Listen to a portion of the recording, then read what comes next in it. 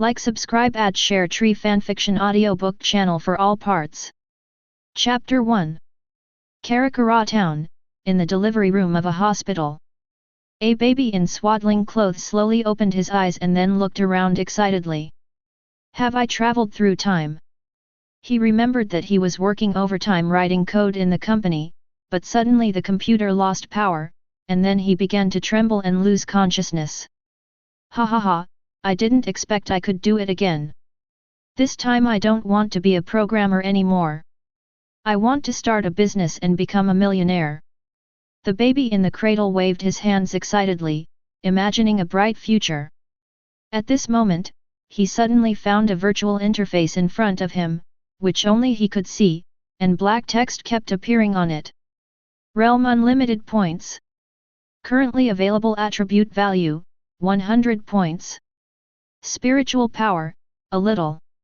Strength, a little. Speed, 1 point. Resilience, 1 point. Visual, 1 point. Hearing, a little. Isn't this the game program I was responsible for in my previous life? The baby in the cradle looked at the virtual screen in surprise. In his previous life, he was responsible for programming a mobile game called Realm, such as character upgrades, attribute enhancements, skill enhancements, etc. Unexpectedly, after the electric shock, he not only traveled through time, but also brought this program with him. There's actually a spiritual power attribute on the interface. Doesn't this mean I don't want to be a wealthy man, but rather a city immortal king? The baby in the cradle was extremely excited and said to the system without hesitation.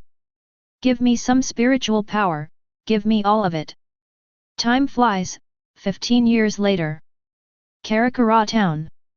Near Karakura First Senior High School. The baby in swaddling clothes has now grown into a handsome boy who is 1.7 meters tall, has black hair and wears a school uniform. But at this moment, he was sweating profusely. He ran forward and said to Kurosaki Ichigo beside him. Ichigo, you must believe that as long as we unite as one, no matter what kind of danger it is, we will be able to overcome it. Kurosaki Ichigo's mouth twitched, he glanced behind him, and said with a cold sweat on his forehead. Yaun, are you sure you can overcome any danger? Behind the two of them, deafening roars continued to sound. Looking closely, it turned out to be a monster that was 3 meters tall, with grey-black skin, a hole in the chest, and wearing a pale white mask. Due to the monster's huge size, every step it takes leaves a huge footprint on the ground. The wires in the air were torn apart by his body, emitting a large amount of sparks. But even so, it did not stop. Instead, it looked greedily at the two figures in front of it, constantly making shrill roars. Yaun swallowed his saliva and said. Of course, this isn't the first time we've experienced a situation like this. We've always managed to survive. Damn, this doesn't seem like something to be proud of. Kurosaki Ichigo couldn't help but curse. Stop talking nonsense and turn. Following Yaun's voice, the two of them slammed on the brakes and turned, running into a small alley. The ferocious monster behind him had no time to turn, and with a loud bang, it smashed a big hole in the wall in front of it and continued to run towards the two of them as if nothing had happened. Kurosaki Ishin Urahara Kisuk Tesai Tsukabishi Shihauer and Yoryuaki Hirako Shinji. Yaun felt the urge to curse. The Minos Grande behind the two of them must have devoured 7 or 8 of its kind and was no match for him at all. Just as the two were running for their lives, a ray of silver light suddenly flashed in the sky. Swish! The ferocious-looking Minos Grande suddenly stopped, and a pure white crack appeared from the pale mask on his face to his crotch. Following 2 roars, the Minos Grande fell heavily. It was apparently split into 2 by some unknown force. The 2 people who heard the sound stopped and saw the scene behind them. They couldn't help but breathe a sigh of relief and wiped the cold sweat from their sweat. It's finally over. But what's going on? Kurosaki Ichigo was completely confused and couldn't help but look at Yaun, why do these monsters always die inexplicably when they catch up with us? For 5 whole years, he encountered this monster almost every 2 days. The opponent is not only huge in size and ferocious in appearance, but also has extremely terrifying strength and defense, just like a legendary demon. But the outrageous thing is that these monsters always die a second before catching up with them. It's like someone is protecting them. It must be Kurosaki Ishin, Yaun thought secretly as he looked at Minos Gran's gradually disappearing body. Over the past few years, more than 100 Minos Grande have been killed by the other party, and he can only think of it as Kurosaki Ichigo's funny old father. Thinking this in his mind, Yaun looked at the realm system brought by his time travel. Due to the absorption of the spiritual power of Minos Gran's corpse, the attribute value on the system interface increased by another 100 points.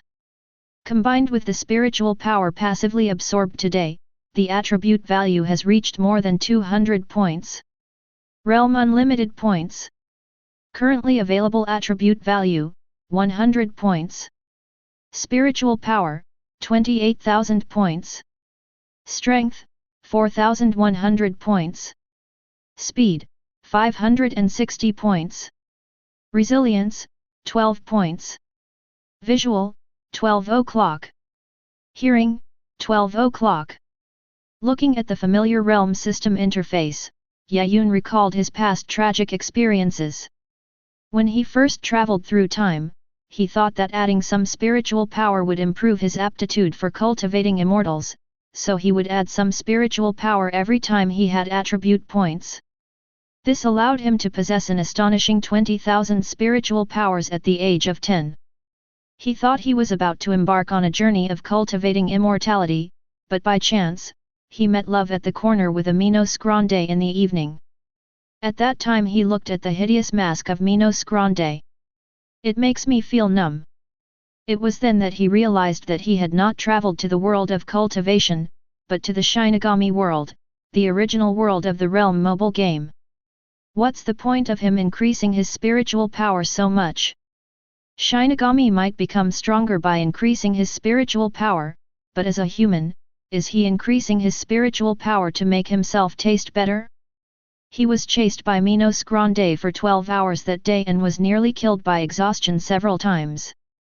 In the following days, he encountered Minos Grande sending love almost every day, forcing him to become the parkour master of Karakura Town. After escaping death countless times, he found that only by increasing his spiritual power and strength could he cause a little damage to Minos Grande, so he had no choice but to continue to increase his spiritual power and strength. But this becomes a vicious cycle. The stronger his spiritual power, the stronger the Minos Grande he attracted. In order to survive, he could only continue to strengthen his spiritual power and then attract stronger Minos Grande. He lived like this for half a year until he found Kurosaki Hospital. After paying a large sum of money, he successfully boarded at Kurosaki Hospital, thus successfully avoiding Minos Gran's secret meeting with him every night. Thinking about the bloody history in the past, Yaun gritted his teeth and looked at the system interface. Realm, give me some more. Chapter 2. That damn BD, why did his spiritual power increase again? On the roof of a house somewhere, a red-haired boy carrying a huge baseball bat stared at the backs of Yaun and Kurosaki Ichigo with gritted teeth. Is this guy really human? Even if he's Captain Kurosaki's son, it's too far-fetched, isn't it? Next to the red-haired boy, a frail girl with black hair and a heavy Gatling gun on her shoulder reminded him softly. Jinda, the boy you're referring to is not Captain Kurosaki's son. Ha! Hanakari Jinda widened his eyes, pointed at Yaun's back, and asked in disbelief. You're saying that BD isn't Captain Kurosaki's son? Tsumugaya nodded, pointed at Kurosaki Ichigo and said weakly. That's Captain Kurosaki's son. Hanakari Jinda was dumbfounded, staring blankly at the backs of Kurosaki Ichigo and Yaun. But no matter how he looked at it, Yaun's spiritual power was stronger, almost hundreds of times that of Kurosaki Ichigo, burning like a blue flame. It took him several seconds to react, and he looked at Yayun's back fiercely. Then who is this black-haired BD? Tsumugaya, you thought for a moment. Mr. Passerby. Hanakari Jinda couldn't help but tighten his grip on the baseball bat and gritted his teeth as he said. I really want to give him a good beating. He thought about the bloody history of the past few years. He would often be sleeping soundly when he would suddenly be woken up by Urahara Kisuke and sent out to rescue people.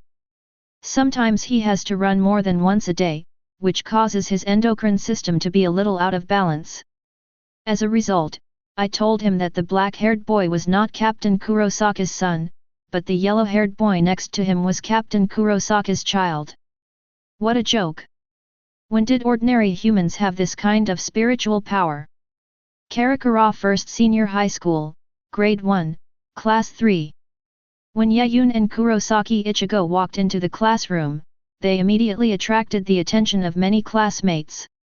Arisawa Tatsuki couldn't help but ask, Yaun, Ichigo, did you guys go and have a fight with the mafia before school? Why are you so messed up? Yaun and Kurosaki Ichigo looked at each other and found that each other was covered in dust and holes. Kigo Asano was surprised. Seriously, do you guys fight with the mafia every day when you come here? Kojima Mizuru said, he's really in a mess. His clothes are torn in many places. It's like he's just been chased. The corner of Kurosaki Ichigo's mouth twitched, and he wanted to say something but couldn't. Yaun sat back in his seat and said lazily, I told you all, every day when we go to school we will kill a few monsters on the way to maintain the safety of Karakura Town. Here we go again, Yaun's monster theory. The students in the class couldn't help but shake their heads speechlessly. How could they possibly believe that there was a monster in Karakura Town? Kigo Asano ran over excitedly and asked, Yaun, Ichigo, tell me quickly, did you kidnap the mafia boss's daughter? Is that why they're so persistent with you two? Which mafia in Karakura Town would dare to mess with us? Yaun looked at Kigo Asano speechlessly. He increased his strength to more than 4,000 points, which is equivalent to the strength of 400 humans. Although he is still a little weaker than Minos Grande, that is compared to Minos Grande. To humans, he is a real Superman. That's not certain. Kigo Asano shook his head. What if it's not the mafia, but the daughters of politicians or high-ranking officials? Take your daughter and get out of here. Yaun speechlessly drove the 8 trigrams away. At this time, the burly, brown-skinned Sato Yasutora came over and asked in a low voice. Yaun, Ichigo, do you need help? Yaun and Kurosaki Ichigo quickly shook their heads and rejected Sato Yasutora's kindness. Even they couldn't deal with that monster, so adding Sato Yasutora would be futile, and it might even be more dangerous. After sending everyone away, Yaun and Kurosaki Ichigo began to pack their clothes. Inoue saw this scene, hesitated for a moment, and then ran over with a red face and handed a set of fragrant clothes to Yaun. Yaun-jun, this is the clothes you asked me to sew last time. I've already finished sewing them, so you can change into them now.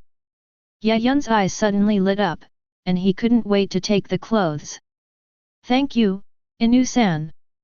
If I wore this outfit to class, I would definitely be scolded by Okamayuki.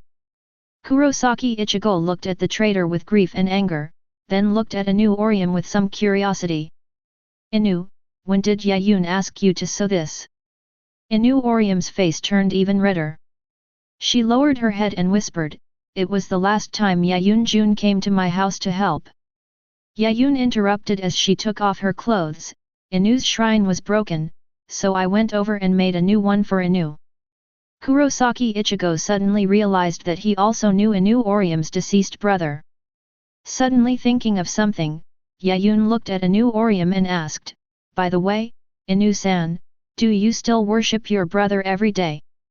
Inoue blushed as he looked at Yaun's naked upper body and nodded, whispering. I have been praying every day, because Yaun-jun, you said that since my brother loves me so much, he will definitely stay by my side and protect me silently. I can't let him be so lonely. Yaun nodded slightly. With Inoue Orium's worship and his warning to Inoue's brother, the other party should not fall into a hollow as in the original work. When Kurosaki Ichigo or he becomes a Shinigami, he can send the other person to Soul Society. Wait, Yaun, what are you doing? Arisawa Tatsuki suddenly shouted. She looked at Yaun with a red face. Especially when she saw Yaun's naked upper body, her face became even redder, and she quickly ran over and pulled Inoue Orium back. Yaun, why are you taking off your clothes in the classroom? Inoue-san will be embarrassed, okay? Inoue Orium was indeed very shy, and quickly held Arisawa Tatsuki's hand and said it was okay. At the same time, he was blushing and peeking at Yaun's upper body. Yaun-jun! What a great figure! Soon, it was time to go home from school. Yaun and Kurosaki Ichigo were walking on the road when they heard the roar of a monster. Kurosaki Ichigo had cold sweat on his forehead and suddenly looked towards the tall buildings in the distance. Sure enough, there he saw the raging Minos Grande. Yaun also saw it, but his focus was not on Minos Grande, but on the Shinigami girl on the telephone pole. Rukia Kuchiki. Chapter 3. On one of the electric poles on either side of the street, stood a girl in a black Shinigami uniform. The girl had short, curled-up hair, deep purple eyes, and a single fringe of bangs that reached down to her forehead. She was petite and had a long sword slung around her waist. Shinigami girl. Rukia Kuchiki. Yaun looked at the other person, a hint of surprise flashing in his eyes. The reason he stayed at Kurosaki Hospital was partly for safety and partly to wait for Rukia Kuchiki to arrive. Only from Rukia Kuchiki does he have the opportunity to obtain otherworldly powers. The first possibility is to become a Shinigami. The second possibility is that he was influenced by Hogyoku and gained special abilities. Either ability can allow him to be reborn, so that he no longer has to be chased by Minos Grande, but has the ability to kill Minos Grande.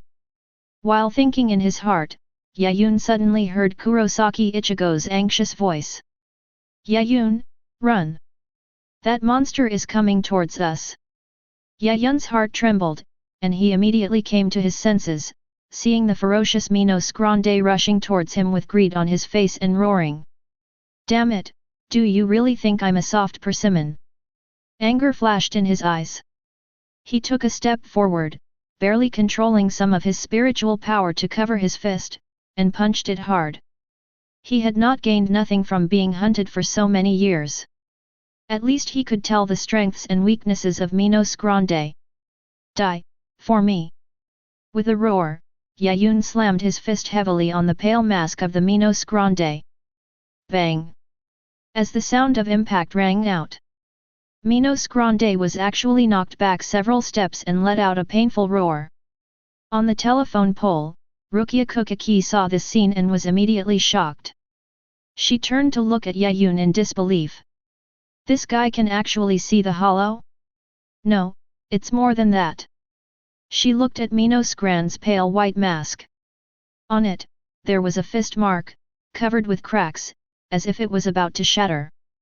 A human almost killed a hollow. Rukia Kuchiki was extremely shocked and thought back to the time when she was at the Shino Spiritual Academy. Teacher Shinigami told them that humans are very fragile, and even if 100 humans joined forces, they would not be able to kill an ordinary hollow. That is why they, the Shinigami, are needed to slay Minos Grande and maintain the stability of the three worlds. But this human in front of me. Roar! Minos Grande roared furiously. Rukia Kuchiki was awakened by this, and before Yaun could swing his fist again, she drew her soul-slaying sword and slashed at him. Swish! Minos Grande's head was chopped off alive, and his body gradually turned into black spirit particles and disappeared. Kurosaki Ichigo suddenly realized and looked at Rukia Kuchiki in surprise. Could it be that you have been protecting us in secret all this time? Unfortunately, Rukia Kuchiki didn't even look at him, and jumped down from the telephone pole and landed in front of Yaun. How strange! How can humans see the hollows? And what about that abnormal strength? Rukia Kuchiki looked at Yaun curiously, and simply stretched out his hands to touch Yaun's body, trying to find out what the problem was. Yaun's face turned red when he was touched. He took a step back, coughed, and said, "Although I'm a boy, I think I'm still quite innocent. Please have a little self-respect." Rukia Kuchiki blinked, her face turned red like an apple, and she quickly withdrew her hand. Only then did she remember that since Yaun could see Sue, he could definitely see her as well. The Shinigami girl ran away wildly. Etc. Yaun stretched out his hand helplessly. "Why are you leaving so quickly? I didn't ask you to be responsible for me." But since the other party had left, it was not easy for him to chase after him. Anyway, as long as Urahara Kisuke and Kurosaki Ishin don't give up their plan, they have to meet him tonight no matter how far they run. Yaun, this is so strange. That girl was clearly protecting us the whole time, so why did she run away when she saw us? Kurosaki Ichigo opened the door of Kurosaki Hospital while talking to Yaun. Yaun stood aside and said casually, "I think you will not think about this problem soon." "Why?" As soon as Kurosaki Ichigo said this, he was kicked in the face and hit the ground with a loud bang. "Ha ha ha, Ichigo, you're too careless. Didn't I tell you to stay alert at all times?" The rugged uncle in a white coat laughed heartily. Yaun looked at the uncle speechlessly, but did not dare to underestimate him in his heart. He is a human now, but many years ago, he was Shiba Ishin, the captain of Soul Society's Seireitei 10th Division. It is because of the other person being here that he has been able to stay safe and sound for the past 5 years. As he was thinking this, Yaun suddenly heard a sound of breaking air near his ear and subconsciously slapped it. Bang! A crisp slapping sound was heard. Under Kurosaki Ichigo's stunned gaze, his father was like a cannonball flying backwards, crashing into the wall with a loud bang. Crack, crack! A large number of cracks spread across the wall. In the center was Kurosaki Ishin, who was smashed into the wall. Yaun took a breath and quickly ran over to dig out Kurosaki Ishin. "Uncle Yuxin, are you okay?" Kurosaki Ishin gave a trembling thumbs up and said to Yaun. "Well done, Yaun. I don't have anything else to teach you. Just remember to burn more incense for me next time." After saying this, Kurosaki Ishin's neck tilted and he fainted. "Uncle Ishin!" Yaun made a sharp explosion. "How is it? Is Uncle Yuxin okay?" Outside the bedroom, Yaun watched nervously as Kurosaki came out. He didn't expect that he only needed a distraction to push the former captain of the 10th Division of the Seireitei into the wall and he couldn't get him out. "It's okay, Dad just fell asleep." Kurosaki Ichigo was not worried about his father, but looked at Yaun strangely. "Is your strength getting stronger?"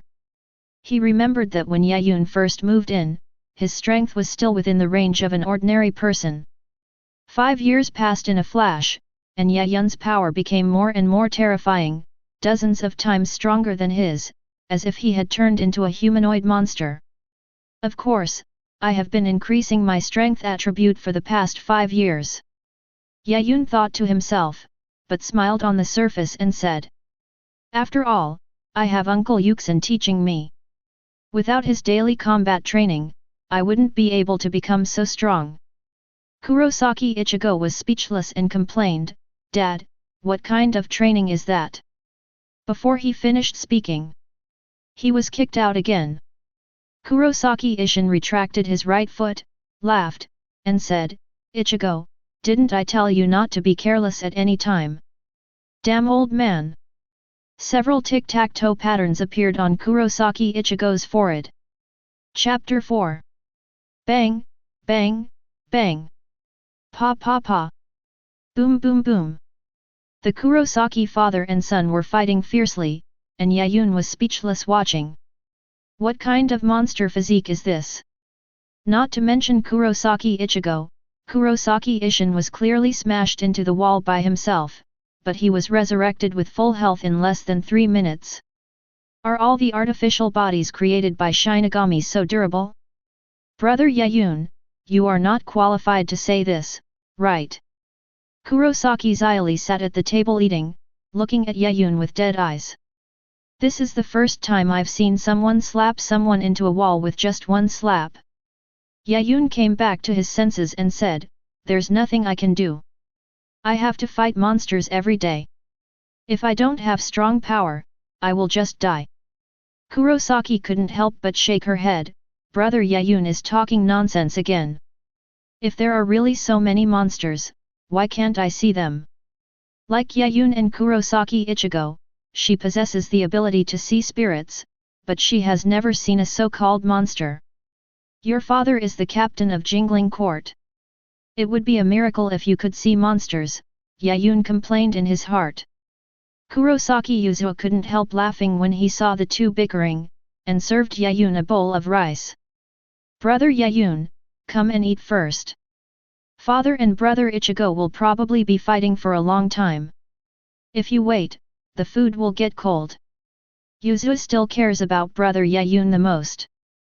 Yaun ruffled Kurosaki Yuzua's hair with satisfaction, making the junior high school student blush. After finishing his meal, Yaun stretched himself, glanced at the Kurosaki father and son who were still fighting, and turned to Yuzua and Xiaoli and said, "Oh, I suddenly remembered something. What's going on?" Kurosaki Yuzua and Kurosaki Kari both looked over. "You two sleep with me today," Yaun said seriously. He thought of the anime, where Kurosaki Ichigo's plan to become a Shinigami had injured both Kurosaki Yuzua and Kurosaki Kari. Although he knew that the Kurosaki sisters would be fine, he had lived here for 5 years after all and could not bear to let the sisters be in danger. With my current fighting ability, even if I can't beat the Minos Grande in the original novel, I can at least hold my own against him for a few minutes. Yaun thought secretly in his heart. However, upon hearing this, Kurosaki Yuzua and Kurosaki Kari's faces instantly turned red. "Brother Yaun, this isn't good, is it? Brother Yaun, do you still want to pick up sisters?" Kurosaki Ichigo and Kurosaki Isshin were also dumbfounded, and they didn't even fight anymore, but ran over in a hurry. "Yaun, you want to pick up my sister? Yaun, although I don't mind you dating my daughters, aren't they still a little too young?" Yaun was furious and rushed forward to fight with Kurosaki Ichigo Kurosaki Isshin, saying through gritted teeth, "What can I think of a junior high school student?" Time soon came and night fell. Yaun sat on the sofa with his legs crossed, watching TV programs boredly. Calculating the time, it should be about time, right? He thought secretly in his heart. Bang! A voice came from Kurosaki Ichigo's bedroom. Yaun secretly became alert, knowing that it should be Rukia Kuchiki coming, and the next one would be Minos Grande. Where will it come from? The living room? The kitchen? Or from the Kurosaki sisters' bedroom? Just as he was on guard, his expression suddenly changed. He heard the sound from the Kurosaki sisters' room and quickly strode over. So it came out from here after all. Boom! He kicked the bedroom door open. Facing him, he saw the panicked Kurosaki sisters and the cracking wall. "Brother Yaun!" Kurosaki looked at Yaun in surprise, then quickly pointed at the crack in the wall. "Brother Yaun, there's a monster. It's exactly the same monster you described. It created a crack in the wall with one punch and is about to come in." "I know." Yaun nodded slightly. Following the cracks in the wall, he saw Minos Grande's pale mask. Then he turned around and said in a deep voice, "Don't stand there like idiots, both of you. Put on your coats and stand behind me." Unlike in the original novel, the Kurosaki sisters now only wear underwear. Yuzua and Xiaoli blushed immediately and quickly put on a coat. Boom! A large hole was blasted into the wall by the Minos Grande outside, who stared greedily at the 3 people in the room and let out a deafening roar. Yuzu and Xiaoli were almost frightened and stared blankly at Minos Gran's figure. It was hard for them to imagine that the monsters Yaun had fought before were so terrifying. Just looking at them was chilling. Brother Yaun. The two girls looked at Yaun with tears in their eyes. But Yaun was in no mood to pay attention to the two women. He looked at Minos Grande, who broke in with a cold gaze and punched him hard. Give it to me. Get out. Bang. Minos Grande was knocked back a step, stopped, looked at Yaun furiously, roared, and slapped him with a claw. Yaun did not flinch and threw punches one after another as if they were free. Bang. Bang. Bang. Brother Yaun. The two women looked at Yaun with tears in their eyes, their arms covered in blood. What are you two still doing here? Yaun didn't even turn his head back, while he was masturbating head-on with this Minos Grande, he shouted loudly. Go find Ichigo and come over. After that, you guys stay with Uncle Ishin. If you see any danger, run away. Don't worry about us too. The two girls nodded while crying, and quickly ran to Kurosaki Ichigo's room, BG on the door desperately. Ichigo-san, please come out quickly. Yaun was fighting a monster to save us and was seriously injured. The door was pushed open with a bang, and the person who walked out was not Kurosaki Ichigo, but Rukia Kuchiki, who was petite and wearing a Shinigami uniform. Amidst the two women's astonishment, she angrily looked towards the room where Yaun was. Is it already this close? Without hesitation, he drew the soul-zanking sword from his waist and rushed to the Kurosaki sisters' bedroom. Immediately afterwards, Kurosaki Ichigo also rushed out, but his posture was extremely strange, with his hands tucked behind his back, crawling out like a worm. He gritted his teeth, trying to get out, and said to the Kurosaki sisters with a firm expression. Yuzu, Xiaoli, don't worry, just find a place to hide quickly, and leave the rest to me. Yuzu and Xiaoli were stunned. After they realized what was happening, Yuzu burst into tears. Yaun is injured, and Ichigo has turned into a maggot. Dad, what should I do? Yaun is going to be killed by a monster. Chapter 5. Rukia Kuchiki rushed into the room and saw the black-haired boy punching Minos Grande crazily. Idiot, stop it now, that's not someone you can fight against. She shouted with a change of expression. But soon she saw that the Minos Grande that was about to break into the house was beaten out by the black-haired boy with both fists. No matter how Minos Grande roared and raged, the black-haired boy didn't let it go any further. Are you kidding me? Rukia Kuchiki was almost dumbfounded. Yaun retracted his bloody fist, glanced at Rukia Kuchiki, and said with a smile. What did you just say? Rukia Kuchiki then realized that the black-haired boy in front of him was the powerful human who had almost killed Minos Grande with one punch during the day. I never thought that humans could be so powerful. Rukia Kuchiki thought so in his heart, strode towards Yaun, and said with a smile. Human, leave the rest to me. Well, I'll leave it to you then. Yaun smiled and nodded, shook the blood off his hands and stepped aside. Now that the Kurosaki sisters were safe, there was no need for him to continue fighting desperately. After all, he was no match for the Minos Grande. After Rukia Kuchiki passed through the hole in the wall, Kurosaki Ichigo finally crawled over. Yaun, are you okay? He looked at Yaun's bleeding hands nervously. Yaun said nonchalantly, what could possibly happen to me? It was just a Minos Grande. It only scratched my hand a little. As he said this, he glanced at Kurosaki Ichigo and couldn't help laughing. Why, you finally realized that humans have their limits, so you decided to stop being a human and become a maggot instead. Kurosaki Ichigo's face darkened, and he gritted his teeth and stood up. With a loud roar, he tore the kid on his arm into pieces. After doing all this, the two of them walked out of the hole in the wall together. The street was very dark. Only the faint light of the street lamps flickered. Rukia Kuchiki looked at Minos Grande opposite him, holding the soul-slaying sword in both hands, and an astonishing spiritual power burst out from his body and said, "Ling dance Sodi no Shirayuki." In an instant, icy cold air erupted, sweeping across the entire street. The ancient blade instantly turned pure white. The blade accidentally passed through the ground, creating pure white ice on the ground. A hint of cold air emanated from above. Yaun and Kurosaki Ichigo, who had just walked out of the room, felt a chill in their faces. Yaun! Kurosaki Ichigo pointed at Rukia Kuchiki in astonishment. The liberation of the soul's ant hollow. Yaun was jealous. He also wanted to become a Shinigami. He also wanted to own such a handsome soul's ant hollow. Seeing Minos Grande roaring and charging towards him, Rukia Kuchiki gently slashed the soul-slaying sword across the ground and said, "First dance, Moon White." Crack! Crack! A round pure white icicle rose from the ground and formed in an instant, freezing Minos Grande's body in pure white ice in an instant.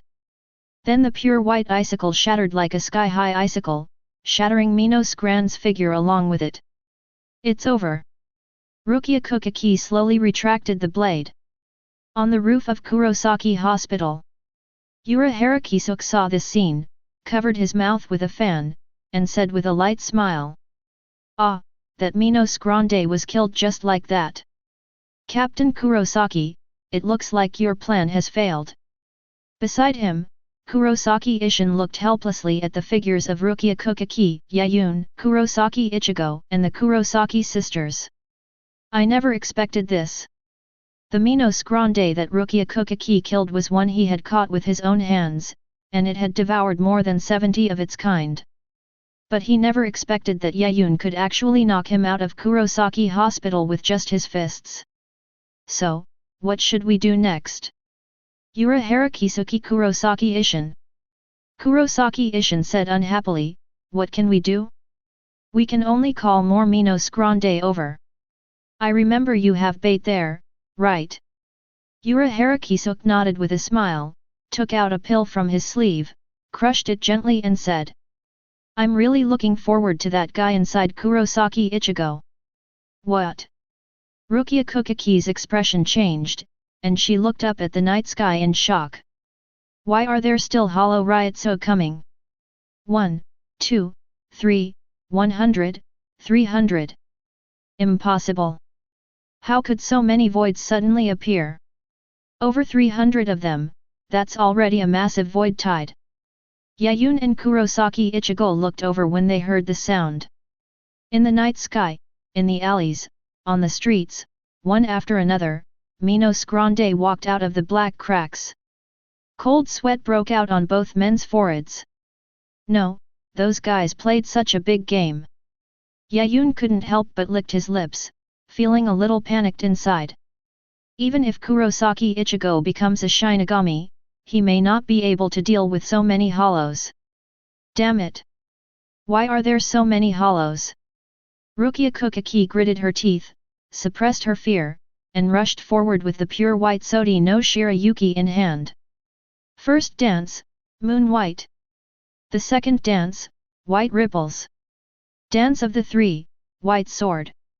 The pure white soul-slaying sword was constantly swinging, ice and cold air continued to spread, and the temperature of the entire street was dropping rapidly.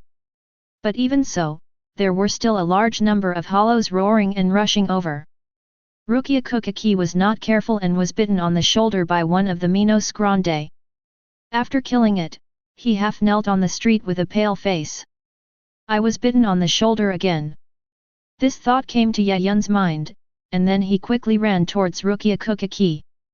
"Shinigami girl, are you okay?" Rukia Kuchiki panted heavily and looked at the Sucheo opposite him bitterly. "My problem isn't serious, but I can't kill so many Minos Grandes by myself. It's too late to call for backup." Being ravaged by so many Minos Grande, she didn't know how many people would die in Karakura Town tonight. Hearing this, Yaun suddenly felt that his chance had come. He strode up to Rukia Kuchiki and looked at her with a firm gaze. "Wait, that's too close. Rukia Kuchiki looked at him with a red face. Shinigami girl, is there any way I can become a Shinigami too? Yaun looked at Rukia Kuchiki with a serious expression. Rukia Kuchiki was stunned for a moment, then gradually stopped blushing and stared at Yaun with a serious look. Yes, but it's dangerous. Fine. Yaun smiled and said, just tell me what to do. Rukia Kuchiki was silent for 2 seconds, and finally made up his mind.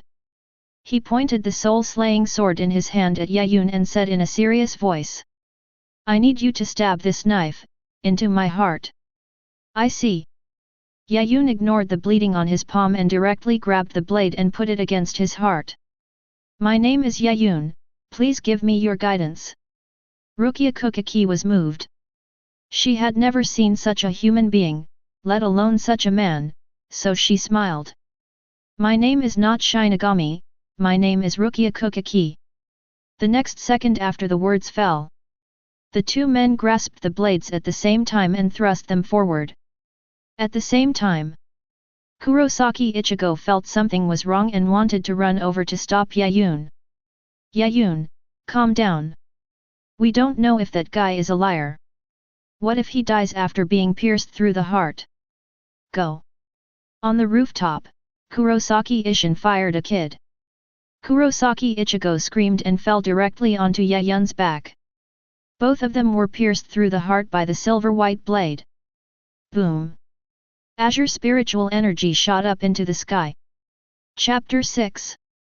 Boom. Boom. A roar sounded under the cover of night. Rukia Kuchiki looked at the two people in front of her in shock. The two humans suddenly burst out with astonishing spiritual power at the same time, and the Azure Ryotsu shot straight into the sky like a blue beam of light. It's impossible to tell what's going on inside. I have no idea whether it was successful or not. At this time, dozens of Minos Grande rushed over from a distance, looking at the blue light column greedily. Roar! The roars of dozens of Minos Grande shook the sky. Rukia Kuchiki's expression changed and he shouted, Yaun, Kurosaki Ichigo, be careful, those Minos Grande are coming towards you. As soon as the words fell, she felt the soul-slaying sword in her hand become lighter. Swish! Swish! Two figures passed in front of him. Bang! Bang! Bang! Dozens of oncoming Minos Grande exploded on the spot. The body was chopped into pieces, fell to the ground with a crackling sound, and turned into black spirit particles and disappeared. And all this, it happened in just 3 seconds. This is impossible. Rukia Kuchiki looked at the two figures in front of her in shock. Yeez, Rukia. Yaun, wearing a black Shiba uniform, turned around and greeted Rukia Kuchiki with a smile. Kurosaki Ichigo was also wearing a black Shiba uniform. He looked at the clothes and the knife in his hand in surprise and asked Rukia Kuchiki excitedly. Shinigami, am I now a Shinigami like you? Rukia Kuchiki had no intention of answering the two people's questions. She looked at them in shock. Two people, both turned into Shinigami. As she spoke, she looked down at her hands and the clothes that had turned white. And took away all my Shinigami powers. Wrong. Rukia Kuchiki shook her head and looked at Kurosaki Ichigo, he's the only one who took my spiritual power away. She looked at Yaun again. His spiritual power is all his own. She was even more shocked by this, and had no idea what kind of monsters these two humans were. And why are their soul-severing swords so huge? Rukia Kuchiki looked at the two soul-slaying swords solemnly. In the Seireitei, the size of a Shinigami's sword represents how powerful the Shinigami is, as it represents their spiritual power. The soul-slaying swords of the two people in front of him were both huge. Kurosaki Ichigo's soul Zanto is nearly 2 meters long, almost taller than his body. And Yaun's soul-slaying sword. Rukia Kuchiki blinked and looked up at the sky along Yaun's blade, but there was no end in sight. Ichigo, have you ever seen an 80-meter long sword? Yaun shook the soul-slaying sword in his hand, feeling that this sword could split the sky in half. Kurosaki Ichigo looked at it with envy. Forget 80 meters, I've never seen a 10-meter sword. Why is your soul Zandeo so big? 80 meters. Rukia Kuchiki widened her beautiful eyes and looked at Yaun's blade in disbelief. How can there be an 80-meter soul-severing sword? As far as he knew, there were millions of soul-severing swords in the history of Jinglingting, but there had never been such a large soul-severing sword. Even the captain of the Seireitei 7th Division, Seijin Kashiwamura, could not extend his soul-slaying sword beyond 20 meters. Just how strong is this guy's spiritual power? Rukia Kuchiki stared blankly at Yaun's back. Ichigo, let's see who kills the most. Yaun carried the 80-meter broadsword and aimed it at the remaining Minos Grande in the distance with great interest. Kurosaki Ichigo naturally had no reason to refuse. In this way, the two men treated the Minos Grande, who had just been terrifying, as their hunting target, swinging their soul-slaying swords and slashing at him continuously. Swish! Kurosaki Ichigo chopped off a Minos Grande with one strike. Turn around and take a look. Yaun swung the 80-meter long sword, like a silver dragon streaking across the sky. Bang! Bang! Bang! The 7 Minos Grandes who were unable to dodge were directly blown up. Kurosaki Ichigo's eyes widened immediately. Yaun, this is too much of a cheat. How can I win with such a big sword? Yaun waved the big knife in his hand and laughed, then you can deal with the ones on the ground. It just so happens that my soul-slashing sword is not very suitable for it. Just like that, with the full efforts of the two, more than 300 Minos Grande were eliminated in an instant. Even after the fight, the two of them still had the energy to bicker. Yaun said proudly, I killed 213 in total. Kurosaki Ichigo gritted his teeth and said, I killed 93 in total, but that's because the hollows are in the sky, otherwise I might not have lost. No matter what, I lost, and tomorrow morning. Before Yaun could finish his words, he saw Kurosaki Ichigo leaning forward. Yaun quickly supported Kurosaki Ichigo and turned to look at Rukia Kuchiki. Rukia, what's going on? Rukia Kuchiki held onto the telephone pole and forced herself to stand up. She said, it's nothing. He just became a Shinigami for the first time and his body hasn't adapted yet. He'll recover after a good night's sleep. At this point, Rukia Kuchiki looked at Yaun with a strange look. I don't know how you adapted to this. Of course it's because my spiritual power is strong enough, Yaun said to himself and carried Kurosaki Ichigo into the bedroom. As soon as he walked out, he saw Kurosaki Yuzo Kurosaki and Natsuki being sprayed with an unknown spray by Rukia Kuchiki, and the two sisters fell down dizzy. Rukia Kuchiki was worried that Yaun might misunderstand, so she waved the spray in her hand and said, don't get me wrong, this spray is harmless. It will only temporarily alter their memories. Otherwise, they might have nightmares. Yaun nodded slightly and did not object. After all, tonight's experience was not a pleasant one. Then I'll be leaving first. Rukia Kuchiki gritted her teeth and prepared to drag her seriously injured body out of Kurosaki Hospital. Etc. Yaun hurried over, looked at Rukia Kuchiki helplessly, and picked her up directly without caring whether she objected or not. Don't be so stubborn at this time. Just tell me where you are going. Rukia Kuchiki's face flushed red. After struggling for a few times without success, she gave up and just muttered. Arrogant brat, how old do you think I am? This is just an injury. Yes, yes, yes. Yaun agreed casually and said. So where are you going? Rukia Kuchiki said awkwardly. Urahara store. Chapter 7. Karakura Town is twinkling with stars under the night sky, and the moonlight of wild rice plants is sprinkled on the ground. Yaun, wearing a black death tyrant uniform, jumped onto the roof with a light step, and his figure kept jumping on each roof. In his arms, Rukia Kuchiki's face flushed red as she gritted her teeth and said, "Little devil, are you secretly taking advantage of me?" It was the first time for her to be carried like a princess, so she didn't understand, but she felt that no one would put their hands under someone else's butt. How could that be? Yaun looked innocent. This is also my first time holding a girl in a princess hug, okay? Real. Rukia Kuchiki Fox suspicion. Real. Yaun's voice was firm. Oh well. Rukia Kuchiki blushed and accepted it. Seeing this, Yaun felt Ichiraku in his heart and couldn't help but teasing, a Shinigami who has lived for hundreds of years, is he afraid that a little kid like me will take advantage of him? Rukia Kuchiki was extremely shy, but she still said stubbornly, how could that be? I'm a Shinigami who has lived for hundreds of years. Even if you took advantage of me, it's no big deal. Phew, that's good. Yaun pretended to be relieved and said, I did take advantage of you just now, but now that you say that, I feel relieved.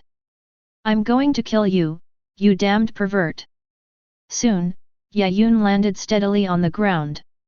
In front of me is an old-fashioned wooden shop with a sign that reads Urahara shop. Although it looks shabby, Yaun does not dare to underestimate this store. After all, it is one of the two most powerful forces in the world.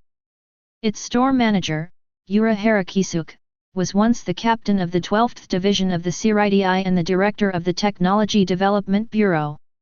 The deputy store manager, Tessai Tsukabishi, was once the head of the kid community of Seireitei and the Grand Master of all kid. Shihaorin Yoryuaki, the house pet, was once the captain of the Seireitei 2nd Division and was known as Flash Goddess Yoryuaki. Even Hanakari Jinda, Tsumugaya Aim, who looks like a child, has a fighting ability that cannot be underestimated and is close to the vice-captain level. Just as Yaun was thinking, Rukia Kuchiki in his arms finally couldn't bear it anymore, and looked at him with gritted teeth and said, You little pervert, why don't you put me down? Yaun finally came to his senses and gently put Kuchiki Lucia in his arms on the ground. Rukia Kuchiki was ready to fight him as soon as she landed. Yaun quickly said, I think that a Shinigami who has lived for hundreds of years is very open-minded and will definitely not bother with a child like me. Rukia Kuchiki hesitated for a long time before giving up and snorting, Of course. I've lived for hundreds of years. How could I possibly be on the same level as a teenager like you? Yaun complimented him, as expected of a Shinigami who has lived for hundreds of years, you have a broad mind and are admirable. Rukia Kuchiki suddenly felt a little proud. While the two were chatting, the door of Urahara's store was pushed open. Urahara Kisuke came out with a smile. Ms. Rukia, it looks like you've been bullied quite a bit. Although he didn't know what happened between the two. But from what he just said, he could tell that Rukia Kuchiki was definitely being completely dominated by Yaun. Rukia Kuchiki blushed and said, What do you mean by bullying me? How could I be bullied by a little kid? Stop talking nonsense. I'm here to buy things. Yes, Ms. Rukia, please come in. Urahara Kisuke waved his fan and nodded with a smile. Then he looked at Yaun and said, Sir, would you like to come in and take a look? We have a lot of things in our store. Yaun was a little surprised. He just wanted to send Rukia Kuchiki over and had no intention of going into the Urahara store to buy anything.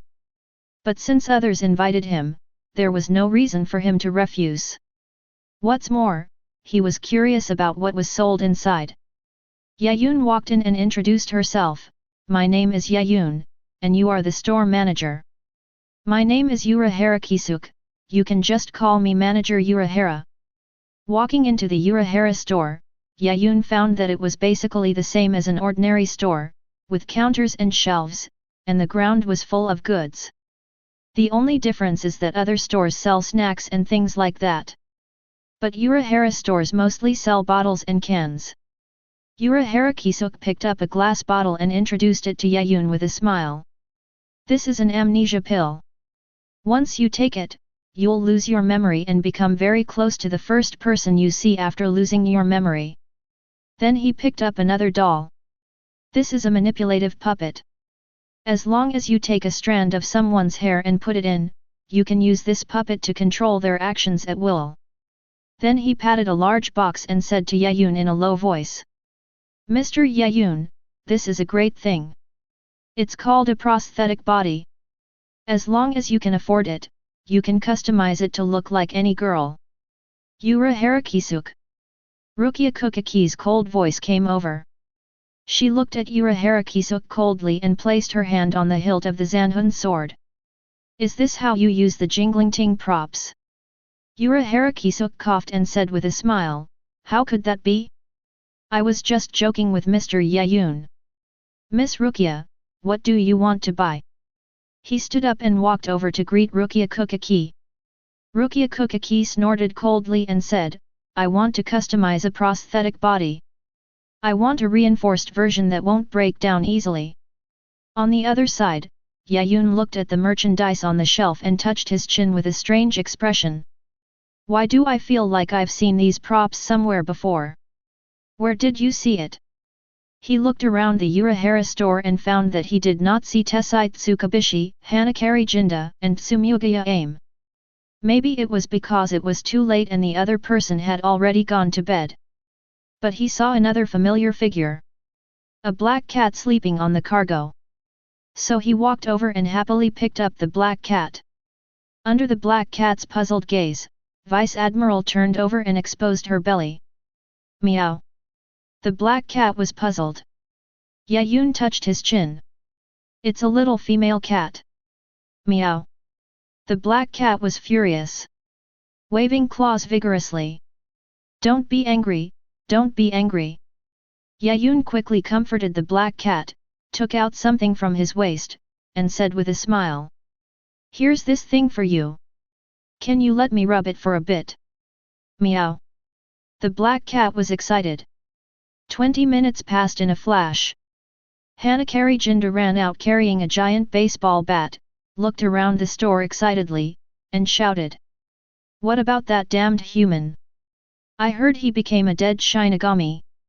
Since he's a Shinigami, I should be able to give him a good beating, right? Thinking about the hard work of the past 5 years, he could hardly contain his excitement. He was going to beat that damn human into a rice cake. Tsumugaya Yu came over and said weakly, Jinda, Mr. Yaun has left. What? Hanakari Jinda's eyes widened, and he waved his baseball bat in anger. Stupid Xiao, how could you let that guy get away from you? Don't forget that you also saved him for 5 years, don't you want revenge? Tsumugaya Aim weakly lifted up the black cat. Hanakari Jinda was stunned. After a long while, a heart-wrenching voice was heard from the Urahara store. Manager. Mr. Urahara has been screwed. Chapter 8. So, Mr. Urahara licked the catnip. Inside the Urahara store, Urahara Kisuke, Tessai Tsukabishi, Hanakari Jinda, and Tsumugaya Aim looked solemnly at the black cat in front of them. I saw this black cat, its eyes rolling around and it staggered from side to side. It would meow from time to time. She shows off her tender belly and acts coquettishly. Urahara Kisuke's scalp tingled. Can anyone tell me how to remove the effects of catnip? Tessai, Tsukabishi, and the other two looked at each other. Having been selling Shinigami props for many years, they are familiar with all kinds of props. But I have never heard of any props that can remove catnip. Meow, meow, meow, meow. The black cat was happily acting coquettishly there. Tessai Tsukabishi's expression was blank. I have a feeling that if Mr. Urahara regains consciousness, he will absolutely eliminate all the witnesses. Hanakari Jinda and Tsumugaya Ae gasped. The corners of Urahara Kisuke's mouth couldn't help but twitch. He swore that this was the first time he had seen a human carrying catnip. Don't you have a cat to feed at home? 10 minutes later. Urahara, Kisuke, and the other three felt their scalps tingling as they looked at the black cat who was still acting coquettishly. How much catnip did that BD brat feed Mr. Yoruyuki? 35 minutes later. A cat's cry of grief and anger was heard from Urahara's store. Meow. Ah. In the early morning of Kurosaki Hospital, shrill screams were heard. What's that sound? Yaun sat up with sleepy eyes, looking around in a daze. Didn't you clean up Minos Grande last night? At this moment, Kurosaki Ichigo rushed in at a pace of 80 miles per hour, gesticulating and saying to Yaun. Yaun, do you remember what happened last night? We encountered Shinigami and monsters, and then we became Shinigami. Yes, yes, yes. Yaun agreed casually, carrying his clothes and walking outside. Don't make a fuss, isn't it just becoming a Shinigami? But those are Shinigami, and there's also that monster called Minos Grande. I remember we killed so many of them yesterday. It was like a dream. Don't worry, it wasn't a dream. I even dropped Rukia off at the store last night. Kurosaki Ichigo was sweating profusely. It's because I feel like this isn't a dream that I'm a little panicked. He felt that the worldview he had maintained for 15 years collapsed last night. After washing up, they came to the dining table. Yaun looked at the dazzling array of food and looked at Kurosaki Yuzu and Kurosaki Xiaoli in surprise. Yuzu, Xiaoli, is today a festival? Why are the dishes so abundant? Kurosaki blushed as she brought over a piece of barbecue and said, I don't know why, but I just wanted to make something delicious for you, Yaun. Kurosaki Yuzu nodded vigorously. I thought so too, so I made a lot of delicious food for you, Yaun, including your favorite tempura. I see. Yaun nodded thoughtfully. It seems that even if the memory is cleared, the memory in the subconscious mind is still there. Watching Yaun feasting on the food over there, Kurosaki Ichigo looked at his sister with a dark face.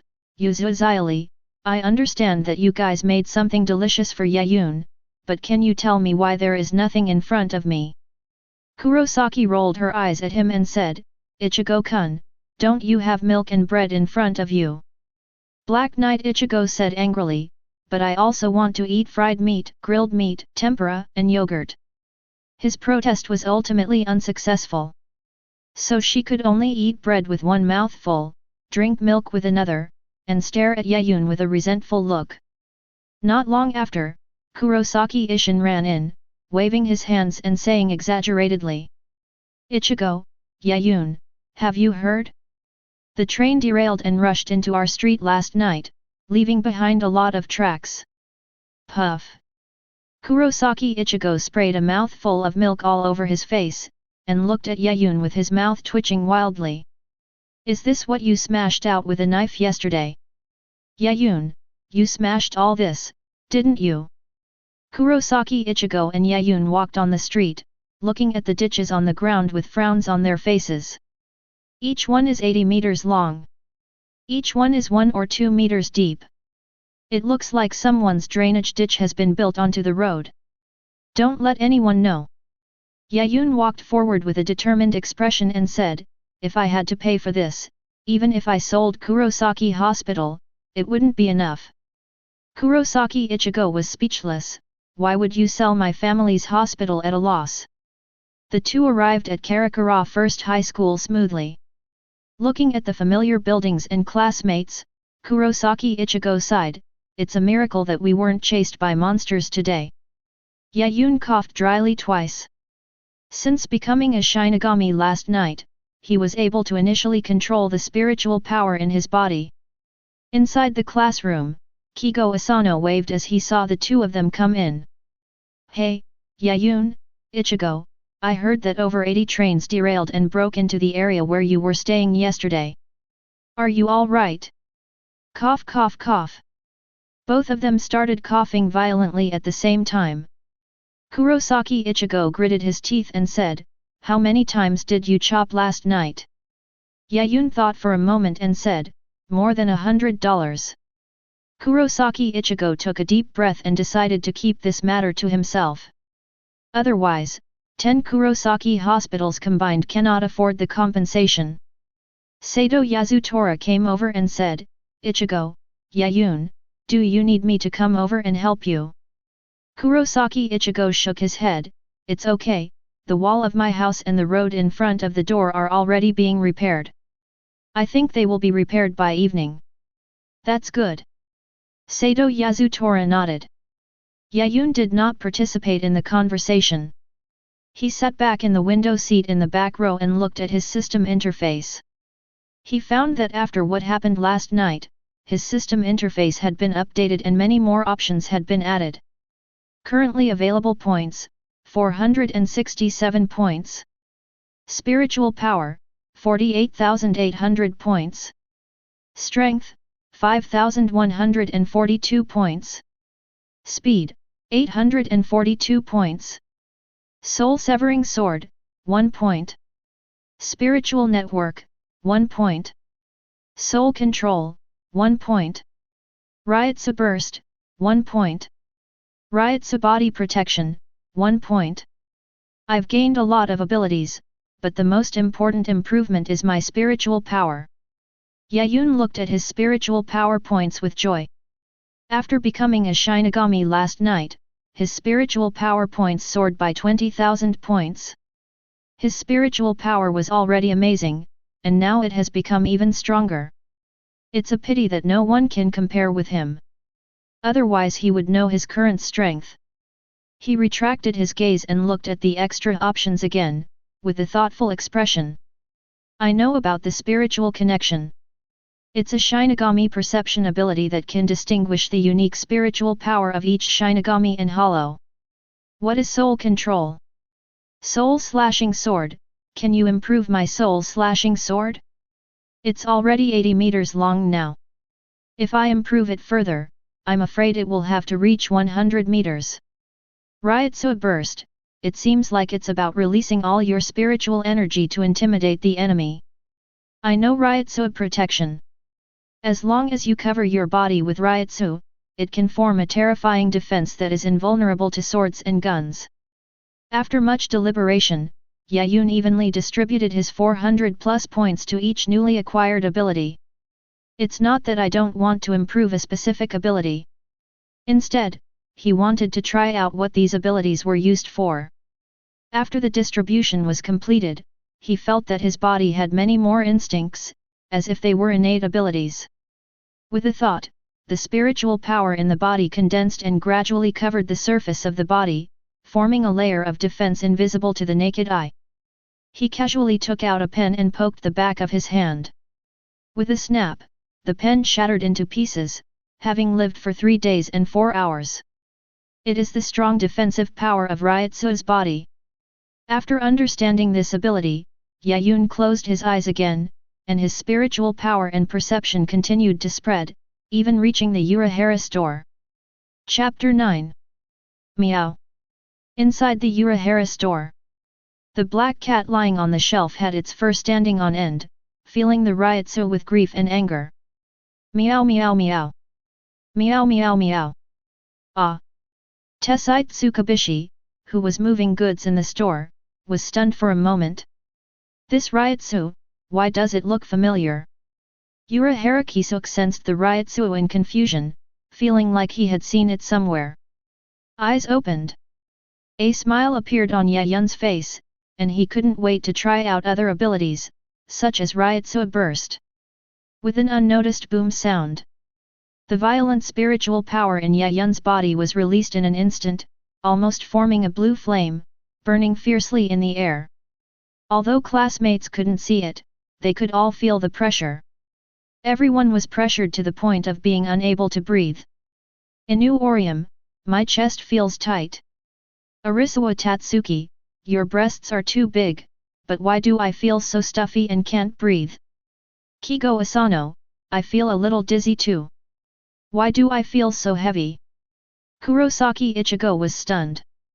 Only he could see the violent Ryotsu on Yaun, as if a blue flame was burning in the class. Giving him a silent gesture, Yaun put away his violent Ryotsu and tried his soul control ability again. As his mind moved, he was surprised to find that his soul had separated from his body and entered the form of a Shinigami wearing a deathly hate uniform. Turn around and take a look. As expected, my real body was lying on the table unconsciously. Is the soul separated from the body now? Yaun couldn't help but feel a little excited. You know, in the original work, Kurosaki Ichigo had to go through 81 difficulties in the early stage of his life to separate his soul, with each step presenting a hurdle. And to him, just a thought can make the soul leave the body.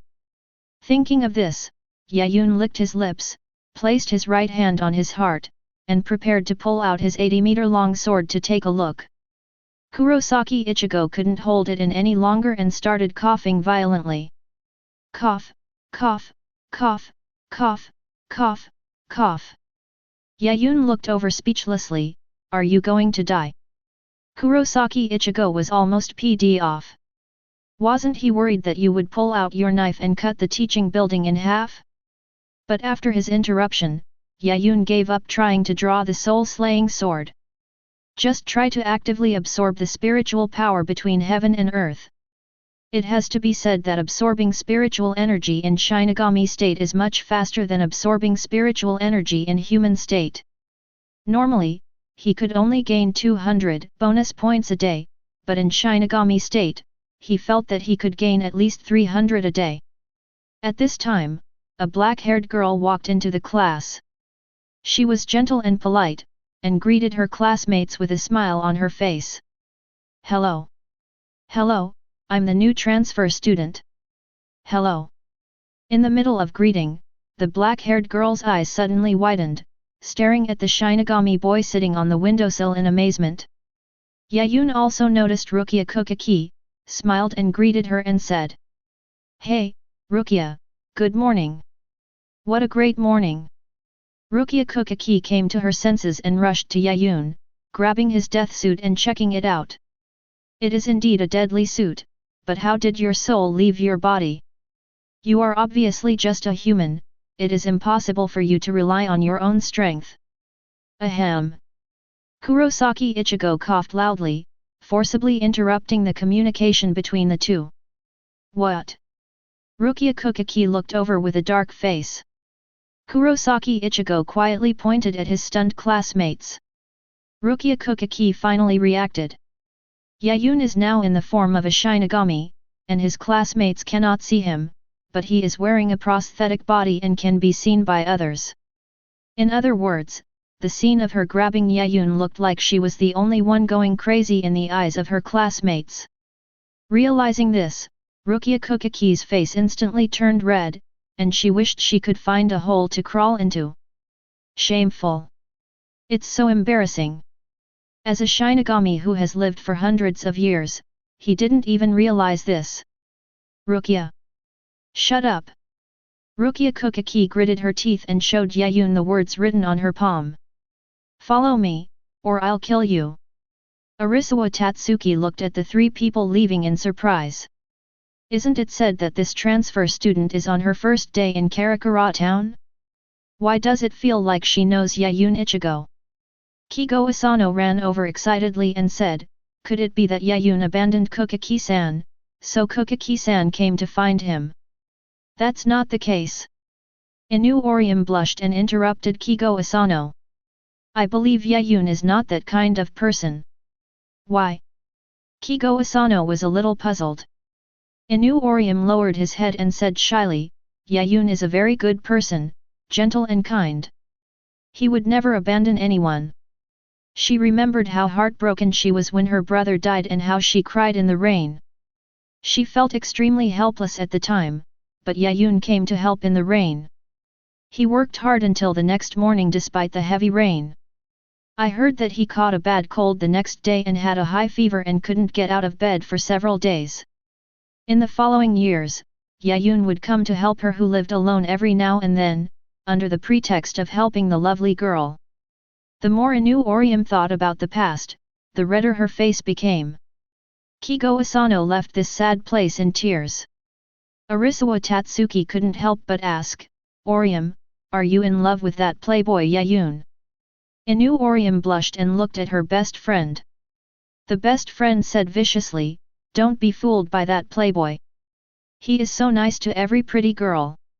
She also thought about what happened in the past, or what is happening now. At first she learned karate and sparred with others, but because she was too strong, she would always accidentally hurt people. Over time, no one was willing to spar with her. Just when she was feeling lost and sad, Yaun came over with a bright smile and said, "Long Gui, let me train with you." Since then, Yaun has become her exclusive sparring partner and the two have practiced karate together. But when practicing karate, some physical contact is inevitable. Gradually, Yaun would either touch her hair or pinch her cheeks.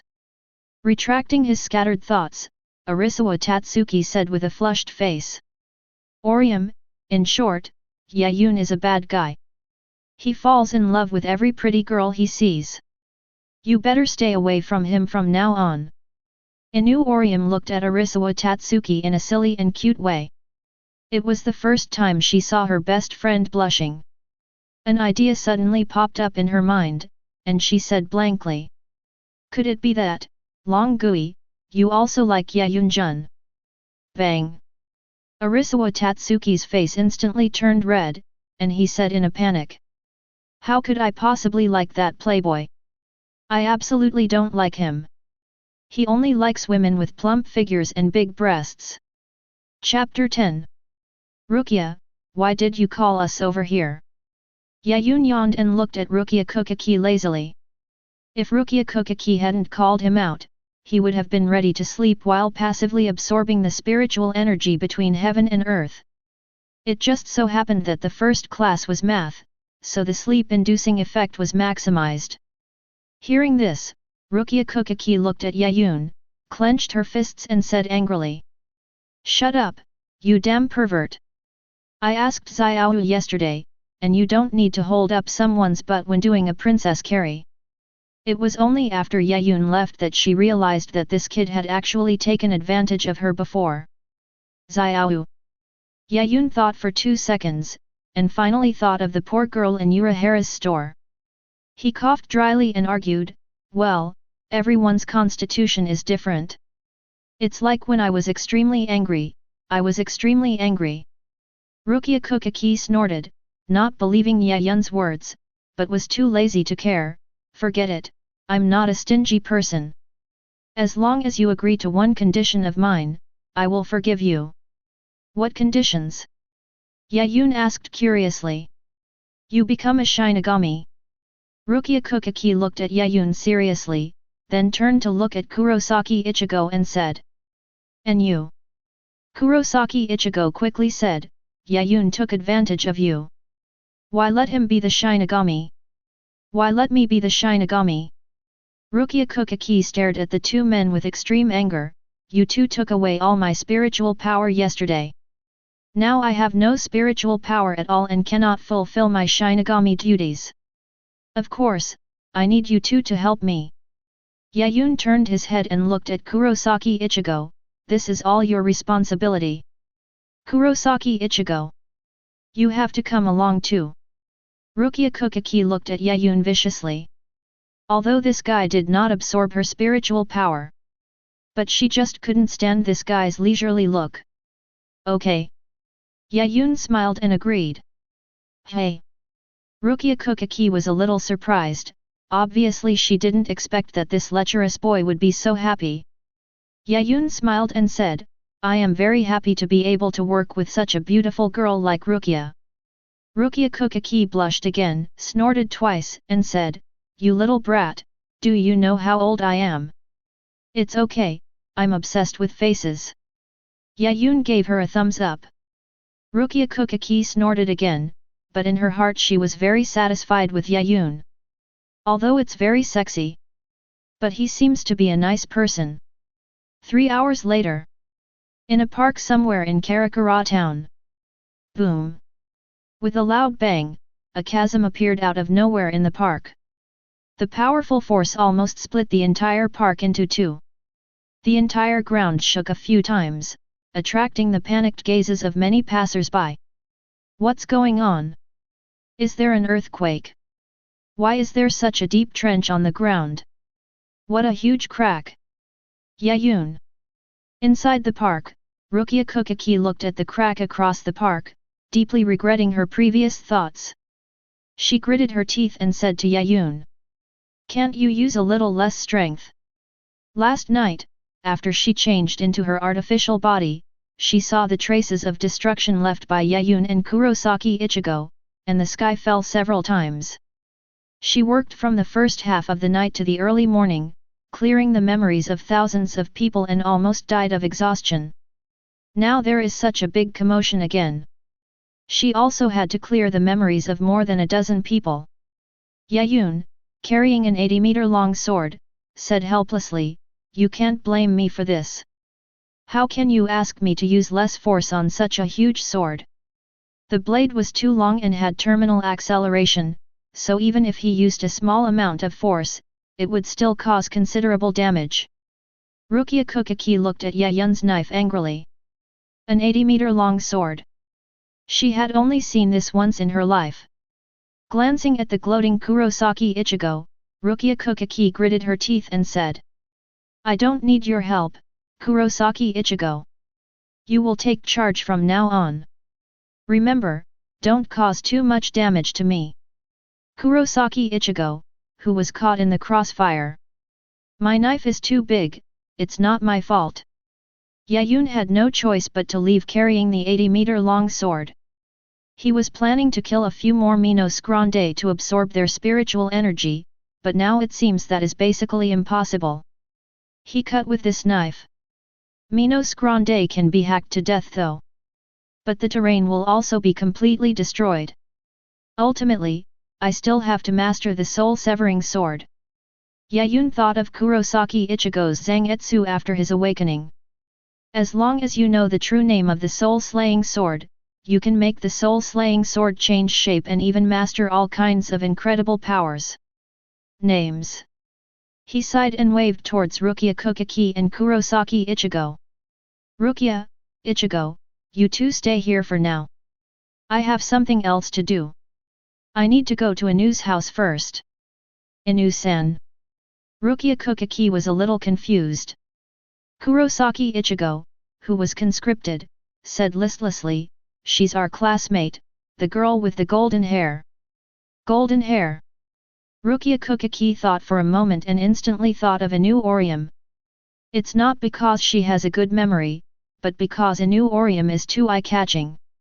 Which high school student has such a plump figure? Thinking about it, Rukia Kuchiki gritted her teeth. Damn you pervert!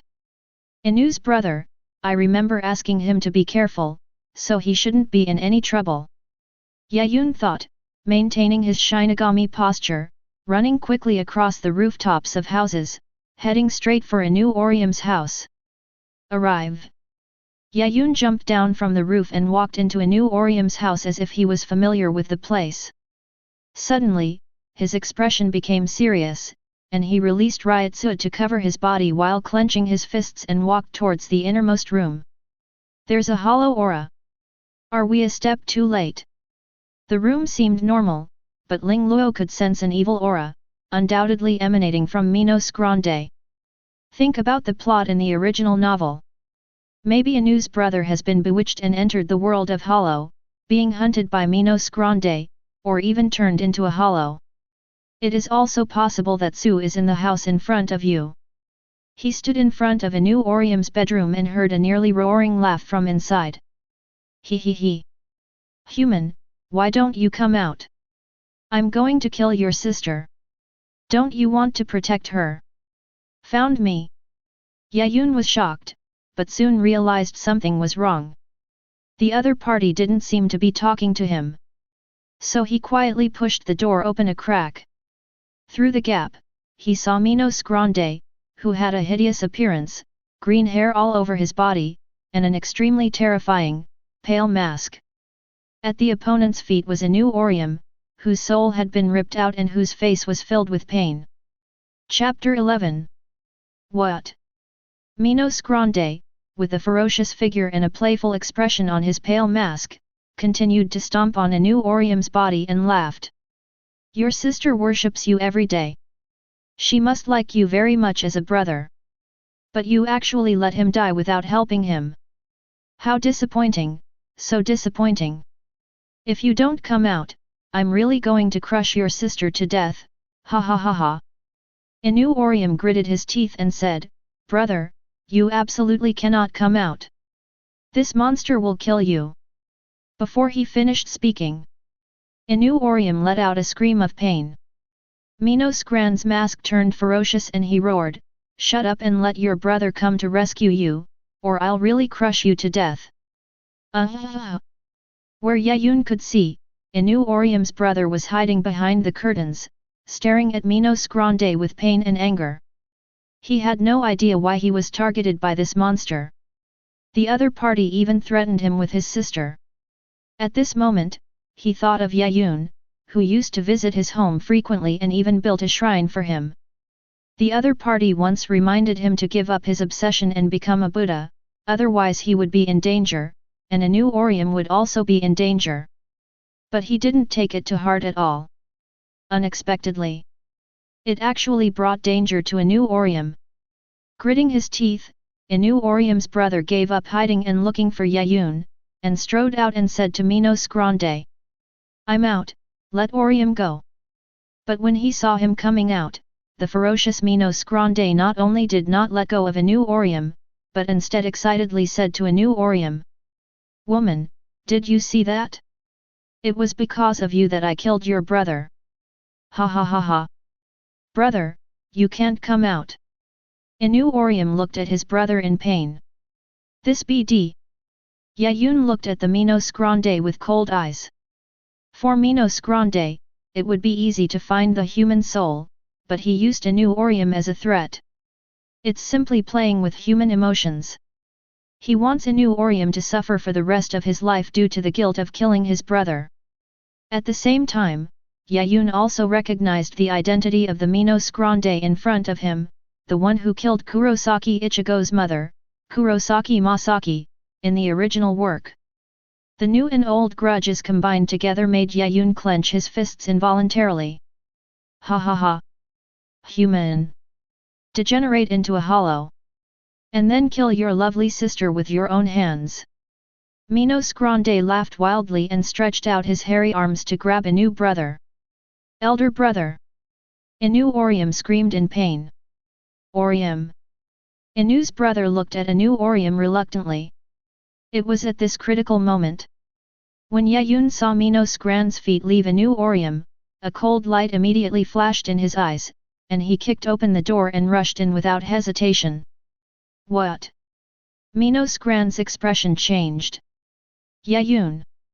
Inoue and Inoue's brother looked at him in surprise. But Yaun was not prepared to reply at all. He covered his fist with spiritual power, burning like fire, and punched Minos Grande hard. Get out! With a roar. The extremely evil Minos Grande in front of him was beaten back several steps by Yaun. Taking advantage of this opportunity, Yaun quickly shouted, Inoue brother, come behind me quickly. The reason why he didn't use the soul-slaying sword at the first moment was because he was worried about accidentally hurting the two people. Fortunately, the two of them reacted quickly. The first second they heard the sound, they immediately stumbled and hid behind Yaun. Human. Minos Grande stared at Yaun angrily, then reacted, his eyes flashing with greed. No, this spiritual power, are you a Shinigami? Yaun protected the two behind him and looked at the Minos Grande coldly. So what? Ha ha ha ha. Minos Grande laughed wildly, looking at Yaun with increasingly greedy eyes, and even stretched out his big tongue to lick the pale mask. Shinigami taste better than human souls. Oh, so you ate more than one Shinigami? Of course. The Minos Grande in front of him suddenly had an idea and, like a puppet troupe, reproduced the several Shinigami that he had eaten. Yaun's eyes suddenly turned cold, and he recognized Kurosaki Ichigo's mother among them. Is that woman also a Shinigami? Minos Grande glanced at Kurosaki Ichigo's mother and said excitedly, of course this woman is not a Shinigami, but she tastes better than a Shinigami. And you know what? This woman would not have been eaten by me originally. She voluntarily let me eat her to protect her child. Ha ha ha ha ha. Yaun's eyes grew colder, and he felt that the Minos Grande in front of him was beyond redemption. It was the most evil and perverted Minos Grande he had ever seen. It feeds entirely on human suffering. It's a pity that I can't chat with you for too long. Minos Grande licked his lips, rushed towards Yaun enthusiastically, and said with a big laugh. A Shinigami who doesn't even have a soul Zan sword, I wonder how you taste. Let me taste you properly. A cold light flashed in Yaun's eyes. He pressed his right hand on his heart and clenched it tightly, as if he was holding the hilt of the soul-slaying sword. Without drawing out the soul-slaying sword, he swung the sword through his body. The silver-white knife light flashed throughout the room. Boom!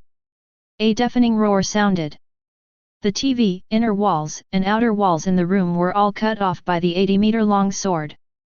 The blade continued to chop towards Minos Grande's body. Impossible! Minos Grande looked at the soul-slaying sword in disbelief. He had eaten several Shinigami, but he had never seen such a huge Zan soul sword. Swish! The knife flashed and blood spurted out. Minos Grande screamed in pain. Even though he retreated in time, he was still cut by the blade and his chest was almost cut in half. What a shame, I almost killed you.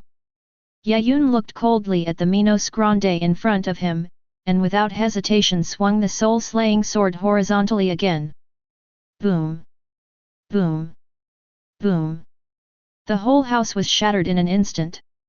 Even the whole building was shaking. Fortunately, the Minos Grande felt the fear and broke through the wall and fled to the street. Stop! Yaun roared and chased after him. In an instant, a deafening roar was heard on the street again, and knife marks like chasms kept emerging. The pedestrians around were almost stunned. I thought I saw a ghost. Chapter 12. Boom! Boom! Boom! Deafening roars continued to echo in the streets. Cutting marks on ditches kept appearing. Not to mention the humans who couldn't see, even the Minos Grande who could see were terrified. You're crazy. You're a Shinigami, yet you don't hide yourself from humans and you're wreaking havoc on the buildings of the real city. In response, Yaun did not give any answer, but instead accelerated his attack. Minos Grande's pale mask was distorted. He furiously grabbed a passerby and roared, "If you dare to attack me again, I will kill this human." Boom! Yaun nearly cut Minos Grande in two with one blow. Minos Grande shook the human in his hand in disbelief. You Shinigami don't care about the lives of humans. Yaun's expression was icy as he said, "If I don't kill you, the evil Minos Grande, I know how many people will die. It's worth making some sacrifices. Pi. Minos Grande's face turned purple, he had never seen a Shinigami like this before. The indifference was as terrifying as an iceberg. Hollow's Ryutsu. Yaun's Ryutsu. On a street near Kurosaki Hospital, Rukia Kuchiki's face changed drastically, and she turned her head sharply to look. How could he have encountered such a strong Minos Grande when he erupted with such a powerful Ryutsu? Kurosaki Ichigo was a little confused. Is it Yaun and Su's aura? Why can't I feel it at all, but instead hear the voice coming from here? A figure. Rukia Kuchiki was stunned for a moment, and indeed heard a roar approaching this side. Only a few tenths of seconds passed. The two saw the yard in front of them shattered by the fierce sword light. The appearance is ferocious. Minos Grande, covered in blood, ran over desperately. Behind him, Yaun swung his 80-meter-long sword and chopped it down continuously, turning the entire street into ruins. Rukia Kuchiki was almost dumbfounded. No way! Just with Yaun's few slashes, she didn't know how many humans' memories had been changed. Yaun! Rukia Kuchiki yelled through gritted teeth. Yaun also saw Rukia Kuchiki and Kurosaki Ichigo, and said in a deep voice. Ichigo, this hollow is the one that killed your mother. I just saw him controlling your mother. Stop him quickly. Kurosaki Ichigo was stunned for a moment, his eyes gradually becoming vacant. The one who killed my mother. Minos Grande. He suddenly came to his senses and looked at the Minos Grande in front of him with extreme anger. He immediately rushed forward with his soul-slaying sword tightly grasped. It's you, it's you. Kurosaki Ichigo. This Minos Grande also recognized Kurosaki Ichigo and roared and shouted. Wait, you don't want to save your mother anymore. As he spoke, he once again summoned out Kurosaki Masaki, who had been eaten by him and turned into a phantom, like a puppet. Kurosaki Ichigo's movements did indeed pause because of this. But Yaun did not stop. He swung the 80-meter-long sword in his hand horizontally and slashed at Minos Grande's lower body. Swish! The knife flashed. Minos Grande let out a shrill scream. He fell to the ground with a thud, and his legs were cut off by the knife. Yaun! Kurosaki Ichigo stared at Yaun blankly. He knew that if Yaun was serious, that strike would definitely have cut the Minos Grande in half. Yaun smiled and said, I still think that this Minos Grande must be killed by you personally. Kurosaki Ichigo was silent for a few seconds, tears welling up in his eyes. He nodded heavily and looked at the Minos Grande with hatred. Leave it to me. Yaun, Ichigo. Rukia Kuchiki looked on in shock, completely unaware of what was happening. Come with me first, I'll explain it to you later. Yaun grabbed Rukia Kuchiki's hand and was about to take her away without saying anything. But there's still hollow. Rukia Kuchiki looked at Minos Grande, whose legs were broken. Yaun was too lazy to say anything, he just picked her up and left the scene. Etc., Yaun. Rukia Kuchiki fell to the ground and looked at Yaun angrily. Why don't you let me watch from there? Yaun shook his head, believe me, that was Ichigo's mother's murderer. It's his own business. He definitely doesn't want others to interfere. Rukia Kuchiki gradually calmed down after hearing this and said. I see, so what do we do now? Us. Yaun gave her a strange look and said, I'm going to Inoue's house. As for you, God knows. A tic-tac-toe appeared on Rukia Kuchiki's forehead. The two of them came to Inoue Orihime's house together. Looking at the ruined scene before her, Rukia Kuchiki couldn't help but look at Yaun. Is Inoue-san's family so poor? Yaun couldn't help but cough twice. To be honest, these were all cut out by him. Seeing Yaun return, Inoue Orihime, in his spirit form, burst into tears and rushed over excitedly. Yaun-jun, I'm glad you're okay. I was so worried about you. Thank you for saving me and my brother. I thought I was going to die. Rukia Kuchiki felt a little uncomfortable. The main thing is to see Inoue Orihime throw herself into Yaun's arms, and the two plump breasts are squeezed into two round pancakes. It made her feel a little bit inferior. Yaun ruffled Inoue Orihime's hair and comforted her, it's okay, isn't it safe now? Inoue Orihime nodded with tears in her eyes. Inoue Orihime's brother also came over and looked at Yaun with gratitude. Yaun, thank you. If you hadn't come in time, I really don't know what would have happened next. Yaun looked at brother Inoue and smiled, it's nothing. After all, Inoue and I are classmates, so it's only natural for me to protect her. Inoue's brother nodded and looked at Inoue Orihime reluctantly, Orihime, I will not be by your side in the future. You must take good care of yourself and protect yourself. Don't let yourself get hurt. Inoue Orihime hugged her brother Inoue and said with tears in her eyes. Brother, are you leaving? Inoue brother nodded, gently rubbed Inoue Orihime's hair, and said with a smile. Before, I didn't leave because I was worried about whether you would be lonely, Orihime, but now that you have friends and someone you like, I can rest assured. Then, he looked at Yaun again and said sincerely, Yaun-kun, I'm leaving Orihime in your care now. I hope you will treat her well in the future and not let her suffer any injustice. Yaun nodded slightly. Inoue looked at the ruined house again, smiled and said to Yaun. Yaun-kun, look, my house has become like this. Orihime definitely can't live here. Can I stay at your place for a while? Yaun thought about it and agreed. After all, he has become a Shinigami now, and there is no need to continue staying at Kurosaki Hospital. And his house is very big. There's nothing wrong with 2 more people staying here. Chapter 13. On a street near Kurosaki Hospital. Kurosaki Ichigo looked at Minos Grande, who was controlling his mother, suppressed his sadness, and raised his soul-slaying sword. Go to hell, UBD! Minos Grande roared in panic, trying to control Kurosaki Ichigo's mother to speak and stop Kurosaki Ichigo's actions. But he suddenly discovered something horrifying. I can't even control Kurosaki Ichigo's mother. The woman he had devoured appeared beside Kurosaki Ichigo, and together with Kurosaki Ichigo, they held knives and slashed at him. Ichigo, it's okay, Mom is always by your side. Swish! The blade passed by.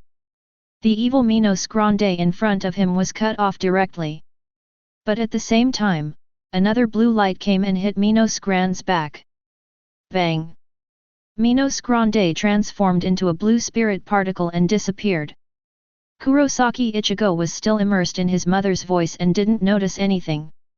At the same time, on the roof of Kurosaki Hospital, the man with silver hair, deep blue eyes, glasses, and a grey suit slowly spread out the blue spiritual bow in his hand. He watched Minos Grande disappear quietly, without looking back, and asked calmly.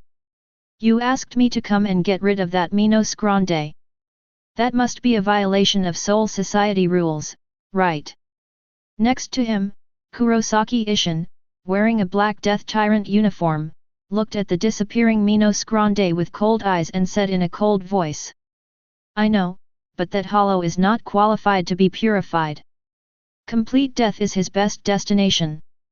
Minos Grande, when slain by a Shinigami, will be purified and returned to the cycle of life, which is the key to maintaining the foundation of the 3 realms. If killed by the Quincy's spirit bow, Minos Grande will be completely destroyed. At least you remember Masaki. The Quincy man snorted coldly, forgot to glance at where Yaun left, and said. Thank that human boy very much. If it weren't for him, you don't know how many years it would take you to find this hollow. Kurosaki Ishin nodded slightly. He would naturally repay Yaun well. He glanced at the Quincy man who was about to leave, and a smile appeared on his face. Thank you, Long Xian. Ishidarayaxian snorted coldly, and disappeared from Kurosaki Ishin's sight with a step. Kurosaki Ishin is not surprised by this. Ishidarayajan is one of the few remaining Quincy's in the world.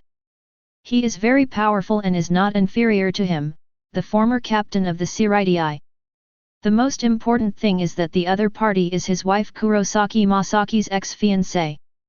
But he stole Kurosaki Masaki's love away from her. Later, Kurosaki Masaki was killed by Minos Grande.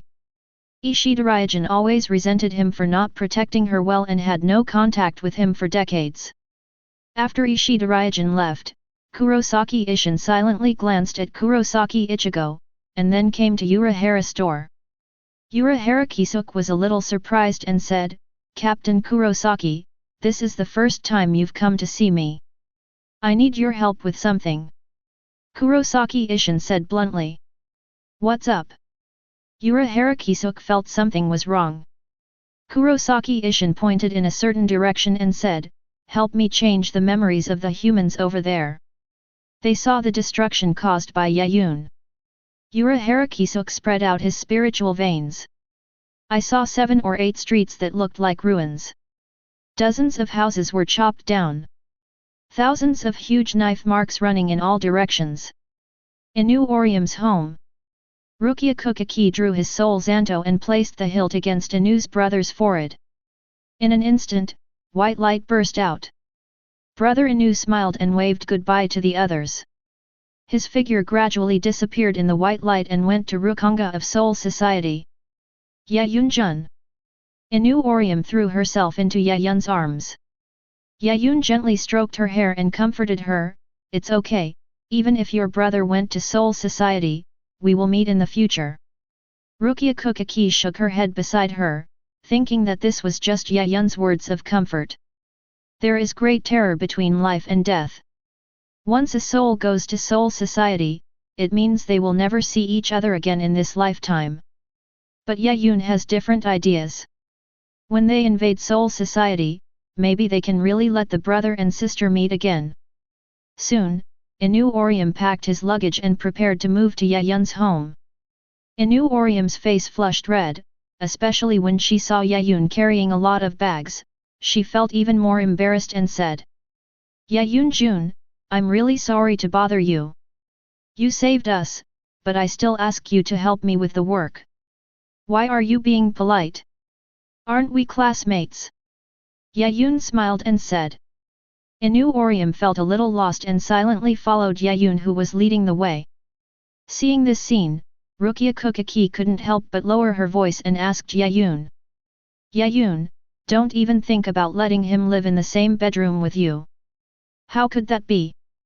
Yaun said casually.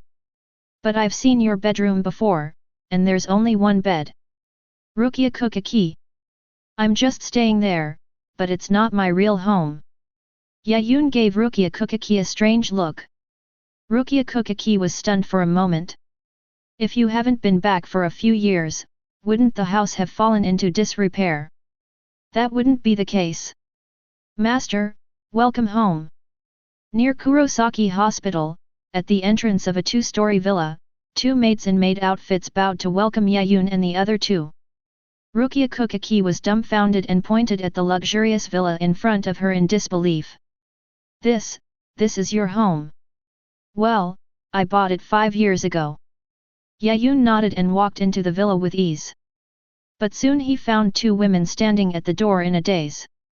So he took them one by one and pulled them into the big villa. Rukia Kuchiki, "Well, you don't have a house, so you're staying at Kurosaki Hospital." "Inoue Orium, Yaun-kun, can I really live in this?" "Of course." Yaun first answered Inoue Orium's words, then looked at Rukia Kuchiki and asked in surprise. "Why do you think I'm poor?" Rukia Kuchiki. "Why? Of course you are boarding at someone else's house to go to school. But you have such a luxurious villa, why do you still want to stay at Kurosaki Hospital?" When Yaun heard Rukia Kuchiki's question, a sad expression appeared on his face, and he waved his hand to signal the other party not to ask any more questions. When he first found Kurosaki Hospital, he originally wanted to live near it. As a result, for 3 consecutive days, Minos Grande came to visit every night. Not only was he on the verge of collapse, but the maid was also on the verge of collapse. So he stayed at Kurosaki Hospital. Looking at Yaun's sad expression, Rukia Kuchiki and Inoue Orium imagined a story about the turmoil in a wealthy family. They all looked at Yaun with pity. "I have a feeling you're thinking of something disrespectful." Yaun complained, brought Inoue Orium to a luxurious room, and said to her with a smile. "Inoue-san, you can stay here for now. If there's anything you're not satisfied with, you can always tell the maid and have them buy it for you." Inoue Orium stared blankly at the room in front of him, and shook his head in panic after hearing this. No, I'm already very satisfied. I've never lived in such a luxurious room in my life. Thank you, Yaun-jun. The room before me looked like something out of a movie. A huge white bed, a dressing table, a luxurious wardrobe, floor-to-ceiling windows. Rukia Kuchiki looked at the room in front of him with satisfaction and patted Yaun on the shoulder. "I didn't expect your house to be so beautiful. It's just right that you can arrange a room for me and I will live in your place." Yaun was a little surprised and couldn't help asking, "Don't you want to live with Kurosaki Ichigo?" Rukia Kuchiki said unhappily. "Why would I live with that guy?" Chapter 14. After staring at Rukia Kuchiki for a few seconds, Yaun suddenly realized. The main reason why Rukia Kuchiki has to live with Kurosaki Ichigo in the anime is because Kurosaki Ichigo is the only Shinigami. Now that she has a more prominent self, Rukia Kuchiki will of course choose to live in her own place. After all, a big villa is much better than a closet. Sorry, Kurosaki, for taking your roommate away. Wow, this bed is so soft. Rukia Kuchiki threw herself heavily onto the bed and rolled around on it in excitement. Yaun leaned against the door and asked speechlessly, "Why do you look so much like a child? Doesn't Seoul society even have beds?" Rukia Kuchiki sat up in bed and nodded seriously. The beds I've stayed on in Jingling Court were all wooden. Even though they had quilts, they were still very hard. This is the first time I've slept on such a soft bed. All right. Yaun rubbed her hair lovingly, then you stay here well, I will let you enjoy yourself. Rukia Kuchiki blushed and slapped Yaun's hand away. Kid, I'm a 150-year-old Shinigami. Don't treat me like a child. Yes, yes, yes. Yaun agreed readily. That's right. Rukia Kuchiki suddenly thought of something and took out a can of spray like Doraemon. I need to change Inu-san's memory. Yaun was a little unhappy, that's not necessary. After all, you two live in my house. We might meet again in the future. It's necessary. What if she goes out and spreads rumors that there are Shinigami and hollows in this world? Rukia Kuchiki trotted out with the spray. Yaun didn't bother to care. Inoue would remember it in a few days anyway. Time soon came to evening. Inoue blushed and looked at Yaun. She weakly stretched out her hand, suppressing her shyness, and held Yaun's hand. She said, Yaun-kun, when are we going to Kurosaki's house for dinner? Yaun. He looked at Rukia Kuchiki with a frown on his face, and his eyes conveyed a message. Damn Shinigami, what memories did you change for Inu-san? Rukia Kuchiki blinked and conveyed a message to Yaun. The memory changes made by the spray are random. I don't know anything. Yaun slapped his forehead, helplessly holding Inoue hand and walked to Kurosaki Hospital. Soon. A loud roar was heard from Kurosaki Hospital. What? Yaun, you need to move out. Kurosaki Ichigo looked at his father speechlessly. Dad, that's too loud. Ah! You unfilial son! Kurosaki Ishin burst into tears and kicked the unprepared Kurosaki Ichigo away with a kick. Bang! Kurosaki Ichigo was embedded in the wall, with several well-shaped characters appearing on his forehead. He looked at his father with gritted teeth. Damn stinky dad! Yaun, why are you moving out? Did that unfilial son of mine make you angry? Kurosaki Ishin looked at Yaun with tears in his eyes. Yaun coughed twice and said, Uncle Yuxin, you misunderstood. Kurosaki Ishin interrupted Yaun and pointed at the luxurious meal on the table with tears in his eyes. Yaun, as long as you stay here, I will make you food like this every day and let you live in Ichigo's room. Kurosaki Ichigo's eyes widened immediately. What about me? Go sleep in the storage room. What? Yaun said helplessly, Uncle Yuxin, you misunderstood. Is it because I stopped you and Yuzukari from dating? Kurosaki Ishin woke up as if from a dream and immediately ran to his two daughters, although I can't let you and my two daughters fall in love, but if it's one. Bang! Bang! Kurosaki Yuzu and Kurosaki Kari's faces flushed as they retracted their fists and looked at their father fiercely. What are you talking about, old man? Am I still too young? Looking at the heartwarming scene before him, Inoue, who had just lost his family, couldn't help but smile, and then said shyly. I'm sorry, Uncle Kurosaki. Yaun is moving out because of me. I'm sorry to have made you so sad.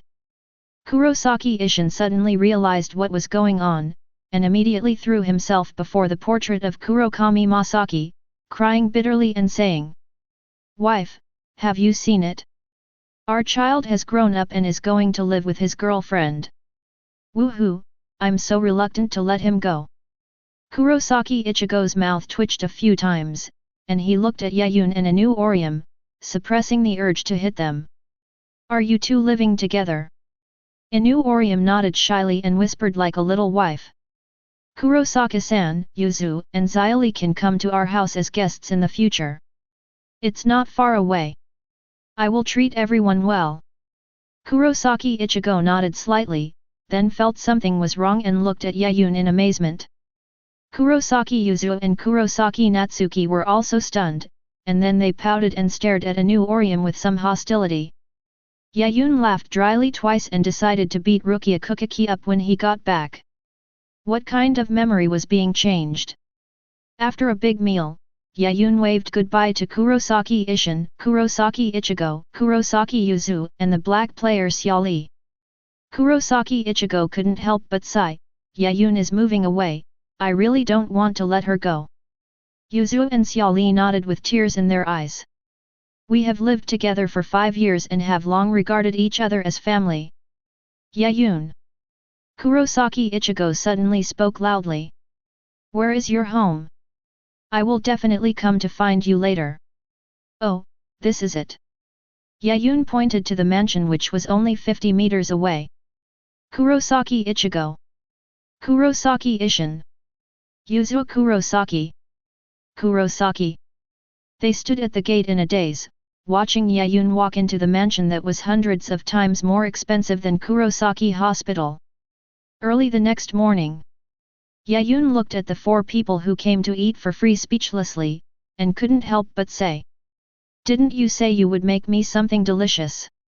Kurosaki Ichigo shoveled his rice into his mouth frantically, mumbling. Shut up, you rich BD. Chapter 15. Tasty. Is this what rich people eat? Yaun, I'm so disappointed in you. You actually hid your rich identity from us. Kurosaki Yuzu, Kurosaki Xiaoli, and Kurosaki Ishin, the 3 of them ate the food in front of them while accusing Yaun of being immoral. Yaun's face was full of helplessness. I remember I told you before that this house is mine, right? The corners of the Kurosaki family's mouths twitched slightly. Of course they had heard Yaun say that, but how could they believe that the house really belonged to Yaun? Uncle Kurosaki, classmate Kurosaki, and Yuzu, if you don't have enough food, you can always get more. I'll get you some fruit after the meal. Inoue Moves came over with a red face and some fruit. Yaun's mouth twitched, and he casually filled some food and went to the 2nd floor. Don't come in. Rukia Kuchiki shouted in grief and anger from inside the room. Don't worry, I won't spank you this time. Yaun said casually, and with a little force, he pushed the locked bedroom door open. Get out, you damned little devil! Rukia Kuchiki threw the pillow and the bolster fiercely. Last night, this little brat came back and pushed her to the ground and spanked her without saying anything. What makes people most angry is, I can't even beat this damn kid. Yaun placed the food beside his bed and said, You can't blame me for this. It's you who told me to use that spray recklessly. It's making me so anxious now. I don't know what memories of Inoue Moves were replaced. Now she looks exactly like a girlfriend. Rukia Kuchiki coughed twice, feeling guilty. This was indeed her responsibility. Speaking of which, Yaun, is your family rich? On the way to school, Kurosaki Ichigo looked at Yaun in confusion. Rukia Kuchiki and Inoue Moves also cast their gazes. No, just an ordinary family. Yaun shook his head. Then your house. This. Yaun thought for a moment and said casually, I overthrew a few gangs 5 years ago and bought it with the money I robbed from them. Kurosaki Ichigo. Inoue Moves. Rukia Kuchiki. What? Mories, are you living with Yaun? In the class, all the students exclaimed and looked at Yaun and Inoue Moves in disbelief. Inoue Moves blushed and nodded. What's going on? Mories, why are you living with that playboy? Did he threaten you? Arisawa Tatsuki looked at Yaun fiercely. If he is threatening you, tell me, and I will help you teach him a lesson. No. Inoue quickly shook her head, her face flushed as she whispered, it was Yaun-kun, who confessed to me and wanted me to live with him. Arisawa Tatsuki was shocked, and a sour feeling suddenly came over him. That playboy actually confessed his feelings? Really? Does he still like Inoue's figure the most? Rukia Kuchiki felt something was wrong, so she stood up silently, walked quickly towards the door, and then gradually ran. Etc. Yaun, in Shinigami form, had already appeared at the door, looking at Rukia Kuchiki with unfriendly eyes. Miss Shinigami, where are you going? Rukia Kuchiki swallowed his saliva and said seriously. Yaun, look how good I am to you. Not only did I make you a Shinigami, but I also gave you such a beautiful girlfriend. Hee. Yaun crossed his arms and sneered at Rukia Kuchiki as he signaled her to continue. Rukia Kuchiki saw something was wrong and raised his fist fiercely. Kid, don't think I can't beat you. I just didn't want to argue with you before. If we really fight. Before she could finish her words, she screamed and was picked up by Yaun around the waist. Yaun said with a half smile. Miss Shinigami, what would happen if a real fight broke out? Cold sweat broke out on Rukia Kuchiki's forehead. What will happen?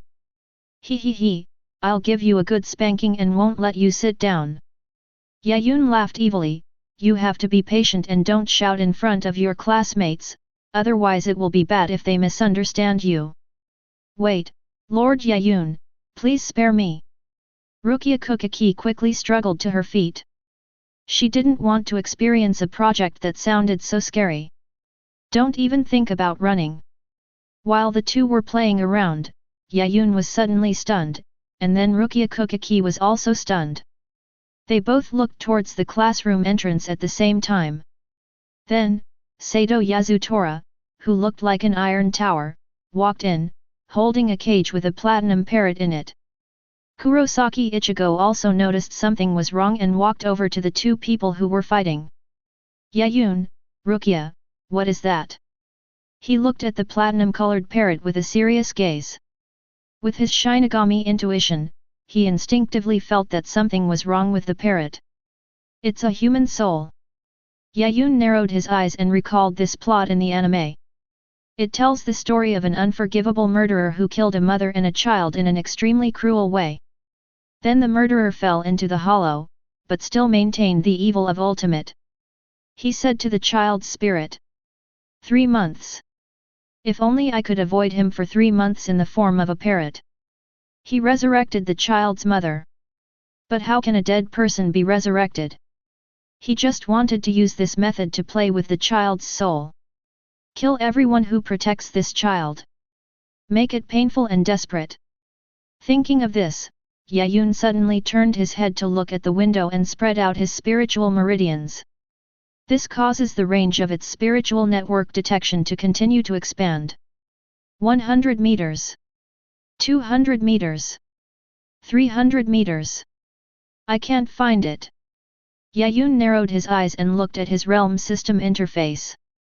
Currently available points, 697 points. Spiritual power, 48,800 points. Strength, 5,142 points. Speed, 842 points. Soul Severing Sword, 100 points. Spiritual Network, 100 points. Soul Control, 100 points. Ryotsu Burst, 100 points. Ryotsu Body Protection, 100 points. After 2 days of absorbing spiritual energy, he has stored more than 600 points of distributable attribute values. And now is the time to use it. System, give me some spiritual meridians. As Yaun's voice sounded, the numbers behind Ling Luo continued to increase. At the same time, Yaun seemed to see countless red ribbons, each of which represented the spiritual power of a human being. But among so much spiritual power, there is a black ribbon. Found it! Yaun suddenly turned his head and looked at an unfinished building in the distance. He leaped and broke the window, approaching the unfinished building at an extremely fast speed. After reaching a distance of 80 meters, he swung the sword at the body without hesitation. Swish! Silver light flickered between heaven and earth. Boom! With a roar, the unfinished building was suddenly chopped to pieces by a single blow. Chapter 16. Boom! The unfinished building collapsed suddenly. It was blown apart from the middle by a single blow. Bricks and rubble fell with a crackling sound, raising a cloud of dust that looked like a sandstorm, covering half the sky. The huge noise also alarmed the students in the classroom, and they looked at the window in disbelief. What happened? Have those unfinished buildings in that area finally been demolished? Why do I feel like I've been split open by something? What nonsense! It must have been an explosion. What could possibly split open such a huge, unfinished building? The students in the classroom started talking at once. Rukia Kuchiki and Kurosaki Ichigo were dumbfounded. They had no idea why Yaun wanted to demolish the unfinished building. Did he also buy a house in that building? Could it be that Sue is in that building? Rukia Kuchiki suddenly thought of something and hurriedly left the classroom, and Kurosaki Ichigo quickly followed her. The two immediately entered Shinigami state and ran over. Yaun, have you found Sue? Rukia Kuchiki looked nervously at the dusty ruins before her. She felt unbelievable. Even she and the machine in her hand did not notice the void. How did Yaun discover it? Could it be that he has mastered the spiritual meridians? But even if he mastered the spiritual meridians, how could he surpass her? Kurosaki Ichigo trusted Yaun very much. He drew his soul-slaying sword and looked at the dust in front of him warily. Yaun, is there a hollow in here? Yaun nodded slightly, although it's a little blurry, I can feel that Sue is inside. It's likely that he is ambushing us. Then we have to be careful going in. Rukia Kuchiki raised his right hand, ready to release Kid at any moment. Kurosaki Ichigo also tightened his grip on his soul Zanto. Yaun glanced at them and raised the 80-meter-long giant soul-slashing sword. What are you going in for? Under the astonished gazes of the two men, Yaun slashed wildly with his 80-meter-long sword, laughing loudly. Wouldn't it be enough to just destroy the building and the void together? Boom! Amidst the deafening roar, the already dilapidated unfinished buildings suffered further damage, and any slightly larger buildings were smashed to pieces. Horrible knife marks appeared on the spot, each one was 7 or 8 meters deep. The already dusty ruins were filled with smoke and dust. In just a few seconds, Minos Grande, who was hiding inside, couldn't help but run out of the smoke and dust, roaring with a ferocious face. Damn Shinigami, are you crazy? Swish! A silver-white knife light flashed across his body. In an instant, the Minos Grande was split in two, and the words he just uttered became his final words before his death. That was the moment when the Minos Grande died. A huge portal appeared out of nowhere in the sky, with two huge skull reliefs on it. They were dark red in color and looked extremely terrifying. The door slowly opened, and a knife emerged from it, piercing Minos Grande's body. Minos Grande, who should have vanished into spirit particles, was pulled back into the gate with a scream. Then the terrifying door slowly closed. Kurosaki Ichigo couldn't help swallowing and pointed at the disappearing door. Rukia, this is... Rukia Kuchiki took a deep breath and said in a deep voice. Have you ever heard of hell? After that, without waiting for the two to answer, she continued. After a soul has fallen into a hollow, even if it has committed all sorts of evil, it will still return to the cycle of life after being killed by a Shinigami. But if humans commit all kinds of evil in their lives, they will be absorbed into the gates of hell. Behind the gates of hell is a world of eternal terror, a world of neither life nor death, a world from which sinners can never escape. Kurosaki Ichigo gasped. I didn't expect that besides Soul Society, there would be a terrifying place like hell. But Yaun already knew this. He looked at Rukia Kuchiki in surprise. I made such a big noise, and quite a few humans saw me. How come you're not angry at all? He felt like it was in the past. Rukia Kuchiki would definitely be furious. Hearing this, Rukia Kuchiki showed a strange expression. You might not believe this, but yesterday a few kind-hearted people came to me and said they were responsible for changing human memory. A question mark appeared above Yaun's head, and he had no idea who the victim was. At the same time, near Inoue Oriume's house, Urahara Kisuke, Tessite Tsukabishi, Hanakari Jinda, and Tsumugiya Aim, the four of them were sweating profusely as they worked diligently with the spray. Tessite Tsukabishi wiped the sweat from his head, smiled and said, Manager, it's finally over. They had been busy since yesterday, and after a whole day and night, they had managed to deal with the impact of most of the witnesses. Hanakari Jinda gritted his teeth and said, It's all that BD human's fault. He spent over 1,000 knives. How could he not be exhausted to death? Tsumugiya Yu also pouted rarely, shook her fist angrily and said, That human is indeed a bit too hateful. Urahara Kisuke smiled and consoled him, Don't be angry. Captain Kurosaki has come to us with a request, so we must take good care of it. Isn't it almost done? As soon as he finished speaking, he heard a roar coming from Karakura First High School. He spread out his spiritual veins and took a look. Urahara Kisuke's face turned purple, and he couldn't help but curse. Are those guys trying to tire us to death? He hasn't finished dealing with this yet. Another big accident happened there right after. Yaun and the other two returned to school and explained the whole story to Sato Yasutora. The soul that turned into a parrot also suddenly realized. After apologizing to Sato Yasutora with great regret, he was sent to the Soul Society by Rukia Kuchiki. So, Rukia Kuchiki picked up the memory spray and sprayed it on Sato Yasutora's face. At the same time, Soul Society, Technology Development Bureau. In a room full of large machines, the machine screens were flashing red lights frantically.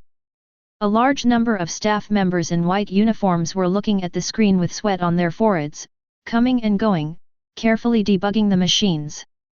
Suddenly, a staff member shouted. It's confirmed. It's a Ryotsu that has never been recorded before. Its size is between that of a captain and a vice-captain. Another staff member shouted. There is another group of unknown Ryotsu, but it only has 7 seats. A moment later, another staff member shouted. We just detected the range of spiritual power and found the location of Karakura Town in the present world. After hearing the Shinigami's report, Aizen, the third seat of the Godi 12, turned pale and strode out. Karakura Town again. Who is provoking Soul Society there? Chapter 17. Captain, it's another unknown Ryotsu from Karakura Town. In the captain's office of the 12th Division, Aizen, who was the third officer, looked at the man in front of him respectfully. The man in front of him was wearing a white captain's haori and a strange and terrifying mask. He was none other than Kurosaki Mayuri, the captain of the 12th Division, who was known as the Mad Scientist. He was researching a new product and said impatiently. Hasn't the 2nd Division been notified? Since a few days ago, Karakura Town has been able to detect unidentified Ryotsu. So the Technical Development Bureau notified the 2nd Division of the incident. But Aizen hesitated for a moment, then lowered his voice and said, Captain Kurosaki Mayuri, the Shinigami in charge of Karakura Town is called Rukia Kuchiki, the sister of the 6th Division Captain Byakuya Kuchiki. Should we first ask him? Kurosaki Mayuri stopped and looked at Aizen coldly. You mean to tell me to please that BD Byakuya Kuchiki? I dare not. Cold sweat appeared on Aizen's forehead. Compared to the captains of other squads, his own captain not only has a bad personality, but also uses cruel methods, which almost makes him feel scared. There were several Shinigami who contradicted the Kurosaki Mayuri. He directly used her as an experimental subject. Kurosaki Mayuri snorted coldly, turned around and continued to study, and said in a cold voice. Go tell the 2nd Division's criminal army that if they encounter a Quincy in the real world, remember to capture them and use them as experimental subjects for me. Yes. Ajin agreed respectfully. It was early morning again. Yaun's real body was lying unconsciously on the table. The soul left the body, entered the Shinigami posture, and sat lazily on the window. Rukia Kuchiki couldn't help but ask, Yaun, why do you keep absorbing spiritual energy? Can your body store so much spiritual energy?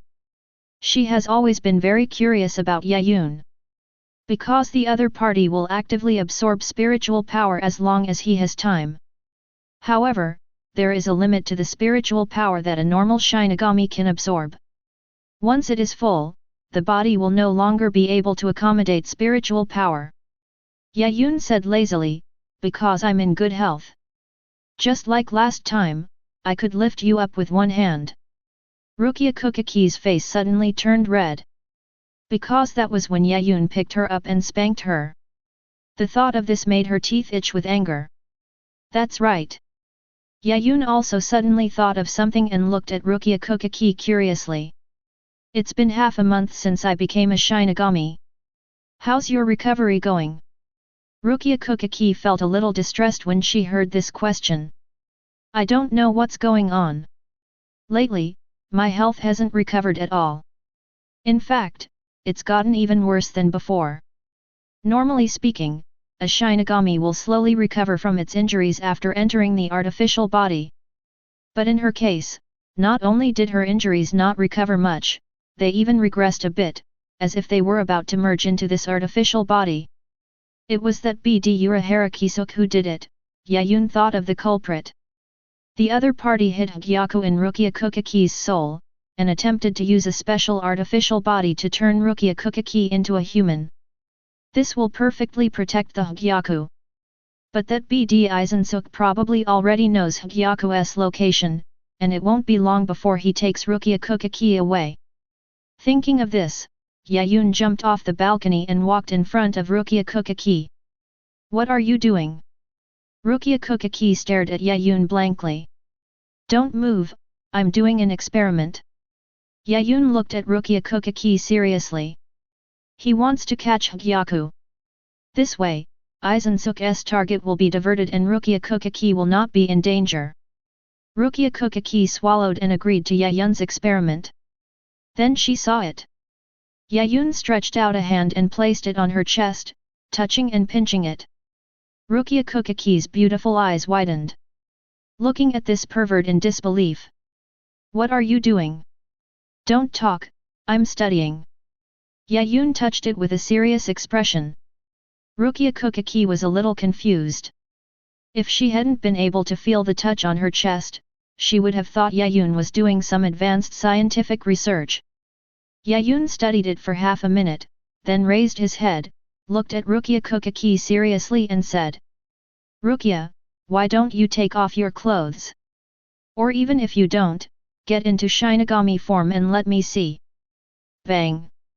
Rukia Kuchiki's face flushed red, and he retracted his fist breathlessly, gnashing his teeth and saying. You pervert, I'm going to kill you. Yaun rubbed his head and stood up helplessly, but he had a guess in his mind.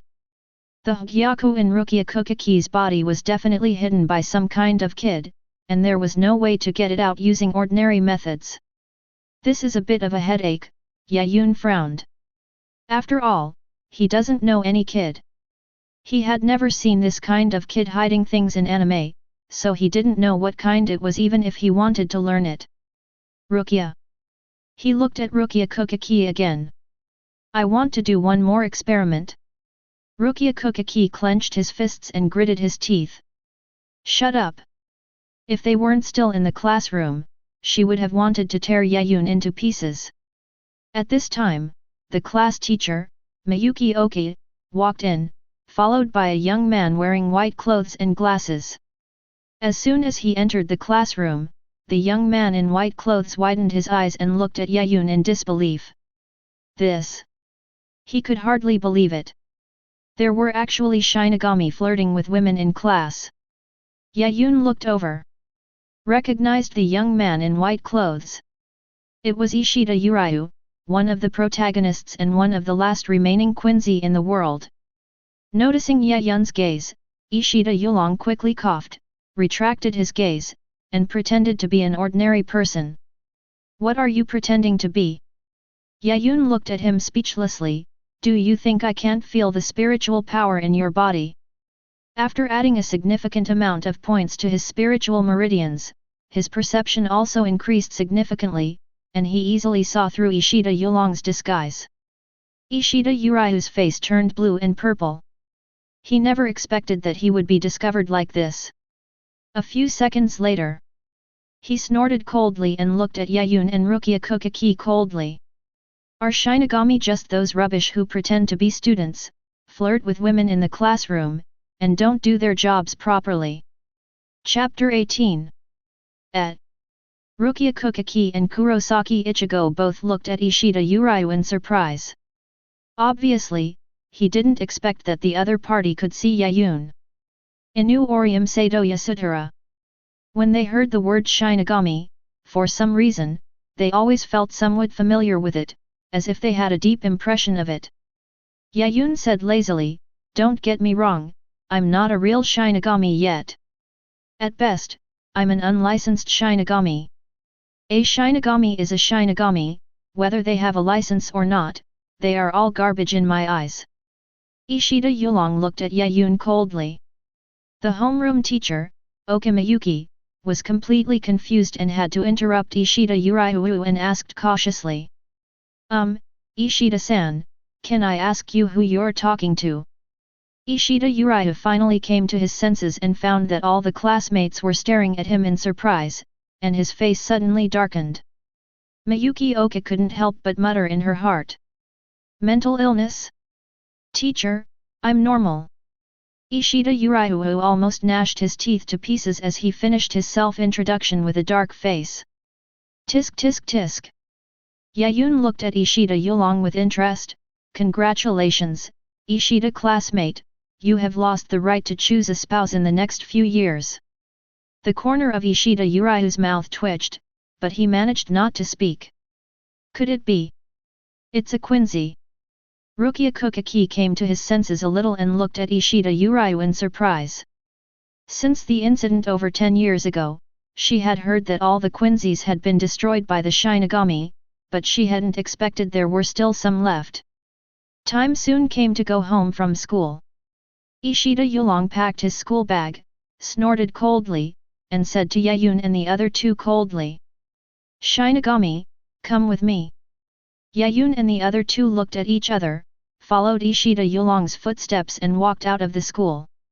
Arriving in a secluded alley, Ishida Urahara suddenly turned around, a blue bow appeared in his hand, and pointed it at Yaun's head. Shinigami, I believe you already know my identity. Something's wrong. Yaun frowned slightly, ignored Ishida Urahara's threat, and looked towards the southwest. Someone's coming. A few seconds later, Kuchiki also received the news and her face suddenly turned pale. Rukia, what's wrong? Kurosaki Ichigo looked at Kuchiki in surprise. Kuchiki bit her lower lip and spoke after several seconds. Someone from Soul Society is here. Yaun narrowed his eyes. I knew it must be Aizen who took action. If the Seireitei knew the truth, then the next time Byakuya Kuchiki came and forcibly took Kuchiki away. Is it difficult? Yaun Kuchiki. Kuchiki gritted her teeth and nodded. The other party is a Shinigami from the 2nd Division, and a member of the 4th Division, the Fiimo team. After saying this, seeing the three people looking confused, Kuchiki had to explain to them. In Seireitei Go Di-13, the 2nd Division is also known as the Hidden Mobile Team. The Shinigami in the team tend to be highly mobile, have Grandmaster assassination skills, and possess stealth techniques. They are a special team that operates on the dark side. and the covered maneuver is divided into 5 teams. The first team is the criminal army, responsible for executions and assassinations. Second squad, patrol the Seireitei and monitor Shinigami movements. The third squad, the supervisory team, guards the supervisory tower and specializes in imprisoning Shinigami that the Soul Society deems a threat to the Soul Society. Fourth squadron, flying plane, search for missing Shinigami.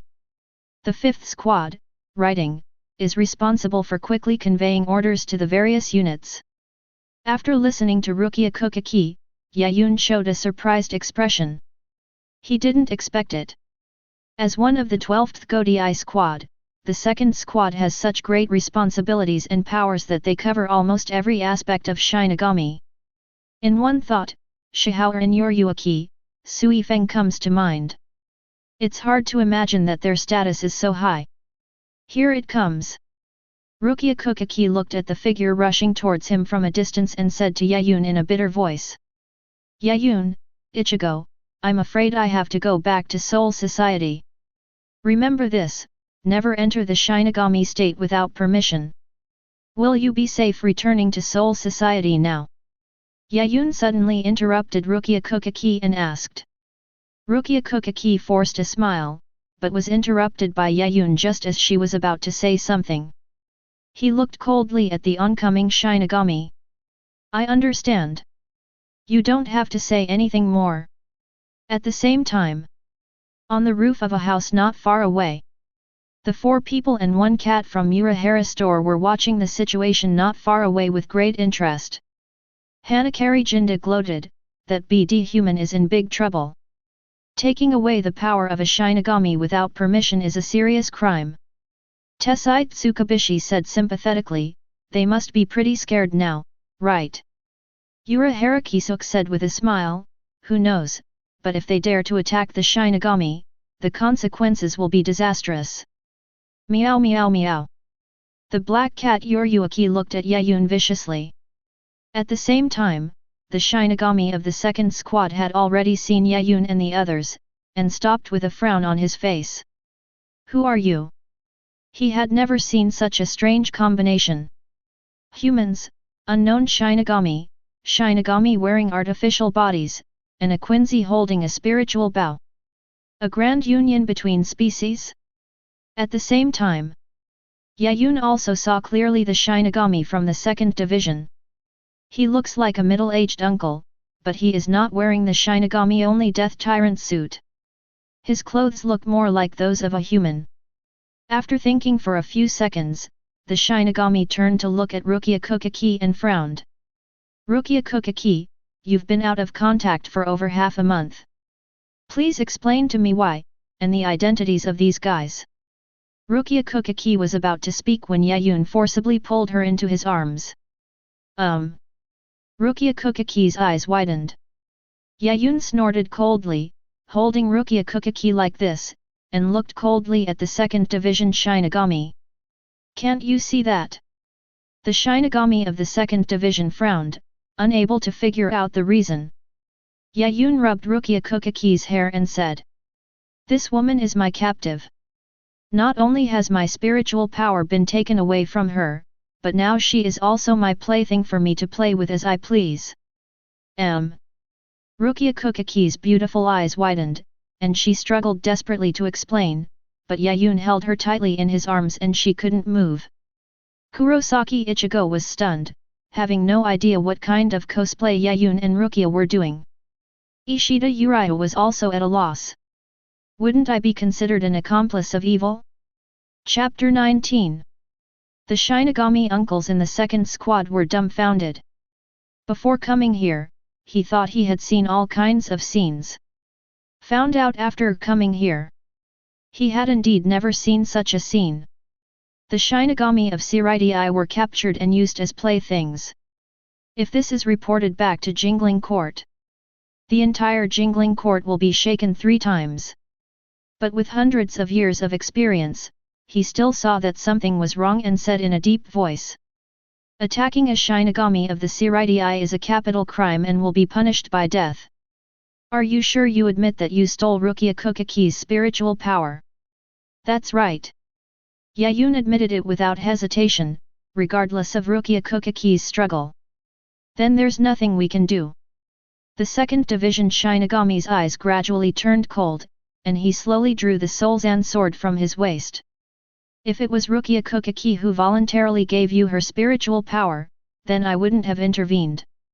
But since it was a human who took the Shinigami's spiritual power. How dare you, an ordinary Shinigami, attack me? Yaun interrupted the second division Shinigami and looked at him with pretended disdain. The Shinigami uncle from the second squad was stunned for a moment, feeling something was wrong. This human Shinigami in front of me is so arrogant. There shouldn't be any background. He held the soul-severing sword in his hand and asked tentatively. Do you still have an organization? Certainly. What organization is it? Urahara store. While several people were talking on the roof in the distance, Tessai Tsukubishi couldn't help but look at Urahara Kisuke, manager. That human boy is so arrogant, could it be that he knows the identity of Captain Kurosaki? Urahara Kisuke was also a little confused. No way, even Kurosaki Ichigo doesn't know his father's identity, how could this guy know? Hanakari Jinda said unhappily, anyway, this guy is too arrogant. I didn't know that he was the captain of Jingling Ting. Black Cat Yoryuki rarely spoke, this kid must be bluffing, right? Have you ever heard of Urahara Kisuke? Yaun held Rukia Kuchiki in his arms and looked proudly at the second division Shinigami uncle. Urahara Kisuke. Tessai Tsukubishi. Shihaoran Yoryuki. Hanakari Jinda. Tsumugaya Yu. The Shinigami uncle of the second division took a deep breath and couldn't help but tighten his grip on the Soulzan sword. Urahara Kisuke. Of course he knew the former captain of the 12th division. It is said that this captain is extremely intelligent and once served as the director of the Technology Development Bureau. He even defeated Kurotsuki Mayuri. But I heard that the other party defected from Soul Society with several captains because of some taboo experiments. Even though the other party defected from Soul Society, he still lives openly in the real world. He is a terrifying and powerful person in the gray area. Could it be? The Shinigami uncle from the second division looked at Yaun solemnly. You are Urahara Kisuke's son in the living world. That's right. Yaun said with a proud expression, it's good that you know Urahara Kisuke. I am his disciple and the person he trusts the most. Urahara Kisuke's face darkened as he heard this. He picked up his cane and rushed towards Yaun. I'm going to beat this bullshit kid to death. Manager, calm down. Calm down. Tessai Tsukubishi quickly hugged Urahara Kisuke to stop him from killing the nonsense brat. The existence of Urahara store is extremely subtle and it is an illegal operation operating in a grey area. Even though the Shinigami of Seireitei knew that this was run by Urahara Kisuke, for various reasons, they did not send anyone to capture him. But if they take the initiative to go in front of the second division Shinigami, that's a different situation. Because that would be a provocation to the Seireitei. Not only would the captains be present, but even old man Yamamoto might come in person. I didn't expect it to be Urahara Kisuke. Cold sweat dripped down the forehead of the Shinigami uncle from the second division. Know your own family and your own affairs. He's just an ordinary Shinigami from the second division. The other party is a man who can make the entire Jingling Court change its principles. Even if he is crushed to death now, Jingling Court may not hold him accountable. It's not just Urahara Kisuke. Yaun continued, have you also heard of Tessai Tsukubishi, Hanakari Jinda, and Tsumugaya Rain? The Shinigami uncle of the second team swallowed his saliva. I haven't heard of Hanakari Jinda, Tsumugaya Rain, but if you mention Tessai Tsukubishi, could it be that he's the eldest kid of the kid community? That's right. Yaun shouted, patted his chest, and said. I'm also a disciple of Tessai Tsukubishi. He said I'm a rare kid prodigy, one that only appears once in 1,000 years, and he wants to pass on all he's learned to me. Hiss! The Shinigami uncle from the 2nd Division gasped. Master Tessai Tsukabishi is here. Manager, don't stop me.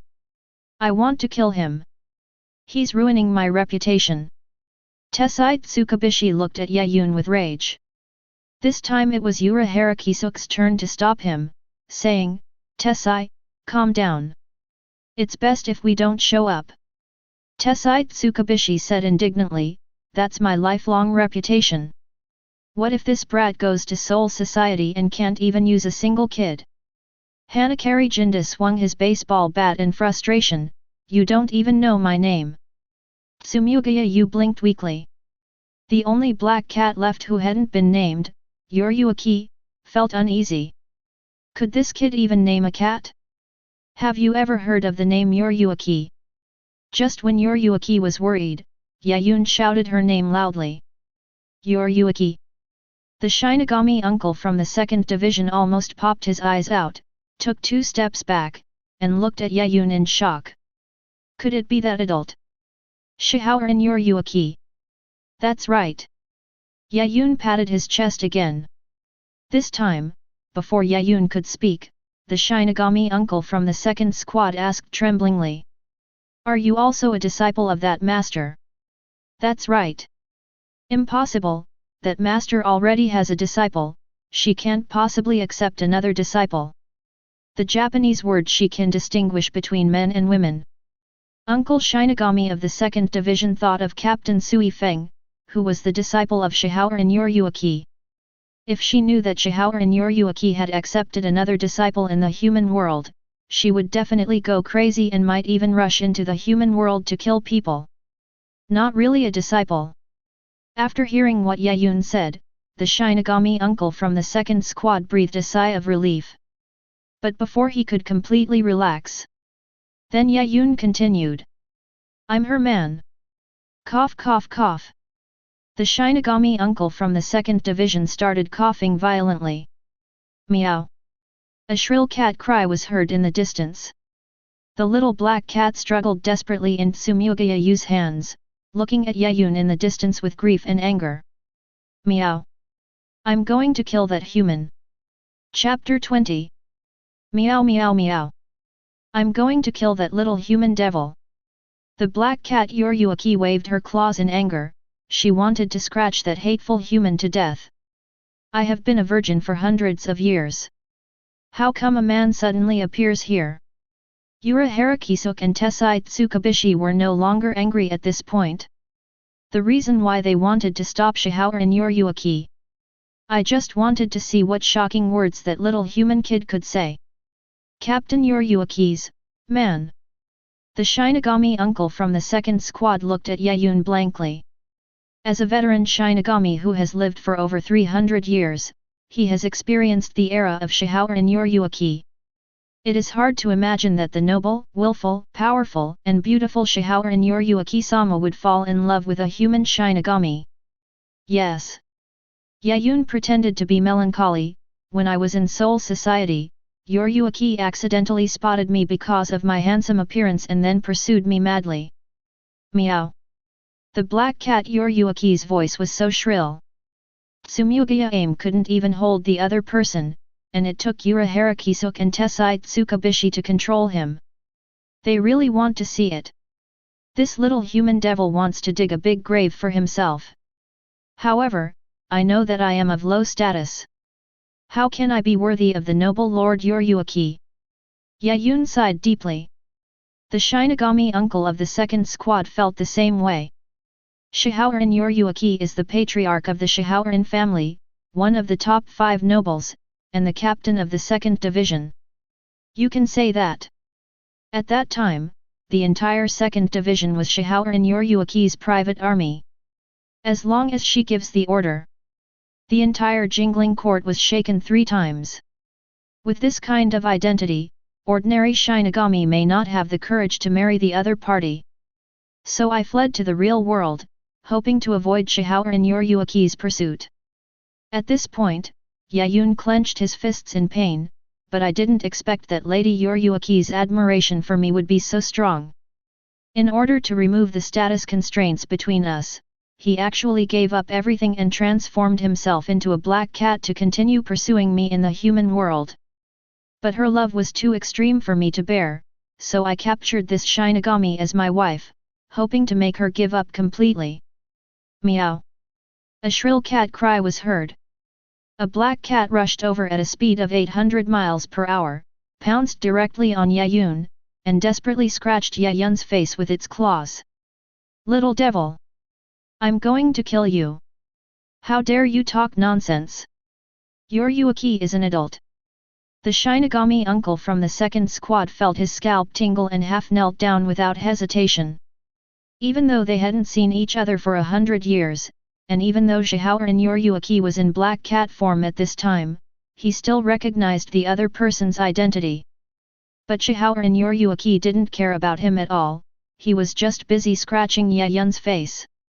Damn little brat, how dare you say bad things about me? Who would admire you? You weren't even born when I became a Shinigami. Yaun quickly grabbed the black cat's claws with his hands. Only then did he realize that the black cat in front of him was actually as powerful as an ordinary domestic cat. Although Rukia Kuchiki regained her freedom, she completely forgot to explain and just stared at Yaun in a daze. She was frightened by what Yaun said. Good job. 3 captain-level figures were directly implicated. Kurosaki, Ichigo and Ishida Urahara stared at the black cat in amazement. Cat, the cat is talking. Yaun had several scratches on his face, and he immediately took out the house-guarding treasure from his arms and stuffed it directly into the black cat's mouth. Meow. The black cat was stunned for a moment. I wanted to spit out what was in my mouth. But in the end I couldn't bear to do it. So after a few seconds, the black cat became staggering and meowed happily with a look on its face. Meow. The black cat acted coquettishly and rubbed its head against Yaun's arms, and licked the fingers that Yaun extended. The Shinigami uncle from the second squad was stunned. If he hadn't been able to feel the Ryutsu on the black cat, he wouldn't have believed that this was the noble and willful Yoryuaki-sama. Could it be that what this little devil said is true? This thought popped into the mind of the Shinigami uncle of the second squad. His second thought was, Captain Sui-Feng is going crazy and might even come straight to the human world to kill us. Don't get me wrong, he's just talking nonsense. A helpless voice came from behind the Shinigami uncle of the second team. The Shinigami uncle from the second squad gasped, immediately turned around to look, and then gasped again. Captain Urahara. Tessai Tsukubishi adult. Appearing behind him were Urahara, Kisuke, Tessai, Tsukubishi, Hanakari Jinda, and Tsumugiya Aim. Urahara Kisuke helplessly explained to him, this kid is just an ordinary human, not a former Seireitei Shinigami, nor is he our disciple. We have only met once. Tessai Tsukubishi also quickly said, he is not my disciple, and I have never taught him kid. He doesn't know how to use any kid. The Shinigami uncle from the second division had an extremely bitter expression on his face. He looked at the black cat who was still acting coquettishly in Yaun's arms, and felt that these words were not credible at all. Urahara Kisuke slapped his forehead speechlessly. He has always been the one calculating against others, but today he finally experienced the feeling of being calculated against by others. Tessai Tsukubishi also felt speechless. After a few minutes, the Shinigami uncle from the second division gradually calmed down, pointed at Rukia Kuchiki and asked tentatively. Well, since that human Shinigami isn't your disciple, can I bring her back to the Seireitei? Urahara Kisuke. Tessai Tsukubishi. Urahara Kisuke forced a smile. Of course, we won't interfere in this matter. After all, we're not familiar with them. The Shinigami uncle from the second squad gained a little more confidence. The promises made by captains can still be trusted. As long as Shihaoran Yoryuaki, Urahara Kisuke, Tessai Tsukubishi, and those two brats don't interfere. Even facing the combined siege of 2 human Shinigami and a Quincy, he believed he had a good chance of winning. So he looked at Yaun seriously and slowly pointed the blade at him. Seeing this, Yaun gently handed the coquettish black cat in his hand to Tsumugayu, and at the same time held his right hand over his heart, and said lightly, "If I were you, I wouldn't think of doing it." Under the astonished gaze of the 2nd Division Shinigami uncle, Yaun swung his right hand and the 80-meter-long sword cut directly out of his body. Boom! Chapter 21. What is that? The Shinigami uncle from the 2nd Division widened his eyes, looking at the 80-meter-long sword coming towards him in shock. He knew it was a knife. I didn't know what was happening and I would have thought a mountain had fallen down. How could there be such a huge soul-slaying sword? He thought so in his heart, holding the soul-slaying sword, and rushed forward with a roar. The moment the two knives collided, the Shinigami uncle from the 2nd Division's face changed drastically, and he felt an unmatched force coming towards him. Crack, crack! The ground beneath his feet was crushed. Both feet and calves were almost sunk into the soil. His arms were shaking madly. He could hardly hold the soul-slaying sword in his hand. Ugh! Following the final roar of the 2nd Division Shinigami uncle, a roar echoed from the spot. Boom! He was blasted into the soil. A huge knife mark appeared on the spot, and 7 or 8 walls along the way were directly chopped and shattered. Urahara couldn't help but sigh. How could an ordinary Shinigami like you be able to contend with such a powerful spiritual power that is close to the captain's level? Yaun retracted his soul-slaying sword and, smiling, pulled the 2nd Division Shinigami uncle out of the soil. Look, I already said I don't want to fight. The Shinigami uncle from the 2nd squad was dazed and stumbled as he walked. He saw stars and almost fainted on the spot. Especially when he thought about what Urahara had just said, he had an urge to curse. This is an ordinary human being? Are you kidding me? No one would believe me if I said it wasn't for your guidance. An 80-meter soul-slaying sword. It has never appeared even in Jingling Court. Urahara saw through his thoughts again and said helplessly. Don't get me wrong, he really has nothing to do with me. He was born with enormous spiritual power, so he has such a huge soul-severing sword. The Shinigami uncle from the 2nd squad nodded quickly. Whatever you say is what it is. Let me leave now. Urahara sighed helplessly again and could only watch the Shinigami leave.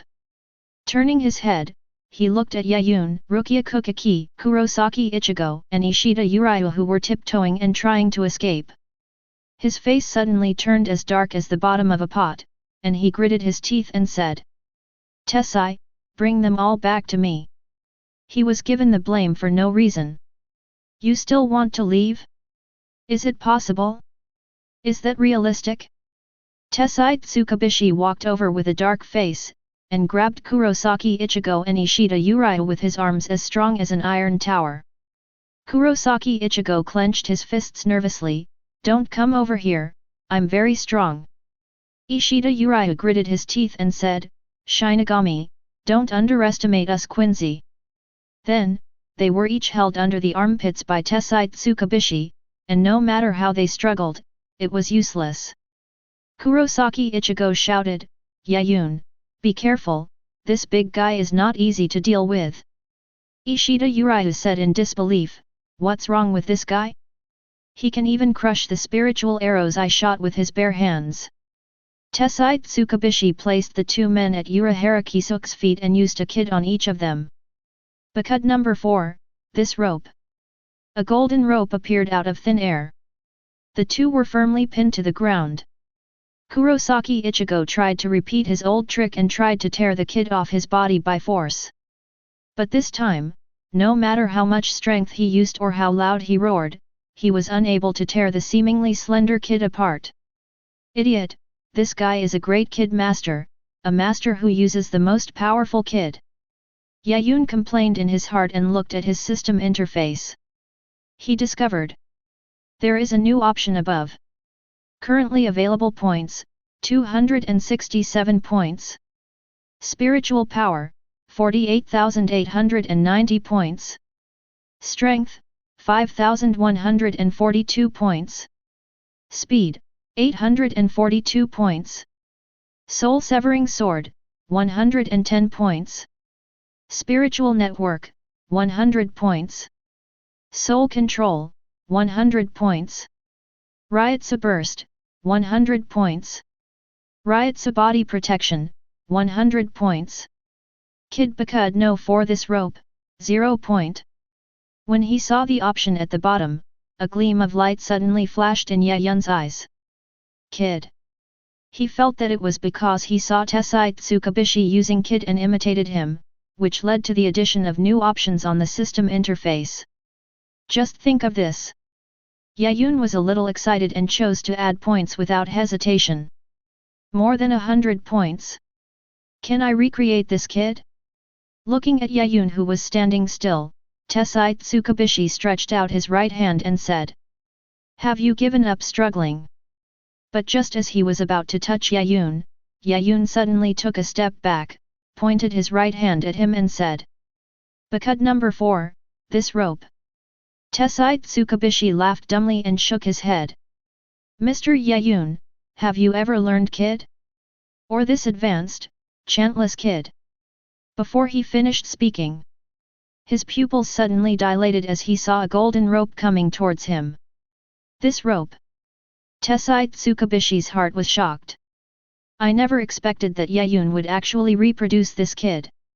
When the ropes were tied around his body, Tessai Tsukabishi did not panic.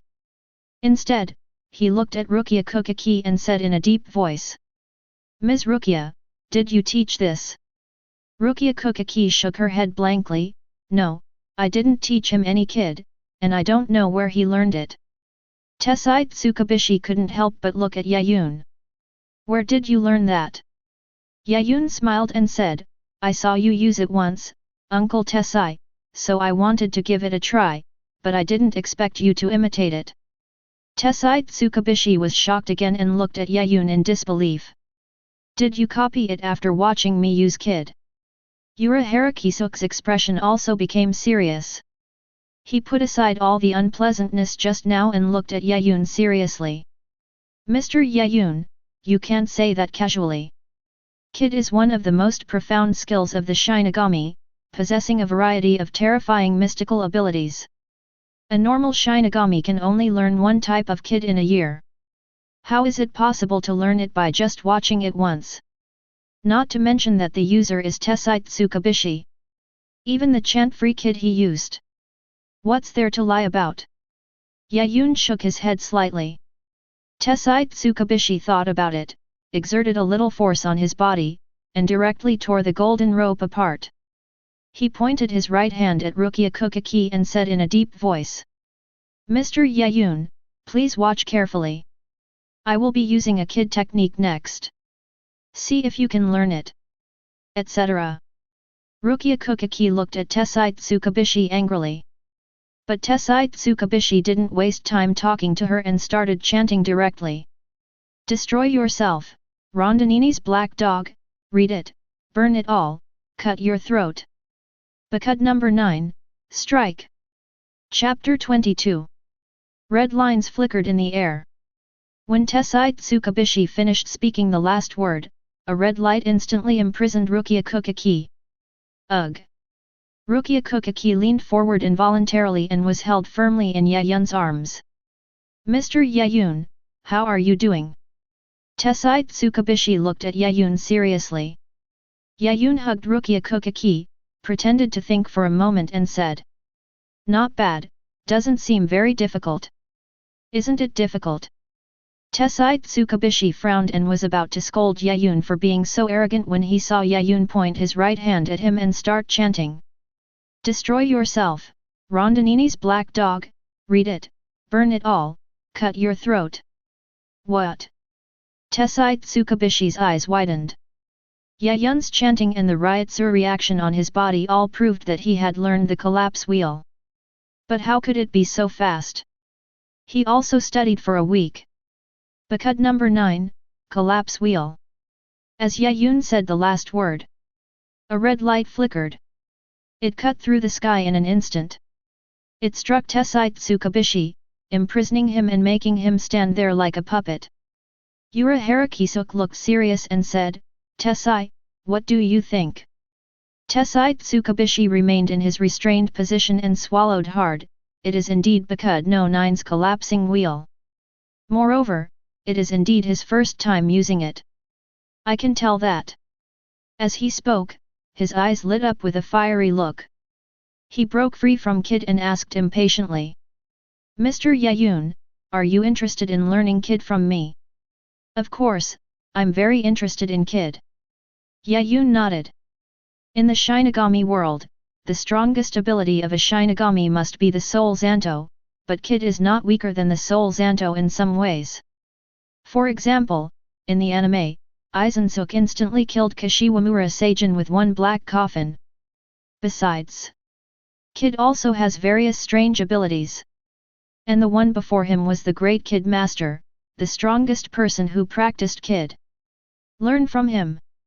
Maybe he could make his Kid attainments surpass the captain level. Cough cough cough. Urahara Kisuk coughed hard twice and said. Tessai, calm down. If you have anything to say, go back first. Only then did Tessai Tsukubishi suppress the excitement in his heart. Mr. Yaun, please come with us. Don't worry, we won't hurt you. Yaun naturally would not object to this. Hanakari Jinda said unhappily, are we going back now? I still want to teach this hateful human a lesson. Urahara Kisuk blinked and looked at him and Tsumugiya aimed strangely. You two can't go back now. Hanakari Jinda and Tsumugiya aim were stunned for a moment. Then they saw Urahara Kisuk pointing to the damage around them. You need to deal with the witness. Hanakari Jinda. Tsumugiya you. Soon. The group arrived at the Urahara store. Here, Urahara Kisuk opened the door to the basement. When Yaun and the other three walked into the basement, they immediately exclaimed in surprise and looked at the boundless wasteland continent in shock. This doesn't feel like a basement at all. Instead, it felt like arriving in a desolate otherworld. Everywhere there is yellow wasteland, gravel, and isolated peaks. There is absolutely no green vegetation to be seen. Tessai Tsukubishi enthusiastically introduced Yaun. How is it? Not bad, right? This is a space I created myself. It combines Kid and barriers, and can naturally absorb spiritual energy. I can feel it. Yaun swallowed his saliva and looked at the boundless wasteland excitedly. He picked up a stone with his hand. Is this place, all created by spiritual power? Kurosaki Ichigo was stunned for 2 seconds, then he couldn't help but stomped on the ground. No way, how could this be spiritual power? He has spiritual power himself, so it is hard to believe that these stones and soil were created by spiritual power. Ishida Urayu retracted his gaze and snorted, Foolish Shinigami, don't you know that spiritual power itself can be used for construction? What did you say? Kurosaki Ichigo looked at Ishida Urayu angrily. Ishida Urayu looked at Kurosaki Ichigo with disdain, waved his right hand, and a blue spirit bow appeared in his hand, and said lightly. Watch out, Shinigami! As he began to bend the bow, the ground gradually turned into spirit particles and merged into the bow, forming a blue arrow. Wow! Kurosaki Ichigo exclaimed, obviously not expecting that the ground was really made of spirit particles. Tessai Tsukubishi smiled and said, the spiritual energy in this space is very rich. You don't need to absorb the spiritual energy on the ground, otherwise. Boom! The ground made a loud cracking sound. For a moment, the surrounding ground shook violently, swaying from side to side, cracks appeared and spread wildly in all directions. It will cause the entire space to shatter. Tessai Tsukubishi finished the second half of the sentence woodenly. Then he quickly looked at Yaun. My scalp tingled as I shouted. Stop it now, don't absorb it anymore. Yaun stopped reluctantly, and a deep pit of 7 or 8 meters deep appeared on the ground beneath his feet. Don't you have a place to absorb spiritual energy? Tessai Tsukubishi looked at the big hole with a painful look on his face. Just for the dozen seconds that Yaun absorbed, it would take this space at least a month to make up for it. I just wanted to give it a try. Yaun found an excuse to get away with it and looked at the system interface with great excitement. Currently available points, 2,768 points. Spiritual power, 48,890 points. Strength, 5,142 points. Speed, 842 points. Soul Severing Sword, 110 points. Spiritual Network, 100 points. Soul Control, 100 points. Ryotsu Burst, 100 points. Ryotsu Body Protection, 100 points. Kidō number 4 This Rope, 132 points. Kidō number 9 Collapse Wheel, 132 points. In just 10 seconds, he gained more than 2,000 attribute points. Normally it would take at least 10 days. Think about it this way. This is not a basement space at all. It is clearly the promised land of Lord Yaun. Yaun's eyes glowed green with excitement, and he couldn't help licking his lips, wanting to absorb all the spiritual power in this space. Never mind. Tessai Tsukabishi shook his head, not bothering to bother with such trivial matters, and said to Yaun. Mr. Yaun, let's continue practicing kid. Kurosaki Ichigo was a little bored and couldn't help but say. Can I go back now? Since Yaun was not in danger, he didn't want to stay here anymore. Anyway, wait until Rukia Kuchiki regains her strength. He will become an ordinary human being again. Ishida Urahara also nodded and looked coldly at the Shinigami present. I have no interest in dealing with Shinigami. Urahara Kisuke looked at them with a smile and said, well, Mr. Kurosaki, Mr. Quincy, since you are here, why don't you have some fun before leaving? What are you playing? Want me to play a game with you Shinigami? At this time, Hanakari Jinda, with a black face and carrying a huge baseball bat, walked in, gnashed his teeth at the three people and said. Next, I'm going to play whack-a-mole with you two bastards. You better be careful, don't let me smash your heads into it. Chapter 23. Little Devil. Whack-a-mole. Kurosaki Ichigo and Ishida Urahara looked at Hanakari Jinda speechlessly. I'm not interested in playing games with the little devil. The two waved their hands and prepared to leave. Hanakari Jinda sneered, swung his baseball bat and rushed forward. You want to leave alive without playing with me? Seeing the other party attacking with a baseball bat, Kurosaki Ichigo and Ishida Urahara both felt something was wrong. How come this kid is so fast? They subconsciously took a step back and narrowly avoided the oncoming baseball bats. Boom! A baseball bat blasted a large hole in the ground. The scene was filled with dust and smoke. The ground within a few meters was shaking. Kurosaki Ichigo and Ishida Urahara broke out in cold sweats and looked at the childlike Hanakari Jinda in disbelief. How can the power be so strong? Are you really not a Shinigami? Stop talking nonsense and prepare to die. Hanakari Jinda roared and rushed over, smashing the two men wildly, each blow creating a big hole in the ground.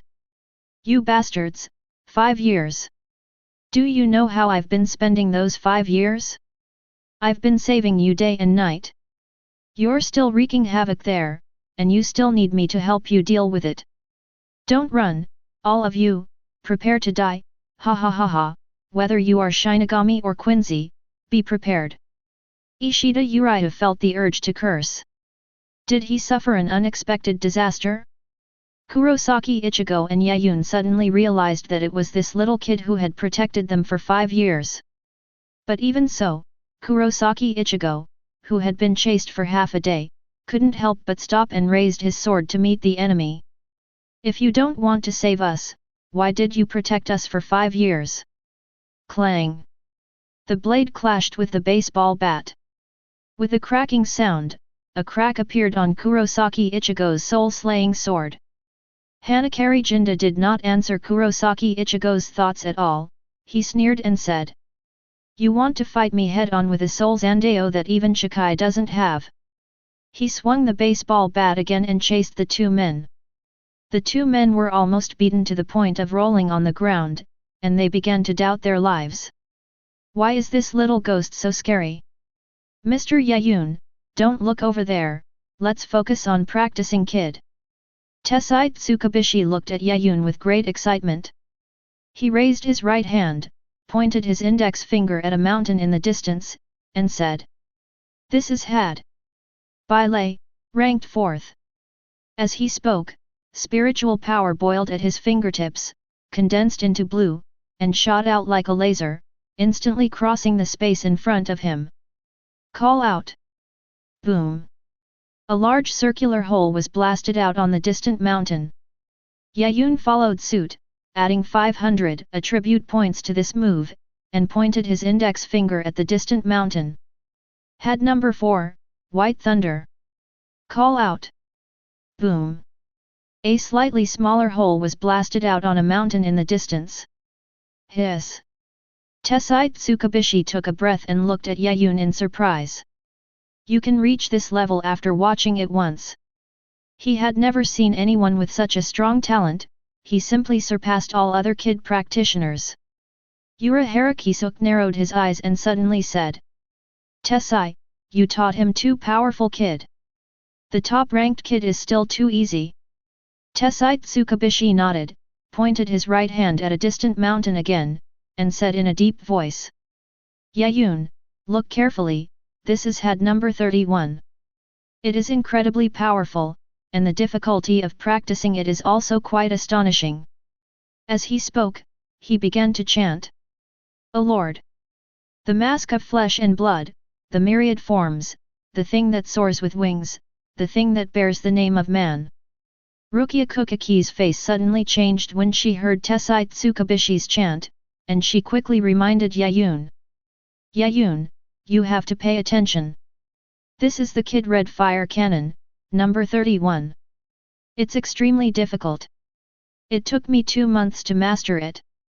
Yaun nodded slightly, watching Tessai Tsukubishi perform Kid intently. The heat and strife roll southward across the sea, and we march forward. Had number 31, Red Fire Cannon. As the last word was spoken, a burning fireball appeared in Tessai Tsukubishi's hand. The flames were suddenly shot out. Boom! A mountain in the distance was directly blown up. Yaun was a little surprised and couldn't help but look at Rukia Kukaki. Is your kid this powerful too? How is that possible? Rukia Kukaki shook her head. The one in front of you is the former great kid. How can my kid be compared to him? Yaun nodded slightly. I feel like this kid is really hard to get started with. Since he hadn't even reached the entry threshold, naturally he couldn't add any enhancements. So Tessai Tsukubishi demonstrated it again. This time, the option for the red fire cannon finally appeared on Yaun's system interface. He added 100 points first, but found that he had not learned it. So he added another 300 points and finally he learned it. Does the more powerful and difficult the kid is, the more attribute points it requires. Yaun thought this in his heart, and pointed his right hand at the distant mountain. O Lord! Mask of flesh and blood, the myriad forms, soaring with wings, the thing that bears the name of man. Heat and strife, rolling southward across the sea, march forward. Had number 31, Red Fire Cannon. With a roar, the blazing flames rushed out and hit the distant mountain with a bang. But the power it causes is far less than that of Tessai Tsukubishi. The former shattered a mountain with one shot, while he only blasted a big hole on the mountain. But even so, Tessai Tsukubishi was extremely shocked and looked at Urahara Kisuk eagerly. Manager. He wanted to take this human boy as his apprentice. I guess he's also a veteran Shinigami who has lived for hundreds of years. But I have never seen a genius with such extraordinary talent. The low difficulty kid can be reproduced with just one use. The high difficulty kid can be reproduced even after watching it twice. What a terrifying talent this is! If Yayun's Ryutsu is added to the mix, he's certain that it will only take Yaun about 10 years to reach his level. Urahara Kisuk looked serious and signaled Tessai Tsukabishi not to worry for the time being. He walked forward. He said to Yaun with a smile. Mr. Yaun, look, Mr. Kurosaki and Mr. Quincy are having so much fun, don't you want to join in the fun? He pointed at Kurosaki Ichigo and Ishida Uriu who were being chased by Hanakari Jinda.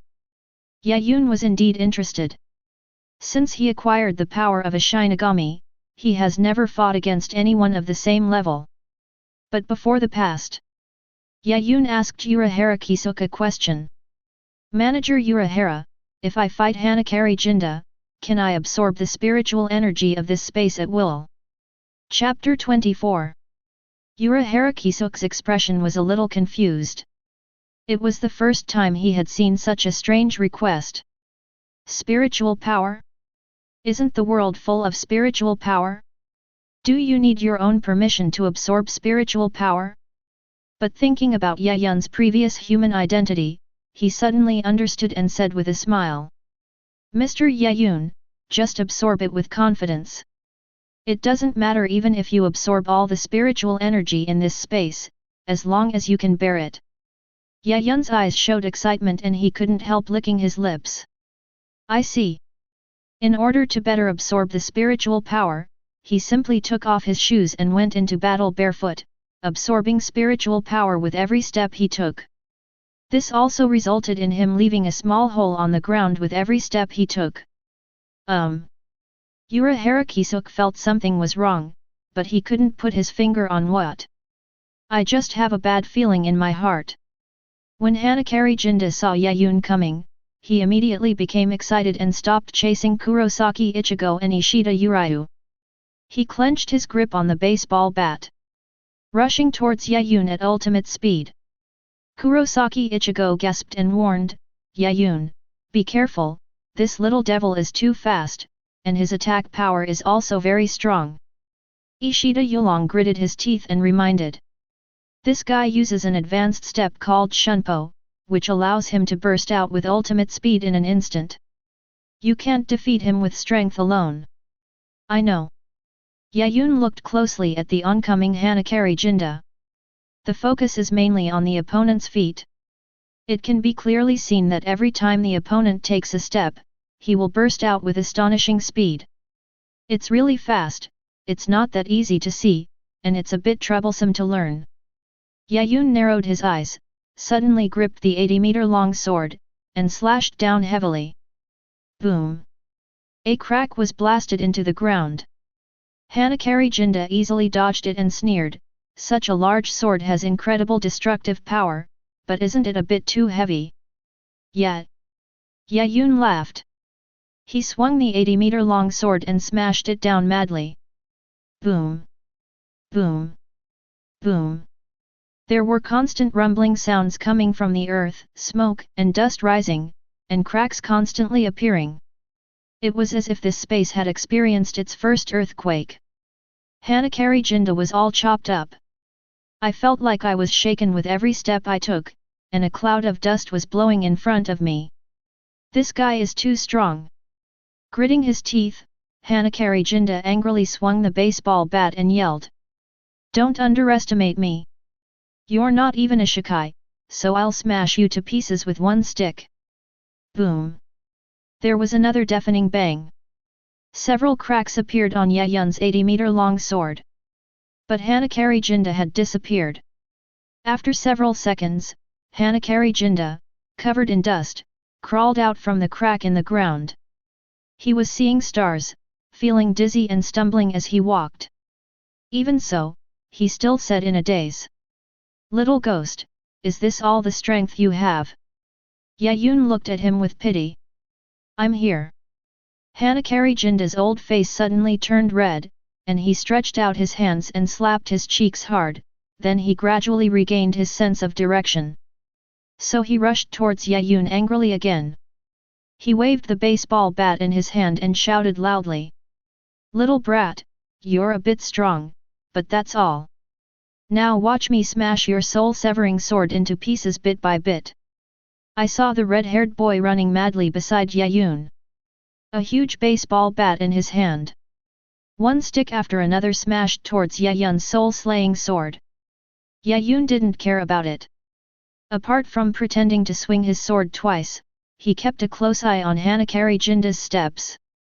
Even if the soul-slaying sword is broken, it can be awakened again.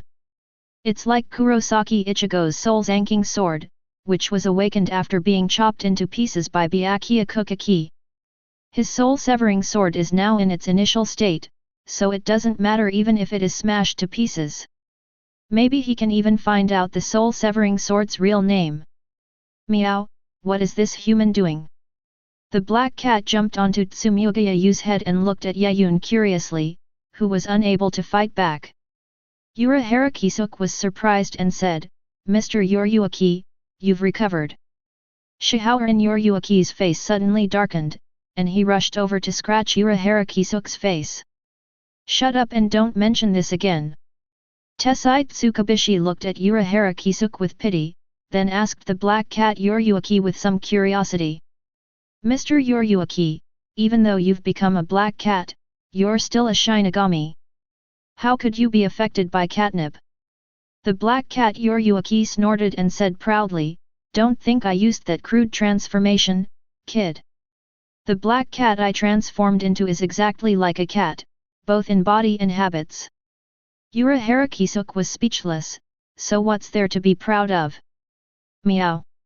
A few minutes later, the black cat Yoryuaki looked at the blood on Urahara Kisuke's face, licked his paw contentedly, turned to look at Yaun thoughtfully and said, "There seems to be something wrong with the way this brat fights. He seems to be observing something." Urahara Kisuke nodded and pointed to Hanakari Jinda's footsteps. "He's stealing Jinda's Shunpo." Tessai Tsukabishi became interested. "Manager, do you think Yaun can successfully learn this?" Urahara Kisuke pondered for a few seconds and said, "It's difficult. Shunpo is more difficult to get started than Kid, and Jinda's speed is not slow either. It's difficult to observe clearly." "Wrong." The black cat Yoryuaki suddenly interrupted Urahara Kisuke and looked at Yaun with a serious look. "This kid has already gotten started." Urahara Kisuke and Tessai Tsukabishi were startled and looked at Yaun's footsteps again. Sure enough, Yaun's footsteps were no longer chaotic as at the beginning, but became regular, moving towards Shunpo. "Every step you take, the speed will also be much faster. I've really gotten started." Urahara Kisuke's eyes were a little dazed. He had met Hitsugaichware, who was hailed as a genius. But even the other party, it's not as terrifying as Yaun's talent. "In just one day, I learned 7 or 8 types of Kid and also learned the basics of Shunpo. He is a genius that only appears once in thousands of years. It's getting faster and faster." The black cat Yoryuaki was startled and subconsciously stood up, staring at Yaun's footsteps. The speed of those feet was getting faster and faster. From the initial disorganized discussions, it has reached a level comparable to Hanakari Jinda. The only thing that makes people a little confused is every step those feet took left a hole in the ground. Shihaoran Yoryuaki couldn't help but ask, is this some kind of move he created? Urahara Kisuke Tessai Tsukabishi. What's your own pace? He's absorbing spiritual energy. Chapter 25. Absorbing spiritual energy. Even the black cat Yoryuaki was a little shocked. She looked at the potholes on the field and couldn't help asking, is this all the spiritual power he absorbed? Is this kid a bottomless pit? Urahara Kisuke Tessai Tsukabishi. They also couldn't understand Yaun's unique physique. Although he looks like an ordinary Shinigami, the amount of spiritual energy he absorbs is dozens of times that of an ordinary captain. Fortunately, the spiritual power between heaven and earth is endless, so there is no need to worry that it will be absorbed by Yaun. At this time, Yaun was almost going crazy with joy. While fighting, he kept glancing at the wildly increasing attribute values on the system interface. In such a short period of time, his distributable attribute value reached 10,000 points for the first time, and continued to soar. Add some, give me some Shunpo, give me some soul-slaying sword. Yaun began to madly improve these two abilities. The former will only be beaten if they don't learn. The latter is that if you don't learn how to use the knife, it will break. On this basis, Hanakari Jinda was horrified to find that Yaun's speed was getting faster and faster, and there was even a hint that he could not catch up. Even in the battle, he couldn't help but look at Urahara Kisuke.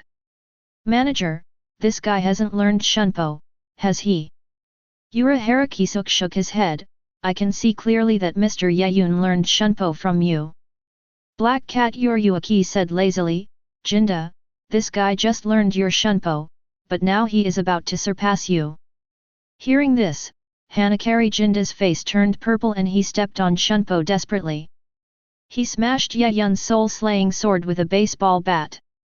Bang! Yaun's soul-slaying sword finally shattered, turning from an 80-meter-long sword into a 20-meter-long sword. Kurosaki Ichigo's expression changed. Yaun, are you okay? Yaun shook his head slightly and said, I didn't feel anything, but I seemed to hear the voice of the soul-slaying sword. As soon as these words were spoken, the expressions of several people in Urahara's store suddenly changed.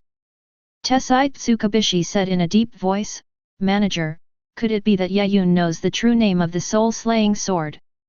Urahara Kisuke became confused and doubtful, that shouldn't be possible. This is too fast. It's been less than a month since he became a Shinigami. Black Cat Yoryuaki became serious. It would be interesting if the Soul-Zan sword really was awakened. There are millions of Shinigami in the Seireitei, but among so many Shinigami, only more than 10,000 know the true name of the Soul-Zan sword. And if Yaun knew the true name of the soul-slaying sword by his own power, this means that he has surpassed the Shinigami of over 900,000. Add some more. Add some more.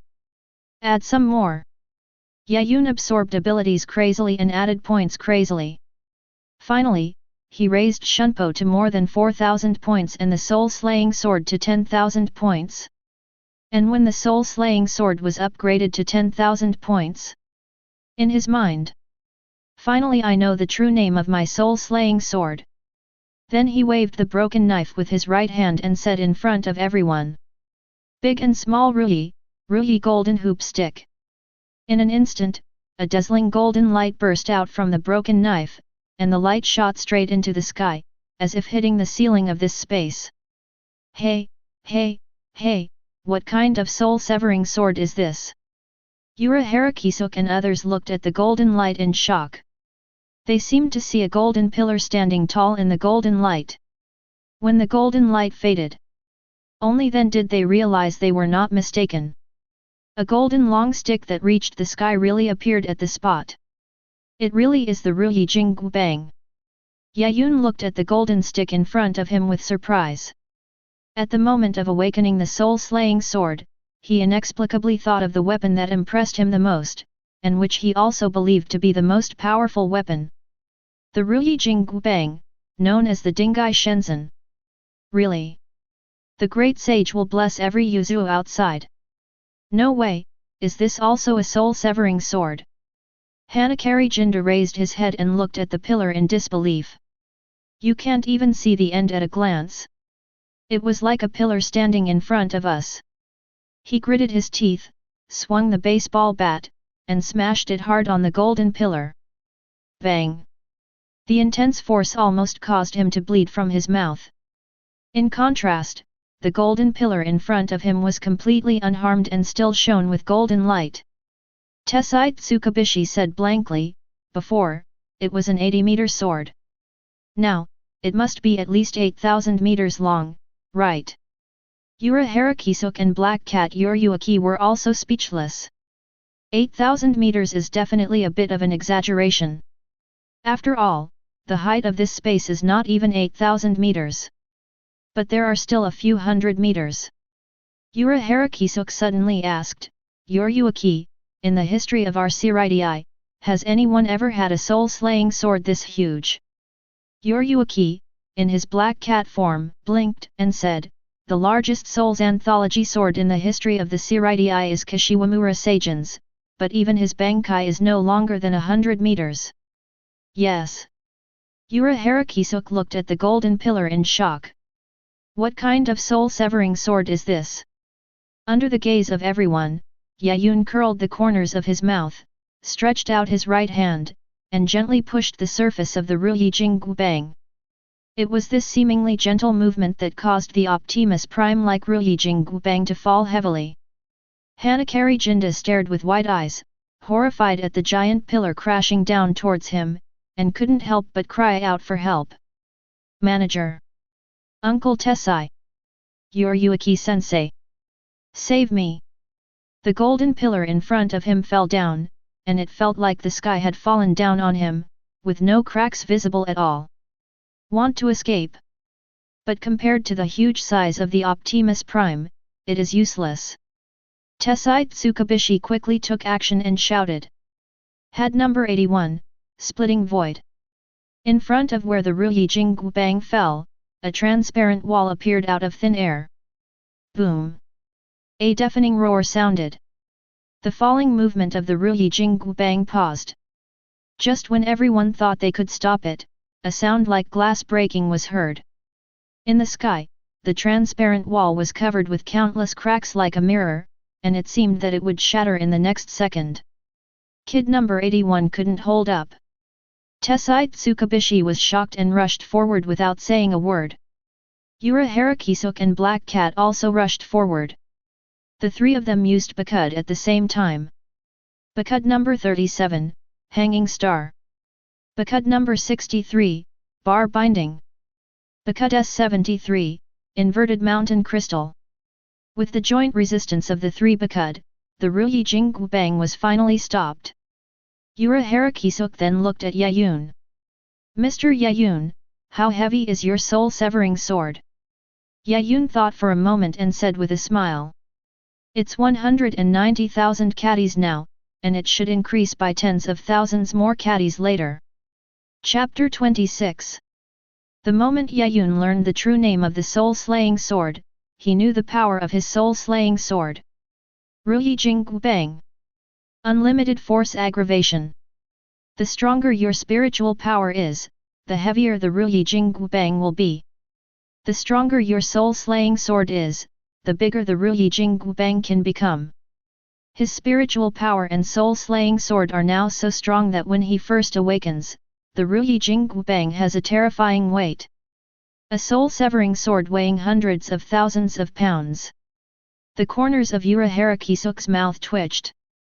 He wanted to say that he had seen all kinds of soul-severing swords, but he had never seen this soul-severing sword before. Tessai Tsukabishi couldn't help but ask, "Manager, Mr. Yoruyuki, what kind of sword do you think this soul-slaying sword should be?" Urahara Kisuk and the Black Cat Yoruyuki looked at each other. Although each Shinigami's Zanhun knife is unique, over time the Shinigami have summarized them into several categories. The first type is the physical soul-slaying sword. As the name suggests, it only attacks the enemy physically. The second type is the elemental soul-slaying sword, which can control all kinds of attributes between heaven and earth. The third type is the rule-based soul-slaying sword, which has its own unique rules and is mysterious and unpredictable. The fourth type, the Kid series soul-slaying sword, can unleash a variety of strange attacks. The fifth type is the biological soul-slaying sword, which can summon strange and bizarre creatures. Even though there are thousands of Shinigami's soul-slaying swords, they can be roughly divided into these 5 types. But there was something wrong with Yaun's soul-slaying sword. While it can be considered a physical type soul-zan knife, it feels a bit like a kid type. Urahara Kisuk shook his head. It doesn't matter what kind it is. The most important thing is the weight. It's really quite astonishing. Several people present nodded in agreement. A soul-slaying sword weighing nearly 1,000,000 pounds could smash the enemy into a pulp with one blow. Just as several people were talking, the 3 types of kid they were using were also about to collapse. The three saw that Hanakari Jinda had left the range of the Ruyi Jinggu bang, so they left without hesitation. There was a loud bang. The golden stick slammed heavily on the wasteland. The vibration caused by its terrifying weight caused the entire basement space to shake several times. A huge deep pit was smashed into the spot. Countless cracks spread along the golden stick. Many of the surrounding mountains were directly shattered and collapsed to the ground with a crackling sound. This weight! Shihao and Yoryuki looked at the golden pillar in amazement and couldn't help but want to ask Yaun a few questions. Can he still use this soul-severing sword? A soul-slaying sword weighing millions of pounds. Even if the strongest warrior in Soul Society came, it would be difficult to shake it at all.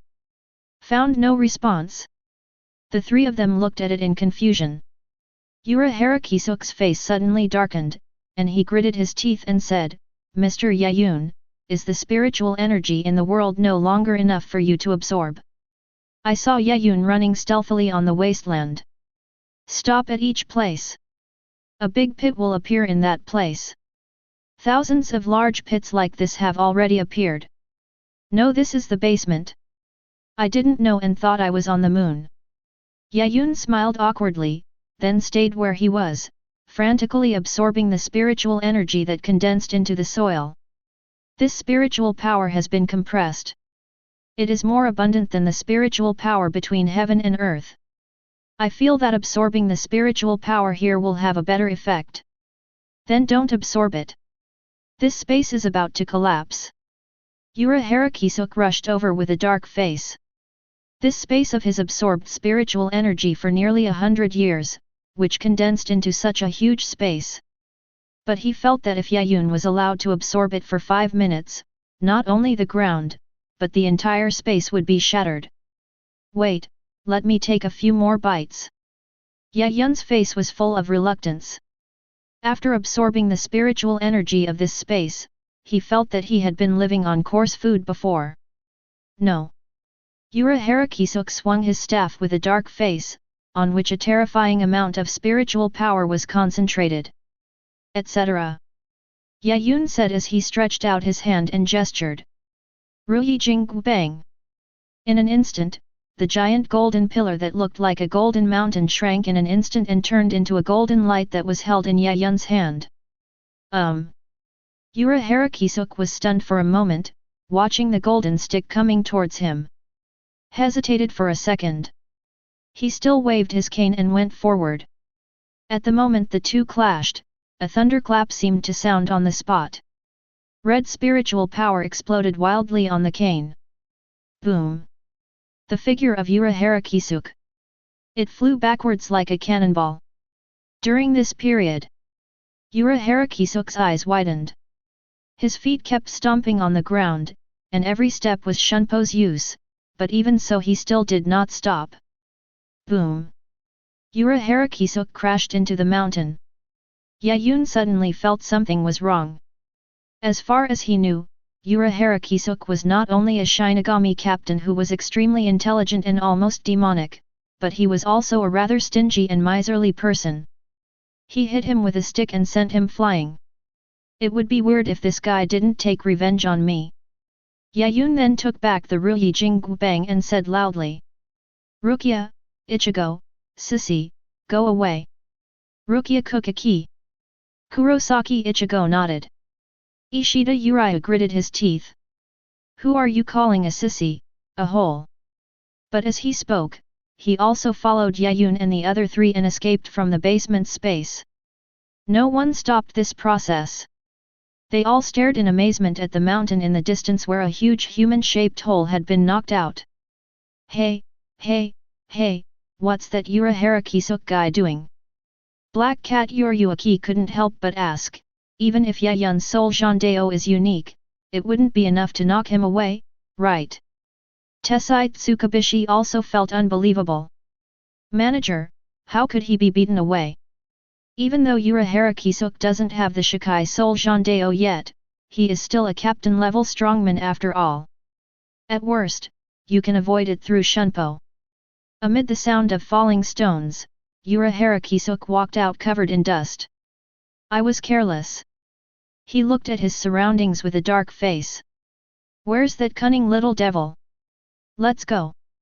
Tessai Tsukubishi replied, and then quickly asked about what had just happened. Urahara Kisuk gritted his teeth and said, "This is my first time sparring with a soul-severing sword. I never expected its attack power to be so terrifying.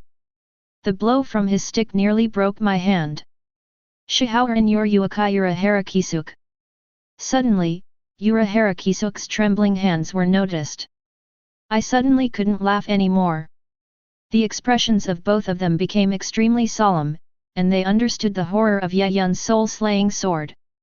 Chapter 27. A pure and violent soul-severing sword. Is this really not the soul's Antas Bankai? Shihaoran Yuruaki and Urahara Kisuk have strict eyes. The soul-slaying sword Shikai weighs hundreds of thousands of pounds, and one blow from it is enough to shatter a mountain. This is Urahara Kisuk. If it were any other Shinigami, this blow from the stick would probably have smashed him into a pulp. In the Jingling Court, there are many powerful and terrifying soul-slaying swords. But that's basically Bankai of the Soul's Andeo. There are only a few swords that can possess such terrifying power in Shikai state. Urahara Kisuk shook his hands and said, "I think there are only a few swords in Soul Society that can be compared to his soul-severing sword." Black Cat Yuruaki nodded and said the names of the soul-slaying swords. Ichimaru Jinshin's Hitsugayich Wariran Marabyakuya Kukika Senbonzakuri Jinjaka. Wrong. Urahara Kisuk shook his head and said solemnly, "I feel that Yaun's soul-slaying sword has not yet reached its limit."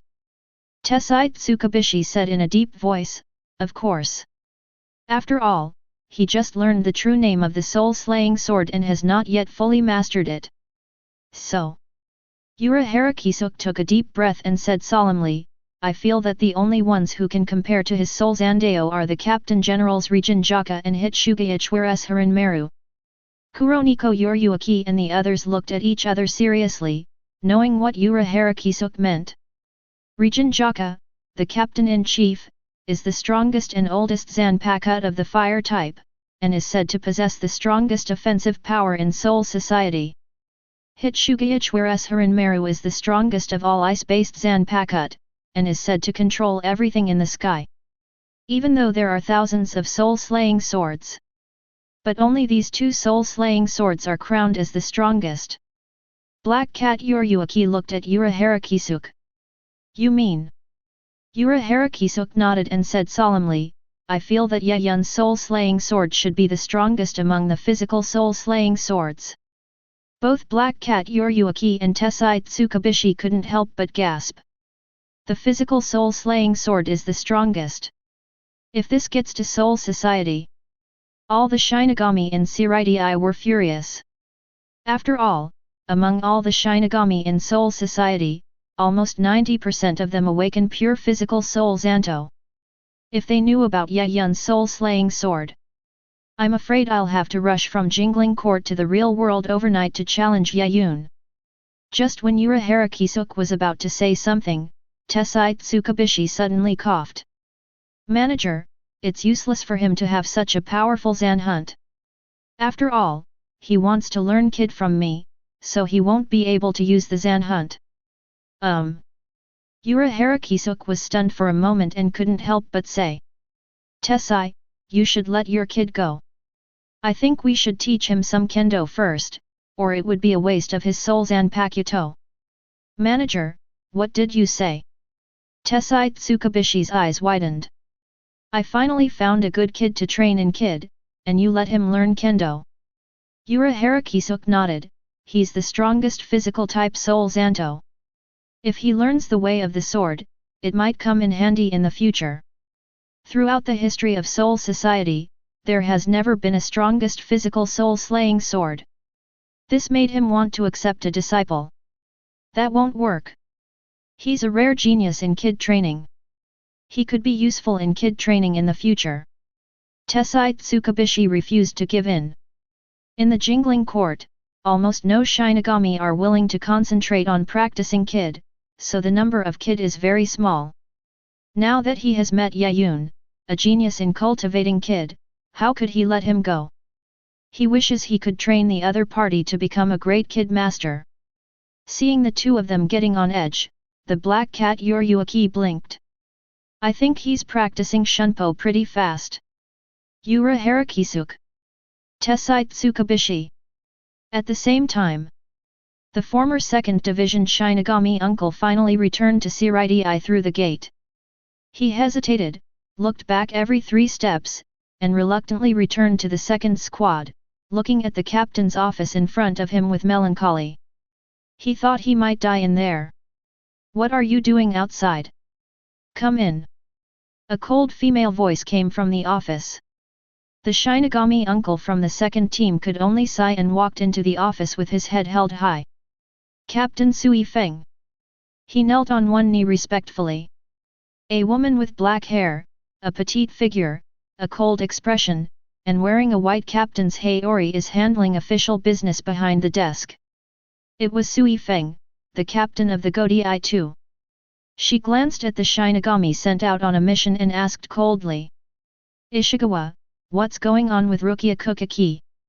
He swallowed his saliva and said dryly. Captain Sui-Feng, according to my investigation, Rukia Kuchiki seems to have had her powers taken away by 2 humans, and she's been used as a plaything by them. Sui-Feng was stunned for a moment, stopped his work, and frowned at the Shinigami in front of him. Humans took away the Shinigami's spiritual power? And they used the Shinigami as toys. She felt that the news was a bit outrageous. Where did humans come from that are so brave? Is it a Quincy? There are Quincy's, but those 2 humans aren't Quincy's. They're humans turned Shinigami.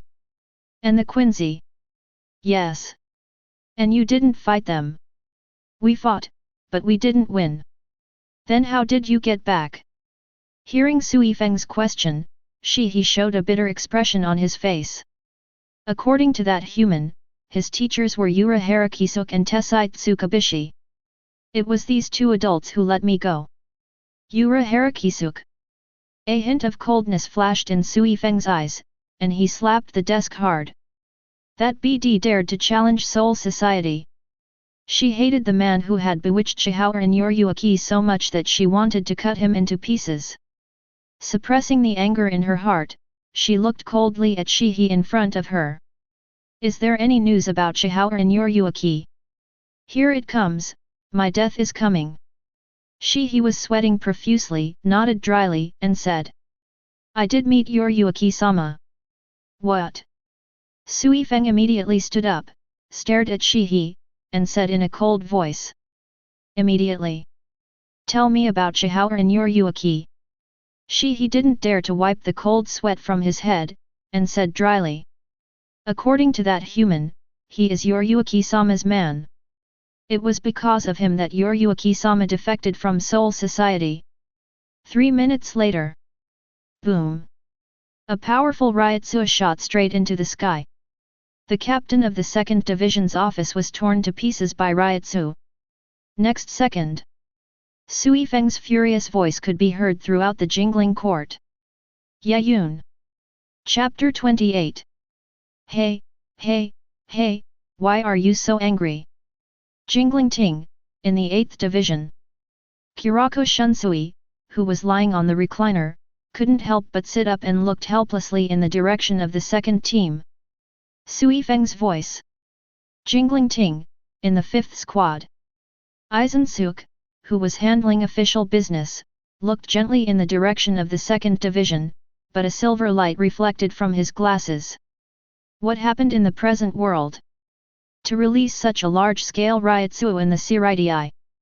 Jingling Ting, inside the 7th Division.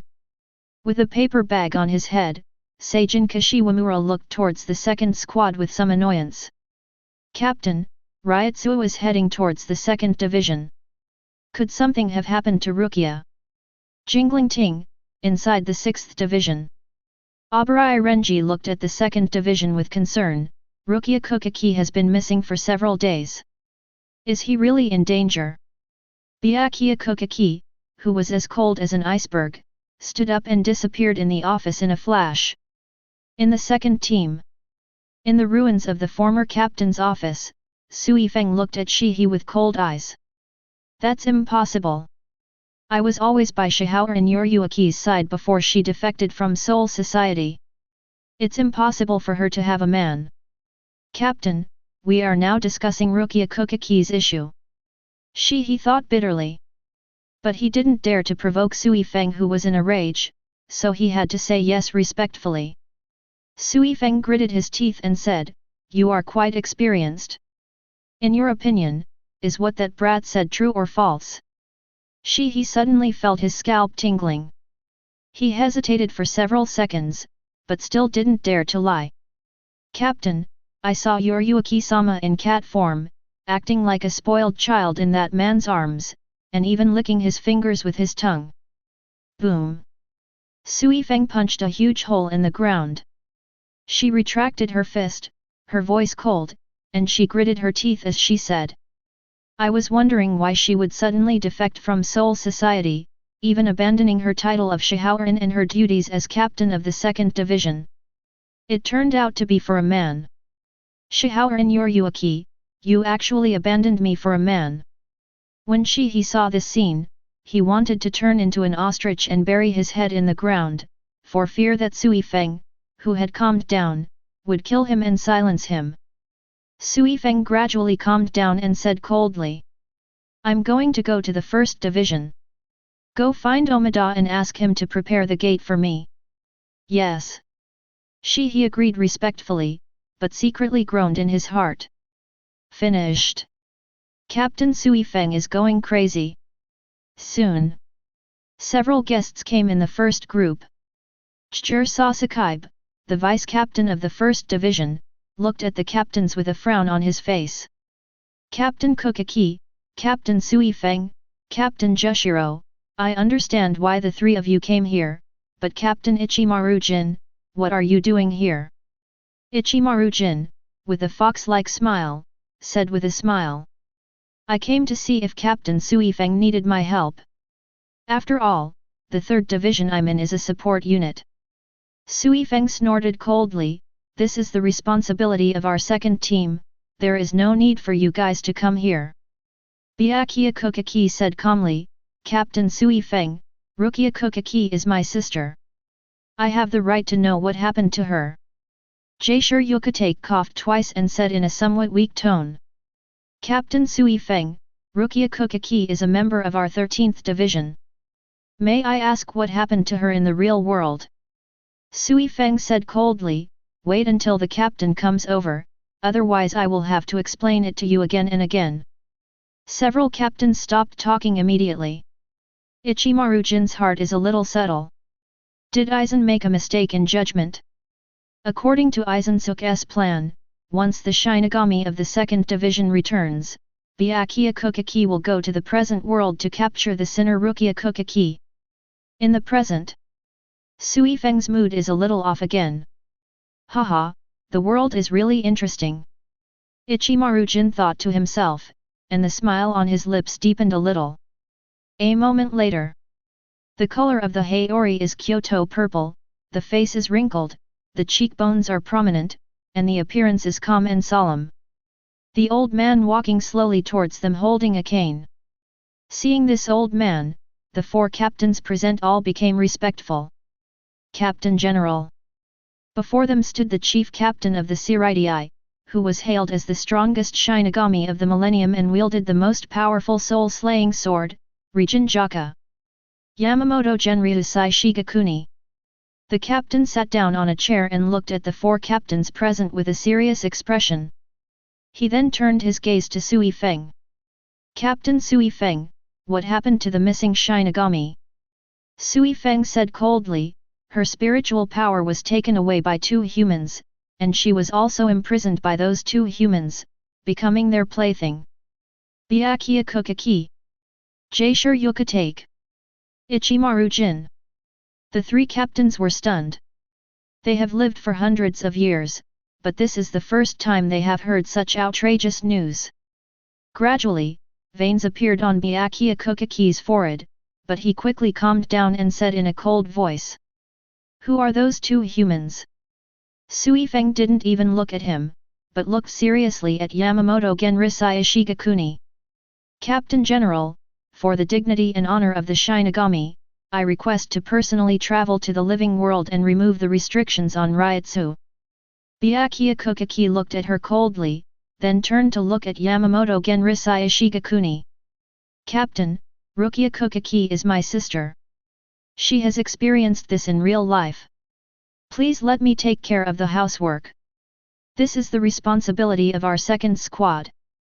Sui-Feng looked at Byakuya Kuchiki angrily. She will never give the qualification to go to the human world this time to anyone else. Kyōraku also wanted to speak, but ultimately held back. He came into the world in such a sickly state. Maybe we can get those two humans another prisoner. Ichimaru-jin said with a smile, Captain Sui-Feng, I'm afraid that being able to defeat a Shinigami isn't as simple as you describe, right? Sui-Feng looked at him coldly, his right hand resting on the soul-severing sword. Ichimaru-jin, do you want to die? Ichimaru-jin smiled and said nothing more. Aizen gave him the task of finding out information. Now his mission has been almost completed, there is no need to continue to get involved, just watch the fun from the sidelines. Yamamoto Genryusai Shigakuni thought for a few seconds, then looked at Sui-Feng.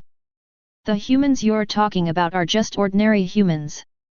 Sui-Feng hesitated for a moment, but finally told the whole story. Then she looked at Byakuya Kuchiki coldly. Byakuya Kuchiki, this is about the traitor Shihour Yuaki. If you dare to interfere, I will definitely kill you. Chapter 29. Byakuya Kuchiki's 6th Division is also known as the Noble Command Team. There are 3 responsibilities. First, exclusively safeguard the interests of the 4 great noble families. Second, to ensure the hereditary captaincy of the Kuchiki family. Third, deal with special events in the noble area. As Rukia Kuchiki is a noble, there is a high probability that the incident she encountered will be taken over and handled by the 6th Division. This was something Sui-Feng could never accept. She had to go to the human world herself and kill the man named Shihour Yuaki.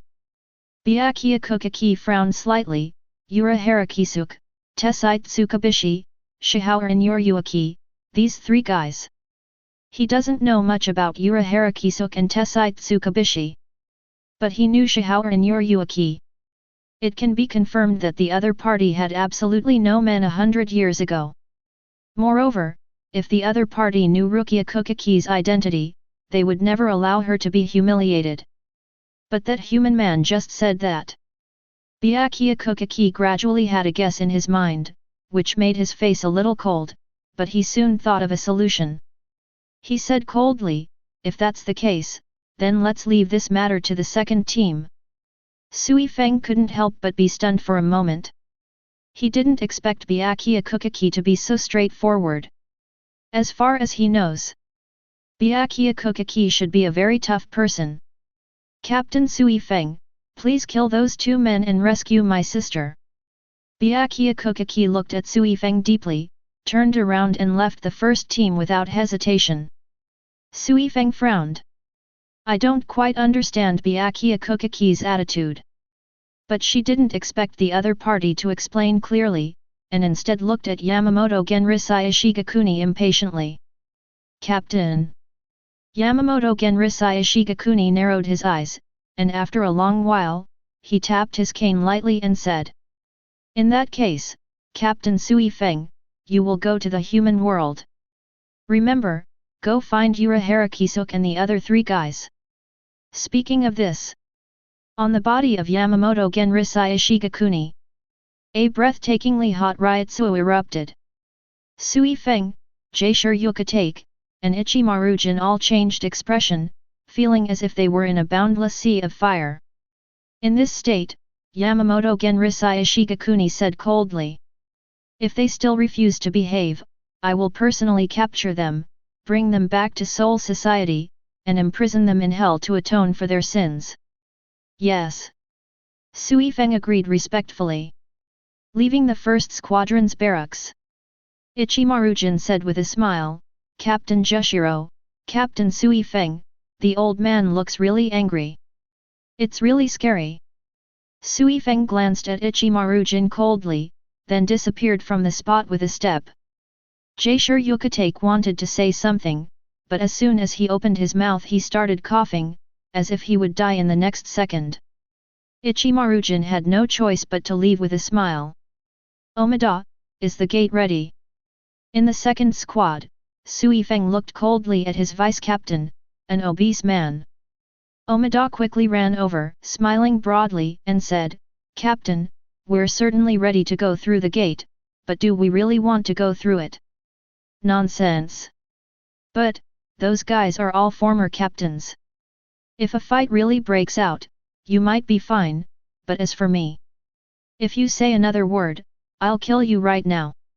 Omida closed his mouth with a cold sweat and obediently summoned the gate, an ancient wooden horizontal sliding door. "Let's go." Sui-Feng strode in. Omida followed with cold sweat on his forehead. At the same time, Jingling Ting, in the fifth squad. After listening to Ichimaru-jin's report, Aizen slightly pushed his glasses up, a cold light flashed on his lenses, and he said, "That human, is his name Yaun?" Ichimaru-jin was a little surprised and asked, "Captain, how did you know this?" Aizen did not respond. He has always been paying attention to Kurosaki Ichigo, and also to Yaun who is beside Kurosaki Ichigo. But he didn't expect that this ordinary human boy would bring so much trouble to his plan of obtaining Hogyoku. After thinking carefully for a few minutes, Aizen said with a gentle expression, "Notify me immediately upon Captain Sui-Feng's return." Ichimaru-jin smiled and said, "Are you going to directly take what's inside Rukia Kuchiki?" Aizen shook his head. "Once Captain Sui-Feng returns, I'm going to go to room 46 and ask them to make the next decision." Ichimaru-jin was shocked. He didn't expect Aizen to take action against room 46 so soon. Is Aizen sure that Sui-Feng will not bring Rukia Kuchiki back? Karakura Town. Yaun didn't know about Jingling Ting yet. He looked at his system interface with surprise. Through the absorption of spiritual power just now, his allocable attribute value exceeded 30,000 for the first time. This is a huge sum of money, almost equivalent to half of his total body attributes. If it can be distributed reasonably, it can greatly enhance his strength. Spiritual power. Soul-severing sword. Kid. Shunpo. Which one should I strengthen? Yaun couldn't help but licked his lips. Finally, he set his sights on two options. Spiritual power. Shunpo. In the Shinigami world, the stronger the spiritual power, the stronger the Shinigami. When performing Ryutsu to protect the body, one can even withstand other people's attacks without getting hurt. You can refer to Zaraki Kenpeki in this regard. Shunpo is also an extremely critical skill. As long as you learn it to a high level, you can completely avoid any attack from the enemy. So, 20,000 points to increase spiritual power. 10,000 points are used to upgrade Shunpo. After making this decision, Yaun suddenly felt a significant increase in the spiritual power in his body.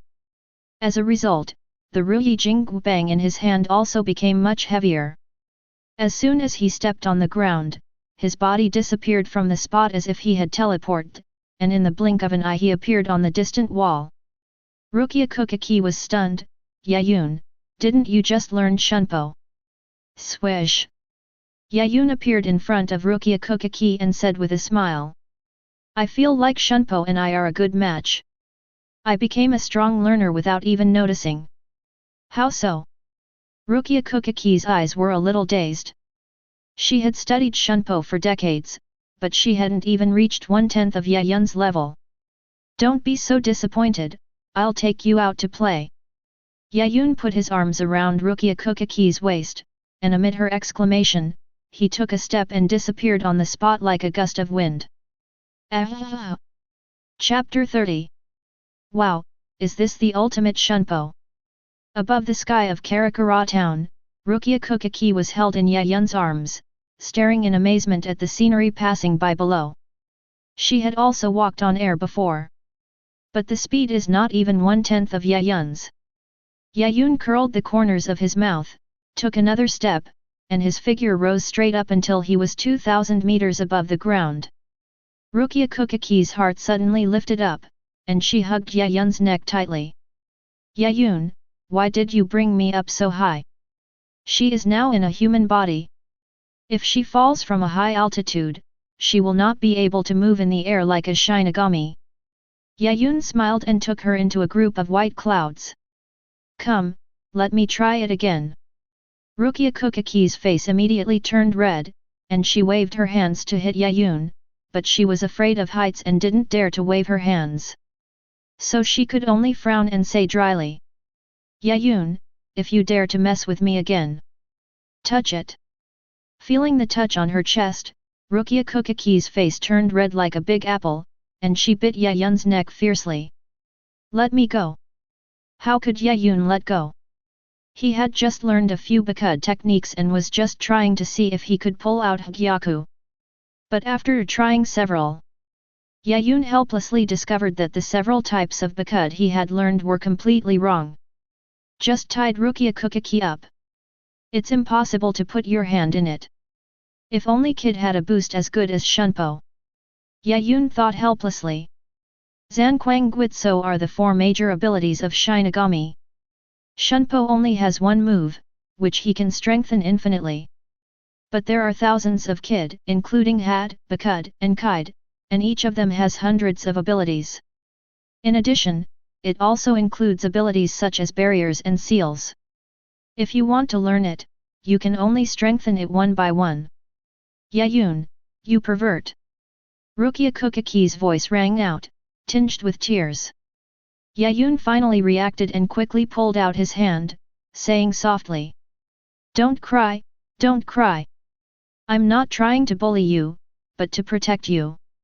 I feel like there's something very dangerous in you. Rukia Kuchiki snorted angrily and didn't believe Yaun's words at all. How could there be something inside my body? It was obvious that this bad kid was trying to bully me. Although I don't hate him either. The two of them continued to fall from the sky. During this time, Yaun seemed to sense something and looked towards Kurosaki Hospital with a strange look. Rukia, did you give Ichigo something? How do you know? Rukia Kuchiki looked at Yaun with some confusion. I saw that his soul couldn't leave his body freely, so I bought him a soul-writing pill. I knew it. Yaun couldn't help but smile, knowing that the last member of the protagonist group was about to appear. Transform the soul, Po. I just wonder if Kurosaki Ichigo will still meet the lion doll in the original work on the road even though he has his own butterfly. Crack. The sound of space shattering was heard. Yaun and Rukia Kuchiki looked at the gate that appeared beside them in surprise. What's this? Through the gate. Rukia Kuchiki exclaimed, then said with a pale face. This is the crossing gate, a tool for us Shinigami to travel between Soul Society and the living world.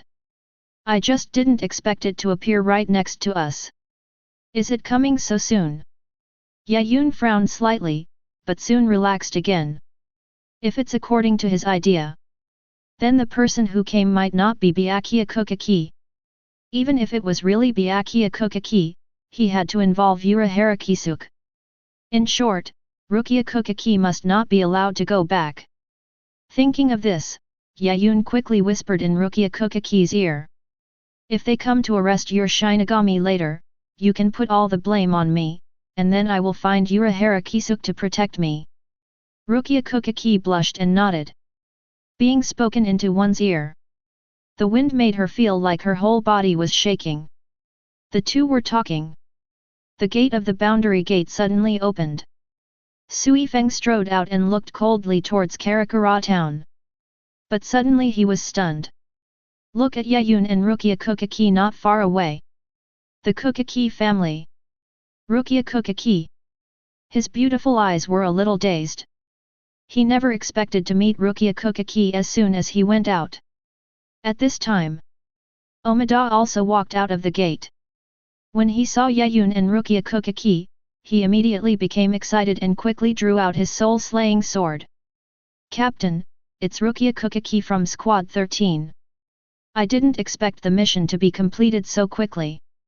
Let's take him back quickly." Sui-Feng ignored Omida.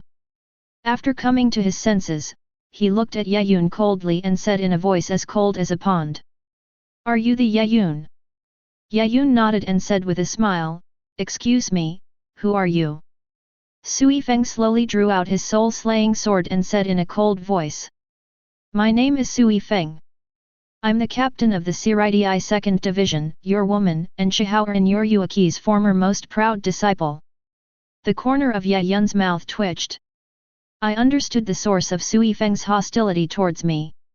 The girl in front of me may seem like an iceberg, but in fact she is a lily with a fiery heart.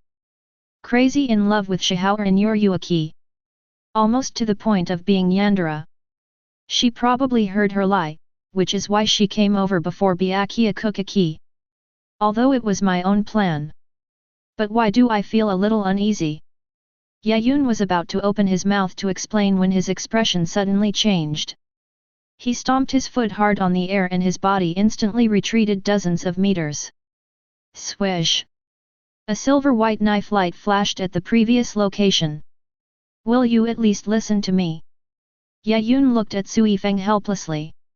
If he hadn't dodged quickly, he would have been killed by the knife. Sui-Feng stopped, his eyes dozens of times colder than before, looking at Yaun coldly. "Shunpo, you are indeed connected to that criminal." Before coming here, she was still hoping for luck. But when she saw Yaun's Shunpo, she was completely desperate. The Shunpo of this man in front of him is outstanding even in Jingling. It is absolutely impossible to say that there is no guidance from others. Thinking about her beloved Yoryuki-sama being pinned down by this guy in front of her and being RD, leaving marks on her body. Sui-Feng's heart suddenly burst out with unparalleled murderous intent. "UBD! Be prepared for this!" She roared and attacked Yaun with Shunpo. Her speed was so fast that it was several times faster than Yaun's. So fast! Yaun's pupil shrank, and he summoned out his Ruyi Jingbang without hesitation. Sui-Feng was hit hard on the head with a stick. Chapter 31. Looking at the golden long stick coming towards him, Sui-Feng couldn't help but snort coldly. "You still have the guts to attack me." She stopped, swung the soul-slaying sword, and chopped at the Ruyi golden cudgel. Suddenly, Yaun's expression became a little strange. The previous Ruyi Jingbang weighed 190,000 jin.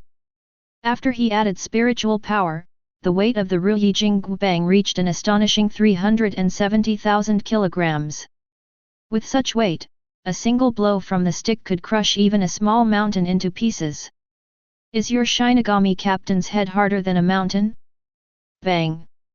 The golden staff collided head-on with the soul-slaying sword. In an instant, Sui-Feng's beautiful eyes widened, and she felt a tremendous force coming from the soul-severing sword. Not good. Her face changed drastically. He watched helplessly as the soul-slaying sword in his hand was shaken away. She then subconsciously wanted to use Shunpo to retreat, but even though Yaun's speed was slower than hers, the attack had already reached her. There was a loud bang. Sui-Feng saw stars and felt dizzy, as if the whole world was spinning. No matter how unwilling she was, consciousness gradually fell into coma. Team leader. Omida's eyes widened as he watched Sui-Feng plummeting downwards in horror. Why, how could this happen? Less than 5 minutes after passing through the gate, Sui-Feng was knocked unconscious by a stick from an unknown Shinigami. This needs to be made known. I'm afraid few people in Jingling Court dare to believe it. Yaun's body was also falling rapidly. 3 seconds before Sui-Feng was about to hit the ground, he held her steadily in his arms and let her fall. Rukia Kuchiki couldn't help but cover her mouth and pointed at Sui-Feng in disbelief. Yaun, you defeated a captain. It's just a coincidence. Yaun landed on the ground with a smile. Based on the information in the original work, it can be judged that after Shinigami re-enters the human world, he must suppress his own Ryutsu to prevent causing damage. Sui-Feng was a little careless and didn't even release the soul-slaying sword. And his soul-slaying sword became much heavier. One gains while the other loses. This is how he was able to accomplish the feat of defeating a captain with one blow. That's truly astonishing. This is Captain Sui-Feng of the 2nd Division, known as the coldest Shinigami captain in the Seireitei. Rukia Kuchiki looked at Sui-Feng with excitement and fear. The person whom he had to half kneel to see in Jingling Court was now captured by Yaun and held in his arms. I heard that this captain hates men the most. Don't be afraid. Even the captain has 2 noses and 1 eye. There's nothing to be scared of. Yaun said with a smile. Rukia Kuchiki couldn't help laughing. 2 eyes and a nose, right? But after Yaun's interruption, her fear gradually disappeared, and she looked at Sui-Feng curiously instead. Yaun, this is the captain of the 2nd squad. What are you going to do with her next? Well. Yaun touched his chin and said, how about we detain her and train her, and then release her when she's sensible enough? Of course not. Rukia Kuchiki was shocked and looked at Yaun like a pervert. Are you prepared to be torn into pieces by the Jingling Court? To be honest, what Kurosaki Ichigo did in the original work was enough to make him be torn into pieces by the Seireitei, Yaun silently complained in his heart. But in fact, he already had an idea of what to do with Sui-Feng. Isn't this a blooming lily? It's perfect. I'll send her to Urahara and let him train her. By then, all the lilies will have to turn pink and obey Shihauer and Urahara. The other side. Omida listened to the discussion between Yaun and Rukia Kuchiki, cold sweat streamed down his forehead, and the fat on his body began to tremble. This adulterous couple. They were actually discussing how to train Captain Sui-Feng. Aren't they afraid that Jingling Court will get angry and send out more captains? Seeing that Lord Sui-Feng was about to be humiliated, Omida finally mustered up the courage. He drew out his soul-slaying sword. He shouted at Yaun. Human Shinigami, put Master Sui-Feng down, or I, Master Omida, will not let you go. Yaun looked over with a strange expression. Sui-Feng was knocked down by me with a stick, and you, a fat guy, still dare to shout. Omida burst out Ryutsu and gritted his teeth and said. I'm strong, not fat. Smash him, 5 elements head. As his voice rang out, the soul-slaying sword in his hand suddenly changed shape, from a blade into a black iron meteor hammer. Omida swung the meteor hammer and rushed towards Yaun fiercely. My power is very great. Yaun curled the corner of his mouth, took the Ruyi Jingbang in one hand and smashed it down hard. First of all, let me be clear. My strength is also very great. My meteor hammer rotates, and combined with my own strength, I can even smash a rockery into pieces. Omida thought to himself as he saw the meteor hammer and the golden staff collide with each other. Crack! The tip of a meteor hammer. It was directly broken by the golden lock stick. The powerful force even caused the meteor hammer to fly backwards uncontrollably. Completion. Omida's pupils dilated, and he had no time to dodge, so he watched helplessly as his meteor hammer hit his chest. Puff! Omida spat out a mouthful of blood. His body fell down heavily. You idiot! Your captain hasn't even challenged me in strength. Where do you get the courage? Yaun carried the Ruyi Jingbang and looked at Omida speechlessly. Originally he wanted to let Omida catch up on his own, but now he saw that he had to drag him to Urahara's store. Thinking about it, Yaun handed Sui-Feng in his arms to Rukia Kuchiki. Hey, let me hold this for you, Captain. Wait, be gentle. Rukia Kuchiki was startled and hurriedly took Sui-Feng over. After all, she was a Shinigami of the Seireitei. Even though Sui-Feng had been captured, she still didn't dare to show any disrespect to him. Why are you so polite? This guy is a prisoner. Yaun curled the corners of his mouth, and in front of Rukia Kuchiki's horrified eyes, he stretched out his hands and fiercely ravaged Sui-Feng's cheek. Wait, Yaun, Captain Sui-Feng will definitely kill you when he wakes up. How could she know since she's unconscious now? Yaun smiled and grabbed Rukia Kuchiki's hand and placed it on Sui-Feng's face. You should try it too. It's really exciting. It might be the only time in your life that you can rise above your superiors. Don't you want to give it a try? Rukia Kuchiki couldn't help but swallow. I feel that Yaun's voice is like the devil's whisper, which can reach deep into people's hearts. This also made her feel a little more eager. So she weakly stretched out her little hand and gently pinched Sui-Feng's cheek. Ah! Rukia Kuchiki's face flushed with excitement. He actually pinched the captain's cheek, who was the most difficult one to mess with in Jingling Court. Omida closed his eyes in grief and anger. Captain Sui-Feng. Sorry. I can't stop those two people from abusing you. Chapter 32. Yaun, if you do this, I have a feeling you will be killed by Lord Sui-Feng. Rukia Kuchiki looked at Yaun seriously. Ha! Yaun's eyes flashed with dead fish, and he said, Are you going to put all the blame on me? Rukia Kuchiki blushed immediately. I was just careless for a moment. How could carelessness draw her face like this? Yaun looked speechlessly at Sui-Feng, who was in Rukia Kuchiki's arms and had a beard and the character painted on his face. The two of them became more and more excited as they played, and couldn't help but start graffiti on Sui-Feng's face with a paintbrush. Yaun originally wanted to draw a cat. It turned out that Rukia Kuchiki just wanted to draw a tiger. I feel like Captain Sui-Feng doesn't look like a cat. She should be more like a tiger. Rukia Kuchiki blushed and grumbled. If you put it that way, she should be more like a killer bee.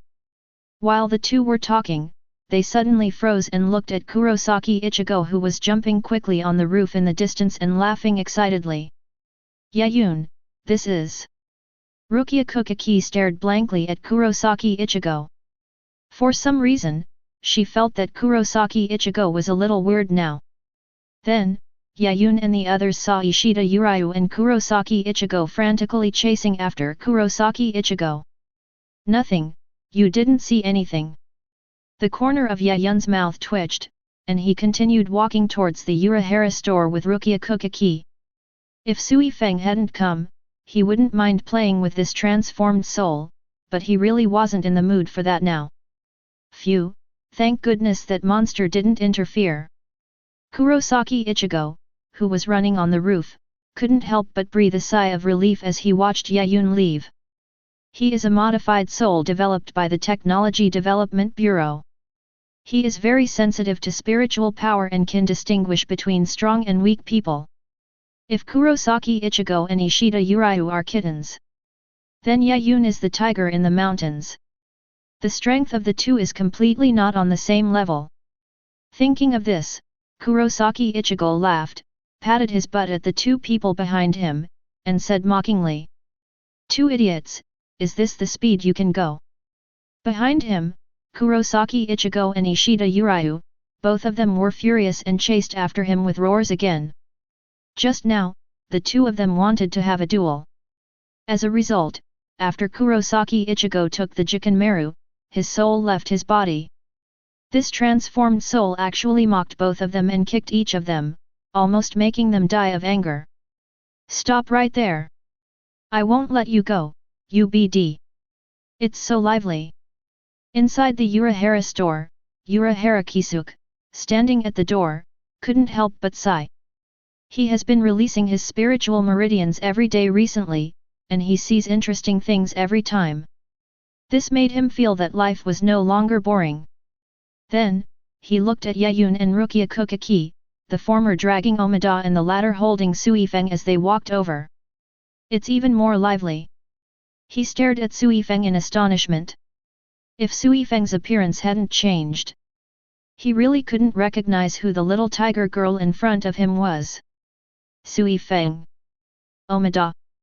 Urahara Kisuke looked at Yaun with difficulty. "Mr. Yaun, you just left my house and went to Soul Society to grab a captain. Yaun smiled shyly. Rukia Kuchiki lowered her head somewhat embarrassedly. Manager, is Yaun here? Tessai Tsukabishi ran out excitedly carrying the goods. I knew that Mr. Yaun must want to learn kid from me. His words froze. Staring at Sui-Feng in amazement. Soon, Shihao and Yoryuki in black cat form also came out. Meow, what's the matter? Why's all the noise? Meow. The black cat's eyes widened. Inside the Urahara store. Yaun held Sui-Feng in his arms and recounted the whole story in detail. That's exactly what happened. I didn't expect to catch this powerful captain with just one blow. Urahara Kisuke, Tessai Tsukabishi, and Kuroniko Yoryuki couldn't help but twitch their lips. I silently felt pity for Sui-Feng for 3 seconds. Poor kid, he came here to seek revenge, but who would have thought that he would be knocked unconscious by Yaun with a stick? She must have never dreamed that a mere human turned Shinigami, the soul's Andeo's Shikai, could be so terrifying. Hanakari Jinda looked at Yaun with admiration, and his previous annoyance disappeared in an instant. The person in front of me is a madman. Even the captain was knocked unconscious by a stick, isn't it normal that we can defeat her? So what are you going to do with Sui-Feng? The black cat Yoryuki couldn't help but look at Yaun. Yaun frowned and said viciously, then I must torture her severely and train her into my obedient maid. Even though black cat Yoryuki knew he was joking, he couldn't help but glare at him. You dare! As he spoke, the black cat walked nimbly towards the basement and said. You two, bring Sui-Feng with you and follow me. Yaun Rukia Kuchiki. After the two left, Omida dared to open his eyes and saw Urahara Kisuke and Tessai Tsukabishi. He forced out a smile that was uglier than crying. Captain Urahara. Big Kid Chan. Urahara Kisuke. Tessai Tsukabishi. The black cat was leading the way in the basement space. Suddenly, he noticed something and turned back to warn. Stop absorbing spiritual energy. This space is about to collapse, and then Urahara Kisuke will definitely kill you. Yaun smiled awkwardly and retracted his arm. He could also feel that this space had indeed become somewhat unstable. Arrive. Black Cat Knight has stopped, and in front of him is a steaming hot spring. Yaun Rukia Kuchiki. Black Cat Yoryuki continued walking forward, saying, please leave Sui-Feng aside. I'll wash up and then go see her. As he spoke, white light gradually began to appear on the black cat's body. In the light, the black cat's body gradually grew larger, its long hair draped over its shoulders, its curves well proportioned, revealing its graceful brown skin. Rukia Kuchiki widened her eyes and looked at Shihao and Yoryuki with a red face. Sir Yoryuki, why aren't you wearing any clothes? Shihao and Yoryuki finally reacted, took a look at his own attractive naked skin, and couldn't help but smile at the two of them. Sorry, it took me a while to become a cat, and I forgot my human habits. Yaun couldn't help but cough twice. Although he knew from the original book that Shihao and Yoryuki had a good figure, what he saw with his own eyes was dozens of times more explosive than in the original book. That healthy tan skin. That attractive figure after exercise. That beautiful sight of plump and huge breasts. Yaun, you're peeking, aren't you? Rukia Kuchiki suddenly looked at Yaun viciously. Yaun quickly shook his head, you misunderstood me, I am a gentleman, I covered my eyes the first time I saw it. Rukia Kuchiki gritted her teeth and said through gritted teeth. Then why did you separate your fingers? Chapter 33. Yaun refused to admit that she was peeking at Yoryuki. Rukia Kuchiki angrily chased after Yaun, trying to block the gap between his fingers.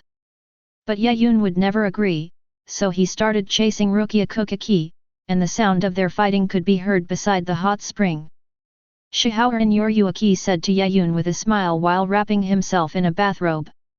Little boy, you are still a virgin, right? Cough cough cough. Yaun couldn't help coughing. Shihaoran Yoryuki's size was much larger than he had imagined, but this boldness was also a little beyond his imagination. Yoryuki is an adult. Kuchiki Rukia blushed and looked at Shihaoran Yoryuki. When she was in the Seireitei before, she had heard descriptions of Yoryuki, describing them as noble, beautiful, and elegant. How to see it with your own eyes? Does she feel like a big sister who likes to play pranks? Shihaoran Yoryuki couldn't help but smile, stretched out her slender jade legs and put them into the hot spring, and couldn't help but make a comfortable sound. It's been a while since I've soaked in a hot spring in human form. It feels so good. Yaun's face turned a little redder. Through the hazy white mist, I seemed to see Shihaoran Yoryuki's seductive figure. Yaun! Rukia Kuchiki pounced again. At this moment, Shihaoran Yoryuki was lying beside the hot spring, smiling and saying, Yaun, Rukia, would you like to take a bath with me? This hot spring can restore your strength and injuries. Does it have this effect? Yaun made a surprised sound and ran over here. I'm feeling a bit sore in the back. Can't. Rukia Kuchiki hugged Yaun tightly. In the end, Yaun did not take a bath together due to Rukia Kuchiki's blushing obstruction. Facing Yaun's resentful gaze, Rukia Kuchiki turned her head away guiltily and whispered. Don't you already have a new san? That's why you can't bathe with Yoryuki-sama. I'm doing this to protect a new san. You can't use a new kun as a shield. Yaun rubbed his hands together angrily, walked over, and said, if you want to apologize, at least you have to take a hot spring bath with me, right? Can't. Rukia Kuchiki's face flushed as she ran away, with Yaun chasing after her. Shihaoran Yoryuki couldn't help but sigh. So young. As she spoke, she walked out of the hot spring and wiped the water stains on her body with a towel. The other side. Sui-Feng, who was leaning against a rock, slowly woke up from his coma, opened his eyes, and looked at his surroundings in confusion. Where is this place? Soon, she recalled what happened before she fell into a coma. Her eyes suddenly became extremely cold, and she gritted her teeth and said, Yaun is it? I think she lived for hundreds of years. This is the first time I've suffered such a big loss. The other party is even Shihaoran Yoryuki's man. Gritting her teeth, Sui-Feng was about to stand up, but it was only then that she realized something was wrong. Kid. She looked at Kid angrily. There were red ones, blue ones, purple ones, and there were hundreds of each type of kid imprisoning her. Boom! Powerful spiritual power burst out. Yaun stopped and looked at Sui-Feng, who had just woken up in surprise. You woke up so quickly. After being hit on the head by his stick, she thought Sui-Feng would be unconscious for at least a day and a night. Yaun. Sui-Feng looked at Yaun angrily, and powerful spiritual power erupted from his body, almost forming a blue light column that shot up into the sky. I'm definitely going to kill you, UBD. Yaun seemed to be startled and rushed to the edge of the hot spring, shouting as he ran. Yoryuki, save me, this woman is going to kill someone. Hearing Yaun's words, Sui-Feng's expression suddenly froze. He swallowed and looked towards the edge of the hot spring with both nervousness and anticipation. When I saw the wheat-skinned beauty wiping her body at the edge of the hot spring, Sui-Feng's eyes were almost stunned. The original anger disappeared instantly. Looking at each other with a flushed face, I felt my heart beating wildly and couldn't help but say, Yoryuki the adult. Etc. Shihaoran Yoryuki looked helplessly at Yaun, who hid behind her. I haven't gotten dressed yet. Yaun swallowed his saliva, pushed her back and said, It's okay, Miss Yoryuki, you have to protect me. Rukia Kuchiki ran over angrily and was about to pull Yaun away. Don't take advantage of Yoryuki-sama here. At this moment, she saw Sui-Feng's gradually furious eyes, her heart skipped a beat, and she hid behind Shihaoran Yoryuki in shame. You too, I already said I'm not wearing any clothes. Shihaoran Yoryuki raised his fist with a dark face. Bang! Bang! Yaun and Rukia Kuchiki were hit each. Shihaoran Yoryuki was finally satisfied. He put on his clothes and looked at Sui-Feng. Hey, Sui-Feng, long time no see. Sui-Feng's face flushed red, but he still tried to force his face to be cold, and said through gritted teeth. Shihaoran Yoryuki, you sinner, you actually dared to team up with Urahara Kisuk and rescue those captains who were studying forbidden powers. As she spoke, she turned her gaze to Yaun behind Shihaoran Yoryuki, her eyes almost spitting fire. You were seduced by this man, right?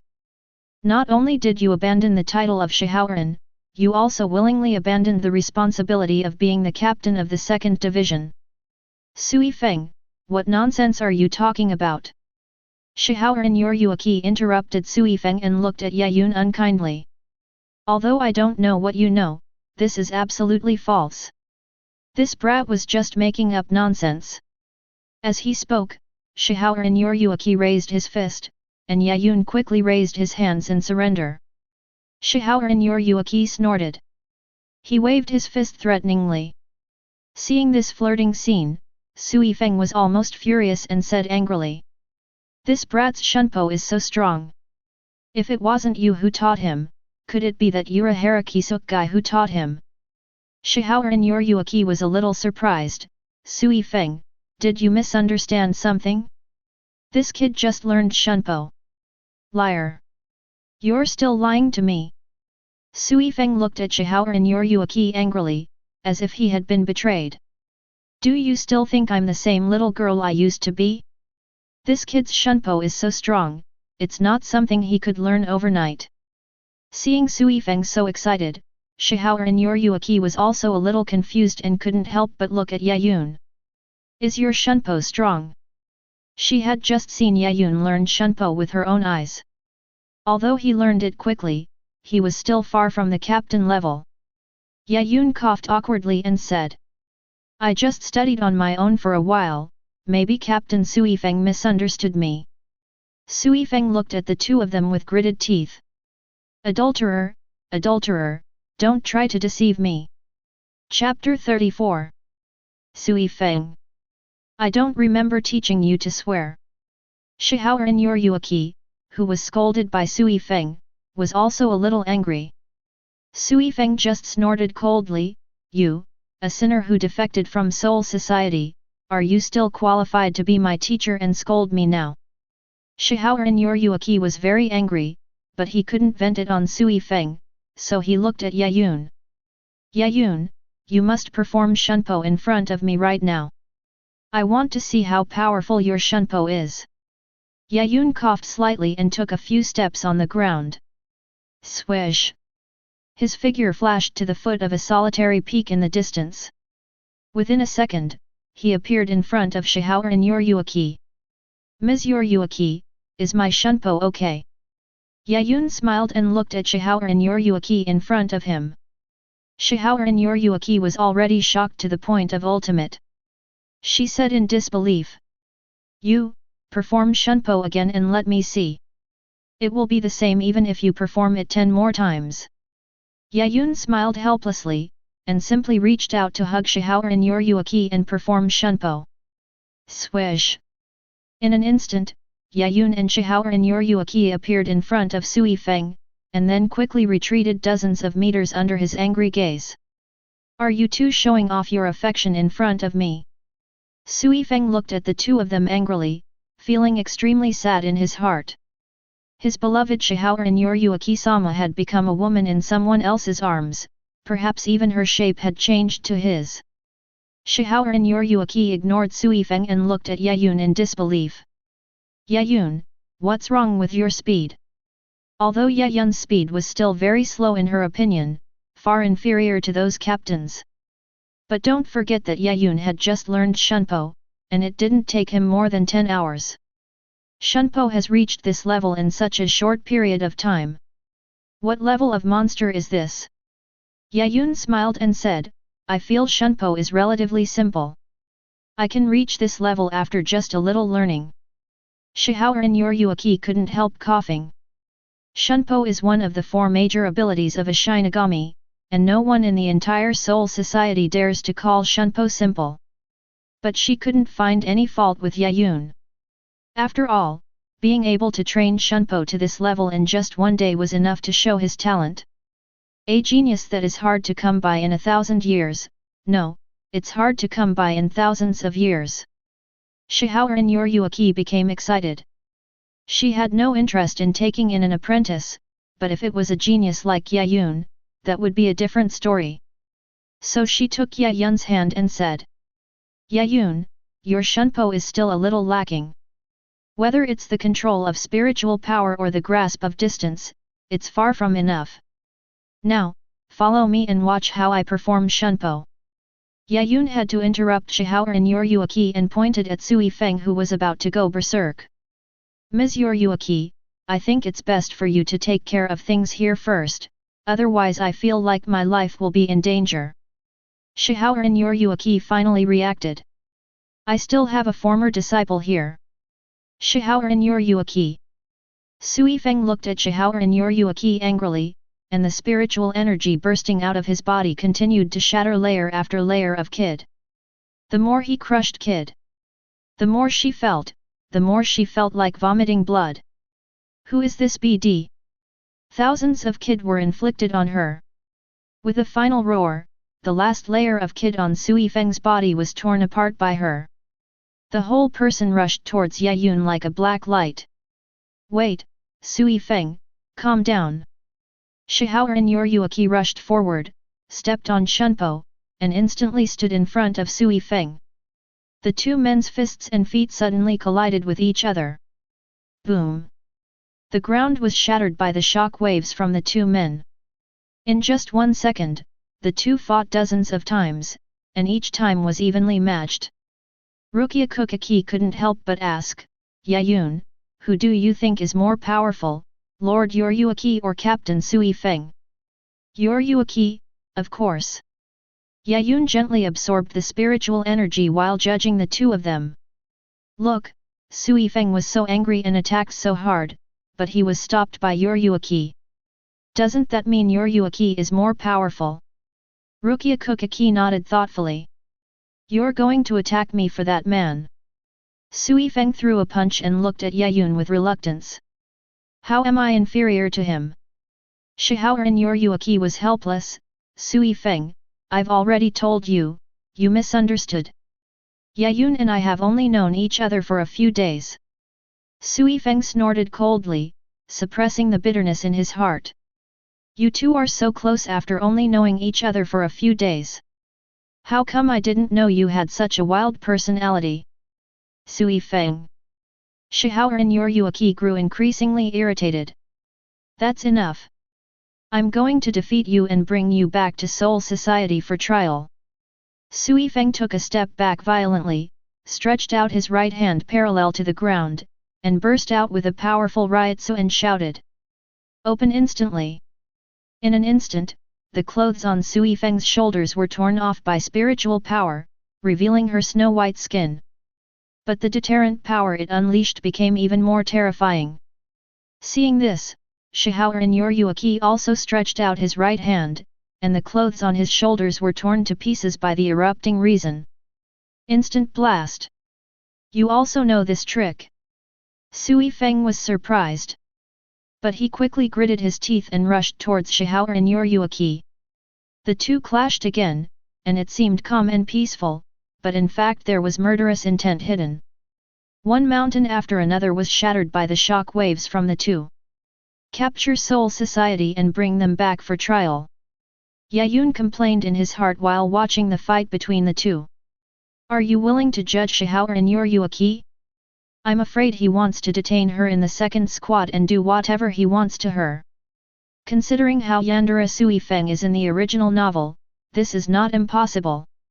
It is very likely that this traitor just wants to ravage Master Xiang Xianjun. I thought so in my heart. Yaun stared closely at the Ryutsu bursts from the 2, constantly adjusting his own Ryutsu to imitate them.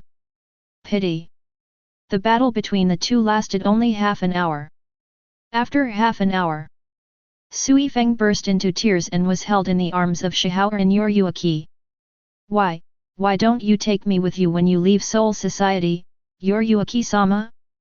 I miss you so much. I have missed you for the past 100 years. Shihaoran Yoryuaki patted Sui-Feng's back gently and said softly.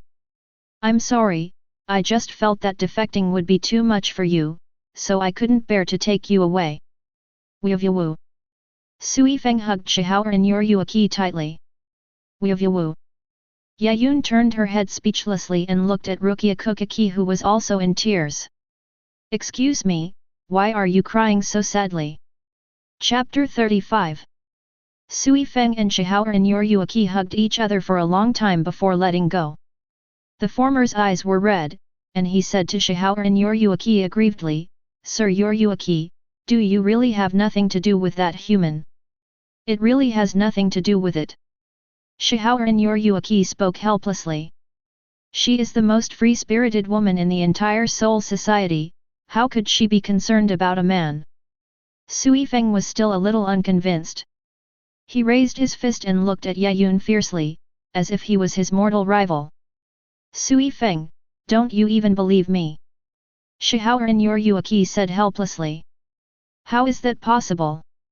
Sui-Feng quickly hugged Shihaoran Yoryuaki's arm, and said with a blushing face. I trust Yoryuaki-sama the most. After hearing what Shihaoran Yoryuaki said, she gradually came to believe that Shihaoran Yoryuaki and Yaun had no relationship. Just then.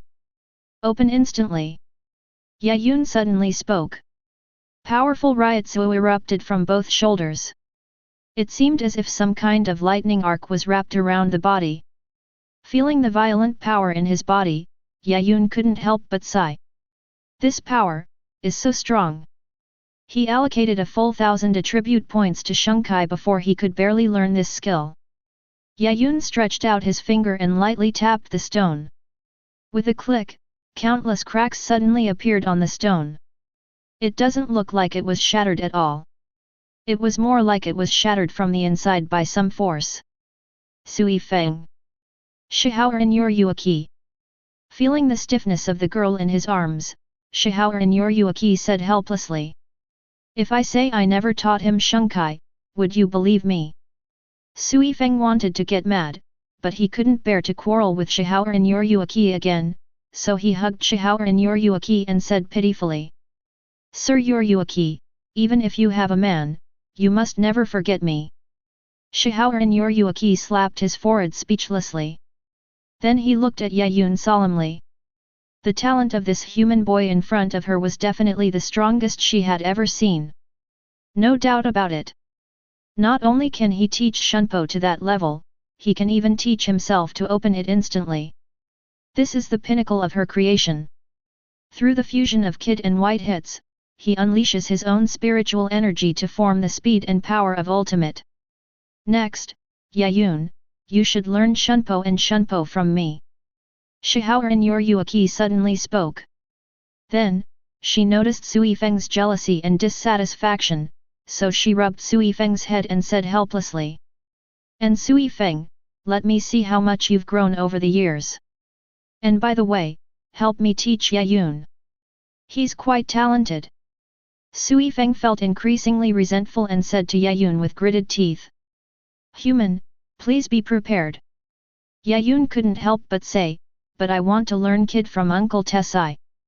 He originally planned to wait for Sui-Feng to come over and have Shihaoran Yoryuaki use seduction to successfully win over this Yandere Yuri.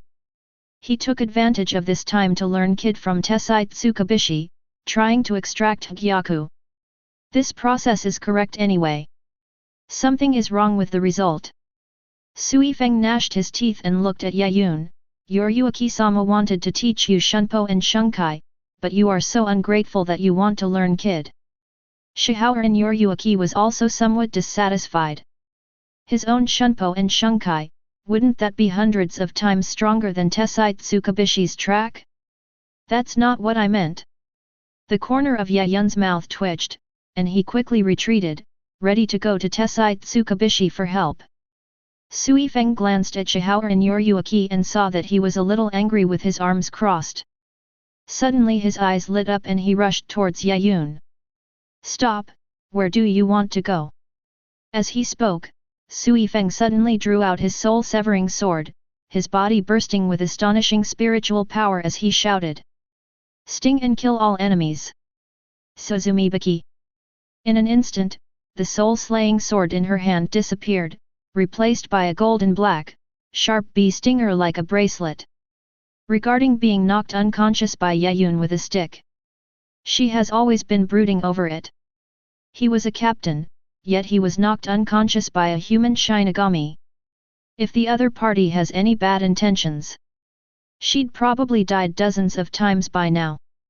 Thinking of this, she held the Suzumibaki bee stinger and stabbed Yaun's back fiercely, ready to teach this guy a lesson. The soul-slaying sword that kills with 2 hits, Yaun's mouth twitched. He slammed his foot on the ground and stopped moving instantly. A golden stick appeared in his hand and he smashed it hard towards Sui-Feng's head. "Come again!" A cold light flashed in Sui-Feng's eyes, and he shouted. "Open instantly!" Astonishing Ryotsuba burst out from her body again, and she stabbed the golden stinger in her hand towards the golden stick. The moment the two collide, a powerful shock wave spread out. "You actually blocked it." Yaun looked at Sui-Feng with some surprise. The Ruijing Guibang in his hand now weighs over 300,000 jin, which is equivalent to holding a heavy mountain and smashing it down. Sui-Feng said nothing, gritting his teeth and enduring the impact of the golden stick. Only then did she realize how reckless she had been. Even now, she could only barely withstand this terrifying power and weight. The reason he wasn't killed by a single blow was entirely because Yaun showed mercy. Shihour and Yoruyuki reminded at the right time. "Sui-Feng, according to my and Urahara Kisuk's judgment, Yaun's soul Zandao should be the strongest among all physical soul Zandao." Shihour and Yoruyuki's pupil shrank, knowing how terrifying this title was. The strongest among the physical soul-slaying swords. This is the first time that the strongest name appears. If word gets out to Seireitei, those crazy people in the 11th division will go berserk. With this thought in mind, Sui-Feng no longer gritted his teeth and endured it. He stepped on the ground, appeared next to Yaun, and kicked him hard. Bang! Yaun's figure was kicked hard and flew away. With a loud bang, it crashed into the distant mountain. Then, the mountain transformed into spiritual energy and was swallowed by Yaun. He looked at Sui-Feng helplessly. "Captain Sui-Feng, you finally got to meet Miss Yoruyuki. Don't you want to take a bath with her and sleep in the same bed with her? It would be better if I didn't hear this." Sui-Feng immediately went berserk upon hearing this. "Do you always do this with Yoruyuki-sama? Not only do you bathe together, but you also sleep in the same bed together. And you even bully Yoruyuki-sama." I don't know what Sui-Feng was thinking, but he rushed towards Yaun with jealousy. "I won't forgive you, UBD." Chapter 36. This crazy woman. Yaun gritted his teeth, stopped suppressing himself, and madly absorbed the spiritual power of this space. Moment. A big pit appeared under his feet. This is not over yet. Yaun's figure flashed wildly, and with every step he took, he was madly absorbing the spiritual power from the ground. "Still absorbing spiritual energy, are you looking down on me?" Sui-Feng's eyes flashed with anger, and he fiercely stabbed Yaun's body with his stinger. Just a few seconds. Several patterns similar to black butterfly wings appeared on Yaun's body. Sui-Feng reminded him coldly, "My soul-severing sword is called Suzumibaki. It has the ability to kill with 2 strikes. If I strike the same spot twice, anyone will die under my soul-severing sword. It's not a sure kill rule," Yaun added silently in his heart. At least he knew that if his spiritual power was strong enough, he could be completely immune to the effect of a 2-hit kill. But his current spiritual power is not enough to be immune. After glancing at the crazy increasing attribute values on the system interface, Yaun gritted his teeth and clicked on Shunpo's option. Then Chihao and Yoriyuki was surprised to find out. Yaun's Shunpo level is actually improving at a speed visible to the naked eye. Before, he was just a slightly stronger Shinigami, but now, he has reached the captain level and can barely fight Sui-Feng. Sui-Feng was also secretly surprised. She was the one who saw Yaun's improvement most directly. Although he was far inferior to her at the beginning, he is now able to fight with her. What kind of monster is this? Thinking this in his mind, Sui-Feng increased his speed. Yaun was also absorbing spiritual power crazily. A few more minutes passed. Yaun's entire body was almost covered in black honeycomb patterns, making him look extremely strange. At this point, Yaun already knew that Sui-Feng had no intention of killing him, otherwise he would not be alive now. But he was still very angry in his heart. This damn Lily is clearly teasing herself. With a loud bang, Yaun was kicked into the ground by Sui-Feng again, but this time he did not come out immediately. Instead, it was madly absorbing Ryotsuo underground. For a while, the entire basement space was shaking. The sky, in particular, was shaking violently, with even tiny black cracks appearing. This is... Sui-Feng was shocked. Chihao and Yoriyuki quickly shouted towards the ground. Yaun, stop absorbing spiritual energy. This space is really going to collapse. But Yaun wouldn't listen. He absorbed the ground to create a huge sinkhole and then poured all of it onto Shunpo. Swish! The black figure rushed into the sky like a meteor. Sui-Feng subconsciously went forward to meet him, but was shocked to find that Yaun's speed had reached his own level. Bang! A crisp sound was heard. Yaun withdrew his hand from behind Sui-Feng and said with a forced smile. Miss Sui-Feng, was it fun just now? Sui-Feng's face flushed red, he covered his butt with his left hand, and looked at Yaun with eyes full of anger. UBD.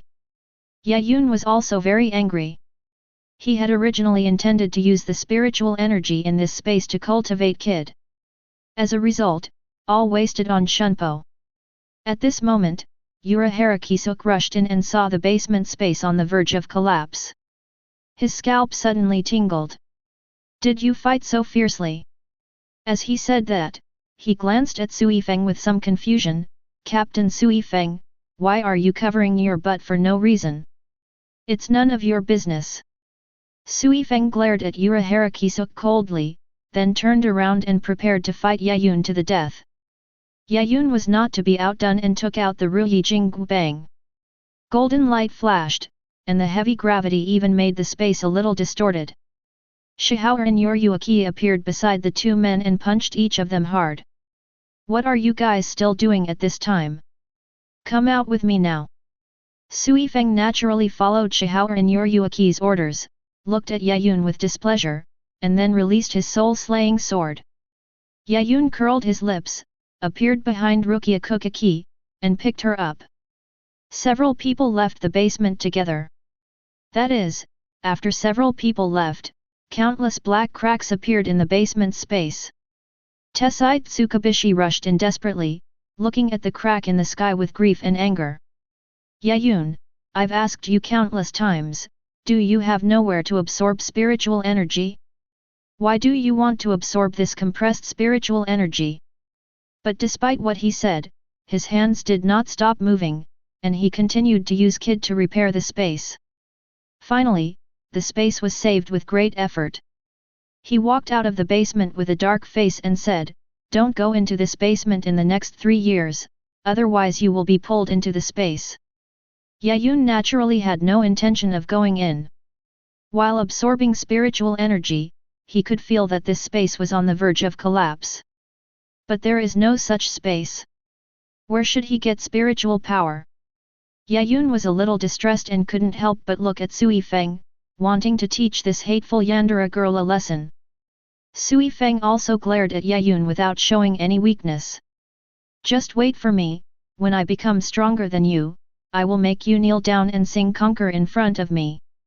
Yaun thought fiercely in his heart. That night, Inside Kurosaki Hospital, Yaun and Rukia looked at the lion-like doll with strange expressions. Kurosaki Ichigo introduced them.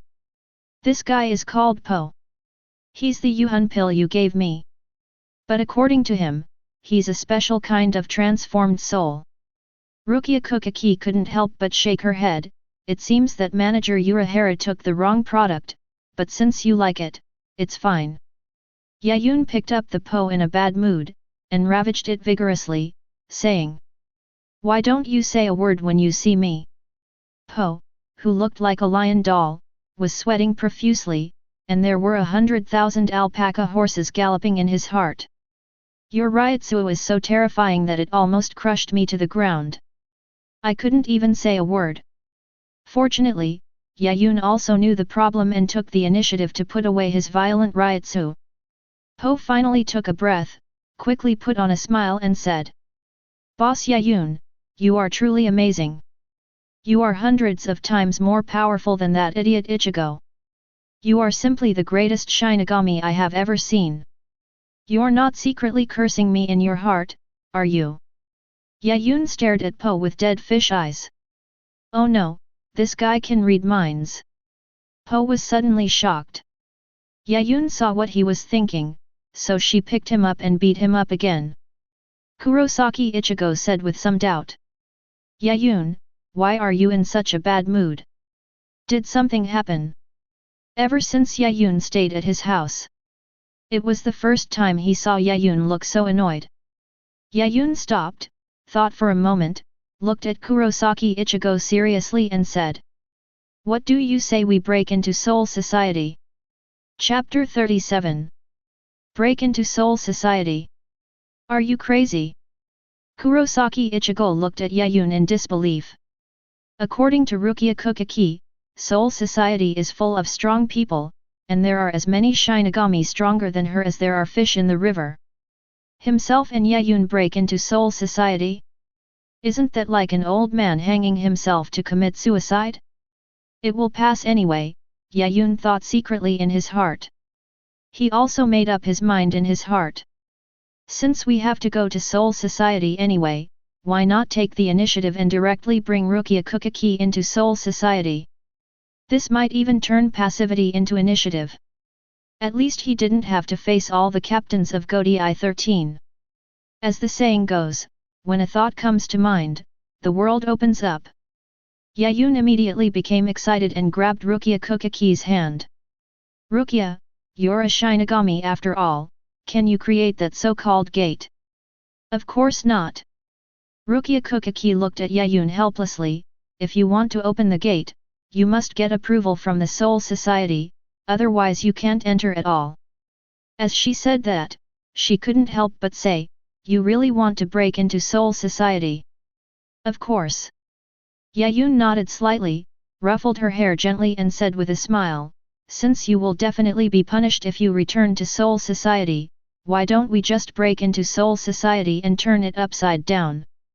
Rukia blushed immediately, but still said seriously, "Yaun, I advise you to give up this idea. You have no idea how terrifying those captains are. Is it scarier than Sui-Feng?" "Certainly." Rukia nodded and said seriously, "Don't think that this is the full strength of Captain Sui-Feng today." Yaun suddenly thought of something. She took the initiative to suppress her Ryutsu. "That's right." Rukia glanced at Yaun in surprise. She didn't expect that he actually knew this. All Shinigami who come to the human world need to suppress their spiritual power to 1/10 of their normal level to prevent destruction. That is to say, Captain Sui-Feng actually only used 1/10 of his strength today. In addition, Captain-level Shinigami also possess an ability called Bankai, which can increase their strength thousands of times. "I know everything you said." Yaun thought for a moment and said, "I have no objection to Sui-Feng being 1/10 as strong as her, but the Shunpo she displayed today shouldn't be only 1/10 as strong as her, right?" Rukia nodded reluctantly. Shunpo doesn't require much spiritual power. The Shunpo you saw Lady Sui-Feng perform today was probably at her strongest level. "I see." Yaun nodded slightly. I was completely determined to break into Soul Society. Whether you stick your head out or hide it, you will be killed by a knife, so you might as well grit your teeth and chop it off with a knife. So the next day, just after dawn, Yaun came to the Urahara store alone. When he saw him coming, Urahara Kisuke's face turned purple and he quickly stopped him. Mr. Yaun, why are you here again? My basement has been destroyed. It's useless even if you come again. I'm here to learn, kid. Yaun looked at Tessai Tsukubishi and said with a smile, I found that I am more interested in kid. Can Uncle Tessai teach me? Tessai Tsukubishi suddenly became excited, even putting the goods in his hands aside, and couldn't wait to pull Yaun's hand and walk out. Come on, I'll take you to a nice place.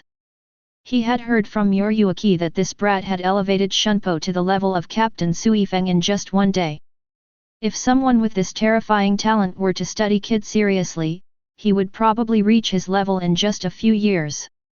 Urahara Kisuke's eyes widened. Hey, Tessai, what are you going to do if you leave? Are you going to leave me alone at home to look after the store?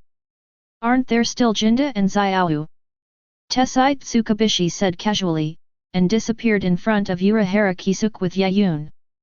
Urahara Kisuke slapped his forehead speechlessly, as if 100,000 alpaca were galloping through his mind, and he regretted it to the extreme. I should have hidden Yaun earlier and not let Tessai Tsukubishi find out. Now things are different. You have to do all the work yourself. Thinking about it, Urahara Kisuke said helplessly, Mr. Yoriyuki, Tessai Tsukubishi is gone, can you come over and help me clean up? Hanakari Jinda and Tsumugiya Aim walked out with baseball bats and casually said to Urahara Kisuke. Manager, Mr. Yoriyuki took Sui-Feng away early this morning. He said he wanted to give her special training and teach her the technique of Shunkai. Urahara Kisuke. On the way, Yaun looked at Tessai Tsukubishi in surprise and couldn't help asking. Uncle Tessai, the road ahead is heading to the city. Why don't we find a secluded place to practice? Tessai Tsukubishi shook his head. With your spiritual power, if you perform kid, you will definitely be caught by the Technology Development Bureau. So I will take you to a good place. Remember not to absorb spiritual power there. When he said this, Tessai Tsukubishi's expression became extremely serious. The guys there are different from us. They are all very fierce and might give you a good beating. Yaun nodded slightly, feeling excited inside. There are only 3 Shinigami organizations in the entire world. Kurosaki Hospital is one, Urahara Store is one, and the other is the headquarters of the Masked Army. Kurosaki checked himself at the hospital and found no spiritual reaction at all. The Urahara Store just ruined itself again. Could it be that the place we are going to this time is the headquarters of the Masked Legion? Thinking of this, Yaun couldn't help but swallow his saliva. He originally didn't want to continue absorbing spiritual energy, but now, he felt that a small bite of it shouldn't be a big deal. Arrive. Tessai Tsukubishi stopped and saw a huge warehouse in front of him. Yaun touched it with his right hand and felt the invisible barrier, so he took a bite quietly, and the barrier suddenly trembled violently. Teacher Yaun. Tessai Tsukubishi looked at him helplessly. Yaun coughed slightly and retracted his arm as if nothing had happened. I just want to taste the flavor of this barrier. This is the first time I've heard that spiritual power has a smell. So what do you think of the smell here? Nothing like the basement of the Urahara store. Of course, that's the space I created myself. It's dozens of times stronger than this place. As the two were talking, the warehouse door opened, and a girl in red, carrying a saw-toothed broadsword, looked at them with an unhappy expression. Tessai, why did you, bald guy, bring another guy here, and it's a human kid? Chapter 38. Saragaki Hiri, former vice-captain of the 12th Division of the Seireitei. Yaun recognized the identity of the girl in red with freckles on her face, Madara, who looked defiant and acted as if everyone owed her money. Tessai Tsukubishi coughed and said, "I'm here to teach him the way of Kid. I'd like to borrow your barrier to avoid being discovered by the Soul Society." "No." Saragaki Hiri decisively refused and pointed to the warehouse behind him unhappily. "That Yoryuaki guy brought some people here today. They're practicing inside. There's no room for you to practice, Kid." Tessai Tsukubishi was speechless. He didn't expect Shihao and Yoryuaki to come here. "Teacher Yaun." He turned to look at Yaun. He was about to persuade Yaun to come over tomorrow, but how could Yaun give up this opportunity? For him, the more time he used, the less time he had. God knows when that cold brother of Rukia Kuchiki will come over? Thinking of this, Yaun stepped forward, coughed, and said, "I'm also very familiar with Yoryuaki and the others. Can I talk to them and see if they can make some room for us?" "Human, do you have the right to speak here?" Saragaki Hiri looked at Yaun unhappily. She waved the serrated soul-slaying sword in her hand and said, "Get out of here now. Don't make me angry, or I won't even give Urahara Kisuk face and will chop you balda off." Yaun couldn't help but raise his eyebrows, obviously not expecting Saragaki Hiri's attitude to be so bad. At this time, Tessai Tsukubishi looked at the yellow-haired young man who walked out of the warehouse and couldn't help asking, "Hirako Shinji, why is Hiri in such a bad mood today? She's like a shot in the stomach. Did someone offend her?" Hirako Shinji sighed and pointed helplessly at the two figures in the barrier inside the warehouse. "You should be familiar with Hiri's character, right?" Tessai Tsukubishi nodded. "It was a powder keg that could explode at any time. You should also know the character of Yoryuaki's disciple, right?" Tessai Tsukubishi nodded again. In his opinion, Sui-Feng's personality was similar to Saragaki Hiri's. Hearing this, Tessai Tsukubishi suddenly thought of something, looked at Saragaki Hiri in surprise, and whispered, "She didn't get into a fight with Captain Sui-Feng, did she?" Hirako Shinji nodded and whispered, "I suffered a great loss. Captain Sui-Feng even stepped hard on my face." But while speaking, Hirako Shinji did not notice that Saragaki Hiri had come to his side. She was so angry that her face turned red. She kicked him hard and shouted loudly, "It's not that I can't beat her, it's just that I don't want to fight her seriously. Otherwise, if I use hollow, she will definitely not be my opponent." Bang! Hirako Shinji was kicked out. Yaun understood what had happened and stroked his chin. "So, little girl, you were bullied, but you couldn't beat them, so you took your anger out on an innocent human like me." Saragaki Hiri was once again furious, and came over with his soul-slaying sword fiercely. "Human, do you want to die?" etc. Yaun quickly stopped Saragaki Hiri and said with a smile, "If I beat you, can you let me practice here?" Saragaki Hiri sneered, swung the back of the soul-slaying sword, and slashed towards Yaun. "How dare a mere human say such things? If you can defeat me, let alone borrow our barrier, I will agree to anything you ask me to do." Yaun raised the corner of his mouth slightly, took a step, and easily dodged the knife. Saragaki Hiri was stunned for a moment, staring blankly at the place where Yaun had originally stood. "Shunpo." She suddenly realized what was happening and looked at Yaun angrily. "UBD, did you also learn Shunpo from that guy Shihao and Yoryuaki?" "That's about right." Yaun nodded slightly. After hearing this, Saragaki Hiri could no longer suppress the anger in his heart. "Let's start with Sui-Feng. Now another human has arrived. Are these guys trying to tease her with Shunbu?" On the other side, the members of the Masked Legion heard the noise and came out one after another, looking at Yaun who kept dodging in surprise. Hirako Shinji came back from a distance and couldn't help but look at Tessai Tsukubishi. "Tessai, what's going on with this human?" Tessai Tsukubishi smiled and said, "This is Yaun, a genius who only appears once in 1,000 years of practicing kid. The members of the Masked Legion looked at each other with strange expressions. A genius who cultivates kid? Why do they feel that Yaun's Shunpo is stronger? Meguruma Kensei was the most impatient and said, "Tessai, just tell me if you can win in Japanese style." The others also looked at Tessai Tsukabishi. Tessai Tsukabishi thought for a moment and said, "Let's put it this way. Although there are various factors involved, Yaun once knocked Captain Sui-Feng unconscious with a stick and smashed Urahara Kisuke into the mountain with a stick." Several members of the Masked Legion took a deep breath and looked at Yaun with strange eyes. Is this human strength so strong? As a result, they became interested and did not return to the warehouse. Instead, they watched the fight between the two men at the door. Saragaki Hiri waved the sword wildly and looked at Yaun with rage. "Damn human brat, is all you can do about running? Quickly enter Shinigami mode and fight me." In a human body, a Shinigami can only exert very weak power, which is why she thinks Yaun looks down on her.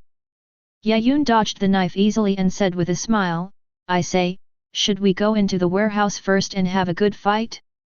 If we fight at the door, will the burst of spiritual power really not matter?" Saragaki Hiri swung his sword again and snorted coldly, "It doesn't matter. I will defeat you in an instant and the Soul Society won't even notice." "What confidence?"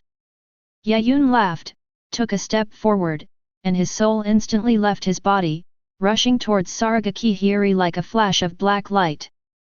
So fast! Saragaki Hiri's face changed drastically, and he looked at Yaun who was coming towards him in disbelief. After the human in front of her entered the Shinigami state, his explosive speed was no less than that of Sui-Feng who had just defeated her. Almost instinctively, Saragaki Hiri blocked the serrated sword in front of him. But her efforts were completely in vain. Because Yaun had no intention of swinging the Ruyi Jinggu Bang, he just stretched out his right hand and pressed it on Saragaki Hiri's face. He took a step forward and rushed into the warehouse with the latter in an instant. The pupils of several members of the Masked Legion shrank. Hirako Shinji couldn't help but ask, Hey, Tessai, what's with this kid's speed? Isn't it a bit too fast?" Chapter 39. Hirako Shinji, Yadomaru Lisa, Hachijin, Meguruma Kensei, Love Akawa, Kuna Mashiro, and Torabashi RJR. All 7 members of the masked corps turned their gazes towards Tessai Tsukabishi. They couldn't understand how it was possible for a human to cultivate Shunpo to such a high level with a lifespan of only 100 years.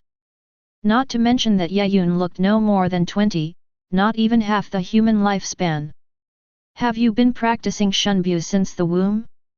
Tessai Tsukabishi coughed and was about to tell them about Yaun's talent, but suddenly something occurred to him. If these bastards knew Yaun's talent, will you compete with him for his disciples? Thinking of this, Tessai Tsukabishi said a few words casually, then pushed the masked army members into the warehouse and closed the door. The other side. Saragaki Hiri was grabbed by the cheek by Yaun and pushed backwards deep into the warehouse at the ultimate speed. Listening to the sound of breaking air and looking at the scenes passing by, Saragaki Hiri looked at Yaun in disbelief. "UBD. A deputy captain, was actually..." Grabbing his cheek, he flew backwards for several hundred meters.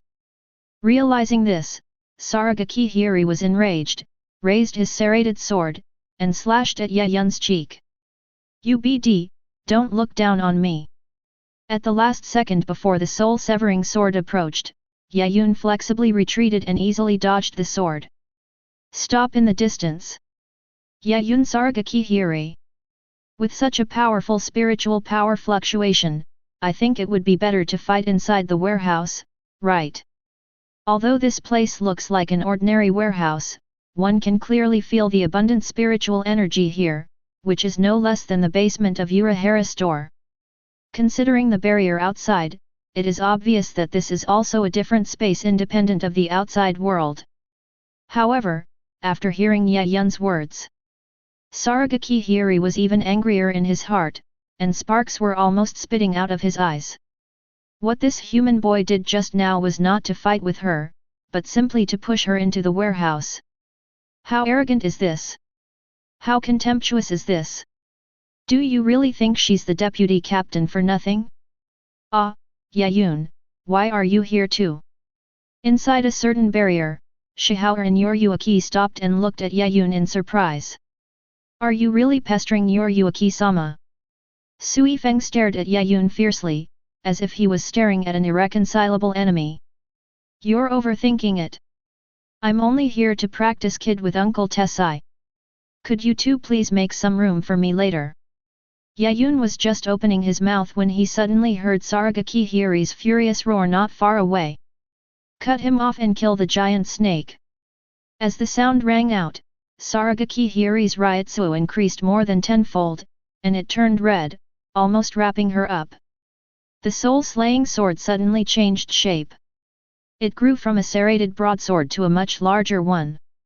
It changed from a serrated broadsword to a giant blade with neat notches, almost half a meter taller than Saragaki Hiri. With a roar from Saragaki Hiri, she rushed towards Yaun like a ray of red light. Sui-Feng saw this scene and snorted coldly. She defected from Soul Society and still refuses to behave herself.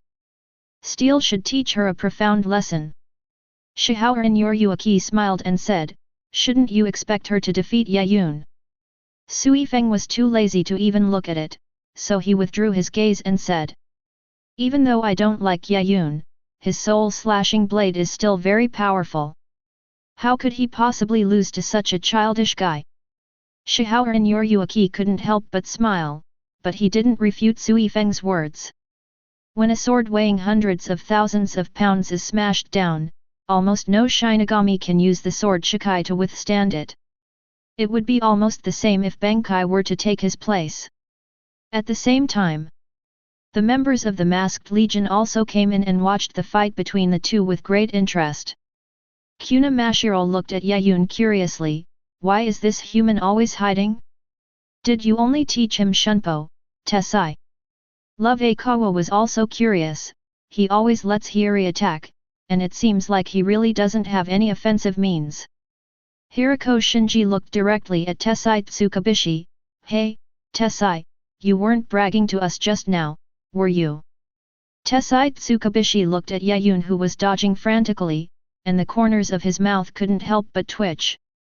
This little devil! Still absorbing spiritual energy. As someone who had been through this, he clearly saw that every time Yaun dodged, he bit at the building inside the warehouse. This is not a battle at all. It's obvious that he is using the excuse of fighting to madly absorb spiritual energy. Human, is all you can do to hide. Saragaki Hiri looked at Yaun furiously. The more this guy avoided him, the angrier he became. As he spoke, Saragaki Hiri swung the snake and chopped it on the ground one after another, causing the entire warehouse to shake. Yaun didn't say anything, but her heart was almost filled with joy. With Saragaki Hiri's attack as cover, he absorbed the spiritual energy of this space like a fish in water. A hole. Saragaki Hiri saw that Yaun did not answer, and his anger reached its ultimate point. He suddenly put his left hand on his cheek. The eyes of everyone present narrowed slightly. Sui-Feng, in particular, looked at Saragaki Hiri with cold eyes, and his right hand could not help but rest on the soul-slaying sword. Is that hollow ability again? She had just easily defeated Saragaki Hiri, but was stopped by Hirako Shinji. They both clearly had the form of Shikai, but after Hirako Shinji condensed the mask of hollow, his strength was actually superior to hers. Even though the other party can still maintain his own will. But as a Shinigami, she simply couldn't accept this kind of power. Hirako Shinji Tsukabishi. Tessai, you know Saragaki Hiri's character. If she shows up in her mask, she might really injure that human boy severely. Tessai Tsukabishi isn't worried about that at all. He was nervously feeling the spiritual power of this space. Only a few minutes had passed, and the spiritual power in this space had dropped by at least 1/5. So he coughed heavily and said, "Yaun, it's time to get serious." Yaun also knew what he meant. Although he was reluctant, he still stopped and raised the Ruyi Jinggu Bang. Swish! A flash of red and black light. A white and red intertwined, spiked hollow surface appeared above Saragaki Hiri's face, bursting out with black and red violent ryotsu. Kill you! Chapter 40. The spirit particles between heaven and earth began to vibrate violently. A large amount of black and red spiritual energy gathered madly towards the spikes on the mask on Saragaki Hiri's forehead. In just a moment, the black and red spiritual power turned into a dazzling ball of light, bursting out with a terrifying and oppressive feeling that made people shudder. 0. Hey, Tessai Tsukabishi, that human is going to be killed. Meguruma Kensei looked at Tessai Tsukabishi seriously. They were once the captain and vice-captain of Jingling Court, and were extremely powerful. After mastering the power of Hollow, his strength became even stronger than before, and even the vice-captain had the combat power to rival the captain. Tessai Tsukabishi remained silent, but was ready to release Kid at any moment. Shihao and Yoriyuki and Sui-Feng had also left the barrier. They stood on top of the goods in the warehouse, looking solemnly at the red and black light. Sui-Feng said coldly, "Zero of this level is no weaker than a Jicha's level." Shihao and Yoriyuki nodded slightly. After all, Saragaki Hiri is the vice-captain. With the power of a hollow, he is naturally not weak. Just as everyone was staring intently. "Call out!" The red and black zero flashed by, like a red and black javelin piercing Yaun's heart. Yaun narrowed his eyes slightly, looked at the oncoming zero, and waved the Ruyi Jinggu Bang in his hand to meet him. "Idiot, do you want to die?" Saragaki Hiri couldn't help but curse. She really didn't expect Yaun to be so stubborn. "I just ran for so long." But now he suddenly became tough. "Being hit can really kill you." Yaun ignored the other party's voice and swung the Ruyi Jinggu Bang in his hand, like a ray of golden light, to meet the red and black flash. There was a loud bang. The entire warehouse space trembled a few times. The air was filled with smoke and dust, and the center of the explosion was filled with dust. It was impossible to see your situation clearly, and I didn't know whether Yaun was dead or alive. "Hey, human, are you still alive?" Saragaki Hiri couldn't help but took a few steps forward. "Wrong." Suddenly, Saragaki Hiri's expression changed as he saw a ray of golden light flashing out from the dust. She raised the serrated sword without hesitation and slashed down with the violent black and red ryotsu. The next second, Yaun appeared in front of her, waving a golden staff in his hand and hit her casually. "Too slow. The power is too weak." Following Yaun's lazy voice, two different soul-slaying swords clashed head-on. In just a moment, the snake in Saragaki Hiri's hand was chopped off and flew away, and the golden stick was close to her face. So fast, so powerful. Saragaki Hiri stared blankly at the oncoming golden stick. Just when she thought she was going to die, the golden stick stopped in front of her and gently tapped the red and black mask on her face. Crack! A crack appeared in the mask. Then dense cracks appeared. With a bang, the red and black mask exploded and turned into pieces that fell to the ground. The sound was extremely crisp. Yaun looked at Saragaki Hiri, who was standing there stupidly, picked up the golden staff and said casually, "Your reaction was too slow. You should have retreated the moment you saw me. You couldn't use the soul-slaying sword, but used Kid to defend yourself." Yaun stretched out her body, gently rubbed her red hair and smiled. "But don't be discouraged. I believe that as long as you work hard, you can become a Shinigami who can stand on your own." After doing this, Yaun smiled and waved to Tessai Tsukabishi. "Uncle Tessai, this way, Miss Yoriyuki and Captain Sui-Feng have made room for us, let's practice Kid." Tessai Tsukabishi swallowed, agreed, and prepared to come over. "Wait, Tessai. Hirako Shinji, Maguruma Kensei, Love Akawa, Torabashi RJR, the four captains simultaneously reached out and held down Tessai Tsukabishi. Yadomaru Lisa, Hachigen, and Kuna Mashiro also looked at him seriously. What? Tessai Tsukabishi had a bad feeling. Hirako Shinji looked at Yaun solemnly and asked, "What's going on with this little human? And what's going on with his soul-slaying sword?" Maguruma Kensei said solemnly, "If I'm not mistaken, he smashed Zero with his soul Jandeo, right?" Love Akawa said in a deep voice, "And that abnormal power, his stick even made this space tremble." Torabashi RJR said calmly, "He was holding back just now. Otherwise, the soul-slaying blade wouldn't have been able to stop so precisely." The four of them stared at Tessai Tsukabishi, ready to wait for him to give an answer. The four of them were once captains. Even though they no longer hold their original positions, they still have basic vision. It's easy to see that Yaun is extraordinary. Especially the abnormal spiritual power and strength, which are completely different from the level that a human should have. Tessai Tsukabishi coughed, made a few prevarications, and tried to get away with it. He finally found a good candidate to practice Kid, and he didn't want someone to steal his love and force him to practice some meaningless kendo. Maguruma Kensei also noticed this and rushed towards Yaun impatiently. "What a nagging thing! He's just a human, isn't he? Let me have a good fight with him. We'll definitely know once we've had one." Maguruma Kensei. Tessai Tsukabishi looked at Maguruma Kensei angrily. But the latter had already passed Saragaki Hiri, drew his soul-slaying sword and laughed loudly, saying, "Hiri, don't be depressed. Look, I'm going to avenge you and give this brat a good beating." While speaking, his body erupted in Ryutsu, and he shouted, "Reduce to ashes! Cut off the wind!" As the sound came, the ancient soul-slaying sword in his hand began to shrink and turned into a circular blade that looked like a dagger. He slashed at Yaun's golden staff with his sword, laughing and saying, "Human, please don't mistake me for a Japanese.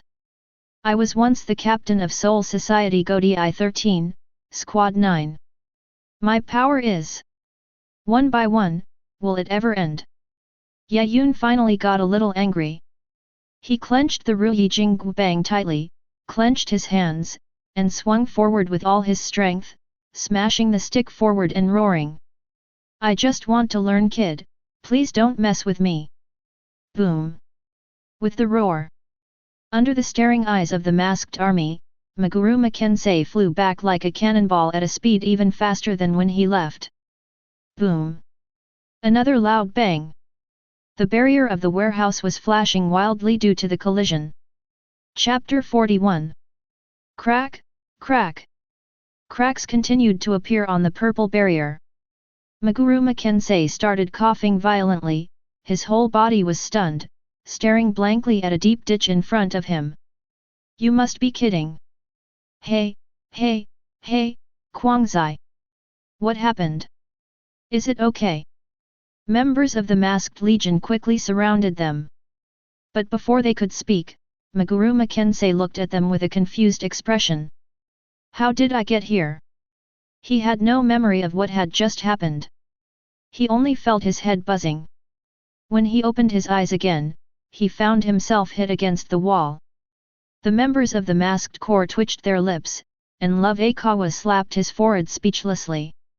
Hirako Shinji said helplessly, "You asked someone to hit you with a stick and send you flying over here." "I was knocked away by a stick." Maguruma Kensei looked at Yaun in disbelief and couldn't help but ask, "Just this human, he sent me flying so far with just one stick?" As he said that, he was ready to stand up and fight with Yaun again. But as soon as he stood up, he staggered and walked unsteadily. His head felt dizzy and he could not see clearly. "Where's my broken wind?" He looked at his empty hands in confusion. "It's over," Maguruma Kensei was beaten stupidly. Kuna Mashiro slapped his head in despair. Torabashi RJR handed him his broken earthwind and said calmly, your sword was smashed and flew away, and a crack appeared on it. Meguruma Kensei looked down and saw that his broken earthwind was indeed cracked and had a broken piece on it. Kuna Mashiro was shocked, even the Duan Difeng was smashed to pieces. Is this true? Yadomaru Lisa couldn't help but ask, Guangzai, how powerful do you think that human boy is? This is what the other masked corps members wanted to know as they all turned their gazes towards Meguruma Kensei. Yayun's spiritual power is indeed strong, but it has not reached the level of Meguruma Kensei. In other words, almost 70% of the destructive power caused by his blow just now was caused by brute force. Meguruma Kensei thought for a long time before finally coming up with a metaphor. You all should have sparred with the old man before, right? The members of the masked legion present were stunned for a moment, then their eyes widened. Hirako Shinji was surprised and said, Really, Kensei, are you saying that this kid's brute force is comparable to that of an old man? The members of the masked legion were also surprised, because they all knew who the old man the two were talking about was.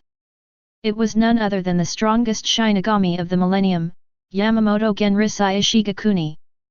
Meguruma Kensei nodded and said solemnly, There's absolutely no mistake. This little brat's strength is no less than that of the old man, maybe even better. The members of the masked legion became solemn, and their eyes looking at Yaun were extremely serious. The reason why Captain Yamamoto is called the strongest Shinigami in 1,000 years is not because of Rijinjaka, but because he is the strongest. Whether it's strength, spiritual power, or physical strength, he is the best in the entire Soul Society. Now, there is actually a human boy who is as strong as the old man. How old is he? At this time, Yaun had already followed Tessai Tsukabishi into the barrier space. Although Sui-Feng was very happy just now, he still said coldly when he saw Yaun coming in, When you hit that woman, why didn't you use the same strength you used against Meguruma Kensei? While speaking, she subconsciously touched her forehead, feeling very unbalanced.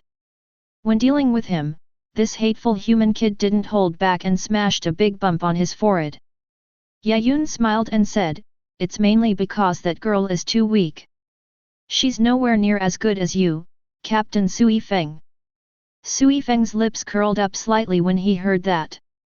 Of course I am the captain of the 2nd Division, and that woman was only the vice-captain of the 12th Division before she defected. Saragaki Hiri, who had just entered the barrier, was almost furious when these words came out. Sui-Feng, don't be so complacent. If you dare, fight me again this time. I will definitely not be as careless as before. Sui-Feng looked at her and snorted coldly, If Hirako Shinji and Lord Yoryuki hadn't stopped me just now, do you think you would still be alive? Just as the two women were about to fight, Yaun tapped the ground lightly with his golden staff. Boom! Several cracks were blasted into the ground. Seeing the surrounding voices quiet down, Yaun looked at Tessai Tsukabishi and said with a smile. Uncle Tessai, let's learn kid. Miss Sui-Feng, Miss Yoryuki, please give me some guidance. Yaun then glanced at Saragaki Hiri and smiled at her. Hiri, although I have considerable strength, I am still far behind in other aspects. I would appreciate your guidance. Sui-Feng and Saragaki Hiri couldn't help but curl their lips, but in the end they didn't say anything and took a step back.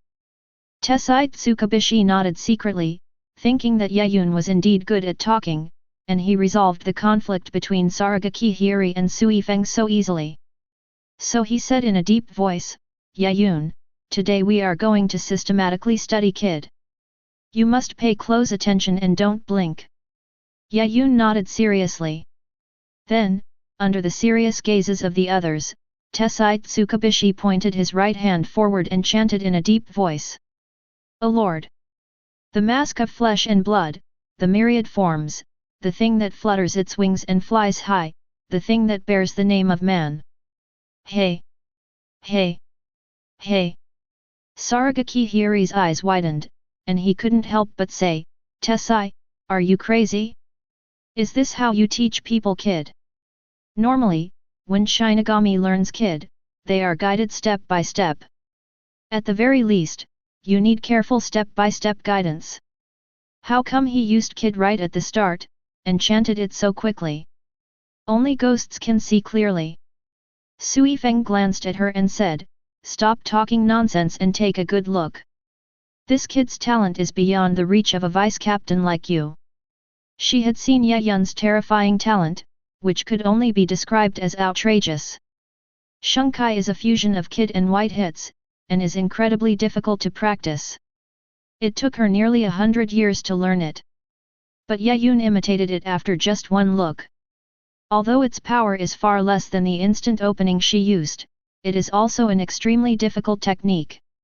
"What are you talking about, BCH?" Saragaki Hiri glared at Sui-Feng, wanting to teach this stinky woman a lesson. Sui-Feng snorted at this and was about to say something when he heard Tessai Tsukabishi's chanting end and utter the Kid number. Had number 33, Blue Fire Falling. Chapter 42. Above the sky. Suddenly, a blue light appeared. Everyone looked up, but found that it was not a blue light at all, but a meteorite burning with blue flames. Followed by a loud bang.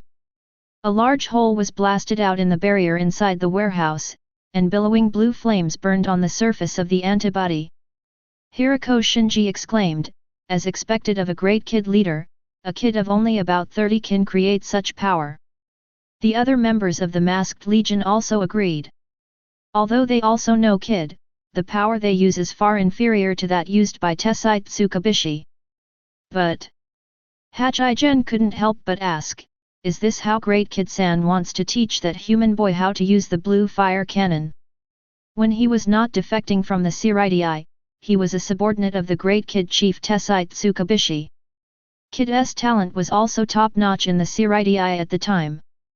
But even so, it is impossible to learn Kid just by watching others use it. Hirako Shinji and others were also confused and didn't understand what Tessai Tsukabishi was up to. After using this Kid, Tessai Tsukabishi turned to look at Yun and said with a smile. "How's it going, Yun? Have you learned it?" "Just a little bit more." Yun shook his head slightly. The more advanced the Kid, the harder it is to observe.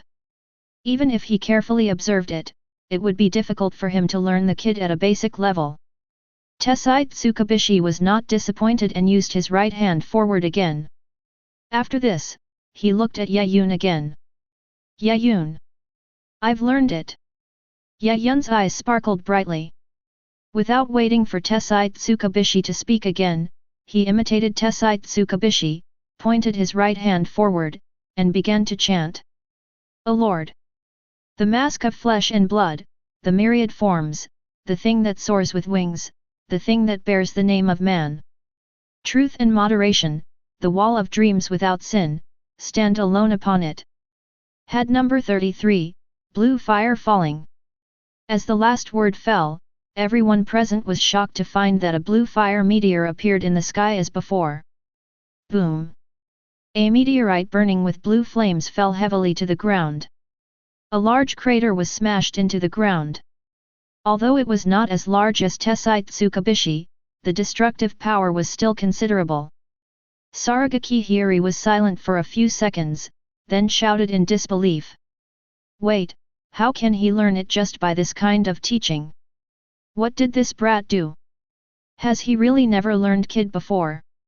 She used to be the vice-captain of the 12th Division, so naturally she had learned Kid. It was just that she had spent a week to barely learn how to use a red fire cannon, but she was still called a genius. If she is considered a genius, then what is Yun? Is it considered a monster? But Yun ignored her and looked at Tessai Tsukabishi with a serious expression. "Uncle Tessai, please teach me the next Kid." Tessai Tsukabishi laughed heartily, a rare moment. He pointed his right hand towards the distance and said, "Then we'll alternate between Had, Bakud, and Kide. Next, I'll teach you Bakud." Time flies and 3 days have passed. Soul Society, in the Jingling Court. "Captain Kuchiki, it's been 3 days and there's been no news from Captain Sui-Feng. Could it be that Rukia is really in danger? In the 6th Division Captain's office, Abarai Renji muttered to himself as if he had lost his soul. Normally, Captain-level Shinigami are not allowed to stay in the real world for fear of disrupting its stability.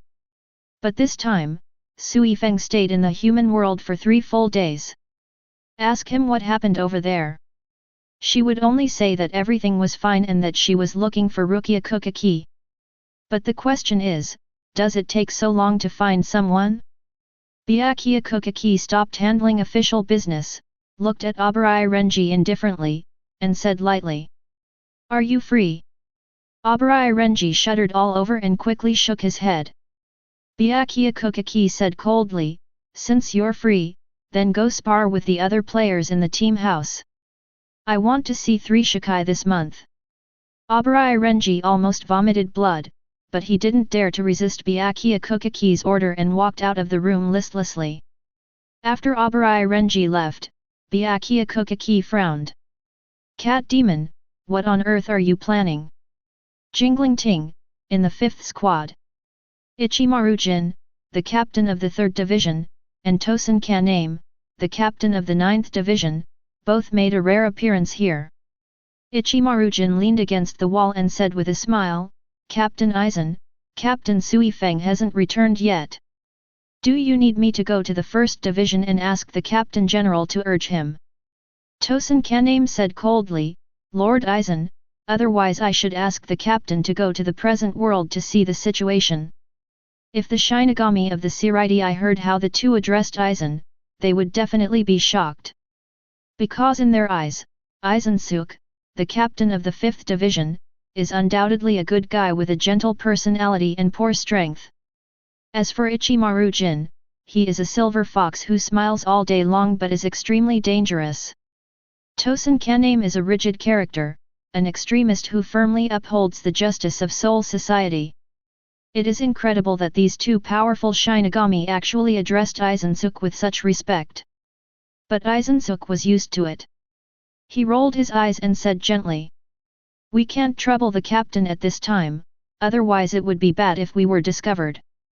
Ichimaru Jin said with a smile, "Does that mean we should continue to wait until Captain Sui-Feng returns with the information?"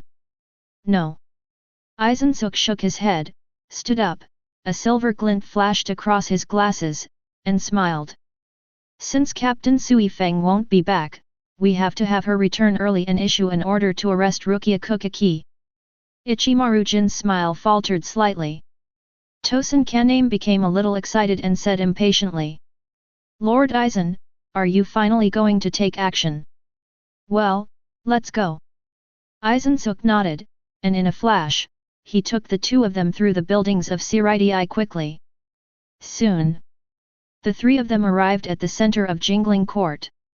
This is a luxurious hall, pure white and full of majesty. Almost no Shinigami dares to stay here. Because this is the center of power of Jingling Court. It can even control all 46 rooms of Godei 13.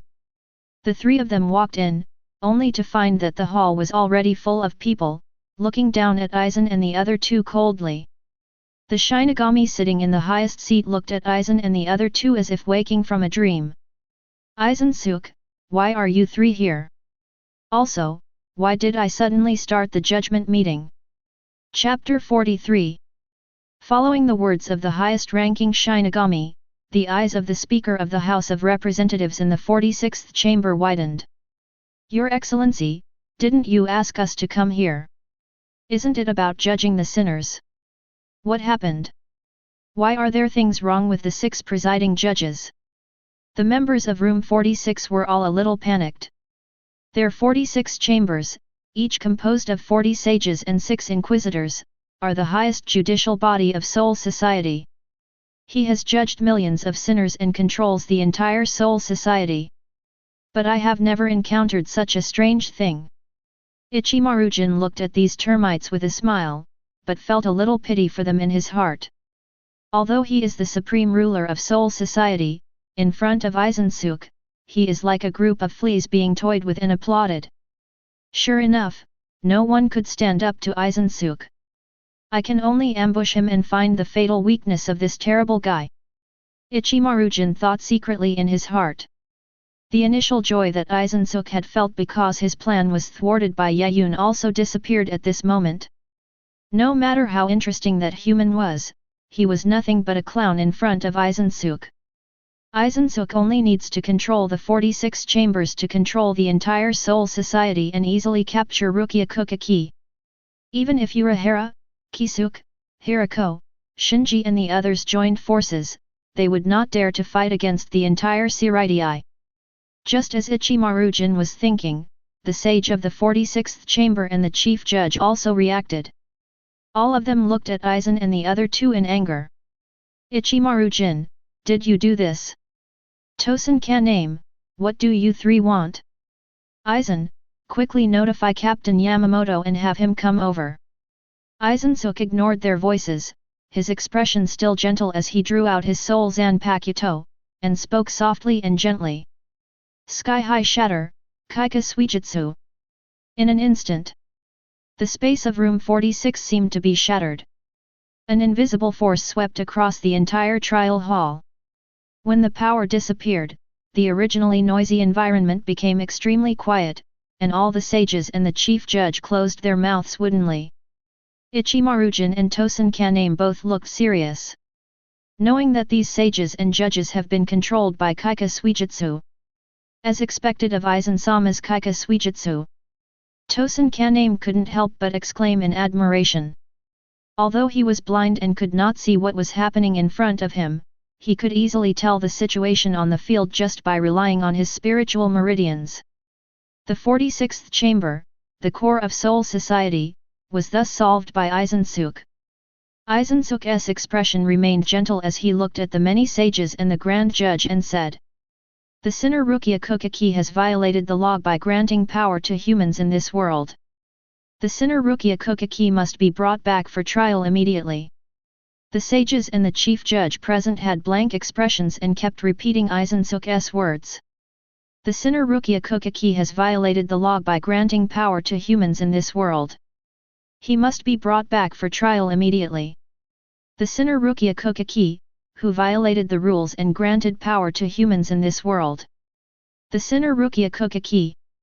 Seeing the expressions of the sage and the chief judge, Aizen pushed his glasses, walked out, and said gently, "Urahara Kisuke, what can you do now?" Soon, the captains of each team of the Seireitei received a notice from the 46th room. Sinner Rukia Kuchiki. Kyōraku Shunsui sensed the information brought by the hell butterfly and sighed helplessly. Really? Who on earth passed the news to room 46? How did those old antiques know what was happening in the present world? Rukia Kuchiki. Jaishur Yukatake held the black hell butterfly in his hand and tried to stand up with difficulty, but he started coughing violently after taking just 2 steps. Cough cough cough. They actually made humans Shinigami.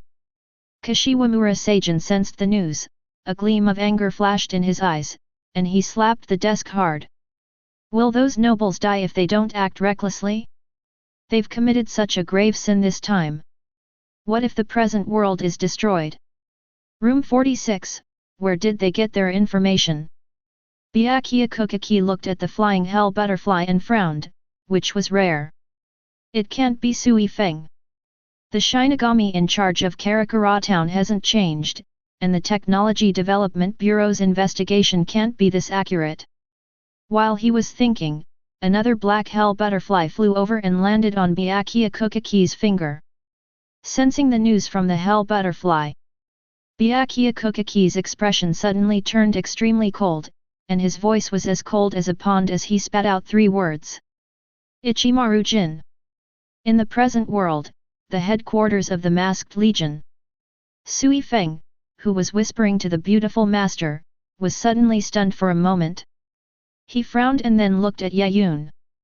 "Little ghost, Jingling Court sent me new news. Do you want to know what it is?" At this moment, Yaun was pointing his hand at a corner within the warehouse barrier, his expression serious, and he chanted in a steady voice. "O Lord! Mask of flesh and blood, O one who has all things! Who flutters his wings? Who bears the name of man? Carve twin lotuses on the wall of blue fire, and wait for the abyss of fire in the distant sky. Head number 73, Twin Lotus Blue Fire Falling. As the last word of the chant fell, King Huozui's higher level, Shuanglian King Huozui, 2 balls of blue flames fell from the sky. Boom! The entire barrier space was crumbling. A huge hole was blasted into the ground, and countless cracks spread across it. Well done, Yaun! Tessai Tsukubishi walked up impatiently, looking at Yaun with fiery eyes. In just 3 days, you've already mastered the 70th level of Kid. When you die, you'll definitely be the next Grand Kid. Yaun said with a frown on his face, Uncle Tessai, I'm only 16 years old now. No matter what, I'm not at the stage of dying, am I? Tessai Tsukubishi shook his head, seemingly nonchalant. Human life is too short. A mere 100 years is but the blink of an eye. I'm going to fight you immortals. Yaun complained, looking at the blue flames all over the ground and couldn't help shaking his head. It's still too slow. The higher the sequence of Kid, the harder it is. This Twin Lotus Blue Fire Fall took me a full 15 minutes to learn. The corners of Tessai Tsukubishi's mouth twitched slightly. The masked army member who was watching the fun next to him felt an urge to hit someone. Human Shinigami, do you still have any shame? Chapter 44. The masked army members looked at Yaun with dark faces. During these 3 days, they witnessed what genius is. Often Tessai Tsukubishi only needs to use Kid a few times for Yaun to learn it and replicate it perfectly. Although its power is not as strong as Tessai Tsukubishi, that is only because it has not yet reached the level of a complete Grandmaster. When they thought about how much time they had spent learning Kid, just thinking about it made them want to cry. They are Shinigami of the immortal species, and any one of them has lived for hundreds of years. But even so, except for Hirako Shinji and Aizen, no one else can use Kid above size 70. You little brat, are you showing off to us? Saragaki Hiri couldn't bear it any longer and kicked Yaun in the face. Yaun easily avoided it, and by the way, pressed down Saragaki Hiri's head, ravaged her hair and said, Hiri, I'll teach you Kid later, so you teach me how to use Hollow, okay? Not good. Saragaki Hiri's face flushed red as he began to struggle. She was a Shinigami who had lived for hundreds of years, yet she was bullied by a little kid by holding her head down. But after struggling for a few times, Saragaki Hiri sadly discovered that he really had no way to escape from Yaun's clutches. Even if this kid doesn't use the soul-slaying sword, his strength is still astonishing. Seeing Yaun and the masked army fighting, Sui-Feng could no longer bear it. With a flash of his figure, he fiercely kicked Yaun in the chest. You guy, listen to me carefully. Yaun raised his eyebrows and decisively retreated while holding Saragaki Hiri. Boom! Sui-Feng left a footprint on the ground. Let me go, you damned human! Saragaki Hiri struggled in shame and anger, because he had not fallen to the point of being protected by humans. Yes, yes, yes! Yaun released Saragaki Hiri from his arms and looked at Sui-Feng in surprise. Sui-Feng, why did you suddenly attack me? Thanks to Shihao and Yoryuki's presence, his relationship with Sui-Feng has eased a lot in recent days. At least it is no longer the mortal enemy it once was. Don't call me Sui-Feng. I don't remember our relationship being that good. Sui-Feng glanced at Yaun coldly and said, I just want to ask you, do you want to hear Soul Society's latest decision on Rukia Kuchiki? Hearing this, Yaun narrowed his eyes, knowing that this was another move by Aizen Suk. Then he looked at Sui-Feng, smiled and said, Sui-Feng, come here, I have something good for you. Sui-Feng frowned and went to a corner of the warehouse with Yaun. He looked at him unhappily and said, What good things? Don't tell me it's money. The money of this world cannot be circulated in Soul Society. Even if you give me more, it will be useless. Yaun did not answer, but took out a few photos from his pocket and placed them in front of Sui-Feng in the shape of a poker card. Dang, dang, dang, there are 18 nude photos of Miss Yoruyuki, showing all sorts of expressions, such as acting coquettishly, being cute, and flattering. Hearing this, Sui-Feng took a deep breath and his face turned red. Yoruyuki-sama. She couldn't wait to look at the photo. Then, looking at Yaun with a cold face. When you say nude photos, do you mean Yoruyuki-sama's black cat form? Sui-Feng's voice was full of gritted teeth when she spoke, and she wished she could kill this kid who was talking nonsense to her. Nonsense, I wouldn't dare take a nude photo of her in human form. Yaun complained and said seriously. Look at how cute and adorable Yoruyuki-sama is in the photo. He even shows his belly and acts like a spoiled child. I'm afraid there are only a few of these photos in the whole world. Sui-Feng looked at the photo with a cold face, and slowly her face turned red again. Yoruyuki-sama, who has turned into a black cat, looks really nice when he acts coquettishly. It also waves its little paws in a cute way, rubbing the human hand inside like a spoiled child. Humans. Thinking of this, Sui-Feng's face turned cold again, and he looked at Yaun with gritted teeth. Are you showing off to me, UBD?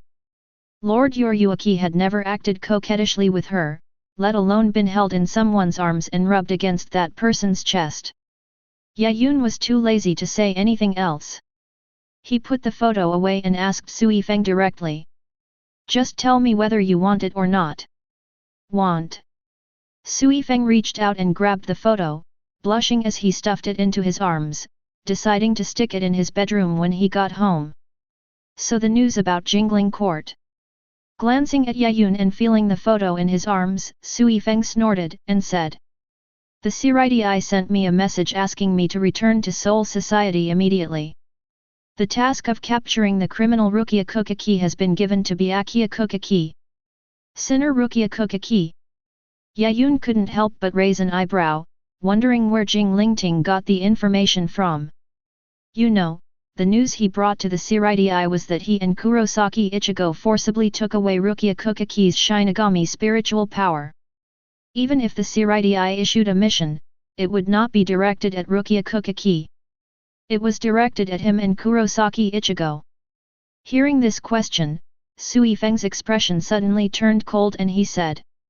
Ichimaru-jin, this guy's third division is a division that assists the other divisions. I don't know when he came to the present world to conduct reconnaissance. Normally, the second division would be responsible for any Shinigami disappearances or other problems. The third division is meddling in other people's business. Therefore, Sui-Feng decided that when she returned to Jinglingting, she would go find Ichimaru-jin and make the fox give her a satisfactory explanation. Ichimaru-jin Izensuk. Yaun narrowed his eyes slightly, then smiled and looked at Sui-Feng, saying. Sui-Feng, how about we make a deal? Sui-Feng glanced at Yaun and sneered, are you still trying to seduce me with this kind of photo? Don't underestimate me. I'm the captain of the second squad after all. Miss Yoruyuki's nude photo album in human form. Make a deal. Yaun looked at Sui-Feng with dead eyes, you are the captain of the second team after all. Sui-Feng's face flushed red and he was speechless. 100 years have passed since she was separated from Shihao and Yoruyuki, but the Yandere spirit in her heart is already burning fiercely. Fortunately, Yaun didn't say anything else. He turned around and ran towards Tessai Tsukabishi and said. Uncle Tessai, let's continue. We'll try to train all kid under 100 in a day or two. Tessai Tsukabishi's eyes lit up, and he gave Yaun a thumbs up and said. Having ambition is what a future Grand Kid Chief should be like. Ha ha ha ha, as the former Grand Kid Chief, I will do my best to support you. The members of the Masked Legion couldn't help but clench their fists. Oops! What should I do if I really want to hit someone? Chapter 45. Inside the barrier, the roar shook the sky. The continuous onslaught of Kid caused the entire warehouse to tremble violently. Several members of the masked corps stood outside the barrier with lifeless eyes, watching the two monsters inside who kept using Kid. Hirako Shinji, this is already Kid number 96, right? Love Aikawa looked at Hirako Shinji dully. Hirako Shinji nodded weakly, had 97, Bakud 99, Kide 81, and various barriers. Listening to Hirako Shinji's story, the eyelids of the masked corps members twitched slightly. Yadomaru Lisa couldn't help but say, it's amazing that he could teach Kid from number 70 to number 90 in just one day and one night. The members of the Masked Legion no longer wanted to talk. Sad. It's so depressing. How could there be such a monster in the world? Torabashi RJR consoled him, it's all right. He's only learned the basics of its power, and it's not even close to the Kid we use. Saragaki Hiri glanced at him. Did you also learn over 300 types of Kid in 5 days? Odoribashi RJR. The corners of his mouth twitched slightly, he thought about it, and finally closed his mouth. Learn over 300 types of Kid in 5 days. What else does this talent require from a bicycle? In the final analysis, as long as you can learn these Kid, you can practice them slowly afterwards. Hachigen looked at Tessai Tsukabishi with envy and couldn't help but say. It would be great if I could teach this kind of genius. Teaching disciples who are not qualified enough is a headache, but teaching talented disciples is actually a pleasure. The masked army members nodded in agreement. Hirako Shinji coughed and said, I heard from Kisuke Kambara that this brat is not only talented as Kid, but his Shunpo, Kendo, and other talents are not inferior to Kid. In an instant, all the members of the Masked Legion became excited and looked at Yaun with fiery eyes. Love Aikawa couldn't help but sigh, as expected of Captain Kurosaki's son, his talent is much better than I thought. Hirako Shinji and others smiled and nodded. Although they had heard that Kurosaki Ishin had a son, they had never seen him in person. Now see you.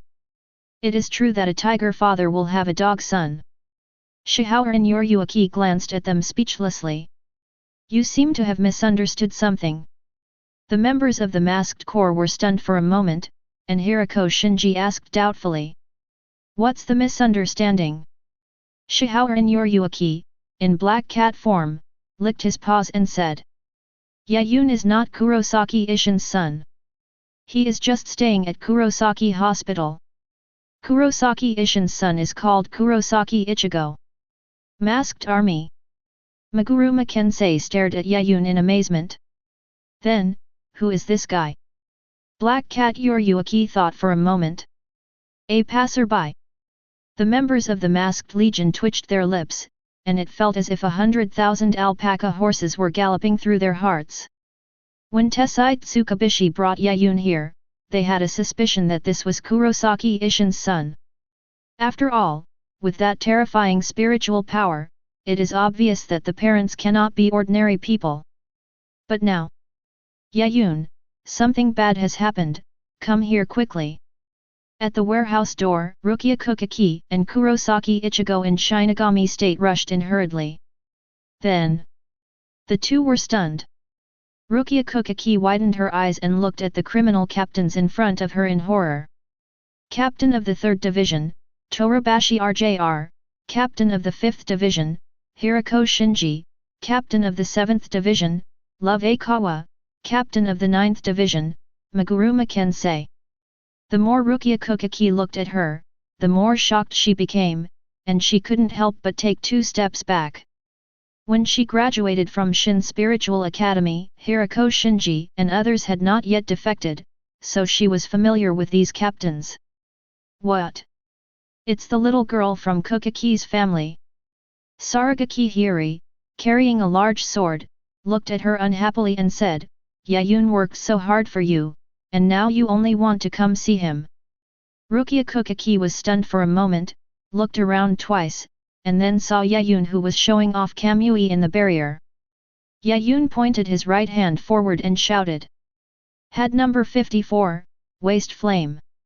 In an instant, purple flames boiled in Yaun's hands and shot out like purple lasers, hitting a corner of the barrier. Sparkle. Purple flames burned fiercely in the corner. Tessai Tsukabishi clapped his hands excitedly and said, "Well done, Yaun. You are very skilled at playing kid under 60. Of course, I added over 100 points to each of their attributes." Yaun complained inwardly with a pained look on his face. He wanted to keep some more attribute value, but it was all wasted here. Kid number 54, still no chanting. Rukia Kuchiki was stunned, unable to believe that the black-haired boy in front of her was Yaun. She has been a Shinigami for over 150 years, and has also studied Kid for over 150 years. Even so, it's still impossible to achieve the chant-free performance of Kid above 30. Suddenly, Rukia Kuchiki thought of something and stared blankly at Saragaki Hiri. "You said Yaun worked hard for me." "Nonsense." Saragaki Hiri said unhappily, "He's studying Kid so hard here, isn't he trying to save you?" Rukia Kuchiki's face suddenly turned red. "That's not true. I didn't want to implicate him. I just wanted to return to Soul Society." "What are you talking about?" Saragaki Hiri couldn't help but said, "He just doesn't want you to return to Soul Society, so he practiced Kid so hard, you stupid woman." "Hiri, don't bully others." Yaun appeared behind Saragaki Hiri at some point, smiling and stretching out his knuckles to rub her temple. "It hurts, it hurts." Saragaki Hiri was about to cry, and finally broke free from Yaun's clutches. "You BD Kid, I'm speaking for you, okay? No, this is my decision. I will stick to it no matter how difficult it is. But thank you anyway. I'll treat you to some candy some other day." "Damn it, do you think I'm a child? You're so small, you're a child yourself." "Yaun, I'm going to kill you." Looking at the two people fighting, Rukia Kuchiki gasped in shock again. Could this be the vice-captain of the 12th Division, Saragaki Hiri-sama? Yes. Yaun ruffled Saragaki Hiri's hair while looking curiously at Rukia Kuchiki and Kurosaki Ichigo. "Why are you two here so suddenly?" At this time, Rukia Kuchiki and Kurosaki Ichigo remembered the purpose of their visit, and looked at Yaun anxiously and said, "Yaun, this is bad." Ishida Urahara and Kurosaki Ichigo were fooling around just now and accidentally crushed a hollow bait. Now they've attracted thousands of hollows. "That's right, Yaun, hurry over there. We can't handle so many hollows by ourselves." Yaun raised his eyebrows and said, "Are you two playing such a big game with just a few $1,000s? Aren't you afraid of causing trouble?" Chapter 46. Rukia Kuchiki Kurosaki Ichigo. They also didn't know that Ishida Urahara was carrying such a dangerous thing. Virtual bait, Minos Grande bait, as the name suggests, is bait that can attract Minos Grande. It is an extremely dangerous prop. It is usually only used when Shinigami or Quincy are on large-scale hunts. And every time it is used, it will attract thousands of virtual beings at least, and tens of thousands of virtual beings at most. Even Gillian will be attracted. They also knew that they were in trouble, so they hurriedly came to Yaun for help. Yaun looked at Hirako Shinji and the others. "Hirako Shinji, even though you have defected, you are still Shinigami. Don't you want to go over and stop them?" Hirako Shinji and others sneered. Saragaki Hiri said unhappily, "If we go out to rescue people, the Soul Society might kill us first. Japanese Urahara Kisukshihauer and Yoryuaki are different." Although the former defected from Soul Society, he at least still maintained the posture of a Shinigami. But they were hollow and had no Shinigami form. If they showed up, the captain might come and kill them. "Okay, Rukia, Ichigo, let's go." Yaun did not force it. He put his left arm around Rukia Kuchiki, held the back of Kurosaki Ichigo's neck with his right hand, and stepped forward slightly. Swish! His figure shot out violently. Almost in an instant, he disappeared from the sight of the masked army. Hirako Shinji couldn't help but be a little surprised, this is too hasty, Minos Grande has just been attracted and hasn't landed on the ground yet. Yadomaru Lisa said, it feels a bit like running for our lives, but we can't chase him down. Hachigen suddenly thought of something and asked, how did the little girl from Kuchiki's family and that human get in just now? Everyone in the masked army was slightly stunned. Yes. How did they get in? There is a defensive barrier outside the base where they are staying. No one can come in without their permission. Tessai, who was lying in bed, felt something was wrong and walked out of the warehouse quietly. At this moment, Hachigen, who had checked the barrier, let out a sharp explosion and shouted in anger. A hole! Where's the spiritual power in the barrier? Which starving ghost absorbed it for me? Tessai Tsukabishi's scalp tingled, and he was ready to run without hesitation, but Hirako Shinji smiled and held his shoulder.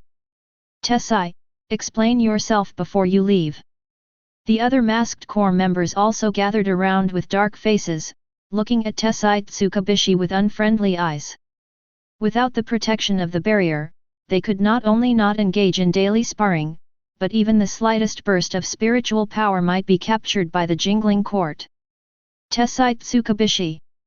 Hey, finally ran out. Yaun breathed a sigh of relief and wiped the cold sweat from his head. In the past few days, he had quietly absorbed most of the spiritual power there in a subtle way. If the members of the masked army knew about this, they would probably kill him on the spot, as he was starving. Yaun, look at the sky over there.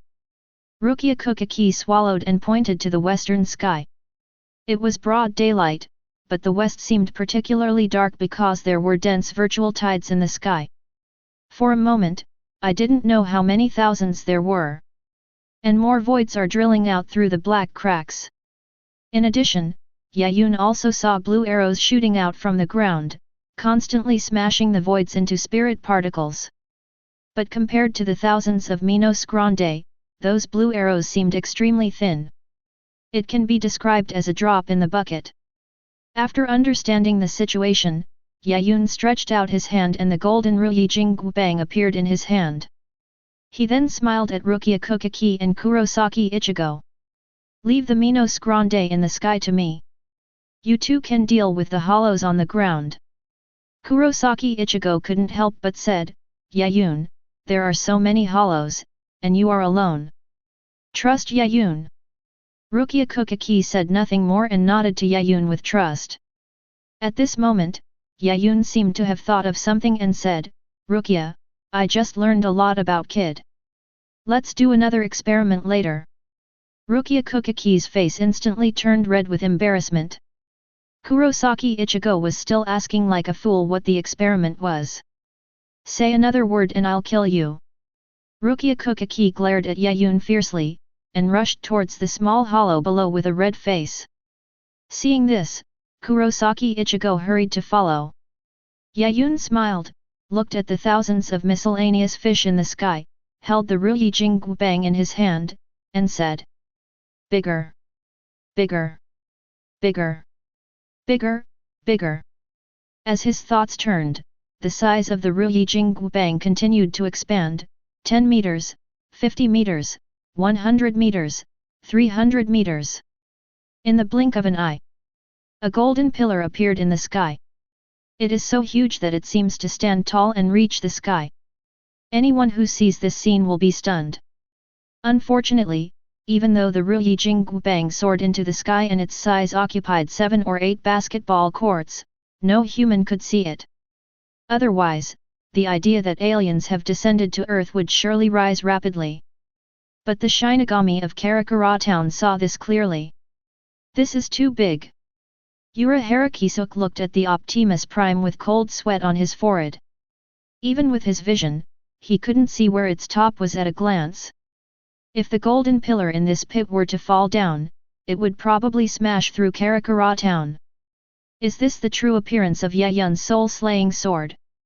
At the Masked Legion's base, all the Masked Legion members looked at the Ruyi Jingbang in shock.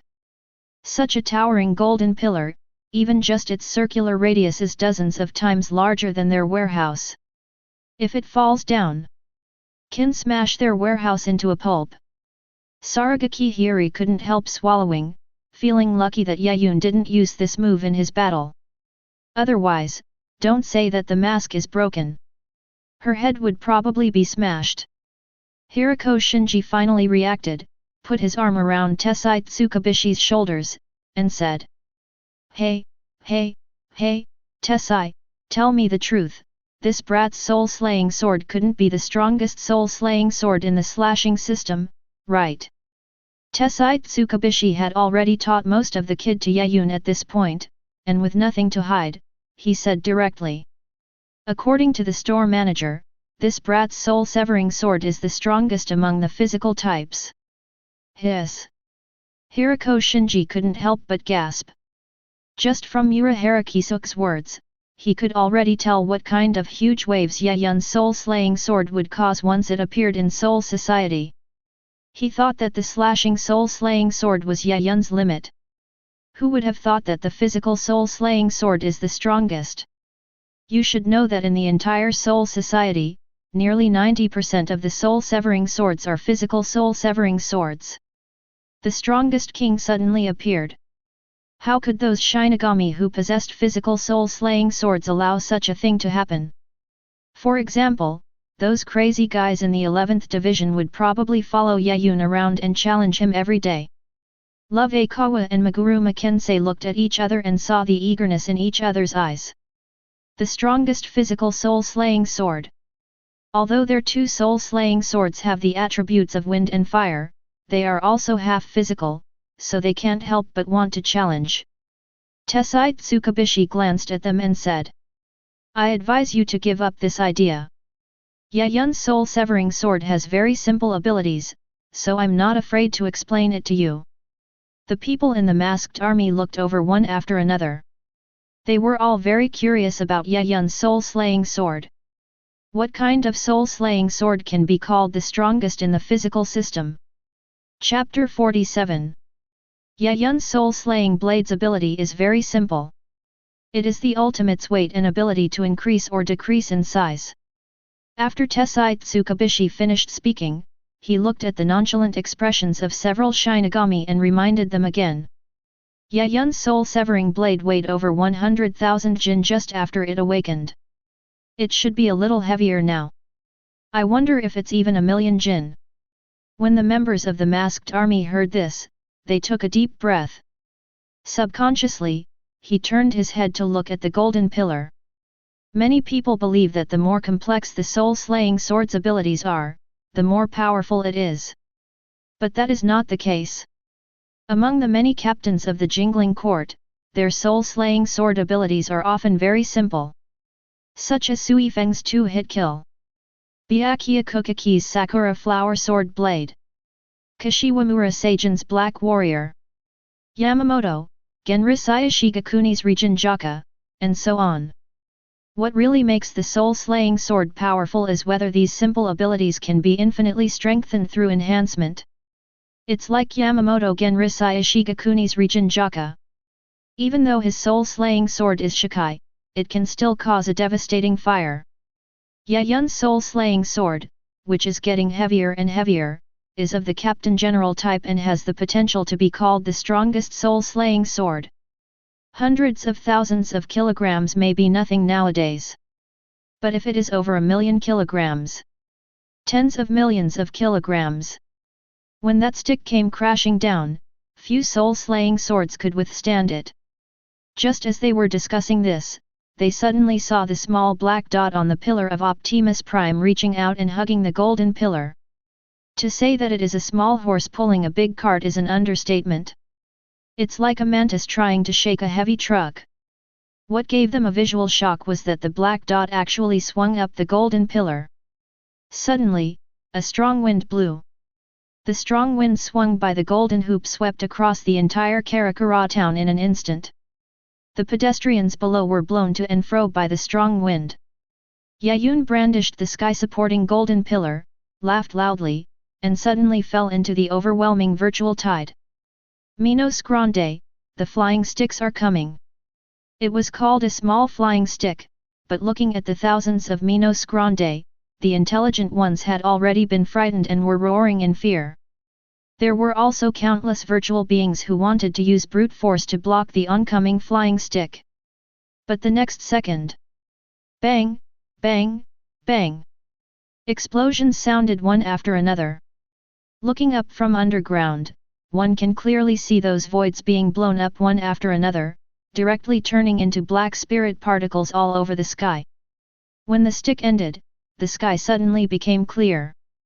The originally dark and dense virtual tide was now reduced to only a few scattered ones. Ishida Uri below was stunned. He bent his bow and arrow, and after trying for a long time, he only killed more than 200 of them. Yaun over there just came over and struck with a stick, and thousands of voids saw their tai-nai. The visual effect was shocking. That guy Yaun is definitely not human, right? Kurosaki Ichigo looked at the giant golden pillar in the sky and couldn't help wiping the cold sweat from his head. In the past, he still thought Yaun was a human being, but now, he only thought Yaun was a monster, even scarier than a Shinigami. Rukia Kuchiki was speechless and stared blankly at Yaun's figure. At this moment, she felt that Yaun was more terrifying than her own elder brother. This stick goes down. My brother might have to stay in the hospital for 2 years. Brother, if possible, you'd better not come to this world, otherwise I might have to carry you back. Rukia Kuchiki muttered to herself. Under their gaze, Yaun swung out 2 more sticks, and this time, the remaining dozens of Minos Grande were completely wiped out. Yaun then shrunk the Rui Jinggu Bang, looked at the 3 people below and said with a smile. Hey, what are you doing? Don't just watch me work, you have to get busy too. Kurosaki, Ichigo, and the other 2 finally reacted and ran quickly through the streets, shooting Minos Grande with arrows and beheading them with swords. The number of Minos Grande in Karakura Town is decreasing at a visible rate. Yaun nodded slightly, and walked in the air, arriving above Karakura First High School, and saw the situation below. Inoue was seen to be releasing a burst of spiritual power from his body in order to protect Arisawa Tatsuki. And this spiritual power was integrated into the headdress. Just a few seconds. The headdress changed into 6 paths of light of different colors, and they turned out to be 6 palm-sized elves. Hello Orium, my name is Hinokiku. My name is Lily. Hello, I'm Shun Sakura. Camellia Demon. I'm Meiyan, Orium, please give me your guidance. My name is Icarus, and I can protect you. The 6 elves introduced themselves one by one. But as the owner, Inoue looked at the 6 elves with a silly look on his face and had no idea where they came from. As the only one with the ability to attack, Tsubaki pointed at the hollow that was about to charge and said. Hey, woman, we are your partners, called Shield Shunrika. Okay, that's it, hurry up and use me to kill this monster. No, it's too close. Huo flew over and whispered, Orium, I am Huo. I am the power that can protect you. You must do as I say. After a long explanation, Inoue finally reacted and formed a triangle with his hands, pointing at the oncoming Minos Grande. 3 days of shielding, I reject. In an instant, the 3 elves, Hibikaiku, Mian, and Lily, flew in front of Inoue and formed a yellow shield. Minos Grande slapped it, but the yellow shield didn't break. Use me next, Lone Sky Shield Slasher. The black elf Chun Gui couldn't wait to speak. He was now particularly eager to kill this hollow. Inoue clenched his fist and said loudly. Gushin slashes the shield, I refuse. In an instant, a black light flashed like a blade, instantly cutting off Su's upper body. But after this Su was killed. Then several more rushed over. Inoue seemed flustered for a moment, not knowing which 2 Pokémon to use. Stupid woman, use me quickly. Chun Gui was extremely anxious. Among the 6 elves of Shield Shun Liuhua, only he has the ability to attack. The defense of the other elves alone cannot last long.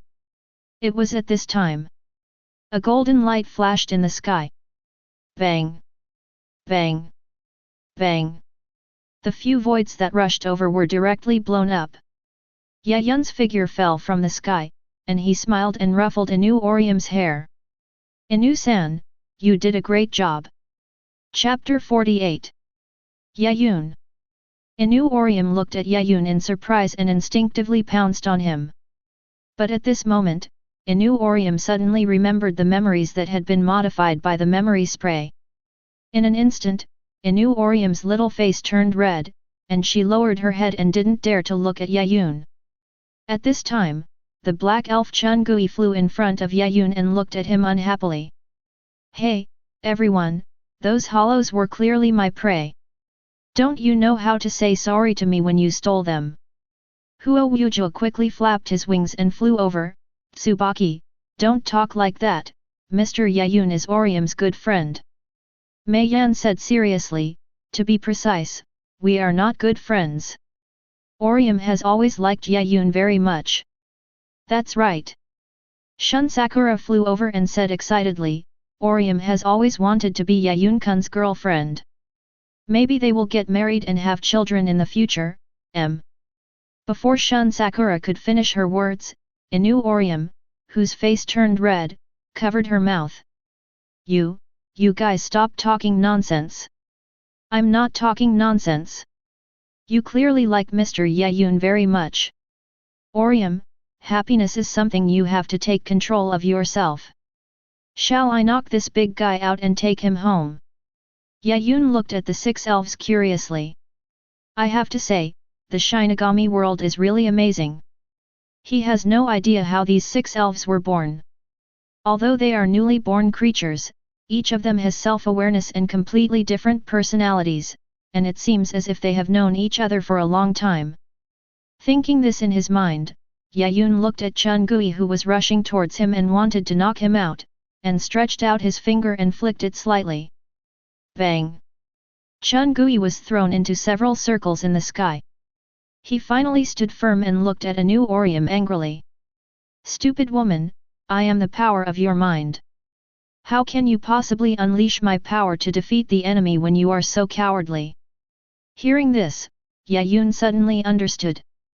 Inoue Orium's shield Shunrika, which Aizen called the ability to invade the realm of God, can almost reject everything.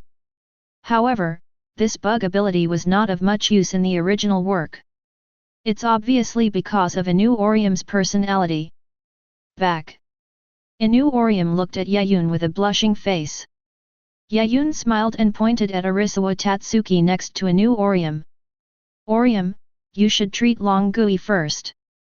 Although her injuries are not serious, she will have to stay in the hospital for a few days if she continues like this. Inoue Orium woke up from his dream, and after a conversation with the elf, he pointed his hands at Arisawa Tatsuki. Shuangtian guidance, I refuse. Shun, Sakura, and Ayam flew out, forming a yellow screen that enveloped Arisawa Ryaga. The injuries on Arisawa Tatsuki's body began to heal at a speed visible to the naked eye, little by little until they disappeared completely. Yaun's eyes lit up. He had also learned Kide for treatment, but he had no idea how Inoue Orium's treatment worked. Inoue Orium's ability doesn't seem to be healing. It's more like the ability to go back in time, create out of thin air, reverse cause and effect, and so on. As expected, it's the ability to invade the divine realm. With an exclamation of admiration, Yaun rose into the air again and saw the figure of Sato Yasutora. The opponent didn't need him to rescue him at all, because even if he couldn't see Su, he could still knock him down with one punch after another based on his instinct. In order to rescue Kurosaki, Sato Yasutora roared and punched out. This punch left red and black lines covering his left arm. With a loud bang, the wall on the street was blown apart by his punch. The right arm of a giant, the left arm of a demon, Sato Yasutora's abilities are not to be underestimated. Yaun nodded slightly. He felt that Sato Yasutora's ability had not been developed to the ultimate level until the finale, otherwise he would definitely have been able to rival the captain's strength. At this time, suddenly, something shattered in the sky. A black crack formed, as if leading to hell. Several huge black hands grasped the edge of the crack tightly, trying to pull it wider. The owners of these hands were terrifying creatures that looked like demons and were huge in size, wearing pale masks. Kurosaki Ichigo had just killed a hollow when he looked up and saw such a horrifying scene. Rukia, what is this? He looked at Rukia Kuchiki with cold sweat on his forehead. Even though he had killed many Su, he had never seen such a terrifying Su. It's not just that the opponent's size is comparable to a skyscraper, but also because the oppressive feeling he brings is far beyond that of ordinary void. That's Gillian, a lower-rank Minos Grande of the Hueco Mundo. Born from the resentment of souls, it's a massive hollow formed by over 100 hollows devouring each other. Rukia Kuchiki looked at the multiple Gillians solemnly. Even she didn't expect that the bait that only attracted ordinary ghosts would actually attract 7 or 8 Kirilings. Ishida Urayu looked at Gillian in horror. How did they attract Gillian? There are so many heads. If they were allowed to enter the real world. Think about the consequences. Ishida Urayu's face turned pale. He turned to look at Kurosaki Ichigo and gritted his teeth. Kurosaki, our opponent is Gillian. Do you have the confidence to defeat them with me? Even though he doesn't want to join forces with the Shinigami. But he had no choice to protect Karakura Town. Kurosaki Ichigo picked up Zangetsu and was about to agree when Rukia Kuchiki tapped him on the shoulder. Ichigo, Ishida, your mission is not to deal with those big guys, but to kill as many ordinary hollows as possible. Stop talking nonsense, Shinigami!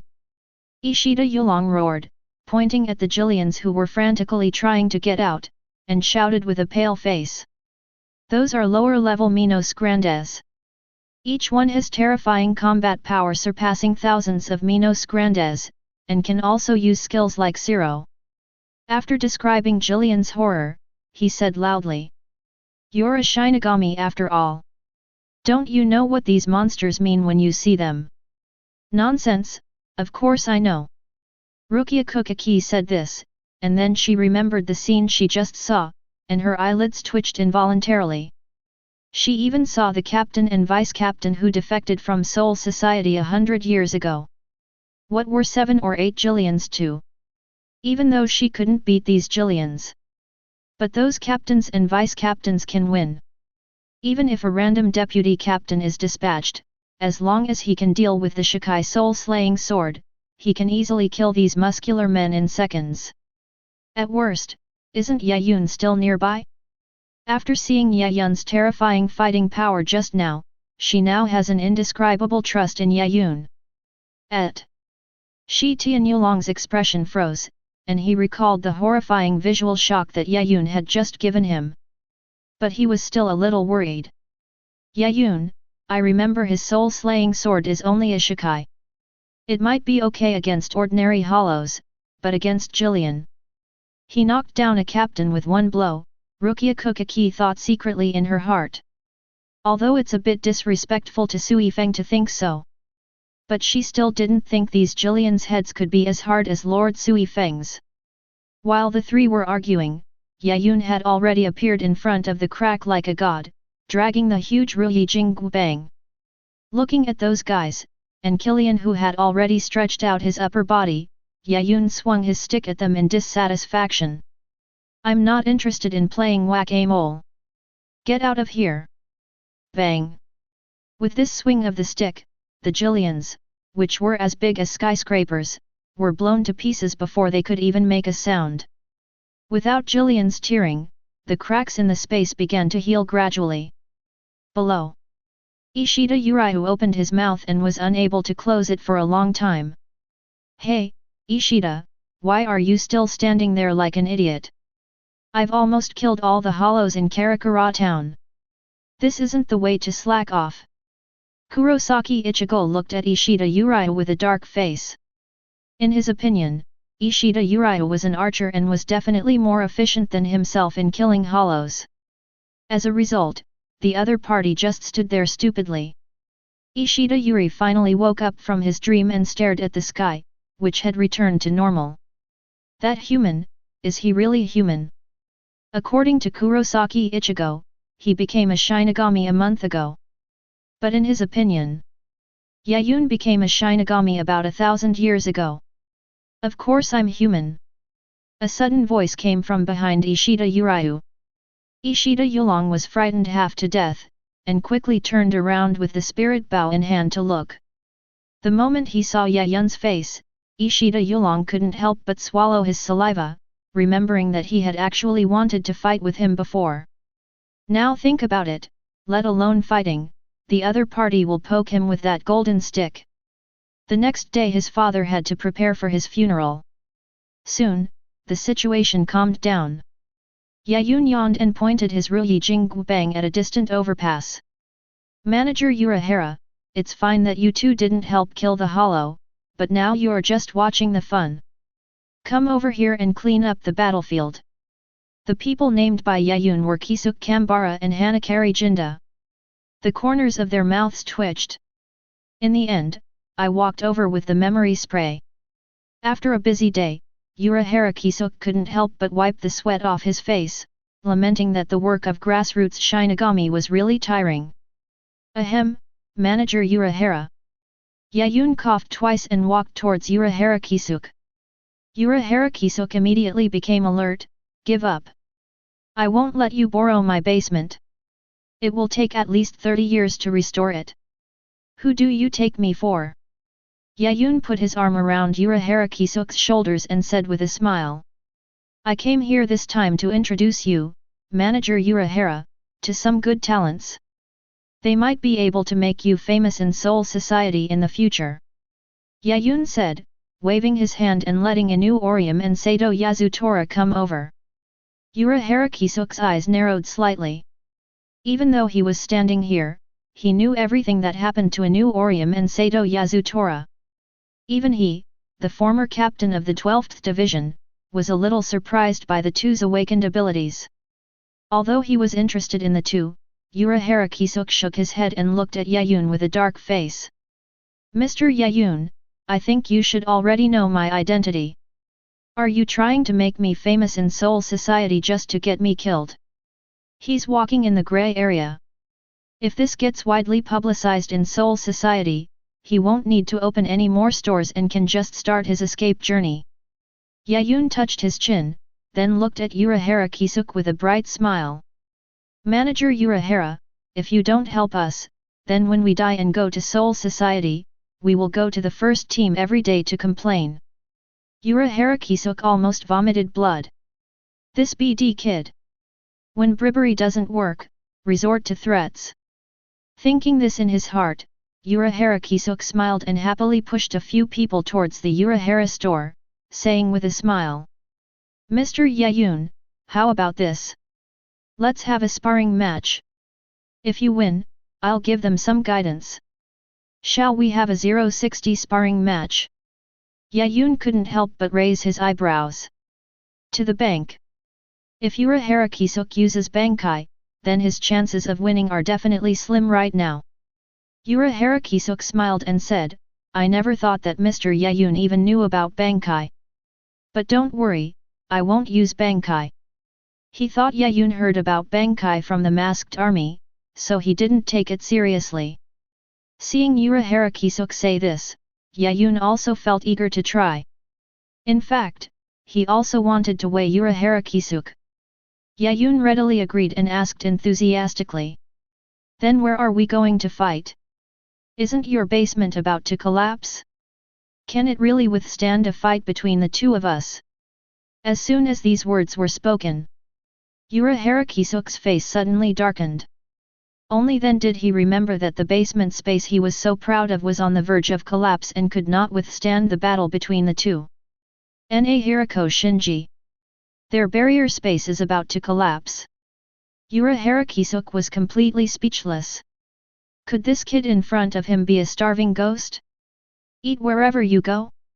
Gritting his teeth, Urahara Kisuke said with a dark face, wait a moment, I will create a barrier space that can almost withstand the battle between the two of us. A moment later, under the astonished gazes of Inoue Orium and Sato Yasutora, Urahara Kisuk created a purple barrier in an open space. He wiped the sweat from his head and smiled at Yaun. "Mr. Yaun, what do you think of this barrier I created?" He felt that since Yaun was studying Kid with Tessite Tsukubishi, he might be able to see the value of his creation this time. Yaun was chatting with Rukia Kuchiki. Hearing this, he glanced at the barrier and said casually, "It's quite impressive. The barrier technique incorporates elements from Byakuya's 26, Bent Light, 73, Inverted Mountain Crystal, 77, Mirror Gate, 96, Four Beast Gate, and even seems to have some elements from Byakuya's 99, Forbidden. In this way, the ordinary barrier has the ability to block vision, making it difficult for outsiders to detect, and it also has the ability to rebound attacks, making it more resilient.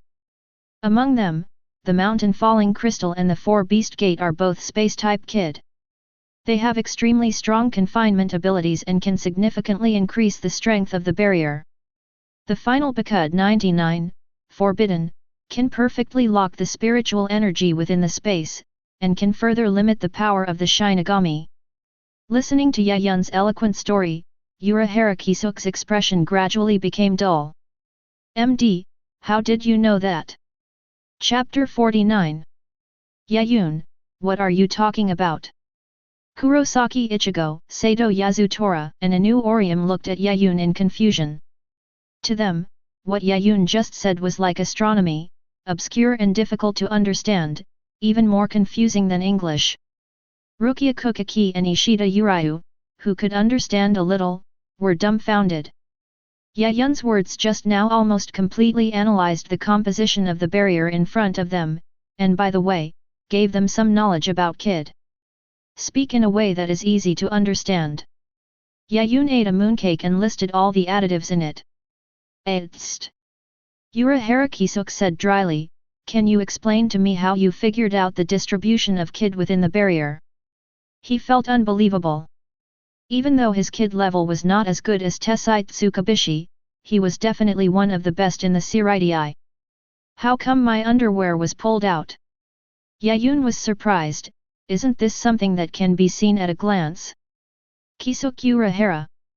It took a long time for Urahara Kisuk to understand what had happened. He took a step back and looked at Yaun as if he were a monster. Then, "So, Mr. Yaun, in less than a week, you learned over 300 types of Kid from Tessite Tsukubishi, mastered them all, and are now able to use them fluently." Seeing Yaun nod, Urahara Kisuk felt suffocated in his heart. "Although I have known for a long time that Yaun is a monster. But this is too weird." So he made up his mind that he would strike hard during the next sparring match and he would definitely see how far this human boy had come. Terrifying Ryutsu at the captain level. The most powerful physical soul-slaying sword. Shunpo is comparable to Captain Sui-Feng. Learn over 300 types of Kid from Big Kid. Could it be that this Kid's actual combat capability has already reached the level of a captain? Kurosaki-kun, can Yaun-kun win? Inoue Orium looked nervously at the two figures in the barrier and couldn't help but clench his fists. Sato Yasutora Kurosaki Ichigo. According to Yaun, the strange uncle wearing a fisherman's hat is very powerful and can help them better master their abilities. But the strange uncle is a tsundere, and he will only behave himself if he is beaten up. Well, it's a bit hard to say. Kurosaki Ichigo scratched his head in annoyance. I remember Rukia told me that Urahara Kisuk was something in the Soul Society, maybe the captain or the director. Captain of the 12th Division, and director of the Technology Development Bureau. Rukia Kuchiki said beside her. Yes, yes, yes. Kurosaki Ichigo then remembered. So, Kuchiki-san, is Urahara Kisuk really that powerful? Inoue Orium couldn't help but ask. It's amazing. Rukia Kuchiki said seriously, according to the Soul Society, Urahara Kisuk is the most dangerous Shinigami in the Seireitei. His existence could potentially bring great danger to the entire Soul Society. Inoue Orium, Sato Yasutora, Kurosaki Ichigo, and Ishida Urahara couldn't help but look at the barrier. Since the opponent is such a powerful Shinigami, then it's normal to lose. Inside the barrier, Manager Urahara, tell me how we're going to compete. Yaun, carrying the Ruijing Bang, said with a smile, as long as I don't use Bankai, I can accept any competition. How arrogant, Dr. Yaun. Urahara Kisuk held down his bucket hat with his right hand, then slowly drew the soul Zanpakuto from his cane, swung it, and said with a smile. Since Mr. Yaun is so confident, how about we have a real fight? If I can't defeat you within 10 minutes, I lose, how about that? 10 minutes? Yaun was a little surprised. That's right. Urahara Kisuk nodded and said with a smile. This way, Mr. Yaun will also know how weak you really are. At the end of his words, Urahara Kisuk took a step and his figure flashed by like a green light. Will you let me know how weak I am? Yaun curled the corners of his mouth, looked at Urahara Kisuk who was coming towards him, a hint of excitement ignited in his heart, and he stepped back without hesitation. Point your right hand forward. A mysterious chant came out of his mouth. O Lord! Mask of flesh and blood, the myriad forms? Fluttering wings? O one who bears the name of man! Carve twin lotuses upon the wall of blue fire, and wait in the distant sky for the abyss of fire. Had number 73 double lotus blue fire falling. As soon as he finished speaking, blue fire suddenly appeared in the sky and fell down like a meteorite. Urahara Kisuk glanced at the sky, still smiling. Mr. Yaun, if I raise my hand, it will be kid number 73. That's too much. What if I get killed? As he spoke, he raised his right index finger slightly. Bakud number 39, round gate fan. A blue circular barrier appeared in the air, protecting Urahara Kisuk like an umbrella. Boom! Blue fire meteorites fell from the sky. There was a loud roar, and blue sparks flew all over the sky. Urahara Kisuk was walking in the sparks with the blue barrier on his back. Hey, Rukia, didn't you say the higher the kid number, the more powerful it is? Then why didn't Yaun's kid shatter that blue plate? Kurosaki Ichigo shouted, pointing inside the barrier. Ishida Urahara was also a little confused. He knew that the higher the kid number, the more powerful it was. Rukia Kuchiki said without turning around, if you could live for a few hundred years, you would also be able to achieve this level of rebellion. Although they are both kid, Yaun can only be considered a beginner. And Urahara Kisuk has already reached the pinnacle. Inside the barrier, Urahara Kisuk swung his soul-slaying sword and said, Play with fire, Hungji. After the sound, Urahara Kisuk's blade did not change, but a blood-like substance appeared on the blade. Mr. Yaun, be careful. Urahara Kisuk said with a smile, and swung the soul-slaying sword in his hand fiercely. Razor Red Princess. In an instant, a blood-red glow came slashing over like Kurosaki Ichigo's crescent moon sky strike. Yaun was not surprised by this. He raised his right hand and frantically thought about Urahara Kisuk's soul-slaying sword in his mind. What's this guy's soul Zandeo ability? Had 32, yellow flame flash. A dazzling golden flame burst out from Yaun's right hand, burning towards the oncoming blood-red glow. Boom!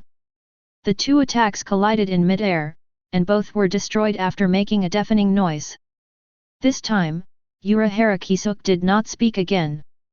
He took a slight step and rushed towards Yaun at a speed that surpassed Sui-Feng. Tied it up, Orihime. Countless threads of blood-red substance spread out from the blade, and these threads attacked Yaun as if they had life. Yaun frowned slightly and rushed towards the blood-red silk stick. In an instant, crackling sounds were heard. A large number of blood-red threads were smashed by brute force, but the blood-red threads were too soft and a large number of them were not torn apart. Seeing Urahara Kisuk rushing towards him, Yaun wanted to raise the Ruyi Jinggu Bang. But I found that the silk thread was stuck to it like glue. Yaun then pointed his right hand at Urahara Kisuk and began to chant. The edge of Senju, the unreachable dark hand, the unreachable archer of the sky, the path of radiant light, the wind that fans the flames. When you gather together, do not be lost. Follow my instructions, light bullet, 8 bodies, 9 threads, heavenly scripture, swift treasure, great wheel. The great turret, with its bow drawn, vanished into the distance, brightly disappearing. Listening to Yaun's rapid chanting, Urahara Kisuk's mouth twitched slightly. Mr. Yaun, I think you really want to kill me. Just as he finished speaking this sentence, Yaun Tantan Road had S91 Senju Jiao Shintai Cannon. In an instant, several purple light balls condensed from a large amount of spiritual energy rushed towards Urahara Kisuk like cannonballs. The moment he approached Urahara Kisuk, the purple halo burst out with dazzling light, and the powerful waves ruthlessly destroyed the entire space and the earth. It was visible to the naked eye that in the purple light, the earth was shattered and completely swallowed by the purple light, as if being torn apart by a giant purple python. The light even suppressed the sunlight, and the air within the entire barrier was distorted. The sound of the explosion was barely heard until the light spread. Boom! Boom! Boom! The successive explosions were devastating. If it weren't for the barrier blocking it, Yaun even felt that the sound could spread throughout the entire Karakura Town. But even with the barrier blocking it, the barrier still trembled violently, and tiny cracks appeared on the purple barrier. Facing head number 91, even if the barrier is composed of multiple Byakuya, it still seems difficult to defend. My ears are going to be deafened. Yaun rubbed his ears with a grimace and shouted a few times before he could barely hear the sound. Although Urahara Kisuk hasn't appeared yet, Yaun's complaints have already arrived. Manager Urahara, you used so many different kinds of kid when creating the barrier, couldn't you have made 2 types of silenced kid? Soon, a voice came from the purple light. This is just a temporary barrier. Why do you have so many demands? Urahara Kisuk's figure walked out from the blast wave. At this moment, his face was black, his original fisherman's hat had disappeared, and there were many holes in his clothes. Originally, he could be considered an excellent store manager. Now he has become a slovenly beggar. Yaun couldn't help laughing when he saw it. Manager Urahara, why didn't you defend yourself? If you keep going like this, you might even be able to join the beggars sect tomorrow, ha ha ha ha. Urahara Kisuk frowned and said nothing. Even he had to be careful when dealing with kid above number 90, as any mistake would result in him being humiliated. Enough of laughing. Urahara Kisuk gritted his teeth and interrupted Yaun, waving the red princess in his hand and said. Then it's my turn next. Break apart, Hongji.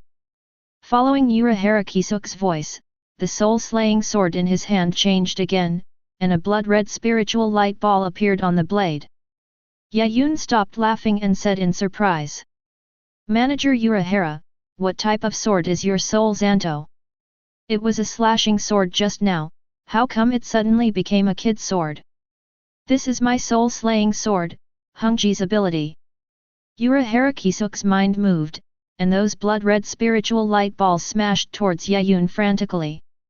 Whenever you fly near Yaun, these spiritual powers, the ball of light will explode immediately, and the power of each shot is no weaker than that of the red fire cannon. Looking at Hongji who was changing her form continuously, Yaun had an idea in mind and said. Could it be that you modified your soul-severing sword? In the Hokage anime, Kurosaki Mayuri once modified her Zanhunto, causing it to undergo drastic changes every time. And Urahara Kisuk is a player who far surpasses Kurosaki Mayuri in research. It is normal for him to modify his soul-slaying sword. Urahara Kisuk was surprised, but he didn't expect Yaun to know that the soul-slaying sword could be changed. Where did this guy hear this from? While thinking this in his heart, Urahara Kisuk had no intention of speaking at all. He waved Hongji and approached Yaun frantically. Yaun was retreating while continuously retracting his soul-slaying sword. Bang! Bang! Bang! Blood-red balls of light were constantly shattered by the Ruyi golden cudgel. Li Hao! But looking at Urahara Kisuk getting closer and closer, Yaun decided to try a different approach. He spoke to the Ruyi Jinggu Bang. T, et. The Ruyi Jinggu Bang extended at a speed visible to the naked eye, and in the blink of an eye it hit the ceiling of the barrier, and then the horizontal lines began to thicken. The expanding Ruyi Jinggu Bang continuously squeezed the already small barrier space.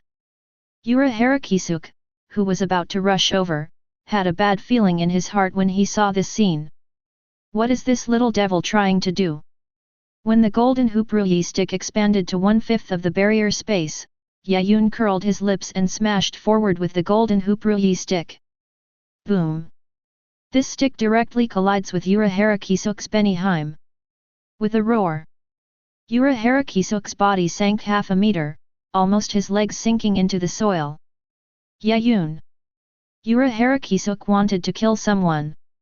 This brat actually made the soul-slaying sword grow bigger, forcibly squeezing his space for maneuver, forcing him to fight head-on.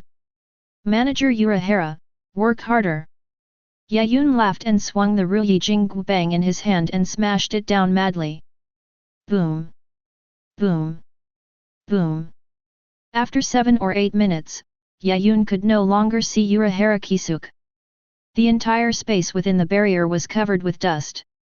At this moment, Yaun heard Urahara Kisuk gritting his teeth. To the bank! Kananbairiki Benihime Aratum. Chapter 50. To the bank! Yaun was startled.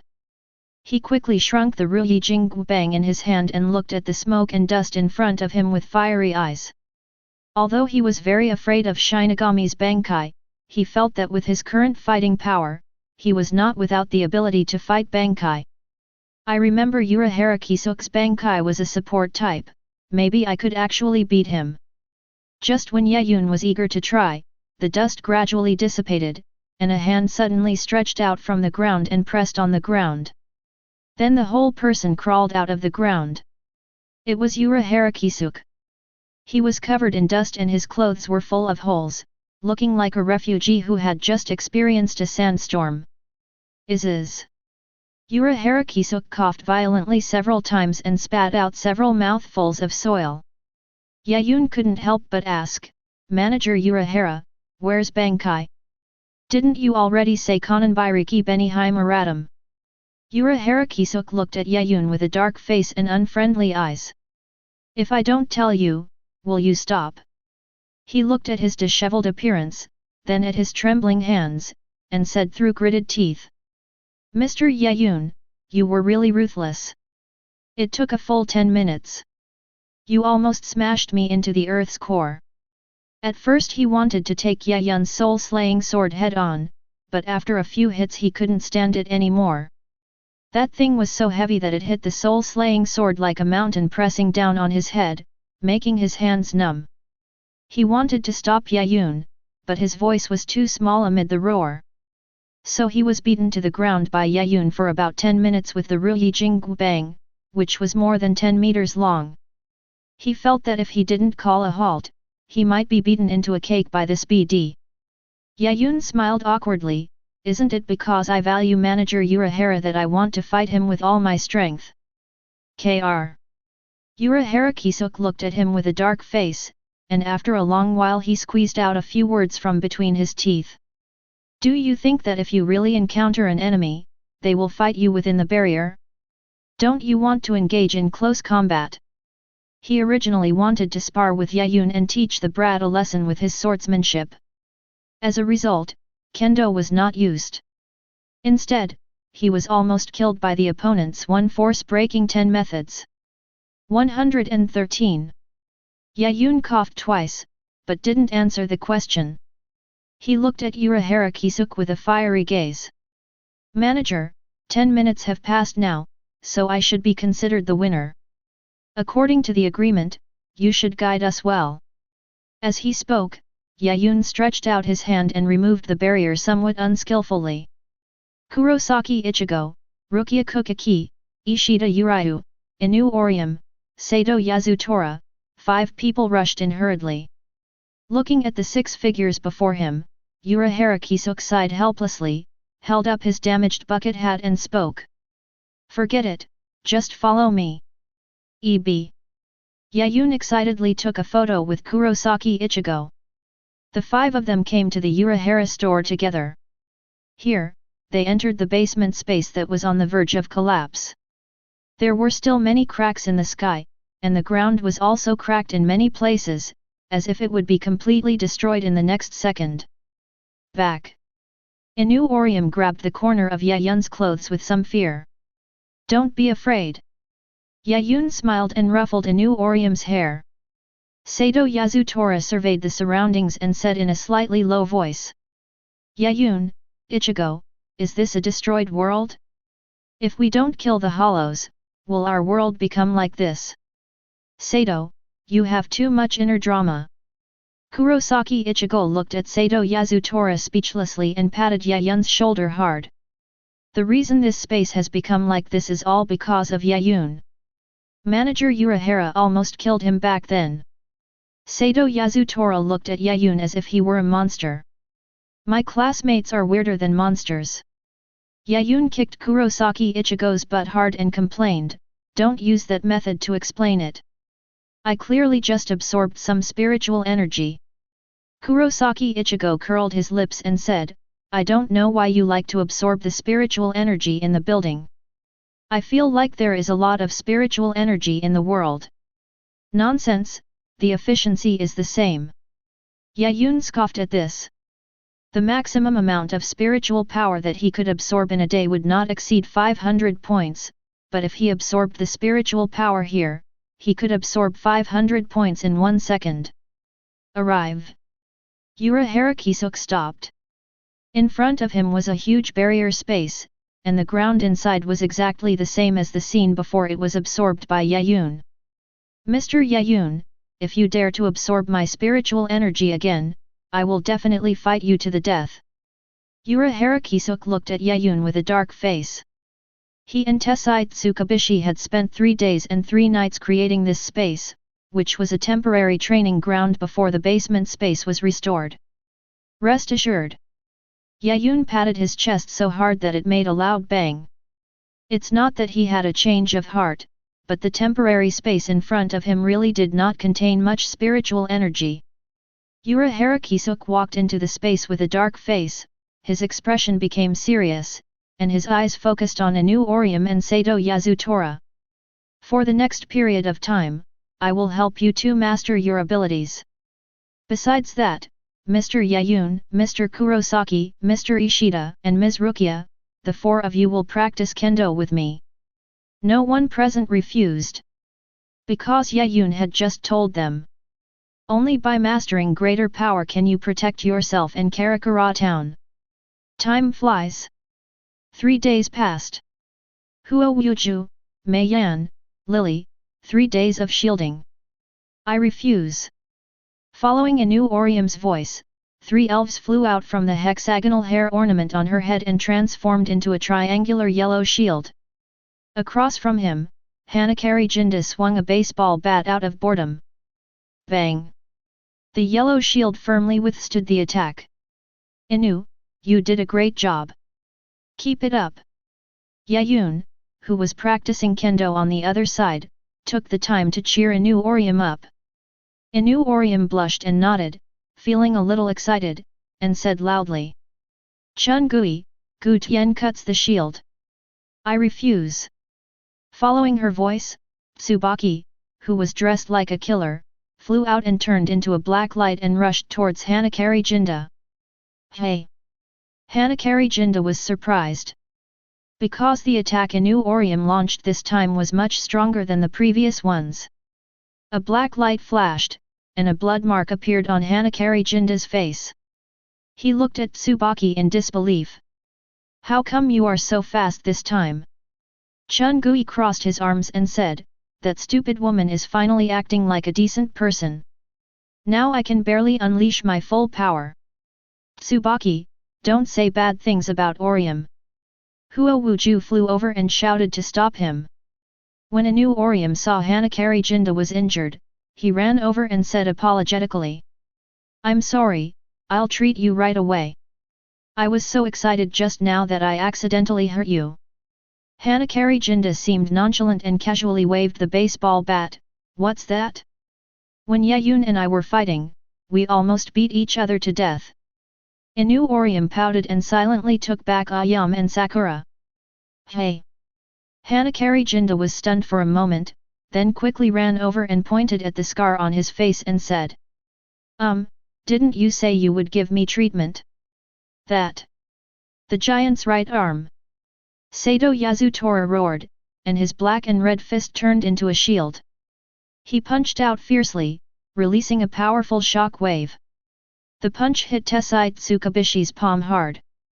Even though Tessai Tsukabishi had already unleashed his spiritual power, BJCD, he was still knocked back 7 or 8 meters by this punch, staring at the palm emitting white steam in amazement. He shook his palm and looked at Sato Yasutora. Mr. Sato, your strength seems to have increased significantly, especially in this form. Sato Yasutora clenched the black and red shield's right arm and said in a steady voice, thanks to Mr. Tessai's guidance, I can now perfectly master this power.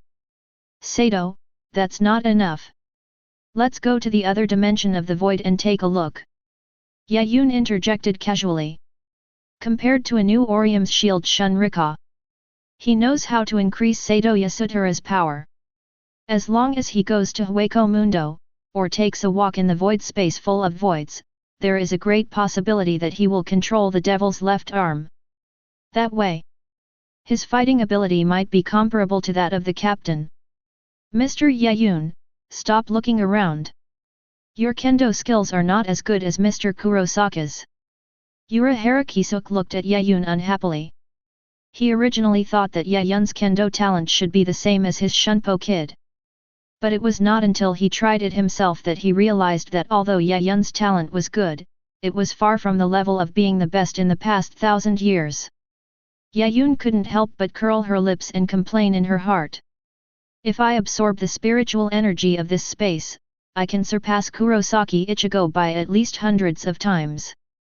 That evening, in Yaun's mansion, Rukia Kuchiki sat on the bed in her pink pajamas, feeling nervous and ashamed, staring at the door with gritted teeth. If this pervert dares to come over here again, I'll hit him hard on the head with the hilt of my knife. Over the past few days, Yaun would come and attack her every night, under the pretext of conducting a strange experiment. It's really amazing. Every time her body would feel numb. But the experimental results showed that nothing was seen. Seireitei. There was a click sound from the window. Rukia Kuchiki just turned her head and saw Yaun had jumped out of the window. Yaun smiled and said, Rukia, yesterday we tried the kid below size 70, today we will try the ones from size 10 to size 80. No. Rukia Kuchiki's face flushed red and she covered her chest tightly. Don't worry, it won't hurt. No. I'll be gentle. No. Rukia, please, I'm doing this for your own good. I'm sure I can get the contents out of your body.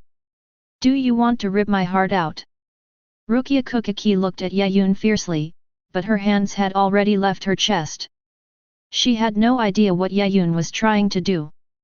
Not only would he use various kid to test her body every time, he would also touch her all over, saying that he was testing the reaction of her spiritual power. But how could there be something inside her? Yaun. He smiled, placed his hand on Rukia Kuchiki's chest, and released a trace of spiritual power. Yes, yes, I am a heart thief. Time soon came to late at night. Yaun had already left, leaving Rukia Kuchiki alone, her face flushed as she rolled around on the bed, clamping the quilt between her legs. That perverted brat uses this excuse all day to deceive me. What kind of person is that? It's obvious he's trying to take advantage of me. Rukia Kuchiki muttered and hammered the bed. But thinking that Yaun worked so hard for her, the boy still wanted to break into Soul Society. She felt happy in her heart. You're such a fool. How could I possibly let you enter Soul Society? The captains there are much stronger than you. Just as Rukia Kuchiki was muttering, her expression suddenly changed, and she felt two different Ryutsu in the night. Brother, Renji. Her face turned slightly pale. Obviously, I didn't expect Byakuya Kuchiki to come so quickly. After hesitating for a few seconds, Rukia Kuchiki sighed, put on her clothes, and left the room. Hey, Rukia, you're going. Under the cover of night, in the villa's yard, Yaun stood at the edge of the grass and greeted Rukia Kuchiki with a smile. Yaun. Rukia Kuchiki looked at Yaun in surprise, then realized. Why are you here? It's late at night now, and most people are asleep, so it's impossible not to be wandering around the yard. Yaun smiled helplessly and pointed to the west. You don't think I can't feel those two powerful Ryutsu? The other party did not hide his intentions at all. The eruption of Ryutsu could be clearly felt throughout almost the entire Karakura Town. No. Rukia Kuchiki quickly grabbed Yaun's arm and pushed him into the house. That's my brother. His name is Kuchiki Heikuzai. He's the captain of the 6th division of the Seireitei. He's a very dangerous person. He kills people without blinking an eye. He's a real killer. Yaun couldn't help but blinked. If Byakuya Kuchiki heard what Rukia Kuchiki said about him, he might secretly shed tears in the middle of the night. With a smile, Yaun picked up Rukia Kuchiki by the waist and took a step forward, rushing towards the west like a black eagle. Since they're already here, there's no way they can escape. Might as well go over and take a look. Yaun. Rukia Kuchiki swung her calves vigorously. Chapter 51. Yaun, wait, calm down. It will be dangerous if you go over there. My brother will definitely kill you. He is a very cruel Shinigami. Kuchiki Rukia struggled so hard that her two short legs were almost turned into oars. Seeing that Yaun didn't listen at all, Rukia Kuchiki was about to cry. Yaun, please put me down quickly. You don't have to be enemies with Soul Society because of me. You can live peacefully in the real world with Kurosaki, Ichigo and the others. You can be an ordinary human being. Rukia, what nonsense are you talking about? Yaun rubbed Rukia Kuchiki's hair, pointed at the figures walking out in front and said with a smile. You are our companion. It's not just me who wants to protect you. Everyone wants to protect you and won't let you be captured by the Soul Society. Rukia Kuchiki looked at the figures approaching, her beautiful eyes gradually widening as she said blankly.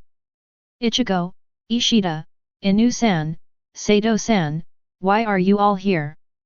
Inoue Orihime whispered, I heard you guys in the yard, so I ran after you. Sato Yasutora said calmly, Mr. Tessai taught me how to check the spiritual veins. I sensed it and ran over. Kurosaki Ichigo, carrying the Zangetsu sword, said with a smile, you two are so close to my house, I don't think I could have noticed it, right? Ishida Urahara pushed up his glasses and said calmly, I just wanted to see who the two Shinigami are that are coming this time. Tears gradually welled up in Rukia Kuchiki's eyes. Now you know, no one will give up on you. Don't even think about sneaking back to Soul Society, or we'll have to fight our way in. Yaun put Rukia Kuchiki down with a smile, then turned to look at the two figures rushing towards him from a distance. Human. Shinigami. Quincy. Abarai Renji frowned at the scene before him. Even after hearing the report from the 2nd Division Shinigami, he still found it difficult to understand. How did these creatures come together? But he didn't care about that and looked at Rukia Kuchiki anxiously. Rukia, did those bastards take away your spiritual power, or did you voluntarily give it to those two humans? As he spoke, he looked at Yaun and Kurosaki Ichigo coldly. Among the 6 people present, Only Yaun and Kurosaki Ichigo maintained their Shinigami postures, and they were undoubtedly the villains in the report.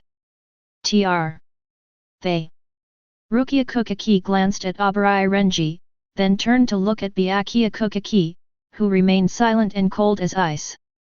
Biting her lower lip, she said. I am myself. Of course I took away this guy's spiritual power. Yaun interrupted Rukia Kuchiki and looked at Byakuya Kuchiki with a smile. This must be brother Byakuya, right? Rukia and I are in love with each other and have decided to stay in this world, get married, and have children. Yaun, Nissan is right there, what are you talking about? Rukia Kuchiki rushed over with a red face, wanting to fight with Yaun. Yaun just hugged Rukia Kuchiki in her arms, letting her hit her chest with her fists. Abarai Renji almost vomited blood, and looked at the two people fighting with blazing eyes. Rukia. Yaun-kun, are you going to marry Kuchiki-kun? Inoue Orium stared at the two of them blankly, feeling a great disappointment in his heart. Kurosaki Ichigo curled his lips beside him, what are you thinking? This is of course nonsense, just to deceive that guy. Really? Inoue Orium felt hopeful again. Kurosaki Ichigo curled his lips and pointed the end of Tokairuzuki Tenshin at Abarai Renji. If you want to take Rukia Kuchiki away, you have to get past me first. First of all, I'm very strong. Abarai Renji was so angry that he almost laughed. Just two humans who had just become Shinigami were actually arguing with him, the vice-captain. Team leader. He turned to look at Byakuya Kuchiki, seeking his consent. Byakuya Kuchiki looked at Rukia Kuchiki with an indifferent expression and said calmly. Rukia, do you want to come back with me? How arrogant! They don't even take us seriously, as if we don't exist. They are indeed those arrogant Shinigami. Ishida Urayu looked at Byakuya Kuchiki coldly and couldn't help but summon the blue spirit bow. According to the other party, as long as Rukia Kuchiki agrees to return to Soul Society, he can get rid of everyone present. Facing Byakuya Kuchiki's gaze, Rukia Kuchiki couldn't help but bite her lower lip. Brother, can you let me stay here? According to the Soul Society's rules, violating the rules by giving spiritual power to humans will definitely result in the death penalty. And it is the most cruel punishment, Skyaku. Byakuya Kuchiki withdrew his gaze indifferently, and Rukia Kuchiki's heart sank to the bottom. Abarai Renji looked at Rukia Kuchiki with dismay, then drew his soul-slaying sword and angrily looked at Yaun. Is it you, the BD? You deceived Rukia and even made her betray Soul Society. As he spoke, he took a step forward, ready to kill the human who had bewitched Rukia Kuchiki and made her betray the Seireitei. Just then, Rukia Kuchiki spoke indifferently. Stop! Abarai Renji's steps suddenly froze, and he turned to look at Byakuya Kuchiki in disbelief. Countless thoughts arose in my mind. Could it be that this iceberg captain is going to show some leniency to Rukia Kuchiki? But how is this possible? That's the coldest Byakuya Kuchiki. A guy who values honor and responsibility more than his own life. In Abarai Renji's eyes, Byakuya Kuchiki had an indifferent expression as he looked towards several residential buildings in the distance under the night sky. You hiding rats, are you trying to stop me now? Abarai Renji's eyes widened instantly. He had no idea that there was anyone else in the building over there. Next second, from the roofs of distant houses came the sound of quarreling. Hirako Shinji, you bald guy, I told you long ago that you should use a more advanced barrier. Now you've been discovered. That has nothing to do with it, Hiri. With so many of us standing together, there's bound to be a strong spiritual reaction. So why did you come here? Urahara Kisuke, what nonsense are you talking about? There's something going on here, can't we come and see it? This is a live broadcast that includes a drama, a battle, and a romance. I don't want to miss this wonderful spectacle. Is that Byakuya Kuchiki going to attack us? He probably wouldn't dare. If he does, Maguruma Kensei, won't let him go. I'll let him see what he's capable of. Hey, the little guy back then has become the captain now. Time flies so fast. Meow, Ziobai, long time no see. Looking at the people arguing on the rooftop in the distance, Abarai Renji took a deep breath. That is, Urahara Kisuke, Hirako Shinji, Maguruma Kensei, Tessai Tsukabishi, Love Akawa, Shihaoran Yoryuaki, Habashi Ruro. While announcing the names one by one, Abarai Renji's forehead was covered in cold sweat, and he even felt his legs a little weak. There were more than a dozen captains and vice-captains.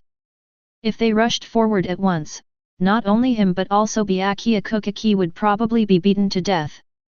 But Byakuya Kuchiki turned a blind eye to this and his expression remained indifferent. Hirako Shinji smiled and said, Captain Kuchiki, don't worry, we are just here to watch the fun and will definitely not take any action. Urahara Kisuke also nodded and smiled, Captain Kuchiki, just pretend we don't exist. Hey, isn't that too much? Yaun waved his hand in dissatisfaction, after all, we have been together for such a long time, aren't you going to come over and help? Saragaki Hiri said, there's nothing we can do. We don't want to provoke the old man. Maguruma Kensei laughed and said, so it's up to you, Yaun, to teach Byakuya Kuchiki, that pretentious brat, a lesson. Seeing Yaun chatting happily with these captains, Abarai Renji broke out in cold sweat on his forehead.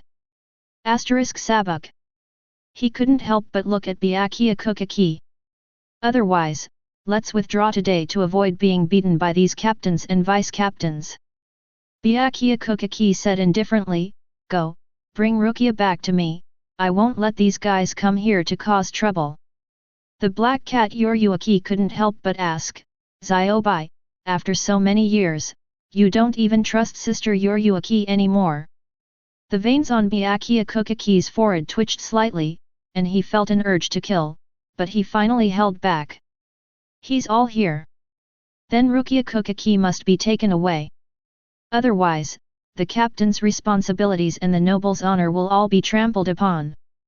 Abarai Renji swallowed his saliva, mustered his courage, drew his soul-slaying sword, and burst out with powerful spiritual power, shouting. Roar, Zabimaru! In an instant, the simple long sword in his hand turned into a series of connected blades. A whip that is more like a blade than a knife. Rukia! Abarai Liansi roared and rushed towards Yaun quickly. He had to deal with this nasty kid first. Kurosaki Ichigo's eyes moved, and he drew his sword and was about to step forward to kill the minion. But before he could do that, Sato Yasutora moved first. His right arm turned black and red, and a huge black and red shield gradually appeared. Yaun, Ichigo, leave this guy to me. Sato Yasutora's tone is calm, giving people a sense of trust. Back. Kurosaki Ichigo couldn't help but look at Yaun. He was still a little worried about Sato Yasutora, after all, his opponent was the vice-captain. Yaun squinted his eyes for a second, then smiled and said. Leave it to Sato. Sato Yasutora, who has completely mastered the giant's right arm, is now as powerful as the vice-captain and is not so easy to defeat. What's more, his giant's right arm itself has extremely strong defensive capabilities. Seeing Sato Yasutora rushing towards him, even though he felt something was wrong with his right arm, Abarai Renji still didn't take it to heart. Get out of here, humans, come and join in the fun. With a roar, Abarai Renji swung Zabimaru violently, causing its blade to slash towards Sato Yasutora like a silver dragon. Facing this attack, Sato Yasutora firmly held the black and red shield in front of his chest. Bang! The blade and the black and red shield collided. Abarai Renji's pupils suddenly dilated. Looking at the unscathed black and red shield in shock. How is that possible? Before he could finish his words, Sato Yasutora suddenly swung out his right fist. The giant's right arm. Boom! Violent power and impact erupted in an instant.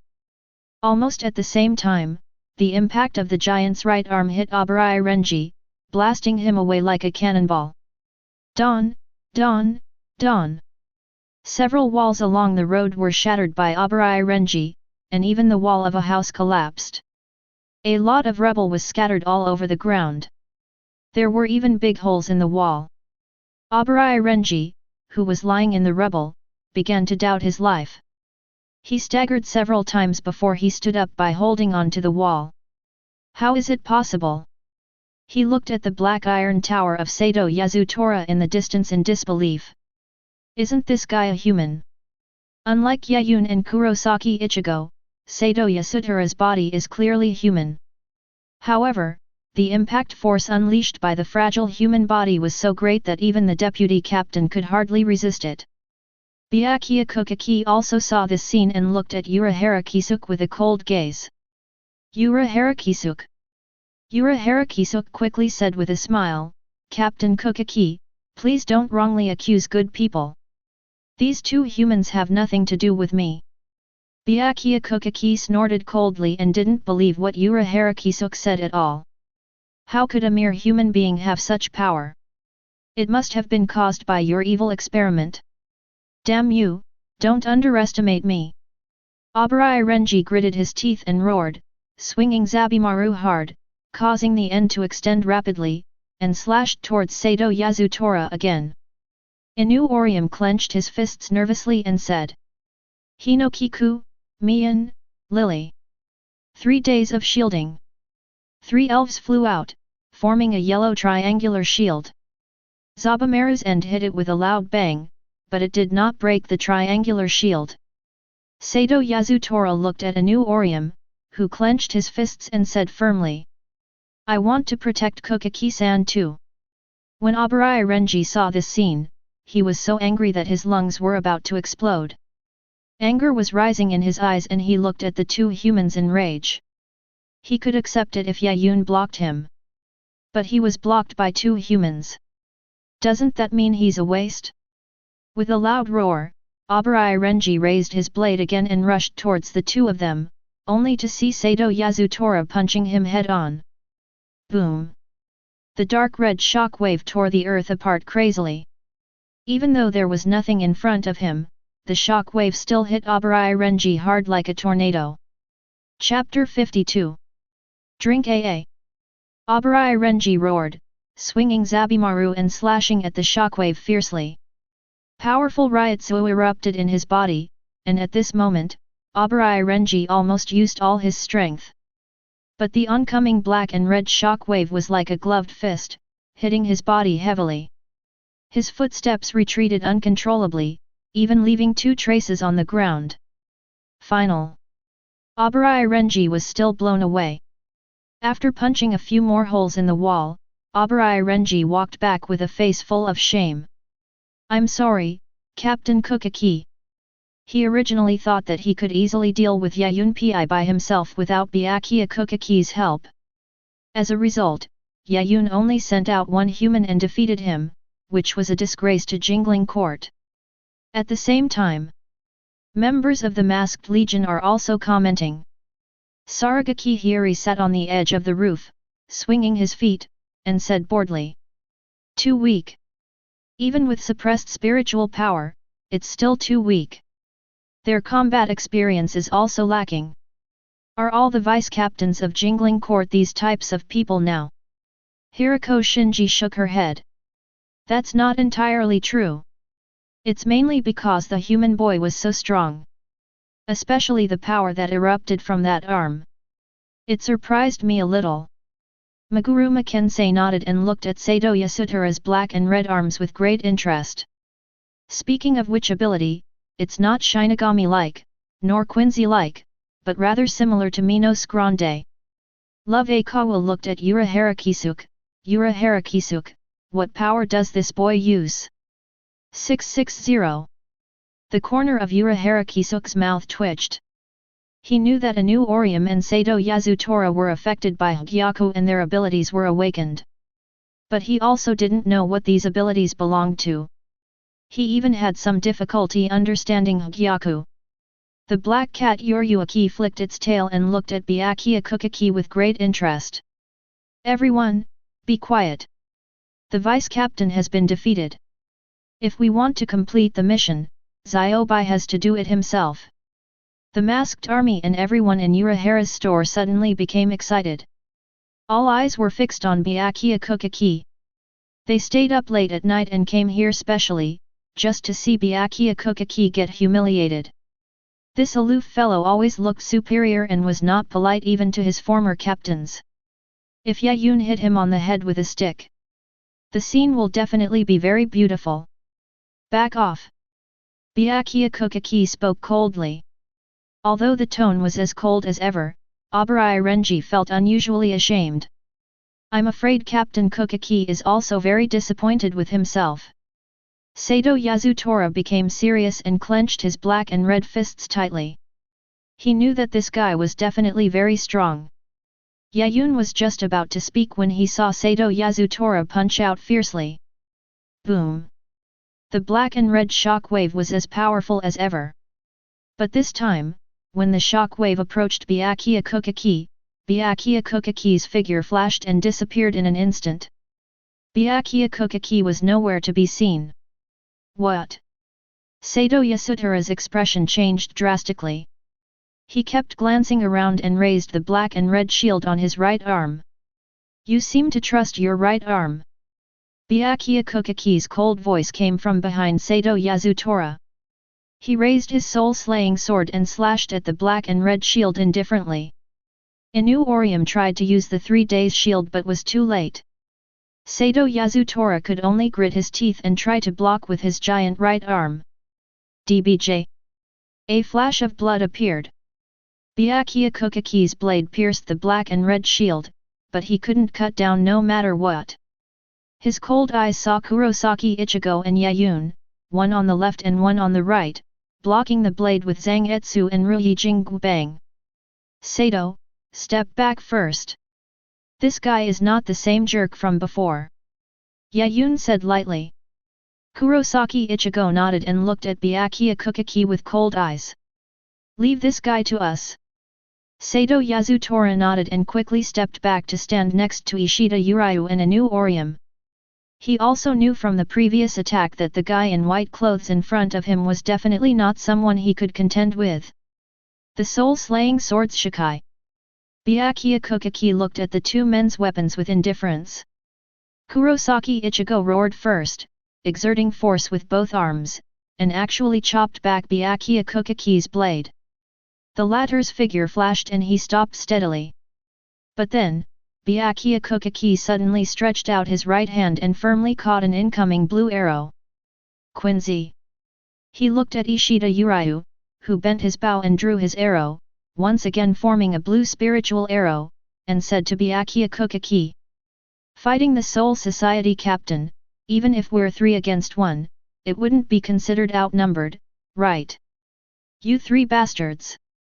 Abarai Renji roared angrily and prepared to move forward with his soul-slaying sword in hand. Then, he was knocked away by Sato Yasutora's punch.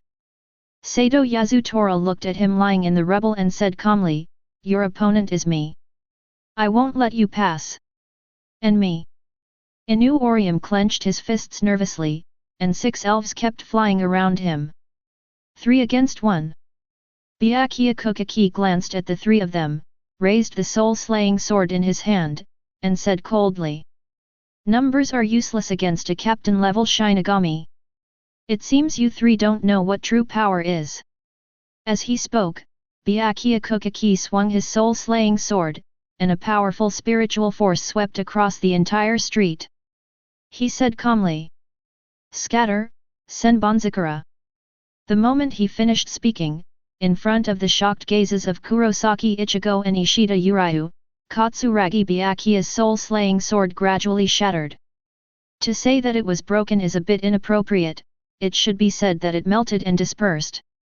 The silver-white blade light turned into pieces of graceful pink sakura flowers, just like the blooming sakura flowers in March. Graceful and colorful, elegant and noble. Kurosaki Ichigo stared blankly at the sky full of sakura flowers. What is this? Is this also the soul-slaying sword? He had also seen many kinds of soul-slaying swords, but none of them even had a blade but turned into a sky full of sakura flowers. Rukia Kuchiki's face changed drastically. Be careful, my brother's soul-slaying sword is very dangerous, and those sakura flowers are like blades. Senbonzakura, 1,000 petals of sakura flowers. Seeing Byakuya Kuchiki's soul's anth released, Hirako Shinji, Urahara Kisuk and others on the rooftop in the distance also looked serious. Maguruma Kensei couldn't help but say, with this Soul Zanto and his Ryutsu, Haku seems to have become very powerful. When they defected from Soul Society, Byakuya Kuchiki had just become the captain. And now it seems that Byakuya Kuchiki's fighting power may not be weaker than theirs, or even stronger than theirs. Saragaki Hiri couldn't help but said excitedly. That's right, with such a powerful soul-slaying sword, I'm really looking forward to the scene where he fights Yaun. Everyone present became even more excited after hearing this. Rukia, you've been talking too much. Byakuya Kuchiki looked at Rukia Kuchiki coldly and pointed the bladeless knife at the three people. In an instant, the pink sakura flowers were like a sakura flower storm, graceful and colorful, sweeping towards the three people. Kurosaki Ichigo raised his soul-slaying sword without hesitation and slashed it downwards, shouting. Crescent Moon Sky Rush. The azure blade energy was like a blue ray of light, slashing heavily on the thousands of sakura flowers. Boom! A powerful shock wave spread out. The seemingly incomparable azure sword energy was actually blocked by thousands of sakura flowers. At the same time, Ishida Uraiu also madly shot out the blue arrows in his hand, and dozens of lights flashed in 1 second. The two joined forces. He barely blocked the attack. Yaun took this opportunity, took a step forward, and appeared in front of Byakuya Kuchiki, laughing loudly. Byakuya Kuchiki, your blade has transformed into a sakura flower, how can you block my attack? The Ruyi golden cudgel smashed down heavily. After seeing this scene and hearing what Yaun said, Hirako Shinji and others on the rooftop in the distance couldn't help but twitch their lips. Urahara Kisuk was speechless. This brat, he actually has to dig a hole for Byakuya Kuchiki at this time. They didn't believe that Yaun, who had fought with them all, would not guess that Byakuya Kuchiki could condense the blade again. Saragaki Hiri said excitedly, Yaun is so cunning, but I like him that way. This moment. They didn't even blink. Brother, be careful! Rukia Kuchiki shouted anxiously. Facing the oncoming stick, Byakuya Kuchiki raised the bladeless hilt and said calmly. Here's a piece of advice for you, don't underestimate the captain. As he finished speaking, 20 sakura flowers condensed on the hilt of the sword in Byakuya Kuchiki's hand, and unexpectedly condensed into a silver-white blade. He raised his knife to meet Yaun's stick. Next second. Boom! A dull bombardment sounded. Byakuya Kuchiki, who has always presented a cool, noble, and indifferent image since his debut, suddenly widened his eyes. He gripped the blade tightly and said in a tone that was almost out of control. Impossible, this power. Before he could finish his words, he could no longer resist this force and his body was suddenly blown away like a cannonball. Dawn, dawn, dawn. Like Abarai Renji before him, he also smashed through several walls and house walls. Under the night sky, he was almost invisible. Abarai Renji also saw this scene and said in disbelief. Captain Kuchiki. The nearly invincible, superior, and terrifying Byakuya Kuchiki in his mind was actually blown away. The opponent is still a mere human Shinigami. Bang! With a loud bang, his figure was also blown away. Sato Yasutora retracted his fist and said calmly, don't look around when fighting. During these few days of teaching, Urahara Kisuk not only taught them how to control their abilities, but also taught them fighting techniques. You must never be distracted or careless during battle. Saragaki Hiri pointed at Byakuya Kuchiki's figure that was blown away, holding his stomach and laughing. Did you see that? The guy with the stern face got knocked away. He thought he could easily withstand the blow. The others couldn't help but burst into laughter. As the saying goes, even if you get caught in the rain, you should take away other people's umbrellas. Having experienced the terrifying power of Yayun's soul-severing sword, what they hope most is that someone else will suffer a great loss at the hands of Yayun's soul-severing sword. The black cat Yoryuaki couldn't help licking his paws and said with a smile. Ziobai is still too young. When fighting, even against the weakest enemy, you should give it your all. Meguruma Kensei laughed and said, will that guy get so angry after being hit by that stick that he use Bankai? Hirako Shinji smiled and said, I don't think so. Even if Bankai is used, Yaun is not completely defenseless now. Tessai Tsukabishi couldn't help but laugh and said, to be honest, I'm kind of looking forward to seeing Captain Kukaki's expression now. Everyone present suddenly became more and more excited. At the same time, in a house somewhere far away, the couple who owned the house looked at the huge hole in the shape of a human that had just been blasted out with horror. What just happened? They had no spiritual power, so naturally they couldn't see Abarai Renji and Byakuya Kukaki, who looked extremely embarrassed as they crashed into the wall.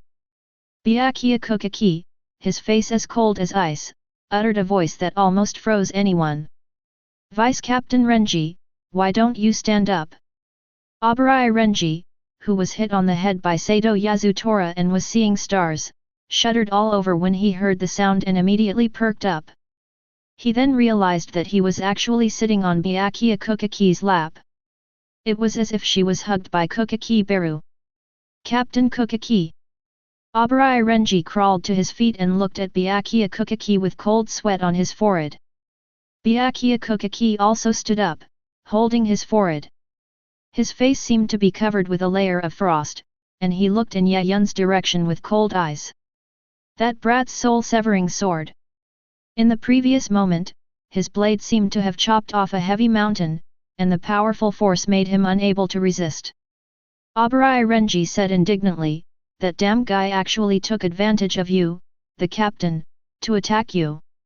Byakuya Kukaki gave him a cold look. Abarai Renji shuddered again, not knowing what he had said wrong.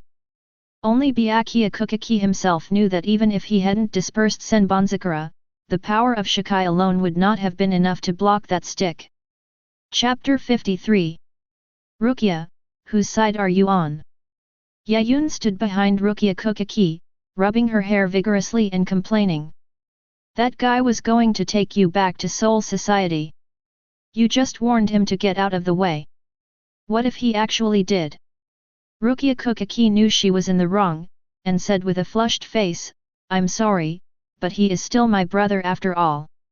If you hit him with a stick, he might faint like Captain Sui-Feng.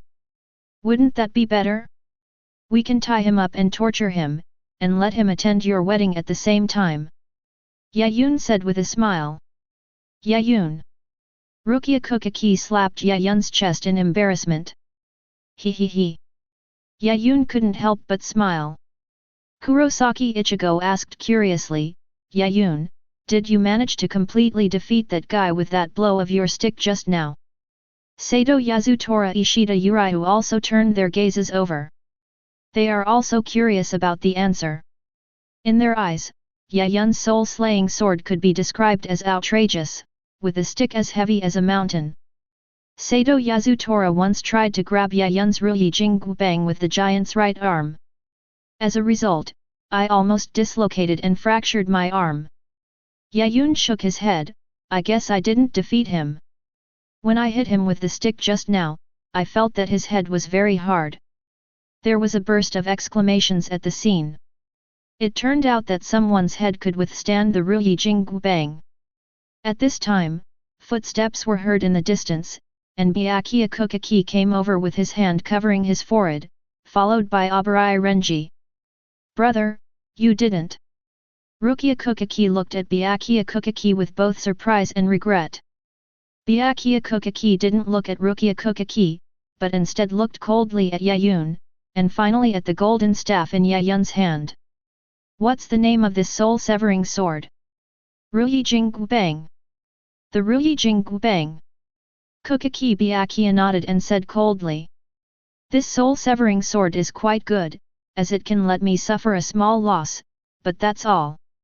As he spoke, Byakuya Kuchiki raised his right hand and once again controlled the 1,000 sakura flower blades, killing everyone like falling sakura flowers. This time was different from the previous times, as the attacks were filled with cold murderous intent. Ichigo! Yaun shouted. Kurosaki Ichigo understood, raised his Zangetsu sword and slashed at Sakura again. Crescent Moon, Tian Chong. The Azure Sword energy hit Kyanbei Sakurewa head-on. Taking advantage of this opportunity, Yaun once again swung the Ruijing Bang, trying to imitate the last time and kill Byakuya Kuchiki. A cold light flashed in Byakuya Kuchiki's eyes, and he quickly retreated without hesitation. He was going to use Senbonzakura to take out this guy. Stop! Suddenly, Byakuya Kuchiki's pupils dilated as he discovered that the speed of the human Shinigami in front of him was not inferior to his at all. Cat Demon! Byakuya Kuchiki's face rarely looked grim, but it was too late to speed up now, so he had to take his hand off his forehead. This way you can fight the enemy with the knife in both hands.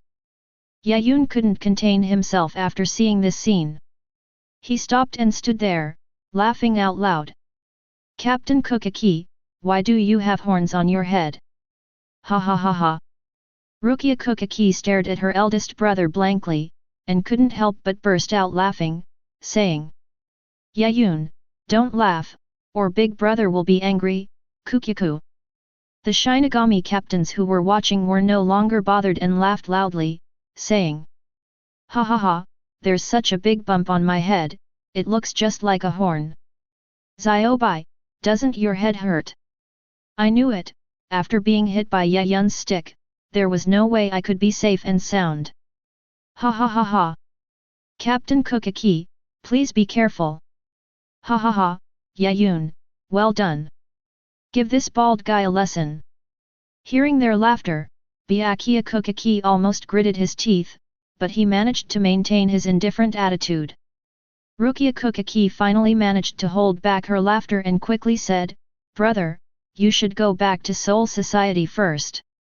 Yaun's soul-severing sword is truly powerful. You can't use Bankai in this world. Before she could finish her words, Byakuya Kuchiki gave her a cold look.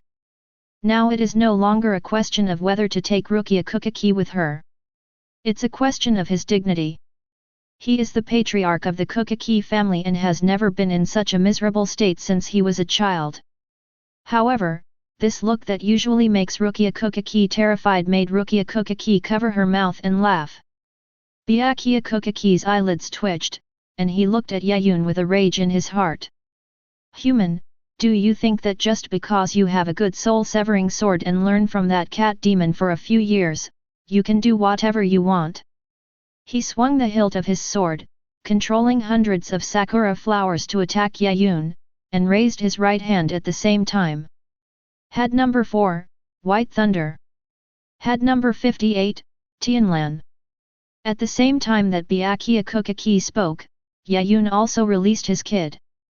The howling gale instantly hit the oncoming white lightning, and in just a moment, it tore the violent lightning into pieces. Kid without chanting, number 50. Byakuya Kuchiki's heart was shaken, and a violent gust of wind hit him in the face, blowing him directly into the air.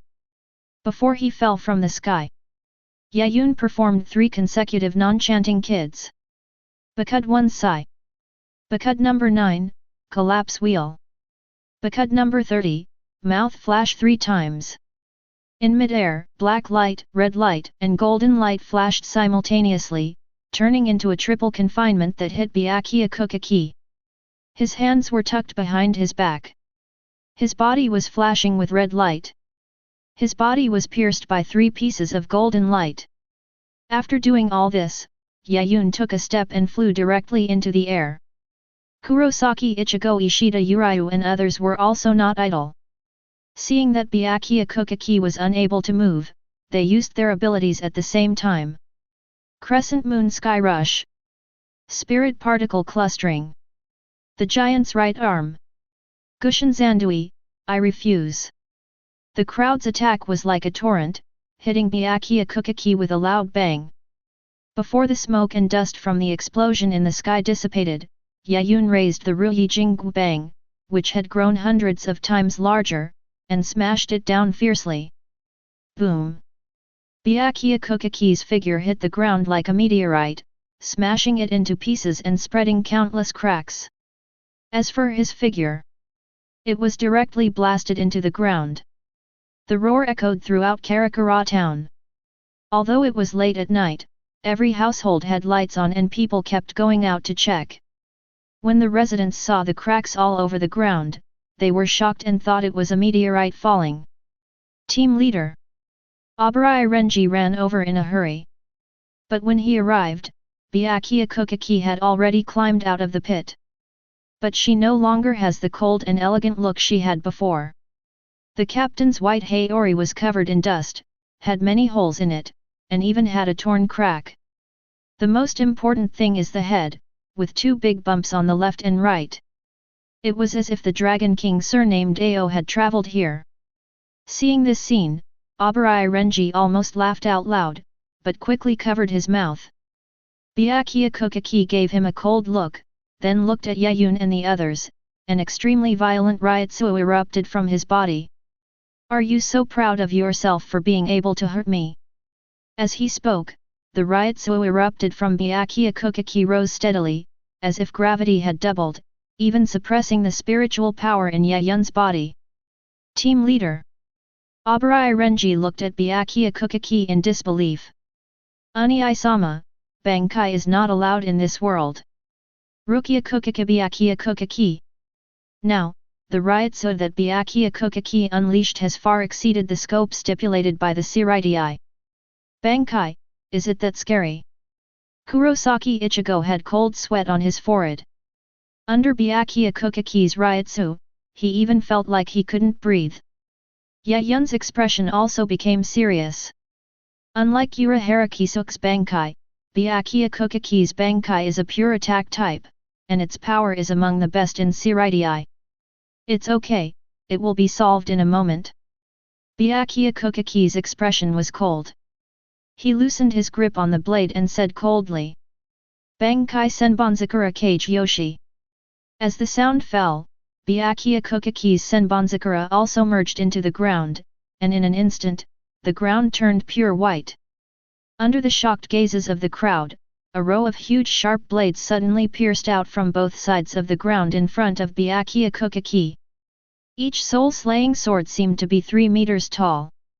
There are 2 rows of hundreds of huge blades, bursting out of a sharp world of swords. Byakuya Kuchiki, standing behind the 2 rows of soul-slaying swords, seemed to be the master of all the blades, looking at them with cold eyes. With a wave of Byakuya Kuchiki's right hand, these huge blades simultaneously transformed into sakura flowers. Different from the previous Senbonzakura. The current torrent of sakura flowers is comparable to the ocean, surging like a tsunami. Ishida Yulong couldn't help swallowing his saliva, tightly gripping the blue spirit bow in his hand, and said in a dry voice. Yaun, how many sakura flowers are there? A piece of sakura flower is like a blade, and the torrent of sakura flowers in front of him is so endless that he can't even see the end at a glance. Yaun thought for a moment and said, each of those giant blades is equivalent to dozens of Senbonzakura blades. A rough calculation would suggest there are millions of them. Hearing Yaun's calculations, even Kurosaki Ichigo couldn't help but take a deep breath, looking at the oncoming torrent of sakura flowers in fear. If you are caught in this flood of sakura flowers, I'm afraid it won't take more than 3 seconds for everyone present to be cut into salmon fillets.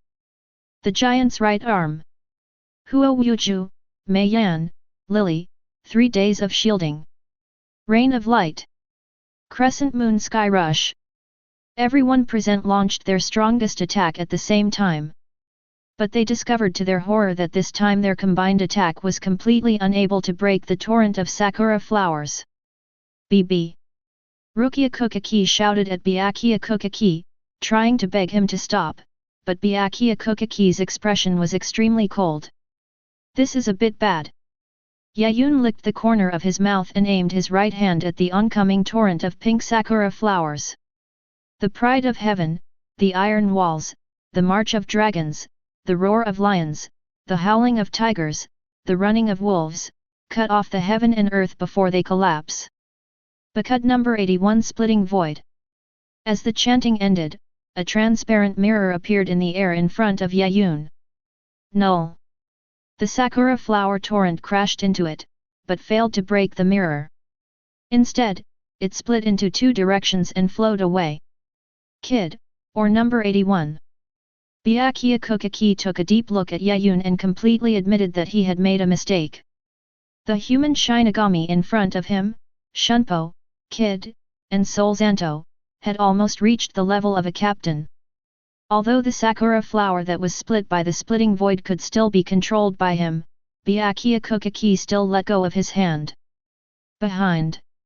Obrai Renji looked at Byakuya Kuchiki at a loss. Let's go. Byakuya Kuchiki spoke indifferently, and countless sakura flowers dispersed at the same time. Leaving now? Yaun was a little surprised. The Shinigami captains who were watching were also confused. As they watched, Byakuya Kuchiki waved his right hand, and the ancient gate appeared before their eyes.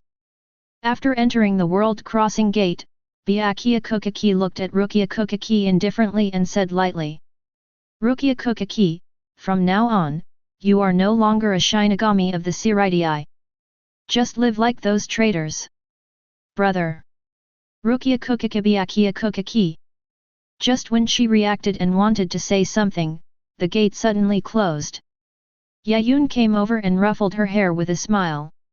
You didn't expect that your brother who seems like an iceberg is actually quite humane. Rukia Kuchiki nodded dumbly. Even she didn't expect that her icy brother would let her go so easily. Especially the last sentence, which seemed to be giving up on her, but it also allowed her to stay in the world and live a good life. Shihao and Yoriyuki couldn't help but laugh and said, You see, I told you that Ziobai has a soft personality, but he usually pretends to be a celestial being. The other captains couldn't help but smile and nodded.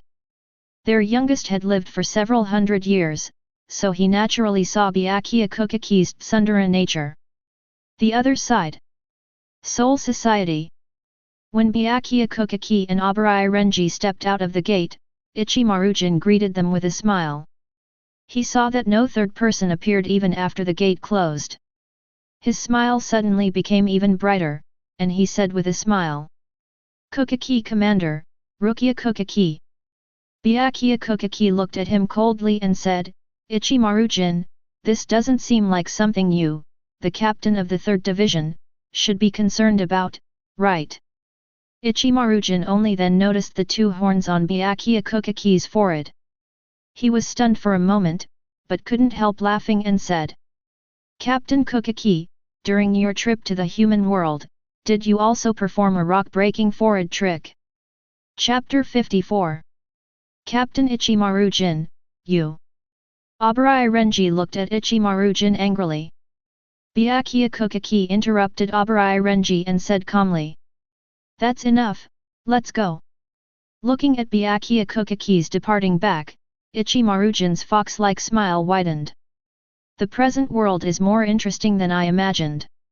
He thought that this time, with Byakuya Kuchiki's intolerant personality, he would definitely bring Rukia Kuchiki back. However, only Byakuya Kuchiki and Obrai Renji came back, and both were injured. Is it that idiot Hirako Shinji? No way, it's Urahara Kisuke. Captain Aizen, this is what happened. It seems your plan has failed again. Inside the 5th Division, Ichimaru-jin sat on a chair, looking at Aizen-suke with a smile, anticipating his reactions. But before Aizen-suke could say anything, Tosen Kaname lost control and angrily slammed his chair. Byakuya Kuchiki, did he really show mercy just because she's his sister? He's betraying Jingling. Ichimaru-jin sneered in his heart. Betray the Seireitei? How could Byakuya Kuchiki be considered a betrayal of the Seireitei? These three were the ones who truly betrayed the Seireitei. Not only did they orchestrate the hollow incident, they also used Kaika Suijutsu to manipulate the 46th chamber. Besides, there are countless other crimes committed. If it were really exposed, any one of the three of them would have to spend thousands of years in hell. Aizen was silent for several minutes.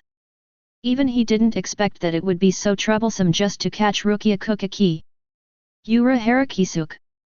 The image of the always careless man emerged in his mind. After thinking for a moment, Aizen's tone was no longer gentle, and he said coldly. Yin, you two, please get ready. You two, and perhaps other captains, will be going to the real world together. Ichimaru-jin was shocked and knew that Aizen was going to take action himself. Urahara, can you really hold on any longer? 2 hours later. In the first team, all Godi 13 captains assembled. Captain Kurosaki Mayuri of the 12th Division looked at Byakuya Kuchiki coldly and said in a strange voice. Captain Kuchiki, could you explain to me why a simple mission would require you to use Bankai in violation of regulations?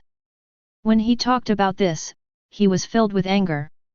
He was originally conducting a crucial experiment, but the alarm bells of the entire 12th Division went off, causing his experiment to fail.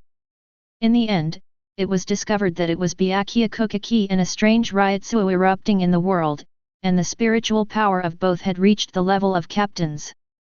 Especially Byakuya Kuchiki, who actually used Bankai in violation of the rules in the real world. Almost 70% of his body's spiritual power exploded. Zaraki Kenpaku's eyes lit up like a thug, and he looked at Byakuya Kuchiki excitedly. Hey, Kuchiki, did you encounter a powerful enemy in the real world? Is he very strong? Do you need my help? The enemy was as strong as a captain, and just thinking about it made him want to chop him down. Sui-Feng snorted coldly and said, Captain Zaraki, even if someone must be sent to the human world, that person will definitely not be you. What did you say? Zaraki Kenpaku looked at Sui-Feng unhappily. Kyōraku Shunsui quickly stepped in to smooth things over, saying with a smile, Captain Zaraki, you don't care about your surroundings when you fight. You're not suited to fighting in the real world. Captain Sui-Feng agrees. Kashiwamura Seijin ignored their quarrel and looked at Byakuya Kuchiki seriously. Captain Kuchiki, please explain yourself. In full view of the public. Byakuya Kuchiki then said calmly, the reason I used Bankai is because I encountered a powerful enemy in the real world who was no weaker than me. The pupils of many captains present shrank. Hitsuga couldn't help but ask, could it be that you met those defectors, Urahara and Hirako Shinji? He is the youngest of all the captains and only joined the Jingling Court 100 years ago. Although I have heard of captains like Urahara Hirako Shinji, and Maguruma Kensei, I have never met them. The conference hall fell silent instantly. Even the steady Yamamoto Genryusai Shigakuni turned his gaze to Byakuya Kuchiki. Meeting their gazes, Byakuya Kuchiki shook his head and said calmly, it wasn't them, but a human who turned into a Shinigami. Human? Shinigami? Are you serious? Except for Sui-Feng, all the other captains present showed expressions of astonishment. No wonder they reacted that way. It is true that human life is too short. For example, the youngest captain, Hitsuga took decades to become captain.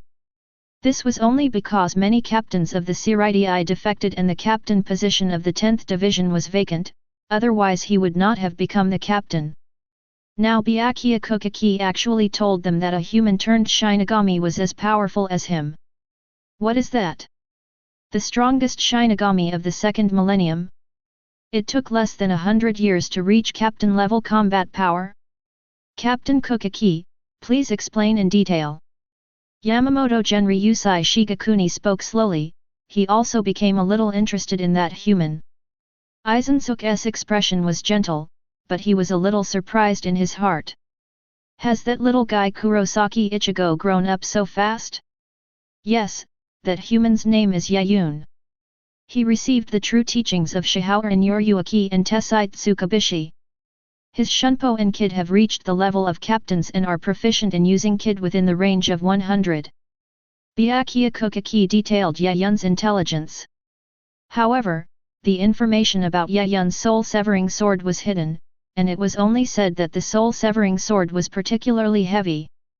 After listening to Byakuya Kuchiki's words, all the captains present widened their eyes in astonishment. Under 20. Shunpo is not inferior to you, and Kid has mastered all Kid within the 100th level. Are you sure that's a human? Hey, Captain Kuchiki, you can't talk nonsense at this time. The captains present all raised questions. How could they possibly believe that a human could reach the level of captain in just 20 years? Faced with the questions raised by his colleagues, Byakuya Kuchiki did not even have the interest to refute them. He just stood there coldly without saying a word. A 20-year-old captain-level fighter, and connected to Urahara Kisuke, Shihoran Yoryuaki, and the others. Yamamoto Genryusai Shigakuni narrowed his eyes slightly. He didn't doubt that Byakuya Kuchiki would lie about this. After all, something so easy to prove couldn't be concealed by just lying. But if it's this kind of talent, then it's really a bit of a headache. He was still fighting with gangsters when he was 20 years old. Jaisure Yukatake coughed twice and said weakly.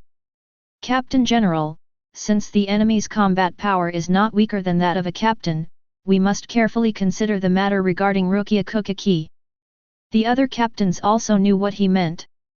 The present world is the most important world among the three realms. If a large-scale conflict occurs there, it will definitely affect the stability of the three worlds. It is for this reason that the Soul Society did not pursue the traitors who escaped into the human world.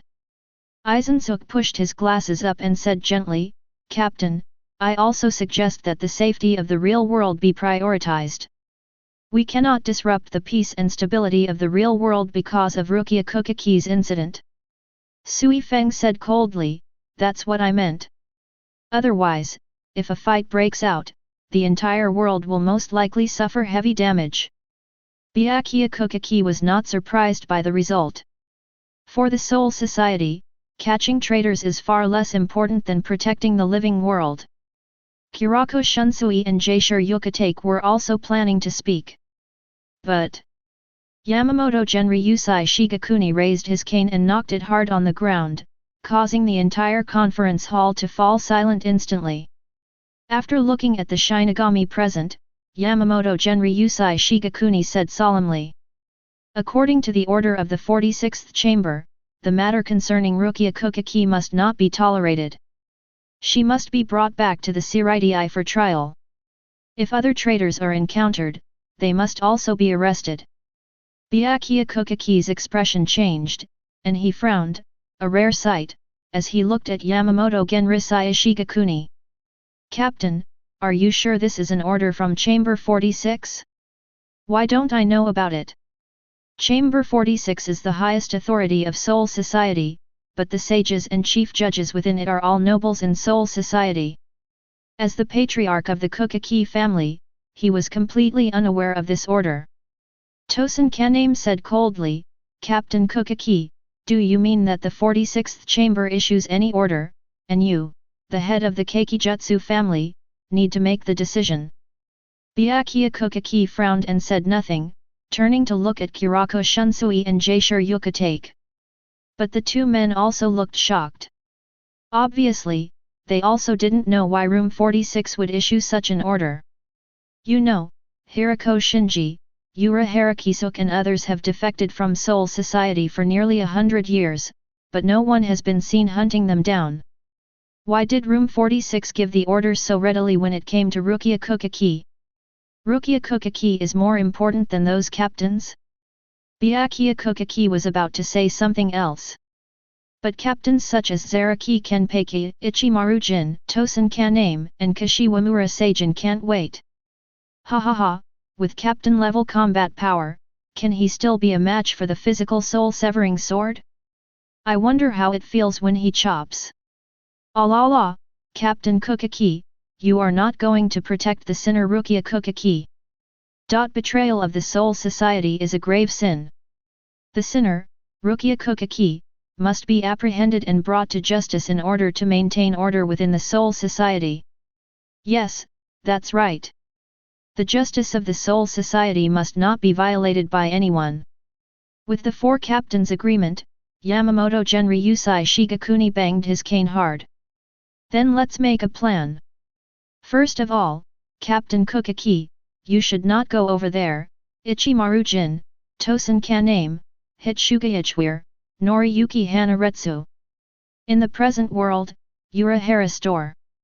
Almost at the same time as the Seireitei meeting ended, Urahara Kisuk had already received the news. Urahara Kisuk frowned.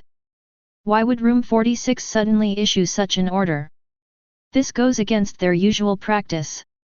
It seems more like they're being manipulated. Thinking about Aizen Suk's methods, Urahara Kisuk felt a little gloomy in his heart. Yaun Kurosaki Ichigo Rukia Kuchiki Ishida Sato Yazutora Inoue Orihime. When they learned of Soul Society's decision, they all showed expressions of astonishment. Rukia Kuchiki, in particular, was incredulous and asked, "So many captains, are they coming to arrest me?" Ichimaru. Tosen Kaname Hitsugaichwir Kashimura Seijin Kyōraku Shunsui Anohanaretsu. When she was in Soul Society, she was just an ordinary member of the 13th Division. How could she have the ability to alarm so many captains? Kurosaki Ichigo took up his Zangetsu sword and said, "Come on, let's defeat them one by one." "Idiot, do you think you have the ability to defeat a captain?" Ishida Urahara mocked Kurosaki Ichigo mercilessly. Kurosaki Ichigo looked at Ishida Urahara unhappily. "So what? I'll train more during this period, and I will definitely not be weaker than Yaun." Sato Yazutora also nodded slightly, clenched his left arm and said, "Recently, Yaun and I have been going to those different dimensions frequently. I feel like I have developed new power." Inoue Orihime, Wang Ziyahao, was a little anxious, but her strength had not improved recently, so she could only say shamefully, I can treat everyone." Urahara Kisuk shook his head slightly. "According to the information I received, I'm afraid you don't have much time left for training." The people present were stunned for a moment. 3 days. Urahara Kisuk raised 3 fingers. "The captains will be here in 3 days. I think these 3 days will also give Rukia Kuchiki time to return to Soul Society." Now even Kurosaki Ichigo had a headache. 3 days. Can he rival the captain's strength in these 3 days? Yaun smiled and said, "Manager Maowen, what do you think? Should we wait here for the 6 Jinglingting captains to come?" Urahara Kisuk frowned deeply, and fell into deep thought, a rare occurrence. If we let those 6 captains come over, there might be a fierce conflict with them, and in the worst case scenario, there might even be a fight. By then, Karakura Town might be destroyed. In that case, the captain will also be attracted over and all these traitors will be captured and brought back to Jingling Court. And this may also be one of Aizen's purposes. Just when Urahara Kisuk was having a headache, Yaun said with a smile. "Manager Urahara, how about this? As long as you help us practice for a few days, we can handle this matter ourselves." Urahara Kisuk was stunned for a moment. "You want to handle this matter yourself?" Yaun nodded and clenched his fists. "I'm going to break into Soul Society." Chapter 55.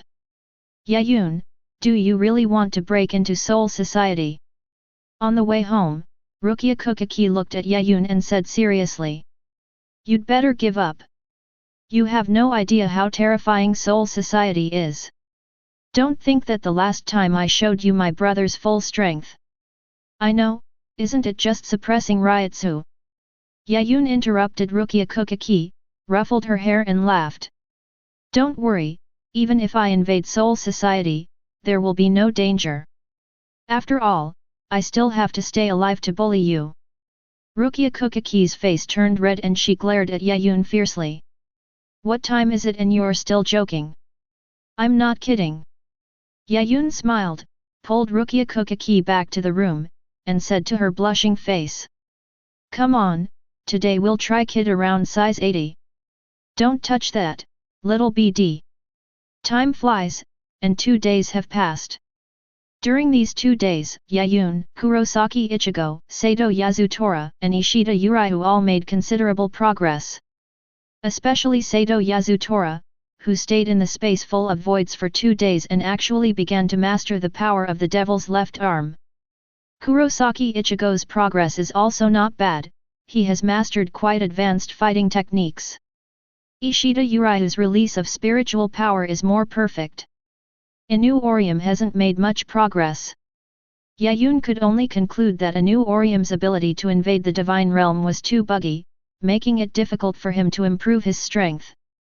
After all, with Inoue Orium's terrifying ability, if she were given a little more spiritual power, Shinigami may be changed into Inoue Orium's autobiography. Come to think of it, do you really want to go with me? Yaun looked at Kurosaki Ichigo and the others with a serious expression and said, from what I understand, Soul Society is not a good place.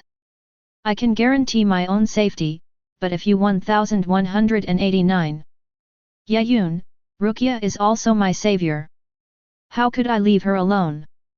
Kurosaki Ichigo said while carrying the Zangetsu sword. Sato Yasutora nodded. Rukia is also my companion, and I can't just abandon you too. Inoue Orium clenched his fists and said, you guys, if you go to such a dangerous place, you might get hurt. Let me follow you.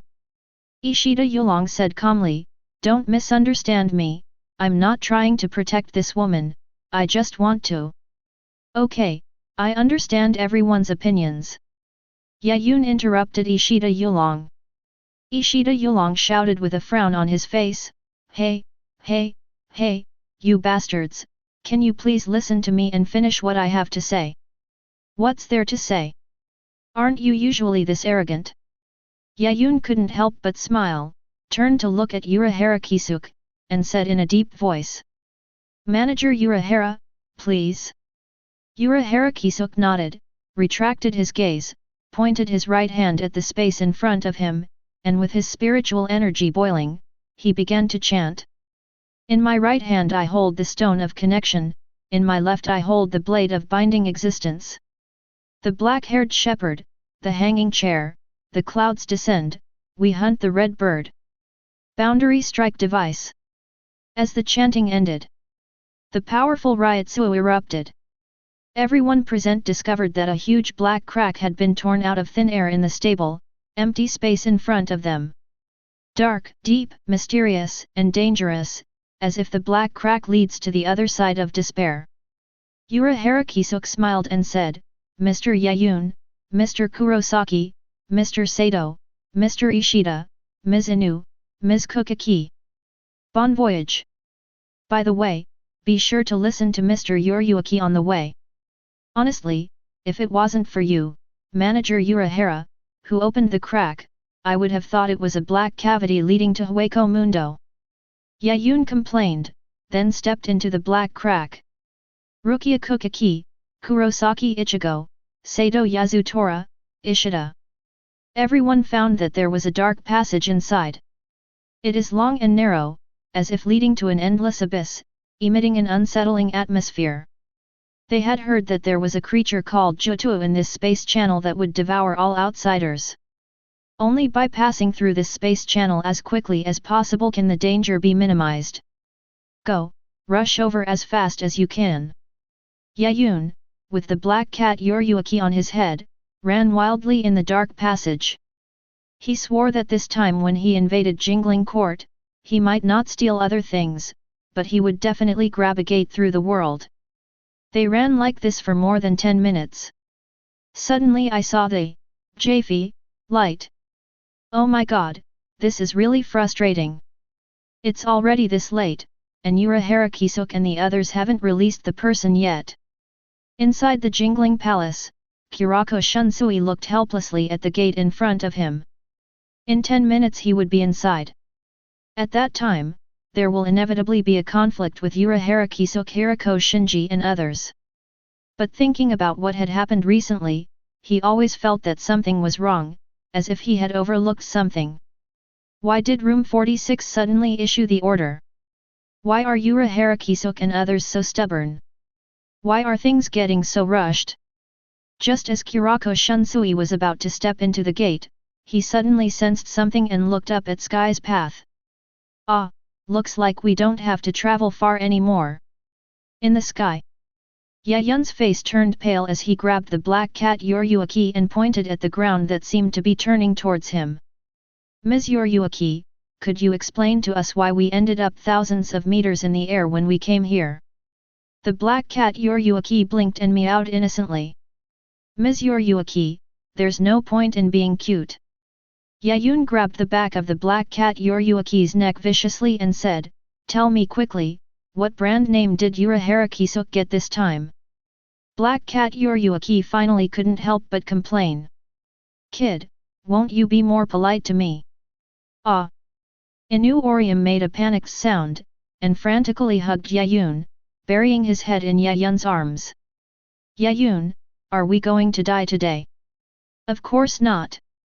Yaun casually threw the black cat in his hand, calmed down, and pulled out the golden stick behind him. Big! Big! Big! In an instant, the golden stick enlarged infinitely, and in just a few seconds, it turned into a towering golden pillar. The golden pillar was located outside the jingling court, and it blasted a deep hole in the solid stone floor. Yaun and his companions landed steadily on the other top of the Ruyi Jingbang, gazing at the entire jingling court. Intruder, still so arrogant. Seijin Kashiwamura looked at the golden pillar with great rage, wishing he could rush over right now and bring these invaders to justice. This is Jinglingting, the center of Soul Society, and now it is being trampled upon by strangers. Ichimaru-jin said with a smile, if I'm not mistaken, Miss Kuchiki should be among those invaders. Tosen Kaname drew his soul-slaying sword and said coldly. As a traitor to Soul Society, your sins must be washed away with blood. Let me use this Suzumushi to cleanse your evil. Kyōraku Shunsui looked at the towering golden pillar and couldn't help but sigh. Isn't that a bit too exaggerated? Although the figures on the opposite side had not yet entered the jingling court, almost all the Shinigami in the jingling court saw them. If the other party wants to invade jingling court, the difficulty is hundreds of times higher. As the Ruyi Jingbang shrank, the towering golden pillar also disappeared from the eyes of the Shinigami. Kyōraku Shunsui yawned and said, Captains, since Rukia Kuchiki has returned, I will leave first. Tosen Kaname said in a deep voice, Captain Kyōraku, the traitor to Soul Society is right before our eyes. As captain, are you going to ignore him? As a good friend, Seijin Kashiwamura naturally stood on the side of Tosen Kaname. Capturing the intruders is the job of the 7th and 11th divisions. Leaving behind these words, Kyōraku Shunsui ignored Kashiwamura Seijin and Tosen Kaname and disappeared from the spot in a flash. Then everyone, I will take my leave now. Anohanaretsu said kindly, and her figure instantly disappeared from the spot. Goodbye. Hitsugaichware also turned and left. In a flash, only Kashiwamura Seijin, Tosen Kaname, and Ichimaru-jin were left on the huge field, the three of them standing there like telephone poles. Is this Soul Society? Yaun stepped on the ground and looked at the surroundings in surprise. It is no longer a modern building, but gives a sense of returning to ancient times, the Sengoku period, with wooden buildings everywhere. But what surprised Yaun was not this, but the spiritual power contained in the world. He stretched out his palm and couldn't help saying. This spiritual energy is too abundant, almost 1,000 times that of Karakura Town. I feel like I'm inhaling spiritual energy just by taking a breath. He glanced at the system interface and found that the spiritual calendar would increase a little every second or two. Rukia Kuchiki looked at her surroundings with emotion. She never thought that she would be able to come back one day. she said with emotion. This is Rukanga West District 4, the area closest to the Jingling Court. The spiritual energy here is also the most abundant in Rukanga. Through Rukia Kuchiki's introduction, the people present also learned the basic structure of Soul Society. The so-called Soul Society is composed of Rukanga and Jinglingting. Rukanga is divided into 4 regions, East, West, South and North. Each region is further divided into 80 districts. The lower the ranking of the region, the thinner the spiritual history. The higher the ranking of the area, the more abundant the spiritual power and the more resources it can obtain.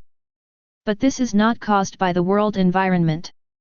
It is because Jinglingting has devoured the spiritual power of the entire Soul Society, which leads to the fact that the higher the ranking, the more spiritual power the region has. As for the spiritual power content within Jingling Court, it is hundreds of times greater than that of the 4th district. As expected of a world of advanced martial arts, even with near-invincible personal strength, the distribution of resources is far more unfair than one might imagine. Yaun couldn't help but sigh. The black cat Urahara came over with a dark face, then jumped onto Yaun's chest, scratching it vigorously with its claws, and said viciously, "Damn little brat, you actually dared to throw me aside and almost killed me." Yaun easily lifted the black cat by the scruff of the neck and said with a smile, "If I say that Miss Urahara was thrown down, no one in the entire Soul Society would believe it." The black cat Urahara snorted, jumped onto Yaun's shoulder, and said, "Okay, follow me. The Jingling Court is surrounded by walls and barriers. You can only enter through the correct gate." Block. Yaun couldn't help but lick his lips. His favorite thing was the barrier. The black cat Urahara was startled and said quickly, "Don't do anything rash. If the barrier is broken, the old man might come here immediately. The barrier that envelopes the Seireitei is the reverse scale of all Shinigami. If something really happened, all 13 members of Godi 13 might have to go out and beat up the madman who destroyed the barrier." After hearing this, Yaun had to give up his bold idea with regret. He was still a little scared of the strongest Shinigami in 1,000 years, after all, he was one of the ceilings of the entire world. Soon, everyone came to the huge city gate. Looking at the door without a crack, Kurosaki Ichigo couldn't help but pull out his Zangetsu sword, knocked on it, and asked curiously, "Mr. Urahara, how do we get in?" Before he finished speaking, Kurosaki Ichigo's face changed and he suddenly raised the Zangetsu. Boom!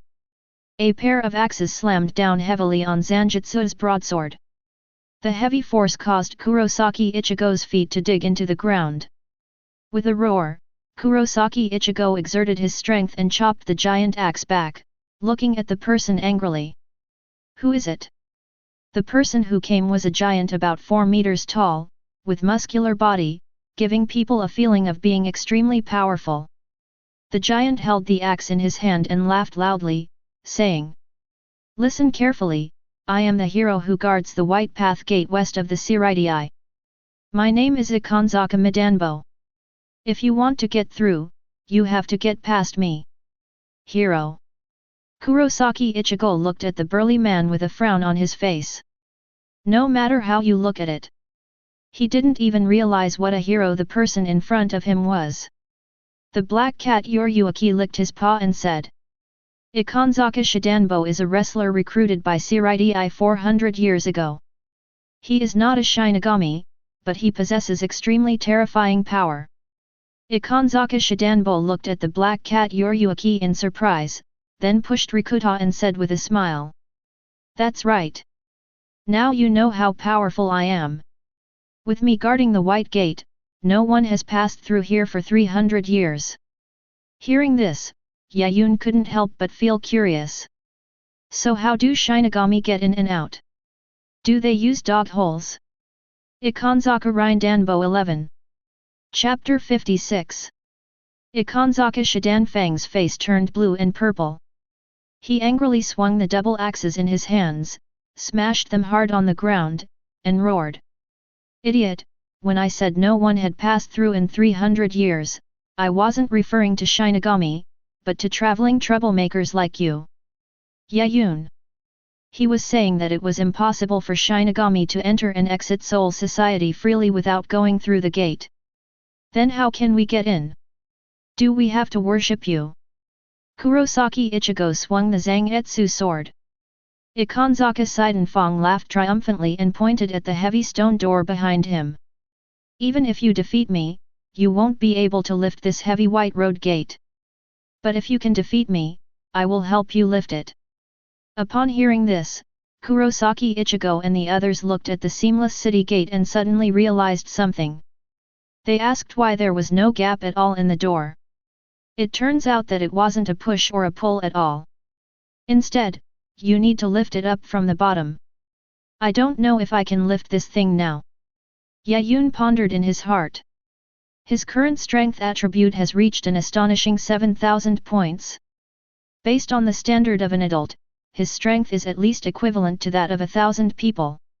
While thinking, Yaun took out the Ruyi Jingbang and said to Ikanzaka Rindanfang with a smile.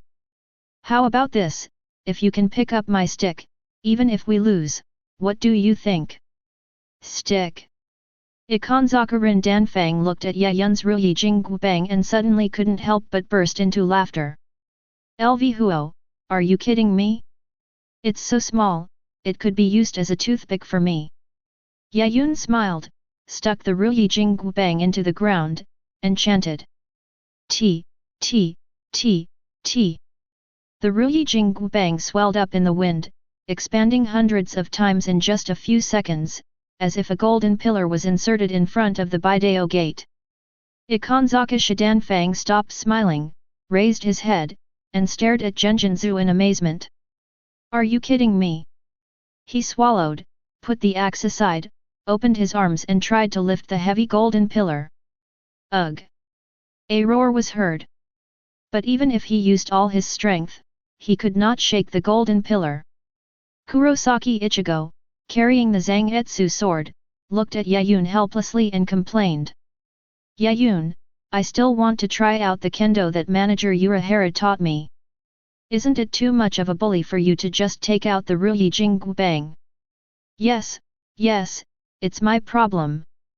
Yaun readily agreed and looked at Ikanzaka Rindanbo with a smile. So, did you lose? Ikanzaka Shidanfang had cold sweat on his forehead, knowing that the troublemakers this time were completely different from the scum he had encountered before. But he swallowed his saliva and said stubbornly. This time doesn't count. You haven't defeated me yet. Yaun couldn't help but smile, and casually shrunk the golden Ruyi cudgel and held it in his hand. Aren't you afraid I'll beat you to death with a stick? Ikanzaka Shidanfang's forehead was covered with cold sweat, and he even had the urge to run away. Fortunately, at this moment, Sato Yasutora stood up, clenched his fists, and said calmly. Yaun, Ichigo, since this is an enemy of strength, leave it to me. I also want to test out my new power. Yaun naturally had no reason to refuse. Kurosaki Ichigo could only withdraw his hand with regret. You want to compete with me in strength? Ikanzaka Shidanbo became excited after hearing this, and without even picking up his axe, he punched Sato Yasutora fiercely. I am the strongest hero in Soul Society for hundreds of years. I will not lose to anyone in terms of strength. The giant's right arm. Sato Yasutora's right hand turned black and red, and no shield appeared. He steadily caught the fist coming from Ikanjo Shidanbo. Immediately afterwards, Sato Yasutora clenched his right fist, and strange white and red lines appeared on it. It's disturbing and frightening. It's not like the power of a Shinigami or a Quincy, but more like the power of a hollow. The black and red pattern is like a false mask. Devil's left fist. With a loud roar from Sato Yasutora, he punched Ikanzaka Shidanbo with his left fist. Ikanzaka Shidanbo was not to be outdone and also punched Sato Yasutora's left fist fiercely. The two fists collided. Boom! Ikanzaka Shidanbo, who was as big as a giant, was knocked back by this punch and hit the wall heavily. Boom! On the wall of Jingling Court, a hideous skull mark suddenly appeared. Yaun couldn't help but raise his eyebrows. You held back. He had sparred with Sato Yasutora before, and the opponent used the devil's left arm, and even he felt very heavy when he punched him. Sato Yasutora released his two arms, nodded, and said, I didn't intend to seriously injure him. After all, he also said that as long as we defeat him, he will open the city gate and let us in. Ikanzaka Shidanbo leaned against the wall in a daze. Incredible! As the strongest warrior in Rukanga for hundreds of years, he actually gave up his strength to a traveler. After being in a daze for a few seconds, Ikanzaka Shidanbo suddenly burst into tears. I actually lost. How could I, the strongest hero, lose? How could this happen? How can I still have the face to live on? Kurosaki Ichigo looked helpless and walked forward to comfort him. Everyone, calm down. Yaun once said that victory and defeat are common in the military. You just need to work hard and you will definitely be able to. Before he finished speaking, Kurosaki Ichigo suddenly pulled out the Zangetsu Heavenly Sword and held it across his head. Boom! Ikanzaka Shidanfang chopped down heavily with two axes in his hands. But with two swish sounds, the axe in Ikanzaka Shidanbo's hand was directly chopped into 3 pieces by Kurosaki Ichigo's Zangetsu sword. Axe fragments fell with a loud bang. Ikanzaka Shidanfang was completely dumbfounded. His foolproof sneak attack was actually blocked. Immediately following, Ikanzaka Shidanbo burst into tears again, this time completely heartbroken and desperate. But with the comfort of Kurosaki Ichigo Inoue Orihime, Ikanzaka Shidanbo finally regained his confidence and decided to open the White Path Gate in order to repay the kindness of not killing him. Ikanzaka Shidanfang walked to the front of the Bideo Gate, clasped the gap below with both hands, and roared. The heavy city gate was actually lifted up little by little. Looking at the scenery inside Jingling Court and feeling the strong wind blowing from inside, Yaun couldn't help but take a deep breath. Hiss, the amount of spiritual power. He felt that Rukanga's spiritual power was already abundant, but compared with Jingling Ting, it was still a small witch compared to a big witch. Even the spiritual energy blowing towards him was comparable to the basement of Urahara's store. Kurosaki Ichigo looked at Yaun in surprise. Well, let's go. Yaun lifted his legs and walked forward. Just as he was about to cross the white gate, suddenly, a violent ryotsu hit him head-on, and the world seemed to be quiet, with only the sound of footsteps coming. It was clearly just the sound of footsteps. But it made everyone feel depressed. In the sight of everyone, a figure wearing a white haori, with light purple hair and a fox-like smile slowly walked towards them. When Ikanzaka Shidanfang saw the other party, his face turned pale, his body trembled, and he stammered. Captain Ichimaru Jin. Ichimaru Jin said with a smile, Si Danfang, opening the white gate for intruders without permission is against the rules of Jingling Ting. Ikanzaka Shidanfang said with a pale face, but they defeated me. That's not allowed. Ichimaru-jin smiled and glanced at Yaun and Kurosaki Ichigo, then said, Shoot him shins. As the voice fell, Ichimaru-jin did not draw out the Soulzan knife, but a white-silver light came like a ray of light. So fast. Yaun's pupils shrank slightly. Although he had known for a long time that Ichimaru-jin's Soulzanto was very fast, he never expected it to be so fast that even he could hardly see it clearly. Drew. A flash of blood burst out. Ikanzaka Shidanfang screamed miserably and could no longer hold up the heavy Bideo door, causing it to fall heavily. At this moment, Yaun pointed the end of his Ruyi Jinggu Bang at Ichimaru-jin. Shoot him, golden stepstick. Ichimaru-jin was rarely stunned for a moment. Then he saw that Yaun's soul-severing sword suddenly extended and attacked him. What? Ichimaru-jin's pupil shrank, and he could no longer maintain that smiling expression. He suddenly pulled out his soul-slaying sword from his sleeve. Clang! The sound of metal clashing rang out. Shins collided with the Ruyi Jinggu Bang, producing a harsh sound and sparks. It was not until this moment that Yaun saw Shins's appearance clearly. It turned out to be a blade comparable to a dagger, an extremely rare delicacy. 0. No wonder Ichimaru-jin doesn't need to hang it around his waist. This dagger-like blade can be hidden in the sleeve, making it difficult for the enemy to grasp it at the moment of attack. The Ruyi Jinggu Bang quickly returned to its original appearance. Boom! The Byakuya gate came crashing down heavily. Hateful! Kurosaki Ichigo looked at the city gate angrily, and unwillingly chopped it a few times with his knife, but only a faint white mark was left. Rukia, who was that BD just now?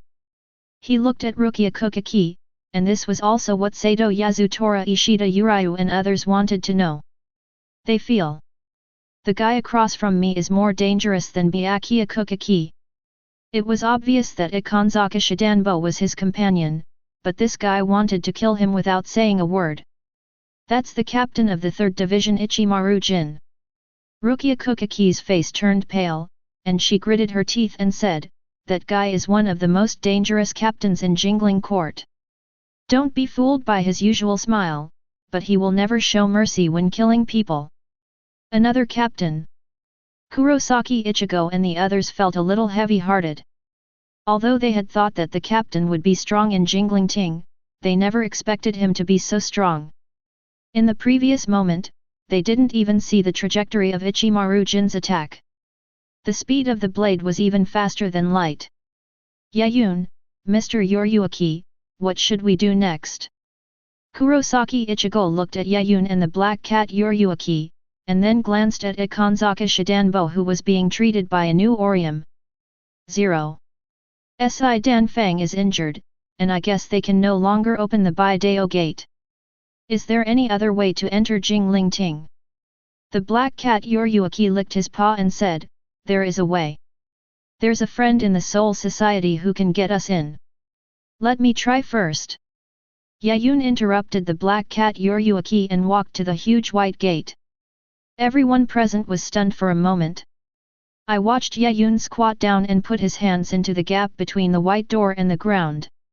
Even though Ikanzaka Shidanfang was injured, he couldn't help but say after seeing this scene.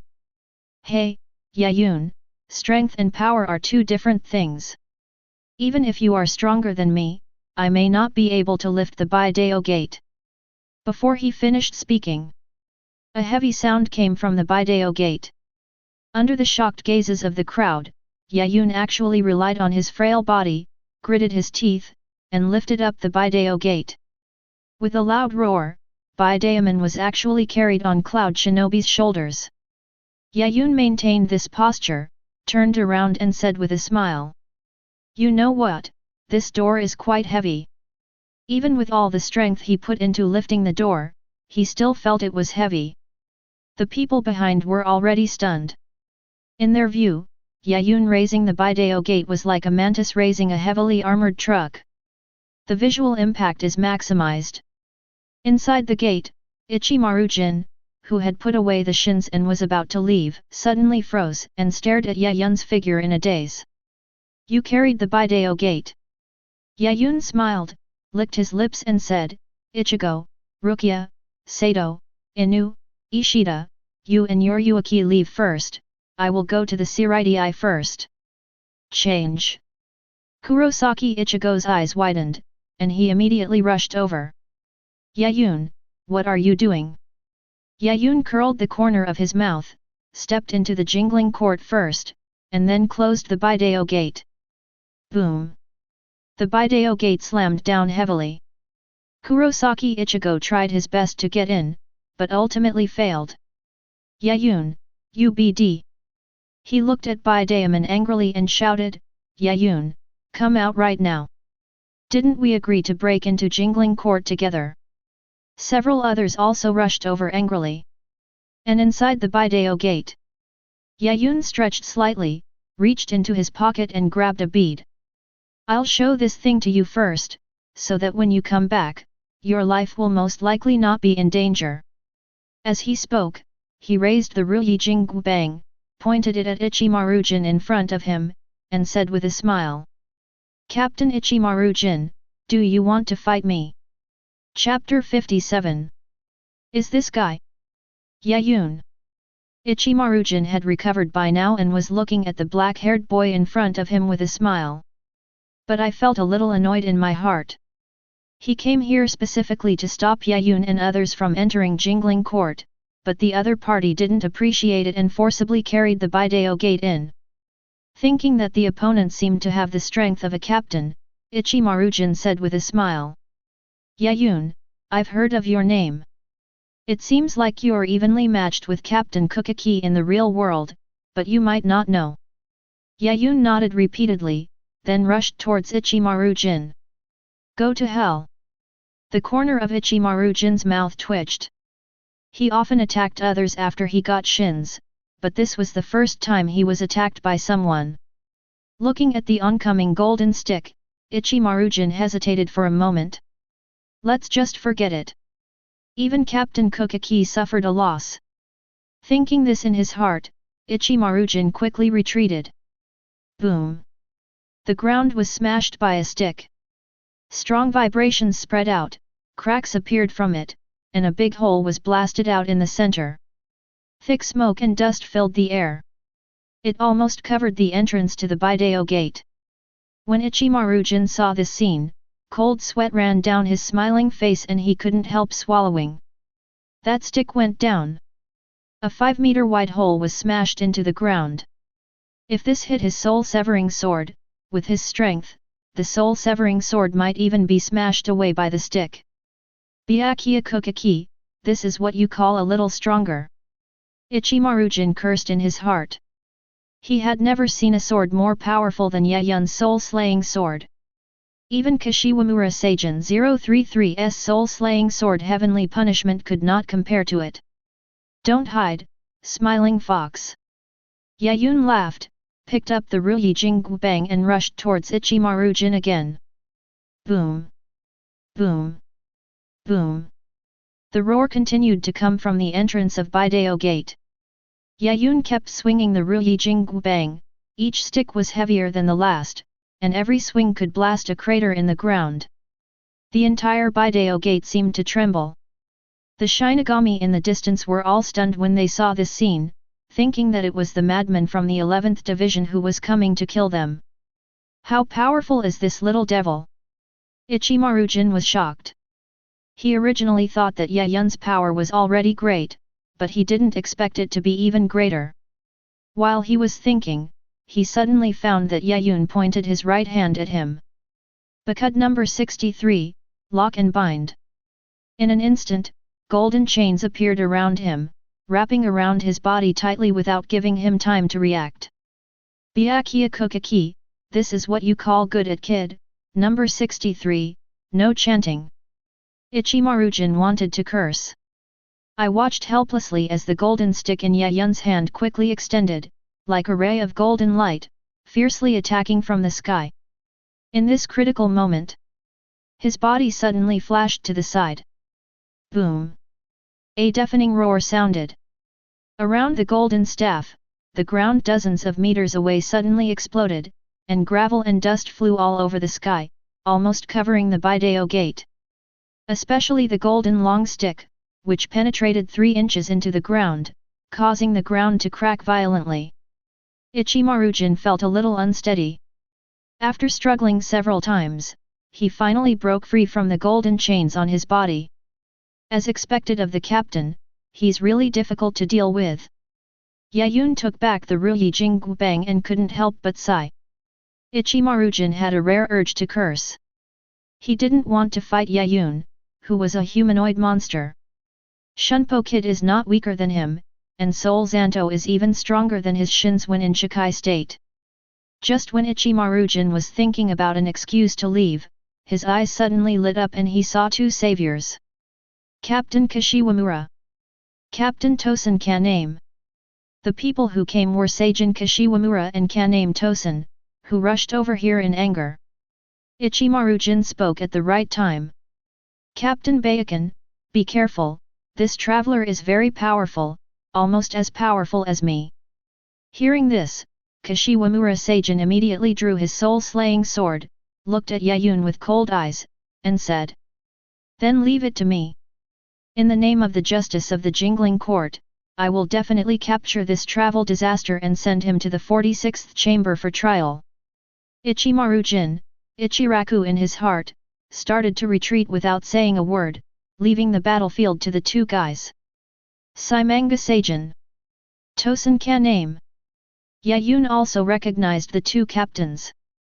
But he saw Kashiwamura Seijin burst into Ryutsu and said in a deep voice, "Roar, divine punishment."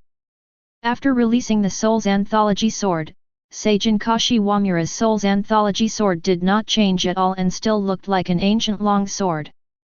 But as he swung his blade downwards, a black iron arm holding a huge blade appeared in the sky. The movements are almost identical to Seijin Kashiwamura's. The blade, held in the black iron arm of a war god, fell from the sky like a divine punishment. It makes people sigh that this soul-slaying sword is worthy of its name, Heaven's Punishment. Yaun also saw the giant blade, curled his lips, raised the Ruyi Jinggu Bang without hesitation, and smashed it with all his strength. Boom! There was a dull bang. Kashiwamura Seijin's expression changed instantly, veins popped out on his forehead, his teeth almost broke, and a roar came out from between his teeth. Roar! The roar was so violent that it shattered the paper bag on his head, revealing a slightly hideous furry dog head. Crack! There was a crisp sound of shattering. Kashiwamura Seijin's pupils dilated as he stared in disbelief at the blade held by the black iron arm, which was actually broken and had a chip on it. A tremendous force rose from the golden stick, chopping the giant blade away. The giant blade in midair shattered again. Countless cracks spread across its song was 10 points away from breaking the blade. "It's pretty hard."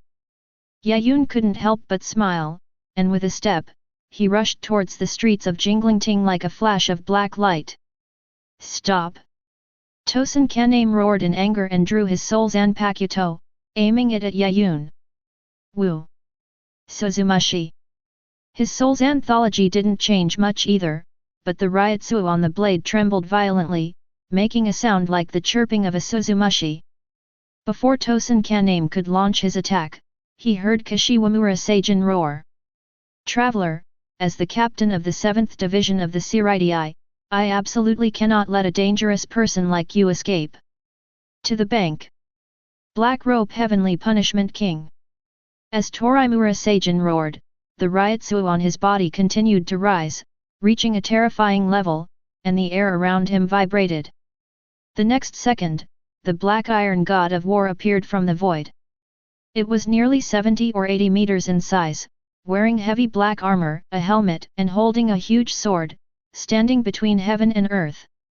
Just looking at it gives people a deep sense of oppression. At this time, the Black Iron God's actions were almost identical to Kashiwamura Seijin's. He raised his broadsword at the same time and slashed towards Yachu's back. "Or Bankai, do you think you are Byakuya Kukaki?" Yaun sneered. Among the 13 captains of Godei 13, only Kashiwamura Seijin was considered the weakest by him. T. The Ruyi Jinggu Bang enlarged at a speed visible to the naked eye. 10 meters. 50 meters. 100 meters. 300 meters. 1000 meters. The golden stick expanded to the point where it reached the sky. Yaun simply hugged the bottom and swung the golden stick up. At this time, the golden long stick, both in height and size, had been crushed by the Ruyi golden cudgel. Kashiwamura Seijin was stunned. He watched helplessly as the golden pillar of heaven came and hit the black rope punishment Pluton with a loud bang. The giant blade was knocked back almost instantly. The golden staff hit Pluton, the black rope punishment, and with a loud roar, Okoko was blown away. Boom! Boom! Boom! The walls and houses along the way were all smashed to pieces by the flying black robe Heavenly Punishment King. The Shinigami was terrified after seeing all this, and they rolled and crawled away, fearing that they would be crushed to death by the falling black robe Heavenly Punishment Mayu. At the same time, in the 11th Division, the 3rd officer, Madarame Ikeku, and the 5th officer, Ayasukawa Yumichika, were both carrying soul-slaying swords and looking at the team members with displeasure.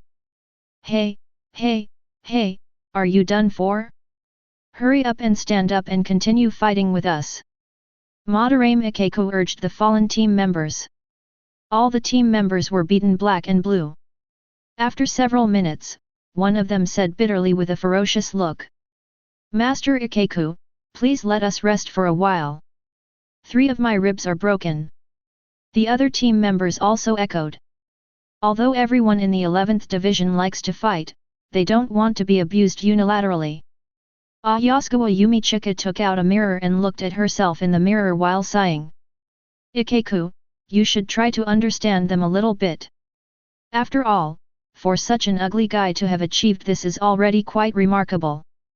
Madarame Ikeku put away his soulzan knife and said unhappily, they are too weak, and Captain Zaraki isn't on the team. Wouldn't it be great if an opponent could just drop from the sky? Ayasukawa Yumichika couldn't help but smile, and when she was about to say something, she was suddenly stunned. Ikeku, did you hear any sound? Sound? Madarame Ikeku looked at his friend in confusion. Ayasukawa Yumichika nodded and looked up at the sky in confusion. Why do I feel like there's some sound in the sky?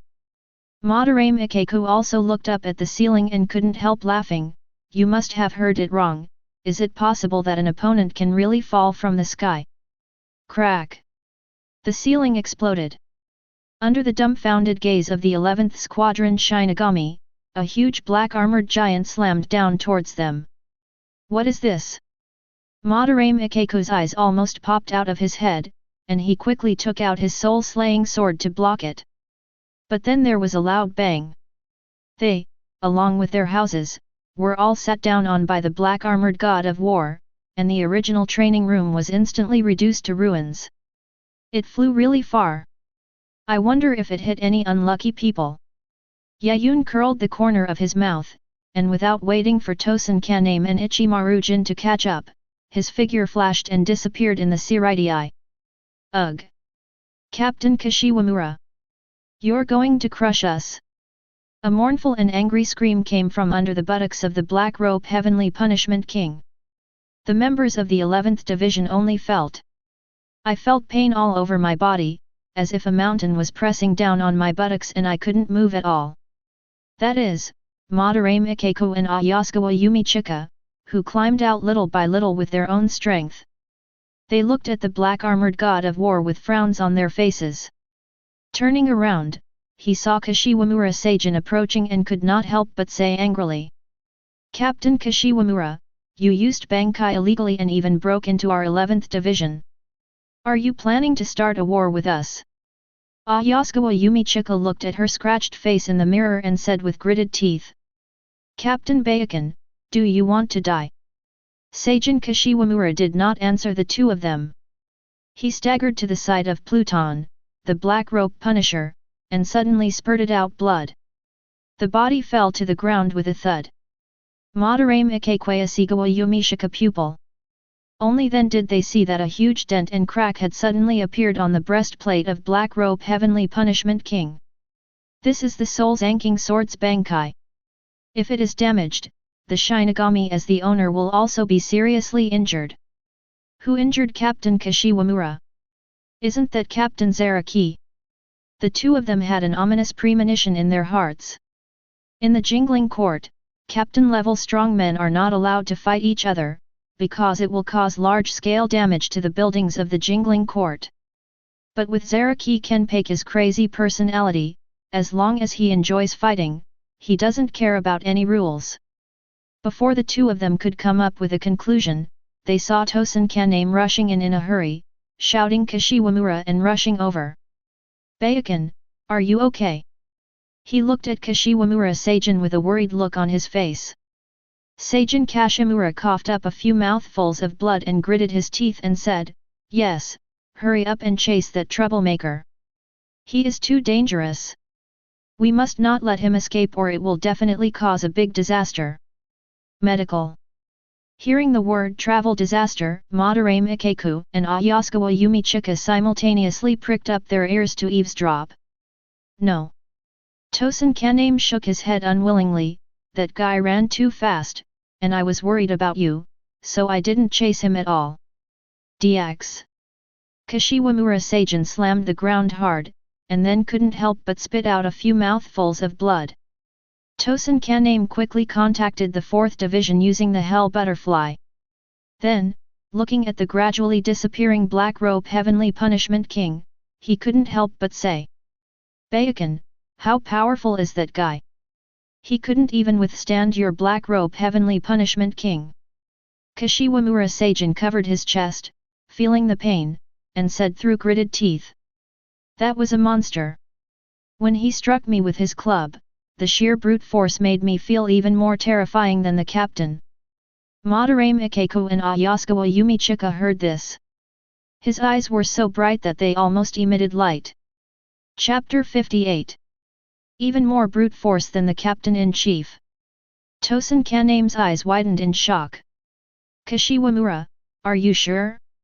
That brat really didn't use Bankai?" 3 questions in a row.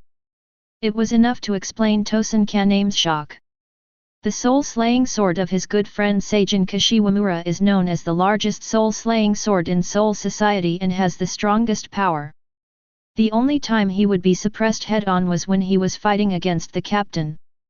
There's absolutely no mistake. That brat's power is beyond imagination. Moreover, his soul-slaying sword is definitely Shikai. Kashiwamura Seijin said through clenched teeth. As he finished speaking, he suddenly thought of something and looked at Ichimaru-jin angrily. "Ichimaru-jin, is this the power you said is fishy?" Ichimaru-jin spread his hands and said with a smile, "Captain Kashiwamura, this is not my fault. I didn't fight that brat head-on." Kashiwamura Seijin looked at him angrily. Then he thought of a figure. Byakuya Kukaki. This BD also said that Yaun's strength was a bit strong.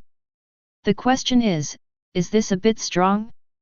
The other party hit him with a stick, almost killing him, the captain. Soon, the Shinigami from the 4th Division rushed over, looked at Kashiwamura Seijin in shock, and then quickly carried him onto a stretcher.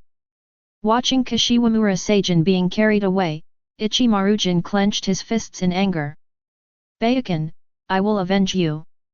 As he said this, he turned his head to look at Madarame Ikeku and Ayasukawa Yumichika. These 2 guys almost ran up to him to eavesdrop. Madarame Ikeku and Ayasukawa Yumichika straightened up and coughed twice, a little awkwardly. Final. Madarame Ikeku couldn't help but be curious. "Captain Tosen, is the pure power of that travel disaster you're talking about really that terrifying?" Tosen Kaname thought about it, and finally decided to borrow the help of that madman Zaraki Kenpeki, so he said coldly. "It's terrifying.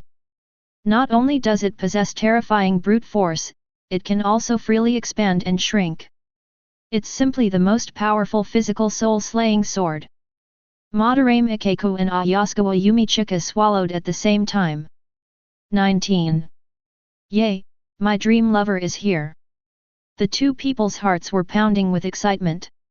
If they were to fight with this kind of lunatic, they felt they would definitely reach OM. Ichimaru-jin smiled and said, "It's better for you 2 to calm down. I haven't lifted the Ryotsu restriction in the Seireitei yet. In order to protect the buildings of the Seireitei, all Shinigami are prohibited from unleashing destructive power above that of a vice-captain." Madarame Ikeku and Ayasukawa Yumichika couldn't help coughing twice. They are members of the 11th Division.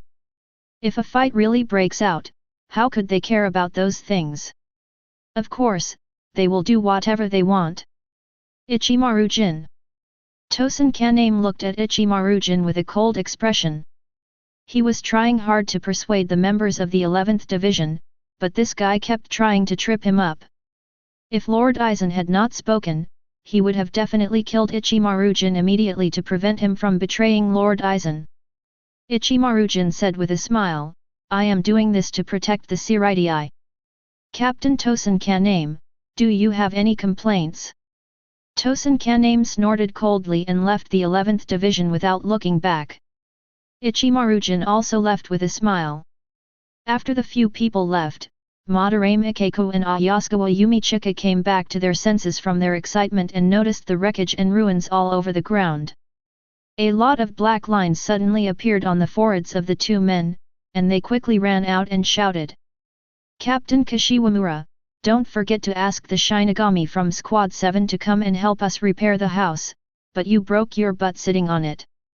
Very far away. Tomura Seijin, who was on the stretcher, heard the sound and coughed up a few mouthfuls of blood. He said angrily.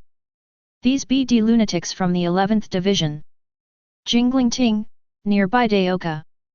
Sato Yasutara's right hand turned into the giant's right arm, and his left hand turned into the devil's left arm, and he clasped both hands heavily under the white gate. With the roar, the Bideo gate began to tremble. But in the end, he still failed to carry the Bideo sect.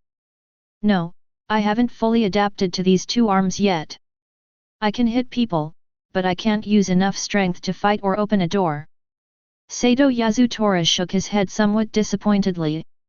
That idiot Yaun, is he going to fight Godi I-13 alone?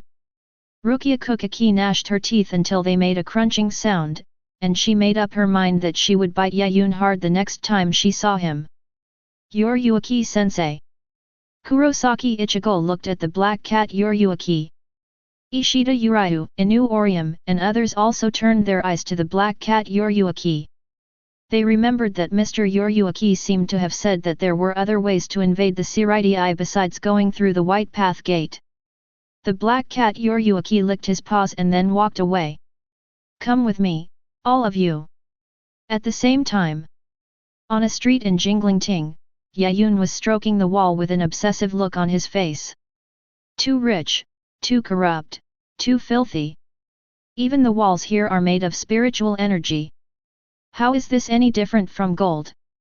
Looking around, the buildings of Jingling Court stand tall, appearing simple and solemn. But in Yaun's eyes, this is all delicious and tasty spiritual power. Just looking at him made me swallow. Absorb. As the sound came, the wall touched by Yaun disappeared at a speed visible to the naked eye and was converted into spiritual power that was absorbed by him. Yaun moaned in ecstasy. He had never fought such a prosperous battle in his life. Compared to Seireitei, what kind of slum is Urahara Kisuk's basement? In the present world, Urahara store. Egg. Urahara Kisuk yawned loudly, rubbed his nose, and said, Who's scolding me? I guess it's that Kurosaki Mayuri guy again. Tessai Tsukabishi said helplessly, Manager, don't put everything on Neri. He's a captain after all. He shouldn't be dwelling on something that happened 100 years ago, right? You don't understand that Kurosaki Mayuri guy. Urahara Kisuk shook his head, that guy is a real lunatic. I just released him from prison, and he turned around and wanted to dissect me. Hanakari Jinda and Hosoya Aim were cleaning the room and couldn't help but say. Manager, Uncle Tessai, aren't you worried about Yego and Kurosaki Ichigo and the others? Hosoya Yu also nodded. They have been with Yaun Kurosaki Ichigo for over a month and have already become friends. They have always been worried about the Soul Society members.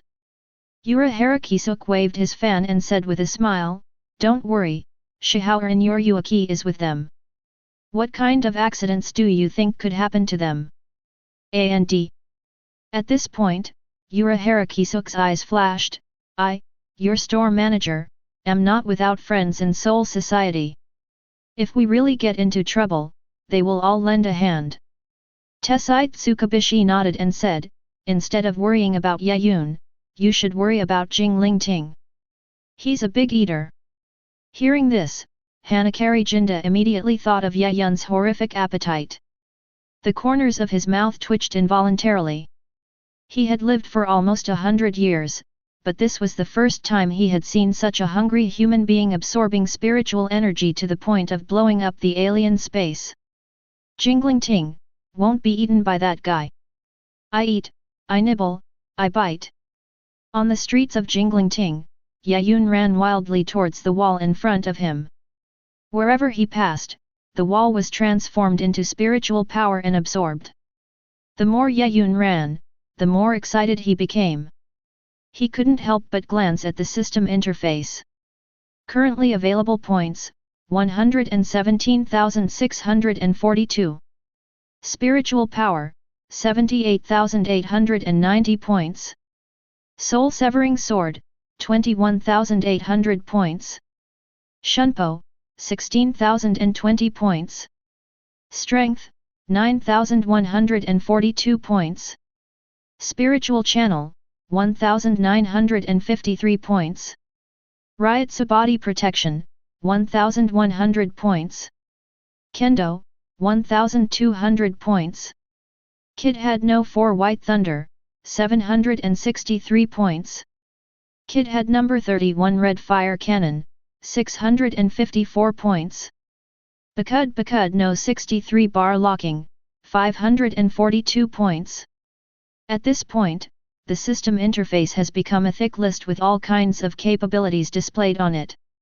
Many of these abilities were not actively improved by Yaun, but were acquired through self-study, giving him high attribute values. 110,000, equivalent to 120,000 attribute points. A flash of excitement flashed in Yaun's eyes, and he distributed the attribute values evenly without hesitation. Being in the Jingling Court, the thing he lacks the least is spiritual power. He wants to reach the strongest level in the shortest time possible. The other side. As soon as the Shinigami of the 8th Squad walked out, he froze in place, rubbed his eyes, and stared blankly at the square in front of him. The square is really a square. There is not a single brick in sight. One of the Shinigami said blankly, "Well, I don't think I heard that our 8th Division has a demolition plan recently." The other Shinigami swallowed and said, "I remember this morning when there was a wall here." The Shinigami next to him said dryly, "Not only that, there used to be a flower bed nearby, how come there are only flowers left?" Several Shinigami looked at each other. Made the sharpest sound. "Hurry up!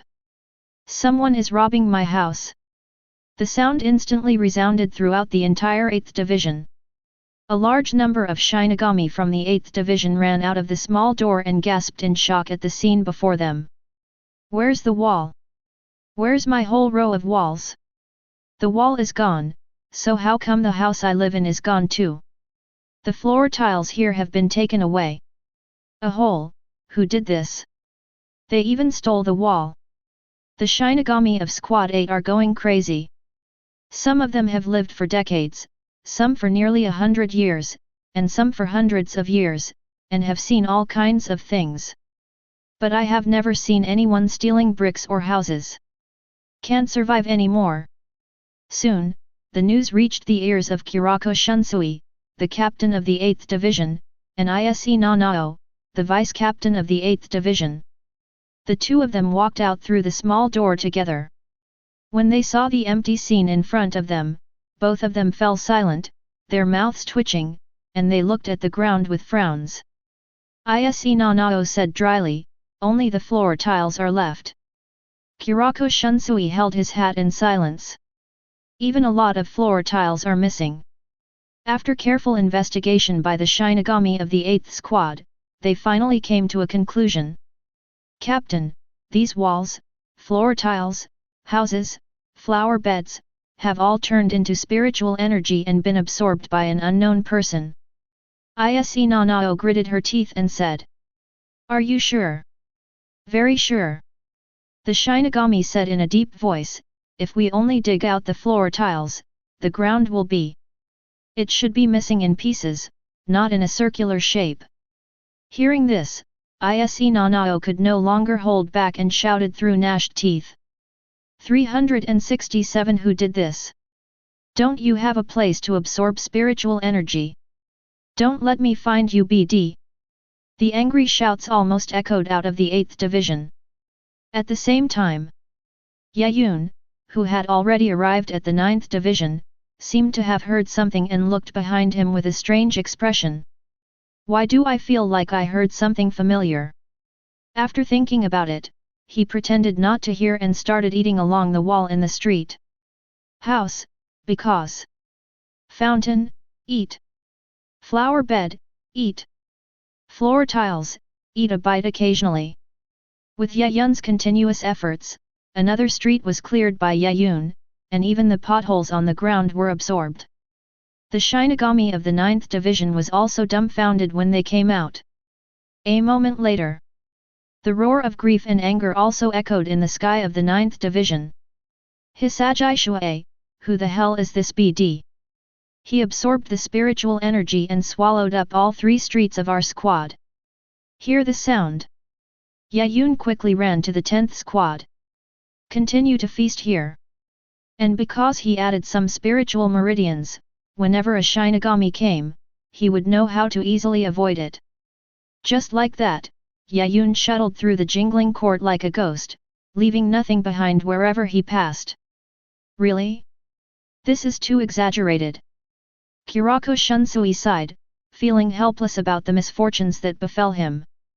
Is there a famine in the world now? Is there no spiritual power left in the world? How can he enter Jinglingting without saying a word and start chewing on the buildings? Haven't seen spiritual power in 800 years? After complaining in his heart, Kyōraku Shunsui looked at the Shinigami of his squad and said, "The culprit will definitely be caught, but before that, let's all work hard to restore the walls and everything else." The Shinigami of the 8th Division suddenly howled.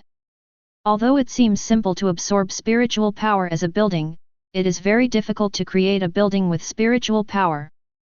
Not only do they need to have precise control over spiritual power, but they also need to constantly absorb spiritual power between heaven and earth to replenish the spiritual power they consume.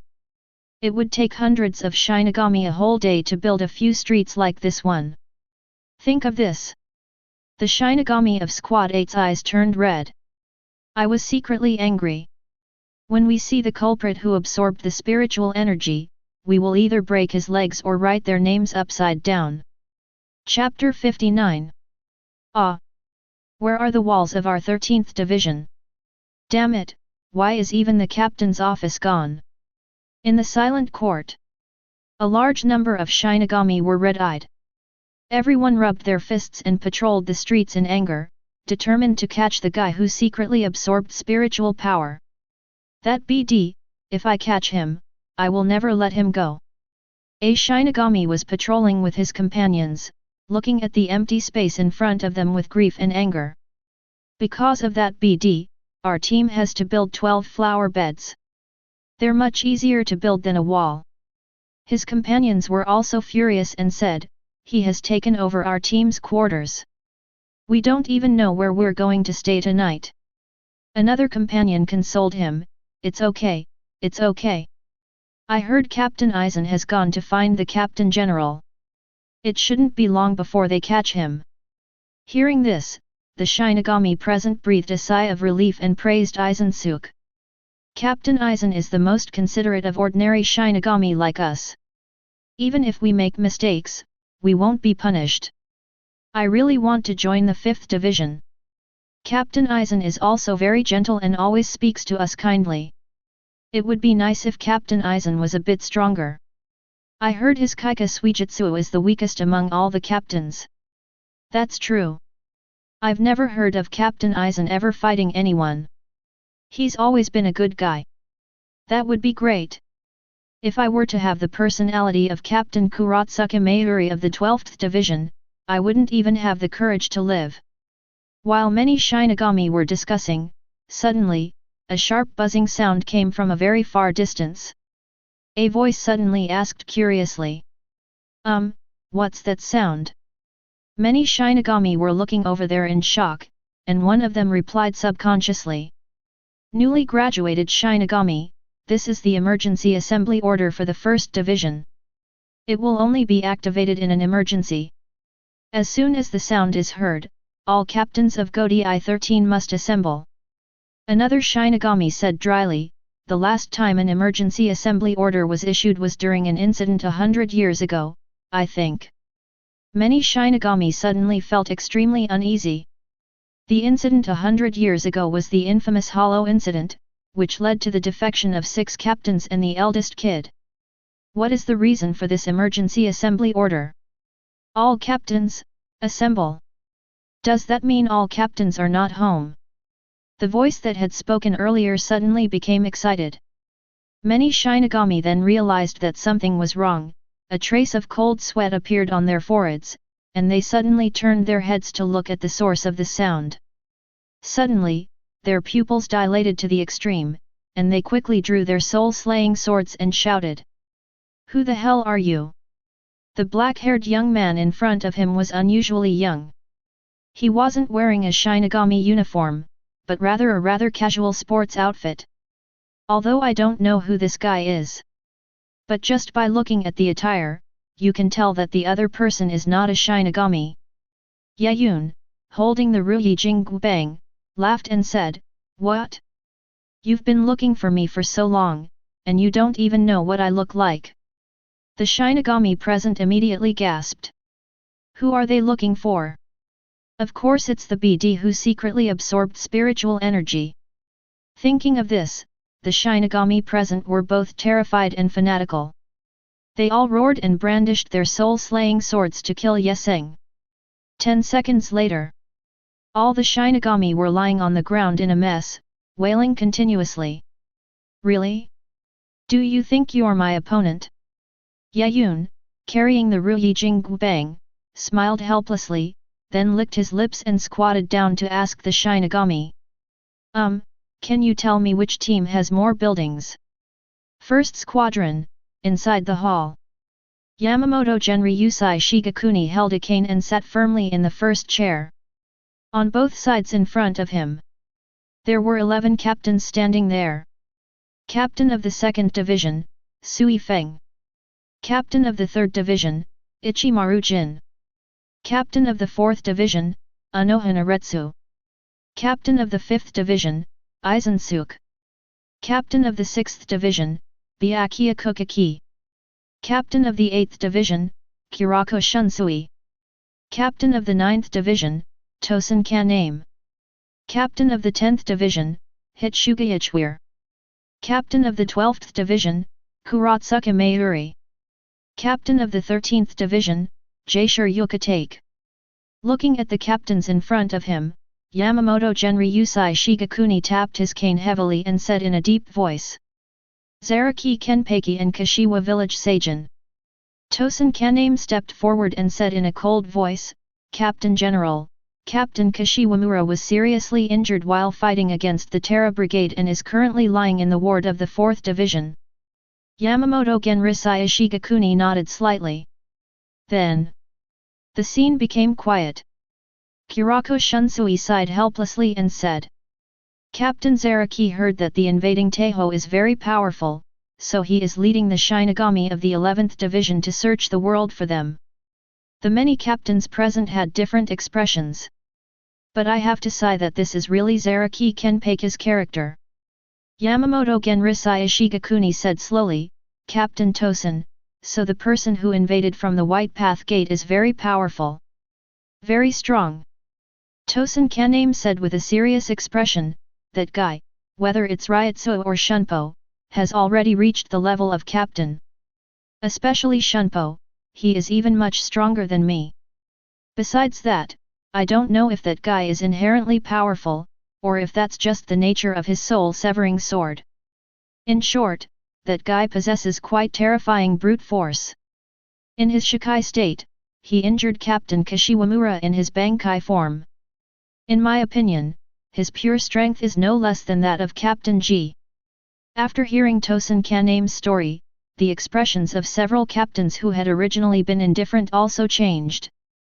Hitsugaichwir frowned and said, Captain Tosen, are you serious? You can fight Captain Kashiwamura's Bankai with just Shikai. Although Shikai and Bankai differ by only one letter, the power contained in them is worlds apart. In the Bankai stance, the destructive power is nearly 1,000 times greater than that of the Shikai, and is the highest skill a Shinigami can master. Would I lie to you? Captain Ichimaru also saw it and fought with that troublemaker. Tosen Kaname spoke coldly. Ichimaru smiled and said, "He is a very strong young man. My palms are numb from fighting with him." The expressions of the captains present became solemn. It might be a mistake for one captain to say this, but it is absolutely impossible for two captains to do such a thing. That is to say, the invaders have the fighting power of Bankai.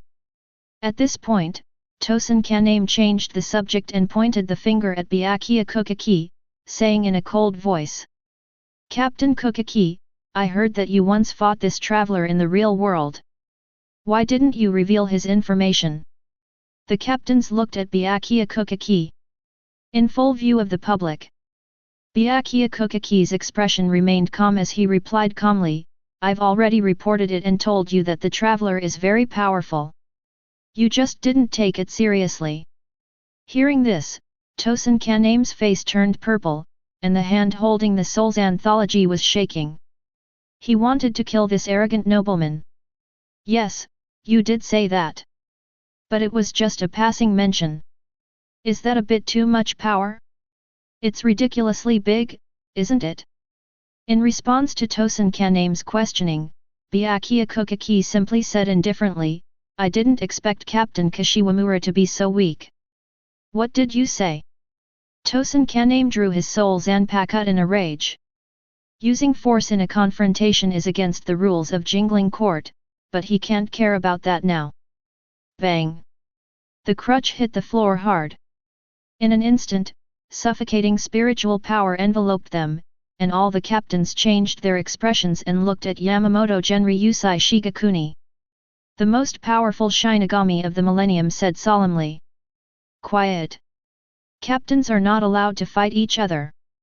The terrifying Ryutsu, which was almost like the pressure from the sky, calmed all the captains down. Even though Tosen was unwilling, he could only return to his seat, but he still looked at Byakuya Kuchiki coldly. But Byakuya Kuchiki didn't care about it and didn't even take it to heart.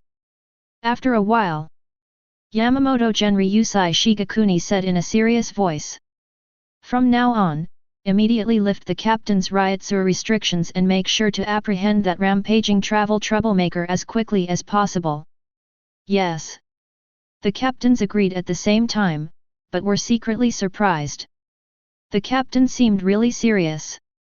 It was said that the restrictions on Ryutsu were lifted, but all the captains present knew that this was actually equivalent to lifting the restrictions on the captain's Bankai. Even in Seireitei, the captain of Godei 13 can use Bankai freely. "So, captains, is there anything else?" Next to Yamamoto Genryusai Shigakuni, Chijiro Sasakaibe, the vice-captain, asked. Aizen pushed his glasses up, walked forward and said kindly, "Captain, I have something to report." "What's up?" "Well, I don't know which Shinigami absorbed the 28 walls, 476 houses, and 2,100 floor tiles of our 5th division." The captain, who was unaware of the situation, started to twitch his mouth. "Which madman did this? Are you crazy? With so many buildings, you might not be able to rebuild them even if you were given 100 years. Yamamoto Genryusai Shigakuni was also speechless. Just as he was about to speak, he found that many captains present stood up and denounced the culprit who absorbed the spiritual power. "Tosen Kaname, I just went to the 4th division to see Captain Kashiwamura, and when I came back, I found that our division had disappeared from the wall above. Kurosaki Mayuri, he, 7 laboratories in our 12th division have disappeared. Please don't let me find that guy, or I will make him know what true hell is. Jaisure Take, ahem, Captain, I've lost my office." Yamamoto Genryusai Shigakuni. "Is there a famine in Jinglingting? Those who don't steal food or drink, and those who don't steal food or drink, are specifically used in those buildings to absorb it. Is it pica?" Or has the concentration of spiritual energy in Jinglingting decreased? The meeting ended in such a strange atmosphere, and the captains of each team walked out of the first team.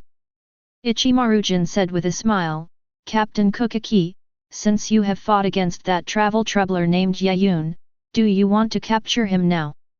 Tosen Kaname snorted coldly and said, "I think he's just protecting that troublemaker. Why wouldn't he go out of his way to capture him? Boring." Byakuya Kuchiki glanced at the two of them indifferently, and disappeared in a flash. Tosen Kaname is unhappy. He snorted coldly. Kurosaki Mayuri looked at Sui-Feng, licked her lips, and said in a strange voice, "Captain Sui-Feng, your second squad is responsible for reconnaissance. Do you have any intelligence on the intruders? I can't wait to meet him. They actually absorbed his 6 laboratories." Just thinking about it made Kurosaki Mayuri furious. No one has dared to attack his laboratory yet. I'll let you know when there's news. Sui-Feng's voice was icy cold, and he also disappeared in a flash. The other captains also disappeared in a flash. Katetsu Aizen, the vice-captain of the 4th Division, came over quickly and looked at Inoue with great concern. "Captain, our squad won't be robbed too, right?" Among the Godi I-13, the 4th Division, which is the medical team, is the weakest, so she is very worried that she will be targeted by the thief. Inoue smiled softly and said, "It's okay. It doesn't matter if we absorb a few streets. We can just slowly repair them." Katetsu Aizen couldn't help but say, "Captain, you're being too gentle. We need to hurry up and get on patrol."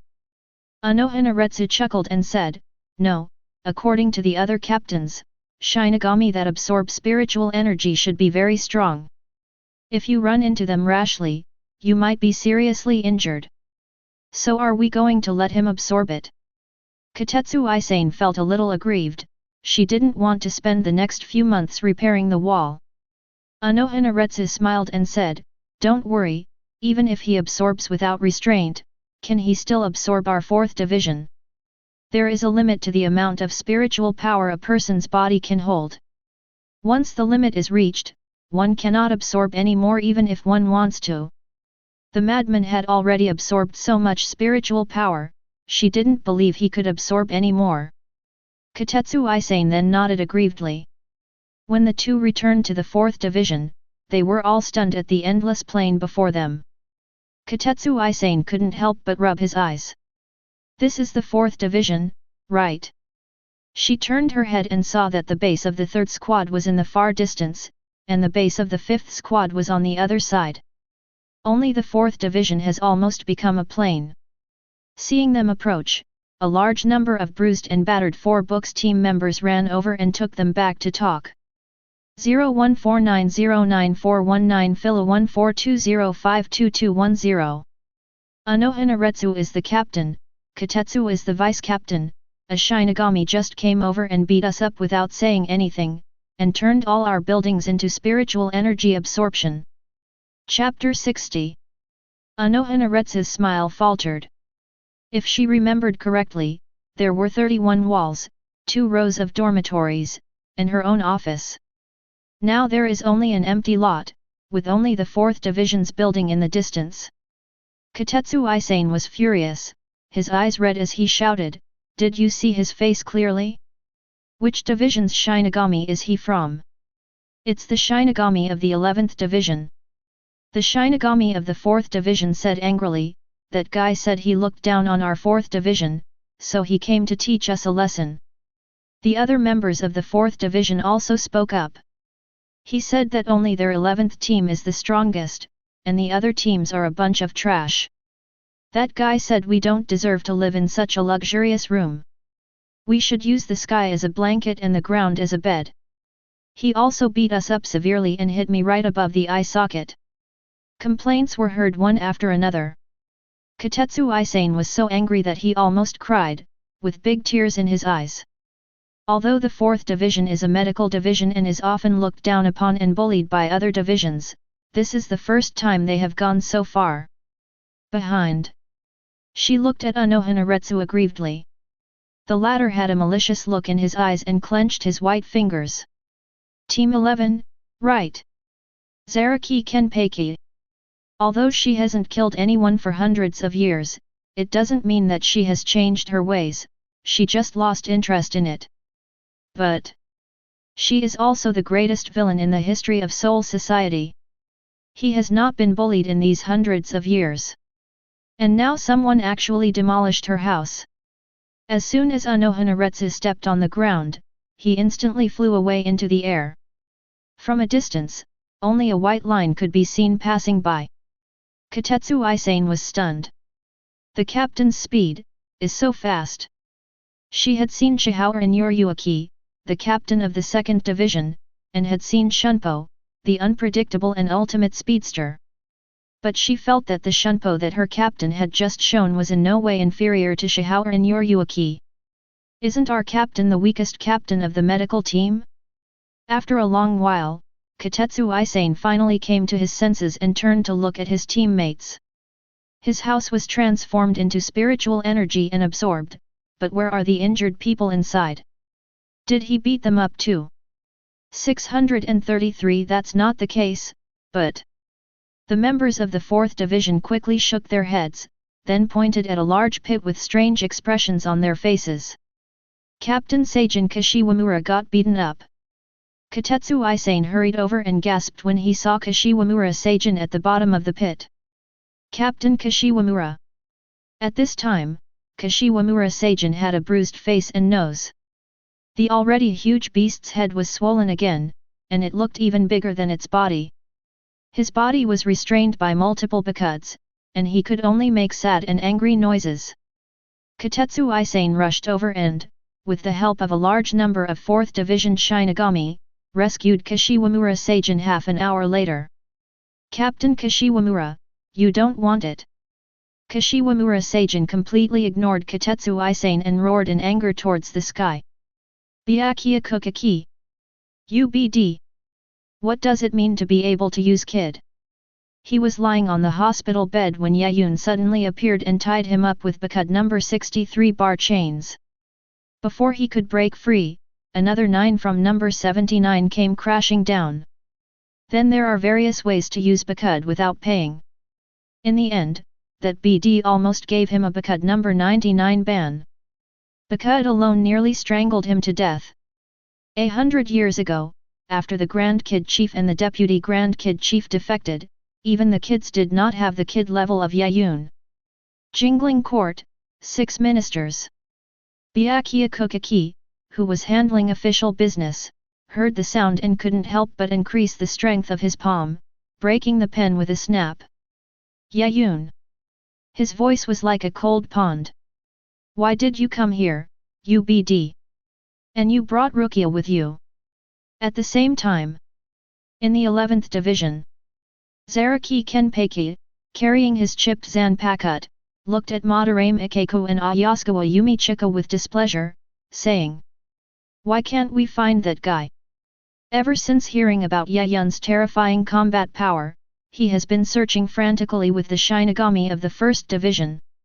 Even a lot of the walls were blown to pieces, but not a single hair of Yaun was seen, as if the other party was not in Jingling Court at all. Madarame Ikeku said unhappily, "Is that guy hiding from us?" Ayasukawa Yumichika laughed and said, "It can't be helped. Everyone in Soul Society knows that our 11th Division is the strongest division. I want you two guys to figure out a solution for me." Zaraki Kenpeki looked at the two men unkindly, thinking that they deserved to be punished. They both shuddered at the same time. But they really couldn't think of a good solution. "Xiaojian, since I've already told you to listen to me, isn't it okay?" A small pink head popped out from Zaraki Kenpeki's back and said dissatisfiedly. "As long as you follow my route, you will definitely be able to find Xiao Yunyun, and then you can have a good fight with Xiao Yunyun." Madarame Ikeku said speechlessly, "Vice Captain Yachiryu, we followed the direction you pointed and encountered a total of 21 dead ends." Captain Zaraki was so angry that he chopped down 6 walls. Kuzujishi Yachiru pouted and then spat on Madarame Ikeko's bald head. I hate Xiaoi. Ah, it's saliva. Madarame Ikeko's forehead veins bulged, and he wiped the saliva from his forehead at almost flying speed. At this moment, a white figure flashed. Anohanaretsu landed in the 11th Division's barracks. Madarame Ikeko and Ayasukawa Yumichika were very surprised, but still greeted respectfully. Anohanaretsu, what are you doing here? Zaraki Kenpeki looked at Anohanaretsu unhappily. He was annoyed because he couldn't find an opponent. Anohanaretsu asked with a stern look, Captain Zaraki, I want to ask, which of you just destroyed the 4th Division's building? Madarame Ikeko and Ayasukawa Yumichika feel strange. They had indeed destroyed quite a few buildings in their search for Yaun. Could this be revenge? But they had done this before, so why did they come here this time? Zaraki Kenpeki said unhappily, I just destroyed some buildings. Captain Anohanaretsu, are you here to seek revenge? Anohanaretsu smiled unusually gently upon hearing this. But Zaraki Kenpeki couldn't help but shudder. Anohanaretsu slowly drew out his soul-slaying sword and said with a gentle smile. Captain Zaraki, I heard you've been looking for someone to fight. In that case, how about I join you in a sparring match? Zaraki Kenpeki became interested as soon as he heard it. This was the first time a captain took the initiative to challenge him to a sparring match. So he clenched the broken soul-slaying sword in his hand. Okay, let's fight. Swish! A ray of silver light suddenly appeared. A flash of blood suddenly appeared. Anohanaretsu slowly retracted her soul's knife and said with a gentle smile, Captain Zaraki, please never be careless. Zaraki Kenpeki looked down at his chest. There was a sharp knife wound there, and bright red liquid spurted out from it. The ryotsu covering his body had no effect at all, and he was cut down almost instantly. Ha ha ha, ha ha ha, ha ha ha ha ha. Devastated by this, Zaraki Kenpeki actually burst into laughter and looked at Anohanaretsu enthusiastically. I never thought, as the captain of the 4th Division, you actually have such powerful strength, ha ha ha ha. While speaking, Zaraki Kenpeki's ryotsu burst out in a golden color, like a beam of light shooting straight into the sky. Let's fight each other. With a frenzied roar, Zaraki Kenpeki rushed towards Anohanaretsu with his soul Zanpakuto in hand. Madarame Ikekwe Asigawa Yumishika. The fight between the captain of the 4th Division, Anohanaretsu, and the captain of the 11th Division, Zaraki Kenpeki, was a scene they could never have imagined in their dreams. Such an outrageous scene actually happened. What on earth is going on? Why does everything feel so messed up in an instant? Hey, why is there a fight over there? Still in the 4th Division, Yaun, who was concentrating on displaying his spiritual power, looked up in surprise. Kurosaki Ichigo and the others are coming. Thinking about this, Yaun looked up at the sky, his expression becoming a little confused. Shouldn't they fall from the sky like shooting stars and transform into meteors to bring blessings to Soul Society? Something went wrong. Are you digging tunnels instead of flying? After thinking carefully for a moment, Yaun finally stopped absorbing spiritual power reluctantly and ran towards the center of the battle. What? As a Kenpeki, is this all you can do? Anohanaretsu swung her soul Zanpakuto and looked at the blood-soaked Zaraki Kenpeki with a gentle expression. He's Kenpeki, the strongest swordsman in Soul Society, but he can't use any sword techniques and can only slash randomly. Madarame Ikeko and Ayasukawa Yumishika's faces were already pale, with large drops of cold sweat running down their foreheads. How so? How could Captain Zaraki be so defenseless? In the battle that lasted just a few minutes, Zaraki Kenpeki used almost all his skills, but still couldn't hurt Anohanaretsu. But the opponent's blade kept cutting into Zaraki Kenpeki's body one by one. Although it's not deep, it's too much. The blood that dyed the ground red almost all came from Zaraki Kenpeki. But even with such a serious injury, Zaraki Kenpeki still did not show any signs of weakness. Instead, he became extremely enthusiastic and laughed heartily. Kendo, what's the point of that? Just being able to cut people is enough. As he spoke, Zaraki Kenpeki took off his blindfold, and the spiritual power that erupted from his body was even more astonishing. The two began to fight again. But facing Zaraki Kenpeki's swordsmanship full of flaws, Anohanaretsu was still able to easily suppress him, leaving scars on him. At this time, the space around the two men was no longer wide enough for anyone to stand, and they could be hit by a devastating blow at any time. Even the ground was covered with various knife marks. Madarame Ikeko and Ayasukawa Yumichika had to retreat to a distance, watching the almost one-sided battle with horror on their faces. How could this happen? How could Captain Zaraki not even be able to fight back? Is Kendo really that scary? It's not that his Kendo is scary, it's just that Zaraki Kenpeki's level is not good enough, and it's hard to win against an opponent of the same level. Hearing the sudden sound, Madarame Ikeko and Ayasukawa Yumichika looked over with anger. But he discovered that the person who was speaking was a black-haired boy hanging on the wall, wearing the uniform of the 11th Division, watching the battle with great interest. Ayasukawa Yumichika frowned and said, "Are you a member of our 11th Division? Why have I never seen you before?" The black-haired boy said casually, "I'm a recent graduate and just arrived at the 11th Squadron." Madarame Ikeko Asigawa Yumichika. It is indeed the graduation season of MUA Spiritual Academy recently, and many students have joined the team. It is understandable that they have never met each other. But how can you say Captain Zaraki's level is not good? Our captain is Saha 8. Madarame Ikeko looked at Yaun with extreme anger. He had been following Zaraki Kenpeki since Rukanga, hundreds of years ago, and had long regarded Zaraki Kenpeki as his idol. I wasn't wrong. Yaun looked at the battle in the distance and said calmly. In my opinion, Captain Zaraki's fighting style is like that of a wild animal. There is no rules or methods. The only things that can be tolerated are spiritual power, instinct, physical strength, and a fanatical pursuit of battle. Madarame Ikeko was speechless, because in his opinion, Zaraki Kenpeki was also like that. Ayasukawa Yumichika gritted his teeth and said, Captain Zaraki will never lose. He will continue to grow stronger in battle until he defeats Captain Anohanaretsu. Then he will be killed by Sister Hawa before he becomes stronger. Yaun said bluntly. Although according to the setting in the original work, Zaraki Kenpeki had the fighting power to almost kill Anohanaretsu hundreds of years ago. It was just because he felt too bored that he subconsciously sealed his power. But this is a real world.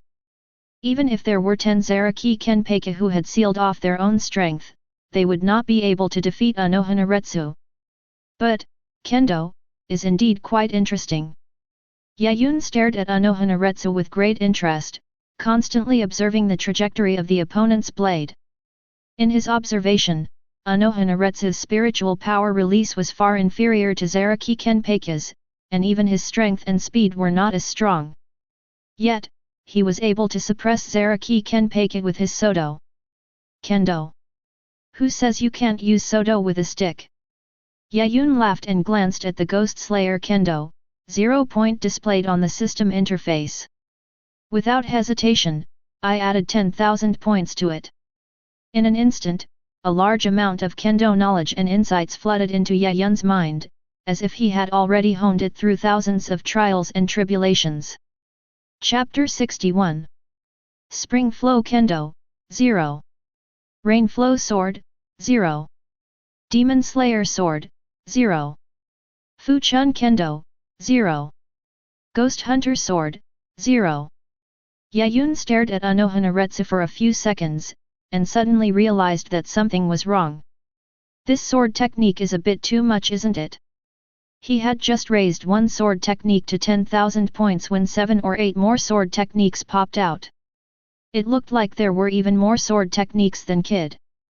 And during these few seconds of thinking, Yaun saw several new sword techniques. He suddenly remembered Anohanaretsu's nickname. Yachiryu. This is the name the other party gave to himself, implying that he has mastered all the sword techniques in the world. It is said to be 8,000 kinds. But I'm afraid there are far more than 8,000. After realizing this, Yaun immediately gave up the idea of continuing to strengthen his kendo skills. There are at least 8,000 kinds of sword techniques. If, to improve, the attribute value must be at least around 80 million, and it would probably not be enough even if the entire 4th division was absorbed. Seeing that the fight was going on over there and it wasn't Kurosaki Ichigo and his group as he thought, Yaun waved his hand and prepared to leave. He would like to use this time to absorb more spiritual power.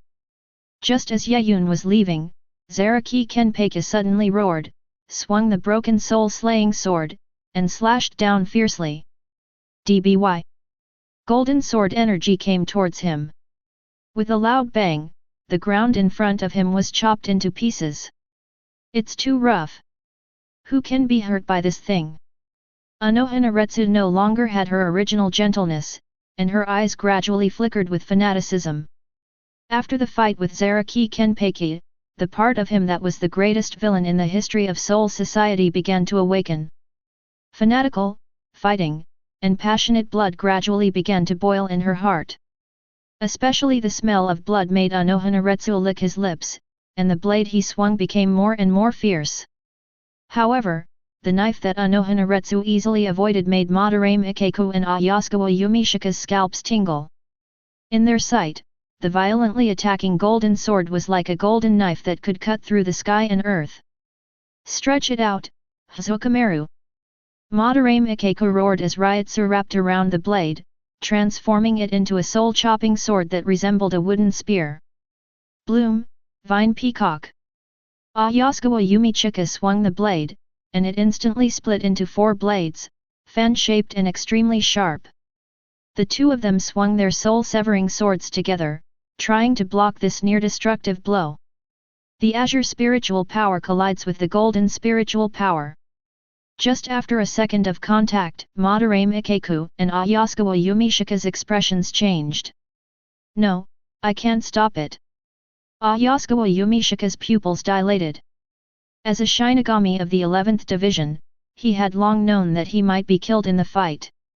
But I never expected to be killed by the aftermath of the battle. This is too embarrassing. Ayasukawa Yumichika smiled bitterly as she saw cracks appearing on her soul-slaying sword. Madarame Ikeku was in a state of inner conflict, with countless emotions surging in his heart at the same time. Should I use Bankai? But Captain Zaraki is right in front. If he uses Bankai, how can he stay in the 11th Division in the future? Just when the two were about to give up, they suddenly found that Yaun had returned. Idiot, why did you come back? Do you want to die with us? Ayasukawa Yumichika couldn't help but curse. Madarame Ikeku also gritted his teeth and fought against the golden Ryutsu. Let's go, while we can still hold on. It was impossible for them to leave, because if they gave up resistance, Zaraki Kenpeki's brutal attack would tear them apart in an instant. I'm telling you, when you're fighting a powerful opponent, it's good that you don't interfere, but can you please stay away from the center of the battle? Yaun complained while pulling out the soul-slaying sword he had snatched. He slashed down at the violent golden sword energy. Drew. A blue blade flashed across the sky. With a loud bang, the already consumed golden sword energy was cut off by a sword, leaving a nearly 100-meter-long crack on the ground. Madarame Ikeku Asigawa Yumishika. The golden sword energy that had threatened their lives had now disappeared without a trace. Who are you? The two couldn't help but look at Yaun. They were not fools, and they naturally knew that a Shinigami who could swing such a shocking sword could not be a recent graduate. Why do we have to know each other before we meet? Yaun casually put away the soul-slaying sword he had snatched, said goodbye to the two of them with a smile and left. He saved these two people entirely because of the good impression they left on him in the original novel. After all, it would be a shame if these two funny guys died. But just when Yaun was about to leave, he suddenly heard a slightly panting female voice. Wait, you just used the Demon Slayer sword art, right? It was a sword art created by a madman in Rukonga 400 years ago. Yaun turned around in confusion and found that the person who spoke was Inoue. When I looked again, Zaraki Kenpeki was lying in a pool of blood, with wounds all over his body, which was almost shocking. Fortunately, I can still feel this guy's Ryutsu. No, this is not the Sister Hwa I know. Yaun's mouth twitched and said. You misunderstood. This isn't the Demon Slayer sword art. I have something else to do at home, so I'll take my leave now. No need to see me off. After saying that, Yaun was ready to run away. But Inoue stepped forward and appeared in front of Yaun, his face slightly red, and his eyes looked at him with fanaticism. There's no mistake. That madman actually injured me with this sword technique. I still remember it vividly. As he spoke, Inoue raised his soul-slaying sword and said to Yaun while panting. Although your Demon Slayer swordsmanship is not as good as mine, it has surpassed that of the man from 400 years ago. Come with me and have a good fight. The corner of Yaun's mouth twitched, and just as he was about to say something, he saw Inoue rushing towards him. Hesitated for a moment. He still didn't take out the Rui Jinggu Bang. Instead, he drew out the Soulzan sword he had snatched and slashed towards Inoue blade. Because Yaun hid Ryutsu. Inoue also suppressed Ryutsu, and even suppressed Ryutsu that was weaker than the one displayed by Yaun. The sound of swords clashing against each other continued. But during the fight, Yaun was almost suppressed and had no power to fight back. The blade in Inoue hand seemed to have life, and in just 1 second, it could change 7 or 8 sword techniques for attack. Yaun was secretly surprised. He also didn't expect that under the same Ryutsu situation, he would be suppressed by his opponent in all aspects. Thinking of this, Yaun stepped on Shunpo and quickly retreated, aiming his hand at Inoue. The Pride of Heaven, the Iron Walls, the March of Dragons, the Roar of Lions, the Howling of Tigers, the Running of Wolves, cut off the heaven and earth before they collapse. Byakuya number 81 Splitting Void. A glass-like defensive wall appeared out of thin air. Young man, using abilities other than swordsmanship in a swordsmanship competition is a mistake. Inoue spoke with a smile, and an astonishing spiritual power suddenly burst out from her body, which was even greater than the previous Zaraki Kenpeki. As she swung the soul-slaying sword in her hand. Strengthened by Yaun, it can defend against Had's Splitting Void below level 90. It was actually chopped to pieces by a single blow. Yaun sighed helplessly. He didn't want to fight with the unprecedented villain of Soul Society. Where is the gentle older sister in the anime? After complaining in his heart, Yaun looked at the attribute value of up to 1.2 million on the system interface and chose to add points without hesitation. Ghost Slayer Sword Art, add 20,000 first. As the attribute value dropped by 20,000 points, the soul-slaying sword wielded by Yaun instantly became sharper, more swift, and more powerful than before.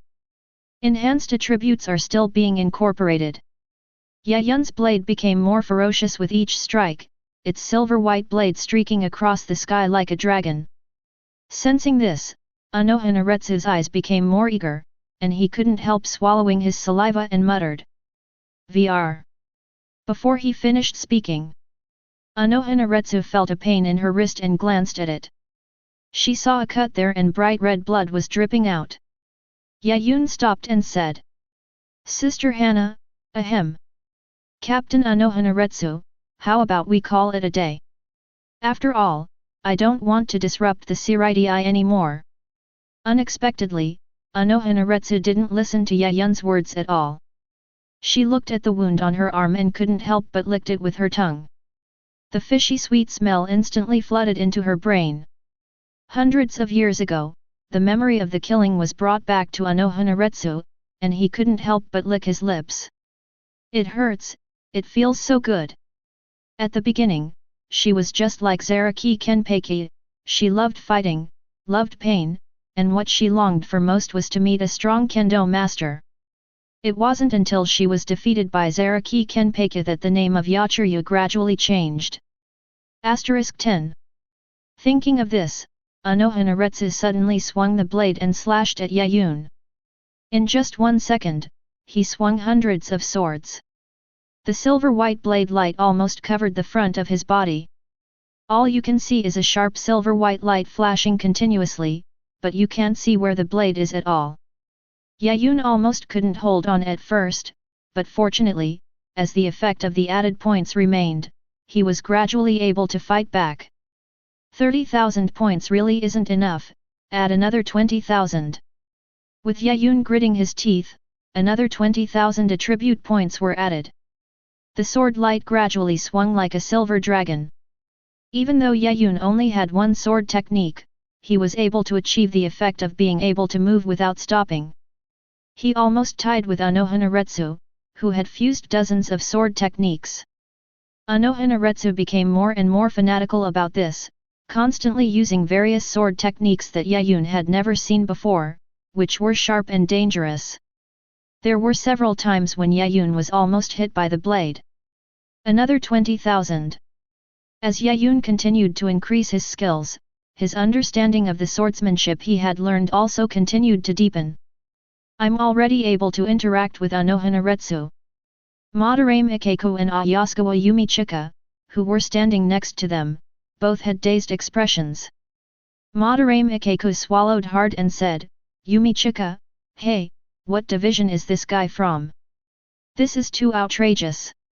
Ayasukawa Yumichika said dryly, "Don't talk to me, I feel like I'm still in a dream. What happened today was really a bit outrageous." In the Seireitei, Anohanaretsu, who is known for her gentleness, is so powerful that she even defeated Zaraki Kenpeiku. Then an unknown Shinigami appeared, and was able to compete with Anohanaretsu in kendo. Madarame Ikeku's bite. He said, "These two guys are monsters. They didn't use very strong ryutsu, but their kendo skills are enough to make my scalp tingle." He felt that at the same level, he couldn't even take a single blow from these two men. "Can you two heal Xiaojian first?" Kuzujishi Yachiru came running from a distance. "Deputy Captain." The two looked at Kuzujishi Yachiru in surprise. Although they were usually helpless with Kuzujishi Yachiru, his arrival did give them a sense of security. "Deputy Captain, why did you come here just now? You don't know that I was almost killed by Captain Zaraki's sword just now." Madarame Ikeku couldn't help but complain. To die in battle, that was what he sought. But what about dying in the aftermath? Kuzujishi Yachiru stuffed a piece of Kanpieto into his mouth and muttered, "Just now, Dayakian Liu was very scary, so I stayed next to Xiaojian to prevent Xiaojian from getting killed." Dayachiru. Madarame Ikeku and Ayasukawa Yumichika were completely confused and had no idea what Kuzujishi Yachiru meant. "Oh, you two idiots, hurry up and treat Xiaojianjian's injury, otherwise he will die from excessive blood loss." Kuzujishi Yachiru clenched his fist and hit each of them on the head. "Pain! Pain!" Madarame Ikeku and Ayasukawa Yumichika gasped and almost burst into tears. The two men had no choice but to cover their heads with one hand and use Kide for healing on the unconscious Zaraki Kenpeiku on the ground with the other hand. On the other side, Yaun already felt something was wrong. During the time he was fighting with Anohanaretsu, several captain-level ryutsu came. Among them were the familiar Byakuya Kokaki, Ichimaru Jin, and Tosen Kaname, who would arrive at the scene in less than a minute. Thinking of this, Yaun suddenly looked away in surprise after swinging his sword. "Captain Zaraki, have you awakened the soul-severing sword?" Hearing this, Anohanaretsu subconsciously looked towards Zaraki Kenpeiku. Taking advantage of this opportunity, Yaun ran away. He didn't want to fight with Anohanaretsu, after all, she was an ally in the original work. And he felt that the more he beat Anohanaretsu, the more wrong his mood became. At first, the look in his eyes was just eager. His eyes now have become one of obsession, but it's just his obsession to want to cut him off. It was as if he was about to turn back into the great villain from hundreds of years ago. Inoue Moves In realized she had been tricked, and quickly turned around to look, but Yaun was still standing there. She angrily swung her sword and slashed. "Little devil, come back quickly and fight with me." Chapter 62. Yaun would not stop there.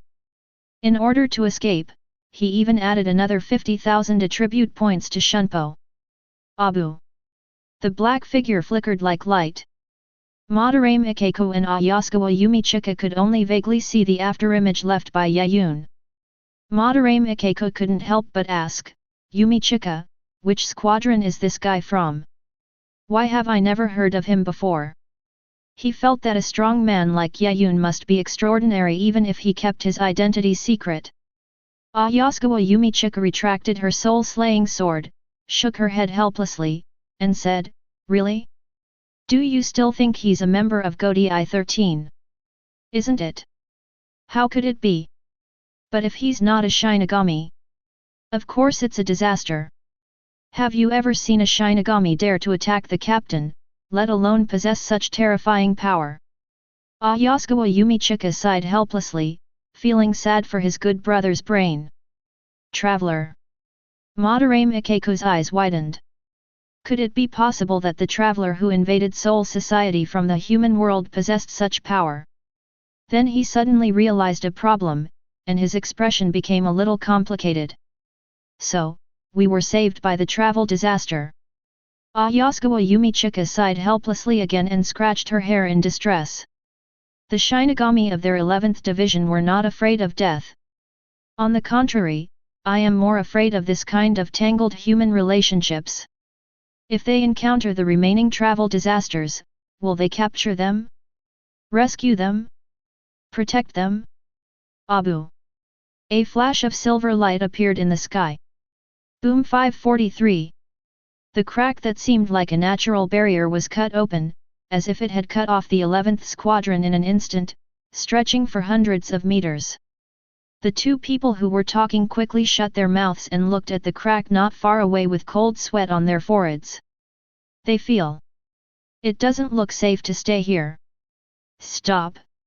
Inoue Moves In brandished the blade in his hand, madly chasing the figure in front of him, and the sharp sword energy was scattered wildly. Drew, Abu, Abu! Huge cracks were cut into the ground.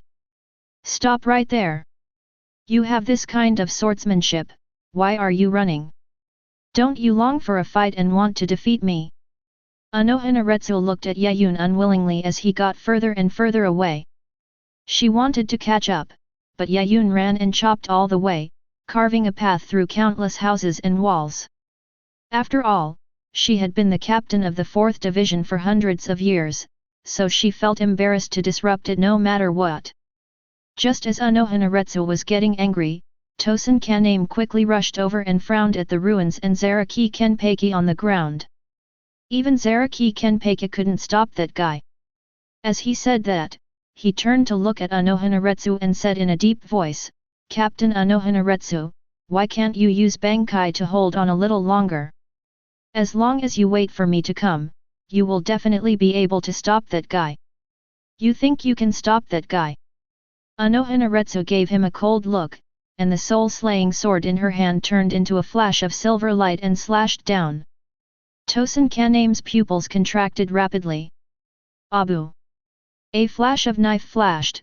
Inoue Moves In put away the knife and walked towards Zaraki Kenpeki, his expression gradually recovered and became gentle again. Madarame Ikeko Ayasukawa Yumichika. The two funny guys who were called out took a deep breath and stood up straight immediately. "Yes." Inoue Moves said gently, "You two can't treat him like this. Captain Zaraki's injuries aren't serious, but they are numerous. He needs a full recovery. Who do you think cut this out?" The two funny chunins couldn't stop complaining. But they knew that professionals should stick to their own business, so they all took a step back and glanced at Tosen Kaname who was frozen in place. The latter was motionless, only blood continued to seep from his chest, staining the captain's white haori red. Ad.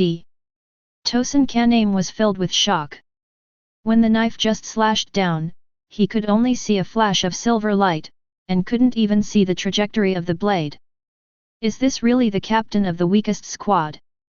Why does he look even more dangerous than that madman Zaraki Kenpeki?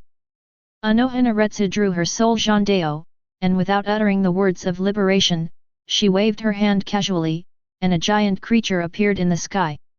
It was a huge, flat, flying green single-eyed manta ray. Minajiki, heal Captain Zaraki. Anohanaretsu spoke softly. The one-eyed manta ray let out a cry, opened its mouth wide and swallowed Zaraki Kenpeki. Madarame Ikekwe Asigawa Yumishika. Although they had seen Anohanaretsu's soul-slaying sword before, as long as it was swallowed by the opponent, it could quickly heal external injuries. But thinking about Anohanaretsu's recent condition, they always felt that this one-eyed giant ray was terrifying. Only half a minute later, the one-eyed manta ray shook its head and tail, opened its mouth and spit out Zaraki Kenpeki. The opponent's injuries had recovered, leaving only a pale face due to excessive blood loss. Madarame Ikeko and Ayasukawa Yumichika breathed a sigh of relief and quickly ran to Zaraki Kenpeki and dragged him to the 11th division. Anohanaretsu did not stop him, turned to look at Tosen Kaname, and said with a smile. Captain Tosen, let me treat you as well. Tosen Kaname was about to refuse when he saw Anohanaretsu's dangerous gaze. He swallowed hard and said. I see. What a guy who can't read people's expressions. In the distance, Kyōraku Shunsui couldn't help but shake his head and looked at Tosen Kaname with pity. In fact, he came much faster than Tosen Kaname, but when he saw Anohanaretsu, he slammed on the brakes. Because of Anohanaretsu's posture, he vaguely remembered Anohanaretsu from hundreds of years ago. He was a madman who enjoyed fighting and killing. Even if he is capable enough, he doesn't want to get involved with this lunatic. Otherwise, if the other party turns back into the unprecedented villain, not only the jingling court, but the entire Soul Society will be chopped upside down. There's nothing we can do about it. Ichimaru-jin looked at Tosen Kaname with a smile and said, after all, Captain Tosen is blind and can only see things with his spiritual connection. Kyōraku Shunsui glanced at him and complained, in that case, Captain Ichimaru-jin, why didn't you stop him? Ichimaru-jin smiled and said, Captain Kyōraku, didn't you stop that blind man? Kyōraku Shunsui's mouth twitched. He felt that the atmosphere between the captains was really bad. There was no unity or friendship at all. By the way, Captain Kuchiki, why didn't you take action? Kyōraku Shunsui Byakuya Kuchiki. As far as he knew, this was the captain who valued the honor of the nobility the most, and even his own sister would not show leniency. Byakuya Kuchiki looked at Yaun's departing back and said calmly. That guy has gotten stronger again. With that, Byakuya Kuchiki took a step forward and left the 11th division without looking back. Thinking about the strength that Yaun had just displayed, and then thinking about Byakuya Kuchiki's words, Kyōraku Shunsui gradually became serious. Did that human really just become a Shinigami? Since Yaun suppressed his spiritual power, he couldn't tell Yaun's level, but even he was afraid of the opponent's shunpo and swordsmanship. It's a headache. Don't alarm the old man, otherwise it will be disastrous. Kyōraku Shunsui rubbed his temples, muttered to himself, and in a flash, he left the 11th squadron. Ichimaru-jin was the only one left at the scene. His expression was still smiling, but his eyes kept flickering.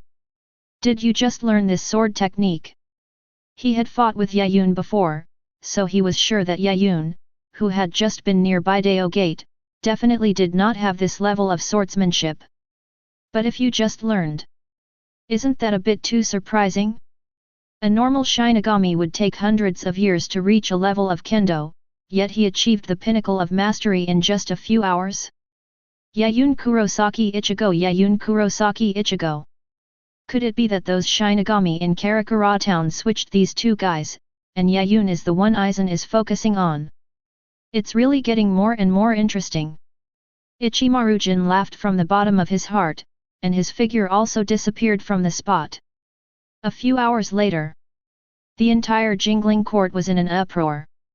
Shinigami from all squads heard the news and showed expressions of horror. Did the invading Lu Huo defeat Captain Kashiwamura, the strongest physical soul-slaying sword?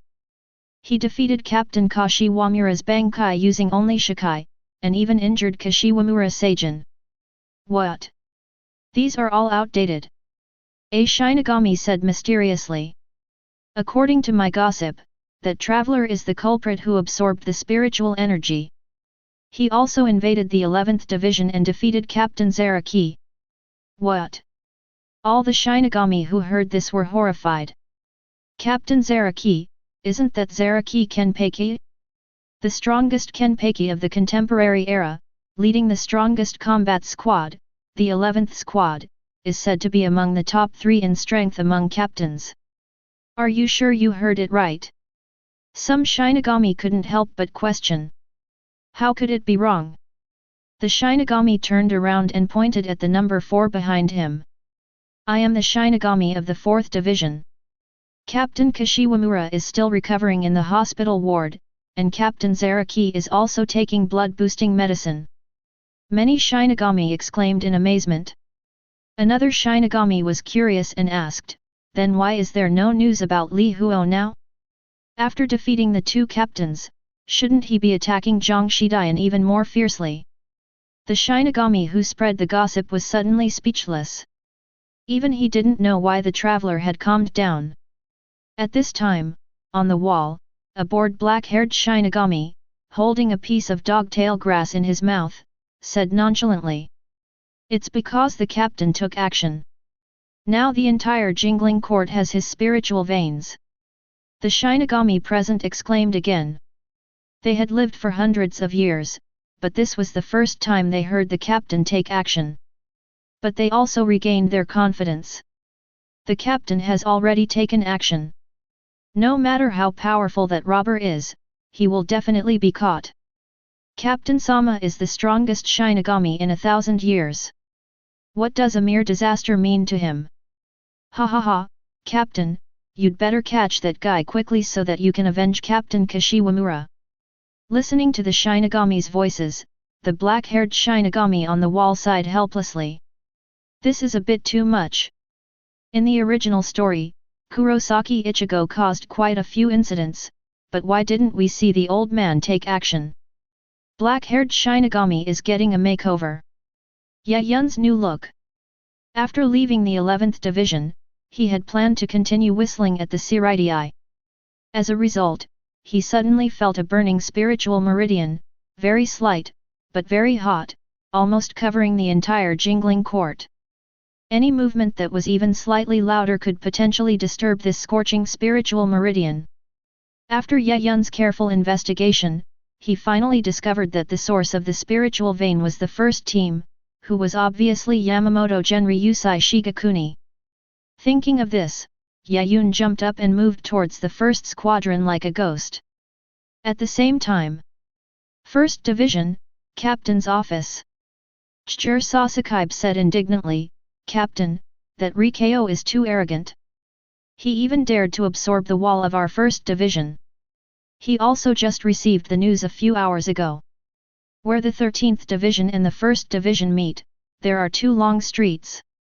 Not only were the walls completely absorbed, but even the floor tiles were not spared, and the original ground was directly turned into a rotten dirt road. Yamamoto Genryusai Shigakuni slowly opened his eyes and said, that brat is more vigilant than I thought. He released his spiritual energy for 4 hours, and even though he was the strongest Shinigami in 1,000 years, he felt a little tired. But Yaun was nowhere to be found. Chijiro Sasakaibe said, Captain, please take back the spiritual veins. I will have the captains dispatched to search for the disaster themselves. All right. Yamamoto Genryusai Shigakuni nodded slightly. Just as he was retracting his spiritual meridians, a cold light suddenly flashed in his eyes. Home run. A location very far away from the 1st squadron. Yaun threw Hogyoku into the air, swung the golden stick in his hand, roared, and knocked it away fiercely. In an instant, the azure Hogyoku turned into a blue shooting star. It cut through the sky in an instant. The terrifying power within it allowed Hogyoku to burst out at its ultimate speed, even emitting a piercing sound of breaking through the air. Watching Hogyoku fly away, Yaun couldn't help but sigh. No wonder Urahara knew Hogyoku was dangerous but didn't destroy it. It turns out that its hardness is too high. His spiritual power has been greatly enhanced, and now he himself does not know how heavy his soul-slaying sword is. However, he felt that if he swung the stick now, not only could he collapse a mountain, he could also beat Kashiwamura Seijin into pieces. But even so, Hogyoku didn't even break, not even a crack appeared on it. Chapter 63. The sound of Hogyoku breaking through the air was noticed by both Yamamoto Genrisai Shigakuni and Chijiro Sasakaibe. A gleam of anger flashed in Chijiro Sasakaibe's eyes. Yamamoto Genryusai Shigakuni slowly stood up, looked in the direction where the Hogyoku was coming from, and said, "Are all the kids nowadays so arrogant?" As he spoke, a suffocating riotsu burst out from Yamamoto Genryusai Shigakuni's body, as if even the space could not bear it. The ground beneath its feet was crumbling madly, as if it could not withstand the wrath of the strongest Shinigami in 1,000 years. Chijiro Sasakaibe quickly said, "Captain, there's no need for you to intervene in such a small matter. I'll handle it and will definitely not let him get ahead of himself." Seeing his old friend say this, Yamamoto Genryusai Shigakuni had no choice but to take back Ryutsu. As soon as his footsteps touched the ground, Chijiro Sasakaibe rushed out of the room and looked towards the blue bead that was coming towards him like a meteorite. Glass ball. Chijiro Sasakaibe frowned, totally not understanding what Urahara and the others were up to. It's okay to make trouble in Jingling Court. He actually ran to the first team and made trouble. Aren't you afraid that the captain will get angry and burn your ashes? With this thought in mind, Chijiro Sasakaibe drew out his Zanpakuto, unleashed Ryutsu, and slashed at the blue bead. Boom! Chijiro Sasakaibe's feet sank into the soil, his arms trembling wildly, unable to even withstand the oncoming impact. Impossible, this power! Before he could finish his words, Chijiro Sasakaibe's body began to retreat madly, even crashing into the wooden wall behind him. Yamamoto Genrisai Shigakuni pressed down on Chijiro Sasakaibe's back, which made him stop. BK. Chijiro Sasakaibe looked at Yamamoto Genrisai Shigakuni in shame. He wanted to hold back just now but failed. If Yamamoto Genryusai Shigakuni had not intervened, he would have smashed several houses in a row. Don't take it to heart, that kid is just too strong. Yamamoto Genryusai Shigakuni narrowed his eyes and looked at the young man who was standing at the top of the Palace of Confessions several thousand meters away, holding a golden stick. I heard that his swordsmanship is pretty good, and with that strength, I'm itching to try it myself. As he spoke, Yamamoto Genryusai Shigakuni tapped his cane, and the wooden exterior faded away like the wind, revealing the ancient soul-slaying sword inside. Seeing this scene, Chijiro Sasakaibe shook his head helplessly and said sorry to Urahara in his heart. Even he, the deputy captain who has followed the captain for hundreds of years, cannot stop the captain from doing things that interest him. He can only hope that the other party is alive. Yaun also saw this scene.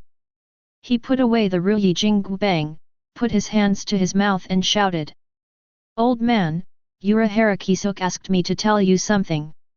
If you have the guts, use your Rijinjaka to chop that bead into pieces." Chijiro Sasakaibe widened his eyes, looking at Yaun's figure in the distance in disbelief. Urahara said this? How many pounds of fake wine did he drink? Yamamoto Genrisai Shigakuni also narrowed his eyes and looked at the blue bead that had fallen to the ground and was blocked by Chijiro Sasakaibe. Yaun took a deep breath, amplified his voice countless times and shouted.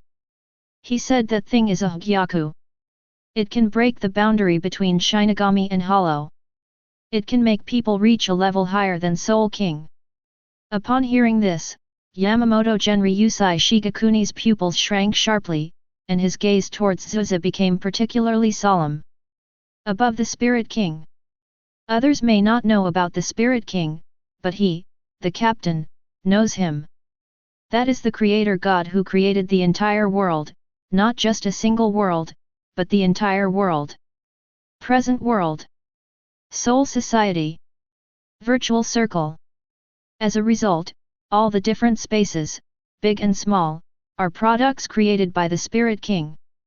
It is because of the existence of the Spirit King that these spaces can exist. It can be said that the Spirit King is the most important god in this world. And Urahara Kisuk actually said that with the help of this ordinary blue bead, one can grow to the level of a Spirit King. Urahara Kisuk also said. What else did he say? Churusei Sakib's scalp tingled. He had followed Yamamoto Genrisai Ishigakuni for nearly 1,000 years, and except for the Quincy invasion, this was the first time he saw the captain-in-chief so solemn. That bead. Someone in Seireitei has been coveting it. Hirako Shinji and the others suffered misfortune because of this bead. If you have the guts, chop it up as soon as possible. After saying that, Yaun took a deep breath. He was exhausted from all the yelling. But he didn't dare to stay where he was. After he finished speaking, he put on the oil and rushed towards Jinglingting Street as fast as possible. Judging from the original work, the current old man Yamamoto is far less cruel than he was 1,000 years ago. As long as he escapes to where there are many people, he will be safe. Seeing him running away, Yamamoto Genryusai Shigakuni subconsciously wanted to chase him, but suddenly stopped. Captain! Churusei looked at him in confusion. Yamamoto Genryusai Shigakuni frowned deeply, bent down, and picked up the Hogyoku, breaking the boundaries between Shinigami and Hollows. He really wanted to chase Yaun just now, but then he thought of what Yaun said and the strange Hollow incident. He was afraid that the blue bead would be stolen as soon as he chased after it. Thinking of this, he exerted slight force on his fingers, gradually increasing the force, using his greatest strength, and finally even bursting out Ryutsu. But the azure beads were still not crushed. Churusei couldn't help swallowing, his heart was extremely shocked. What exactly is this little blue bead? Yamamoto Genryusai Shigakuni's full-strength punch could shatter even a mountain, but he could not crush this blue bead. That BD Urahara Kisuk has come up with something dangerous again. Yamamoto Genryusai Shigakuni snorted coldly, put away the blue beads, strode towards his room, and said. Notify all captains and tell them to capture that brat at all costs. Yes.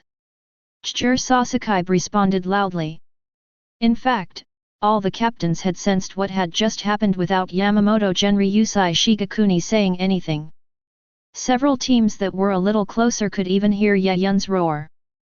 Hogyoku, what the hell is that? In the second squad, Sui-Feng frowned slightly, and when he realized that there was indeed no such information, he shook his head and lowered his head.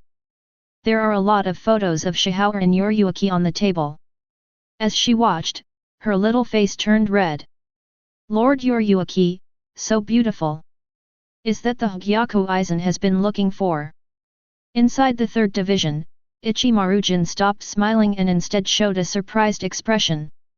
That Urahara Kisuk guy has been hiding for so many years, and now he's actually handed it over to the Captain General. Why? Didn't they say it was inside Rukia Kuchiki? Which one is real and which one is fake? In the 4th squad. When Anohanaretsu heard Yaun's voice, eagerness flashed in his eyes. He immediately stood up and ran towards Yaun's voice. In the 5th squad. Aizen heard the voice, looked in the direction of the 1st squadron, and frowned, a rare occurrence. Urahara Kisuk, what the hell are you doing? As far as he knew, the hardness of Hogyoku itself was almost impossible to destroy, and even if it was destroyed, it would recondense somewhere. There was no way Urahara Kisuk didn't know this. This is also the reason why he would rather hide Hogyoku for many years than destroy it. Because of this, he deduced that Urahara Kisuk had hidden the Hogyoku within Rukia Kuchiki, hiding it permanently. But what is going on with this move now? It's fake? Or has Urahara Kisuke found a way to completely destroy Hogyoku? Yamamoto Genrisai Ishigakuni is the strongest Shinigami in 1,000 years. His soul-slaying sword, Rijinjaka, is a terrifying weapon that even he fears. If the two join forces, maybe it is really possible to destroy Hogyoku. The more he thought about it, the tighter Aizensuke's brows furrowed. He couldn't understand what Urahara Kisuke was thinking or what he wanted to do. But he did feel uneasy. In the entire Soul Society, there is only one Urahara Kisuke who can make him so fearful. It's really the worst outcome. Aizensuke pushed his glasses up, then took them off again, looking at the first team with a cold gaze. First, we need to confirm its authenticity. Night falls quickly. The streets of Seireitei are sparsely populated, with only teams of Shinigami patrolling the streets. They are Shinigami from various squads, diligently patrolling almost every street, trying to find the troublemakers who invaded the Seireitei. At this time, Yaun had already arrived at the second team. Yaun, UBD, why did you come to my place? What if someone finds you? Sui-Feng was sitting on the bed in her pajamas, looking at the intruder angrily, waving her soul-slaying sword in her hand. If she wasn't afraid of alarming Xingjun, she would have wanted to tear this guy into pieces. Yaun spread his hands helplessly, there's nothing I can do. The entire Jingling court is on alert now. I don't even have a place to sleep. Before, he thought that Jingling court's defense system was very sparse until they imposed martial law.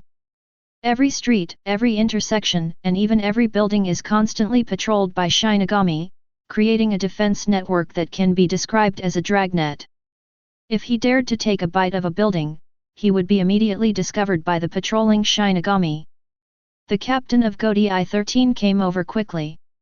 Then you can't come to my place either. I'm operating in secret. What if I get discovered? Sui-Feng looked at Yaun angrily, but before he could finish his words, his beautiful eyes stared blankly at the photo in Yaun's hand. Gurgle. She swallowed hard. That's right, a picture of Miss Urahara half-naked coming out of the bath. Yaun shook the photo in her hand, making Sui-Feng shake his head left and right, his face flushed. But she quickly came to her senses and gritted her teeth. UBD, have you been peeping at Urahara-sama taking a bath again? Do you believe I will kill you and gouge your eyes out? What nonsense are you talking about? Do you need to peek into my relationship with Urahara? Yaun looked at Sui-Feng seriously. Sui-Feng was a little confused, aren't you just an ordinary human? Master Urahara told me everything. Yaun couldn't help but shook his head and said. You still don't understand Urahara.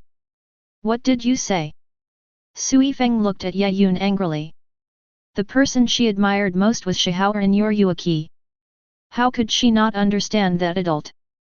Yaun said helplessly, listen to me, no matter how heroic Urahara is, she is still a woman. How can she have the nerve to say such things? That kind of thing. Sui-Feng was stunned for 2 seconds, not knowing what was going on in her mind, her face became redder and redder. You are not allowed to bully Urahara-sama. Urahara-sama only likes you temporarily, so you can't touch her or touch her. Sui-Feng's voice became stammering, and his little face turned red as if it was about to burn. At the same time, he looked at Yaun with envy and jealousy. I always feel like you're imagining some scenes that are not suitable for children. Yaun smiled and waved the photo. A picture of a beautiful woman emerging from her bath, do you want it? Want? Sui-Feng quickly reached out and grabbed it. But Yaun was not slow either. He quickly took the photo back and said with a smile. Where should I stay tonight? Sui-Feng stared at him fiercely, but Yaun did not change his mind. After 2 or 3 seconds, Sui-Feng finally gave in and pointed at the sofa next to him. You'll stay here tonight? Remember, don't take off your clothes, and get out around 6 tomorrow morning." Yaun shook his head and pointed to the luxurious bed where Sui-Feng was sleeping. "The sofa is too small. I want to sleep on the bed." Sui-Feng looked at the overreaching brat angrily. Yaun quickly said, "Shihaoran Yoruyuki has gone to Rukonga now. When she comes over, I will let her live with you." "Living with Yoruyuki-sama?" Sui-Feng couldn't help but swallow his saliva and nodded his head vigorously. "Okay, but you still can't take off your clothes.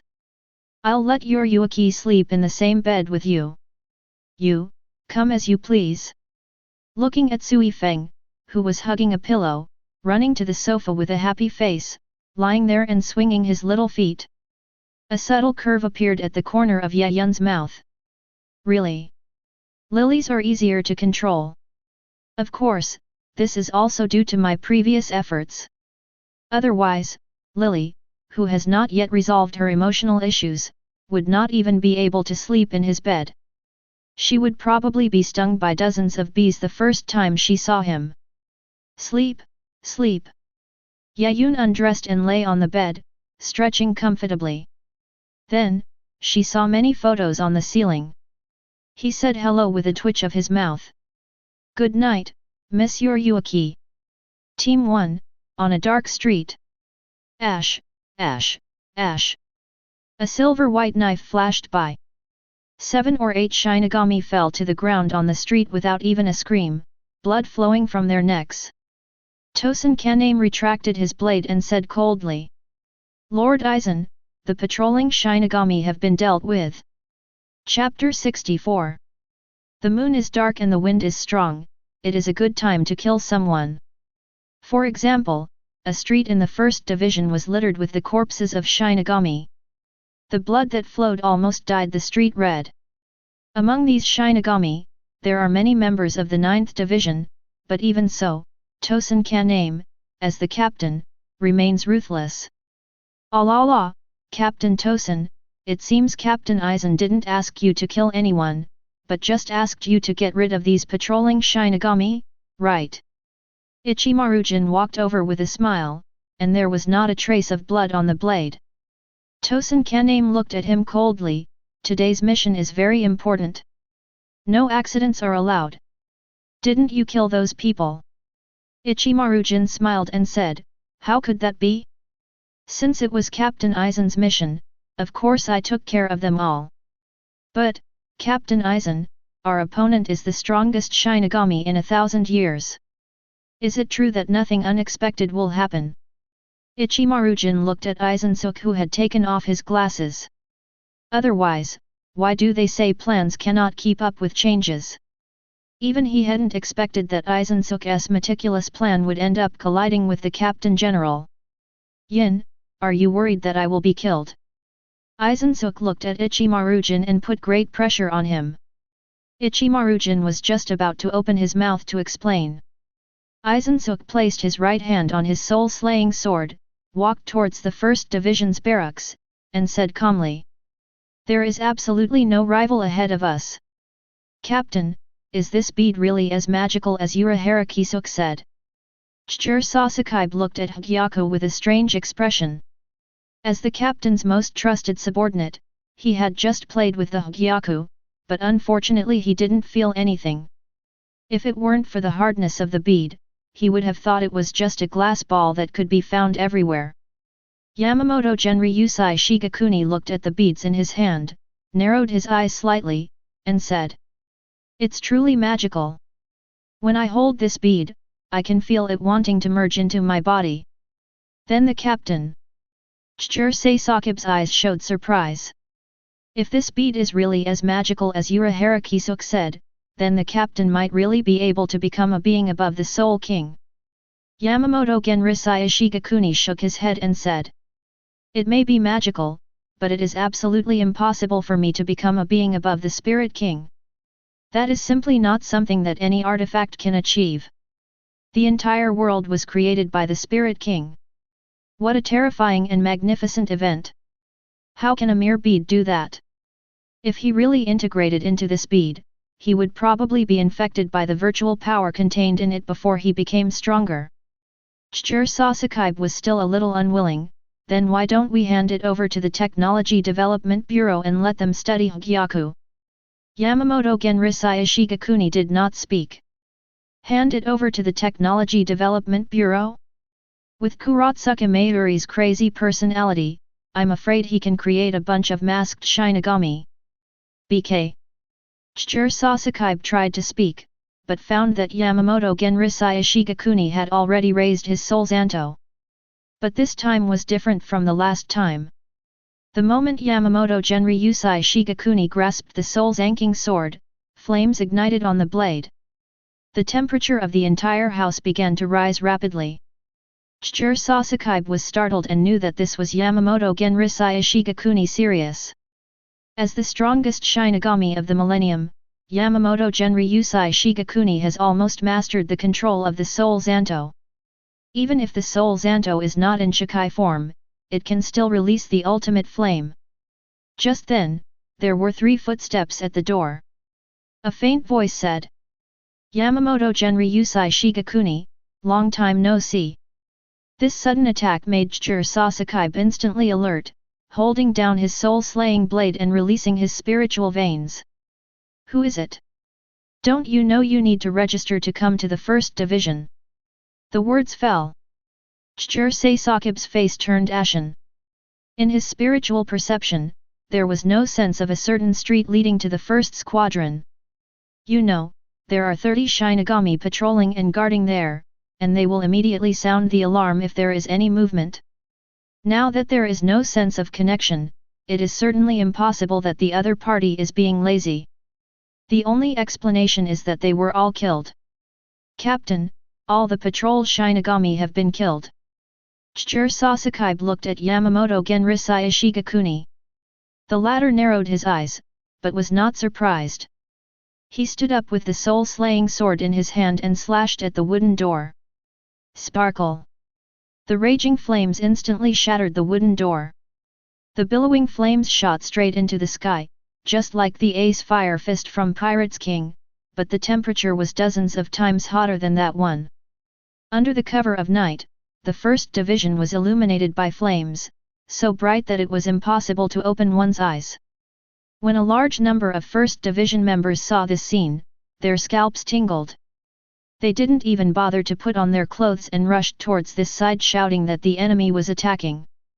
The flames gradually faded, and Yamamoto Genryusai Shigakuni saw 3 figures outside. The 3 men were dressed in black, 1 in front and 2 behind, with a circular blue shield in front of them, blocking the flames.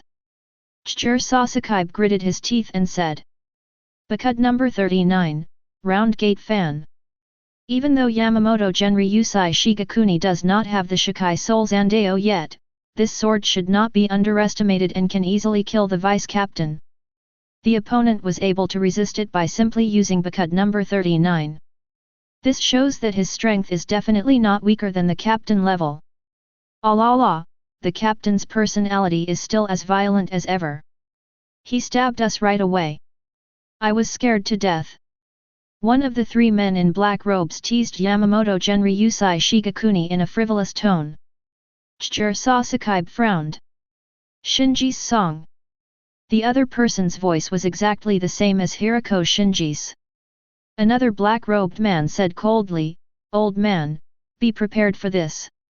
You should have thought about this day after we escaped." Maguruma Kensei. Kurosaki was shocked again. Yamamoto Genryusai Shigakuni stared at the 3 of them for 2 seconds, then slowly spoke. "Hirako Shinji and Maguruma Kensei, they don't have the guts to attack me. You 3 are pretending to be the wrong people." After saying this, he raised the soul-severing sword again and said, "Kojiro, go stop those little guys. This is not a place for them." Kurosaki nodded quickly. With the captain's seriousness, the area within a radius of several thousand meters was a restricted area for all Shinigami. After Kurosaki left, Yamamoto Genrisai Shigakuni's blade was boiling with flames, and he spoke with a powerful voice. "Everything will turn to ashes. Ryujin jacket. The moment he finished speaking, the ancient soul-slaying sword in Yamamoto Genryusai Shigakuni's hand ignited an even hotter flame. The entire wooden house was set on fire in an instant, and flames shot straight into the sky. The surrounding temperature rose at a speed visible to the naked eye, and even the air was distorted, as if one was in a fiery hell. Ichimaru-jin was a little surprised. Captain Yamamoto's strength was beyond his imagination, but he still said with a smiling tone. Urahara Kisuk, the old man is angry. Tosen Kaname said indifferently. So what? With Urahara, Kisuk here, what does being the strongest Shinigami for 1,000 years mean? Aizen said calmly, Captain, 100 years have passed. Do you think I haven't made any preparations? A few little brats who haven't even grown all their hair yet dare to speak such arrogant words to me. As soon as Yamamoto Genryusai Shigakuni finished speaking, he swung the flaming blade and slashed out with a sharp blow like a fire god. But when the blade hit Aizen, Yamamoto Genryusai Shigakuni's pupil shrank. He suddenly withdrew his hand at the critical moment. Wrong. Yamamoto Genryusai Shigakuni stared at Aizen intently.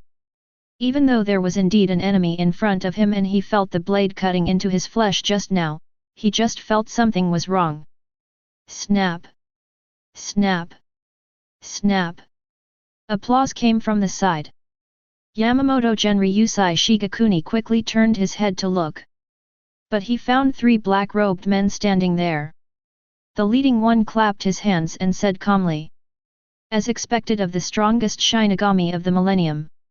Although I think you've become corrupted, your instinct for fighting is truly commendable. After saying that, the black-robed man looked towards the door. If your soul-severing sword had slashed down a little further just now, you would have killed your vice-captain yourself. Yamamoto Genryusai Shigakuni's face turned ugly. Even without looking back, he could guess that Jiro Sasaki was definitely lying in a pool of blood. At this moment, Yamamoto Genryusai Shigakuni seemed to have noticed something and suddenly swung a flaming knife into the air beside him. Boom! Another burst of flames shot straight into the sky. The aftermath alone tore the earth apart, cutting through countless walls, and flames burned on the cracks.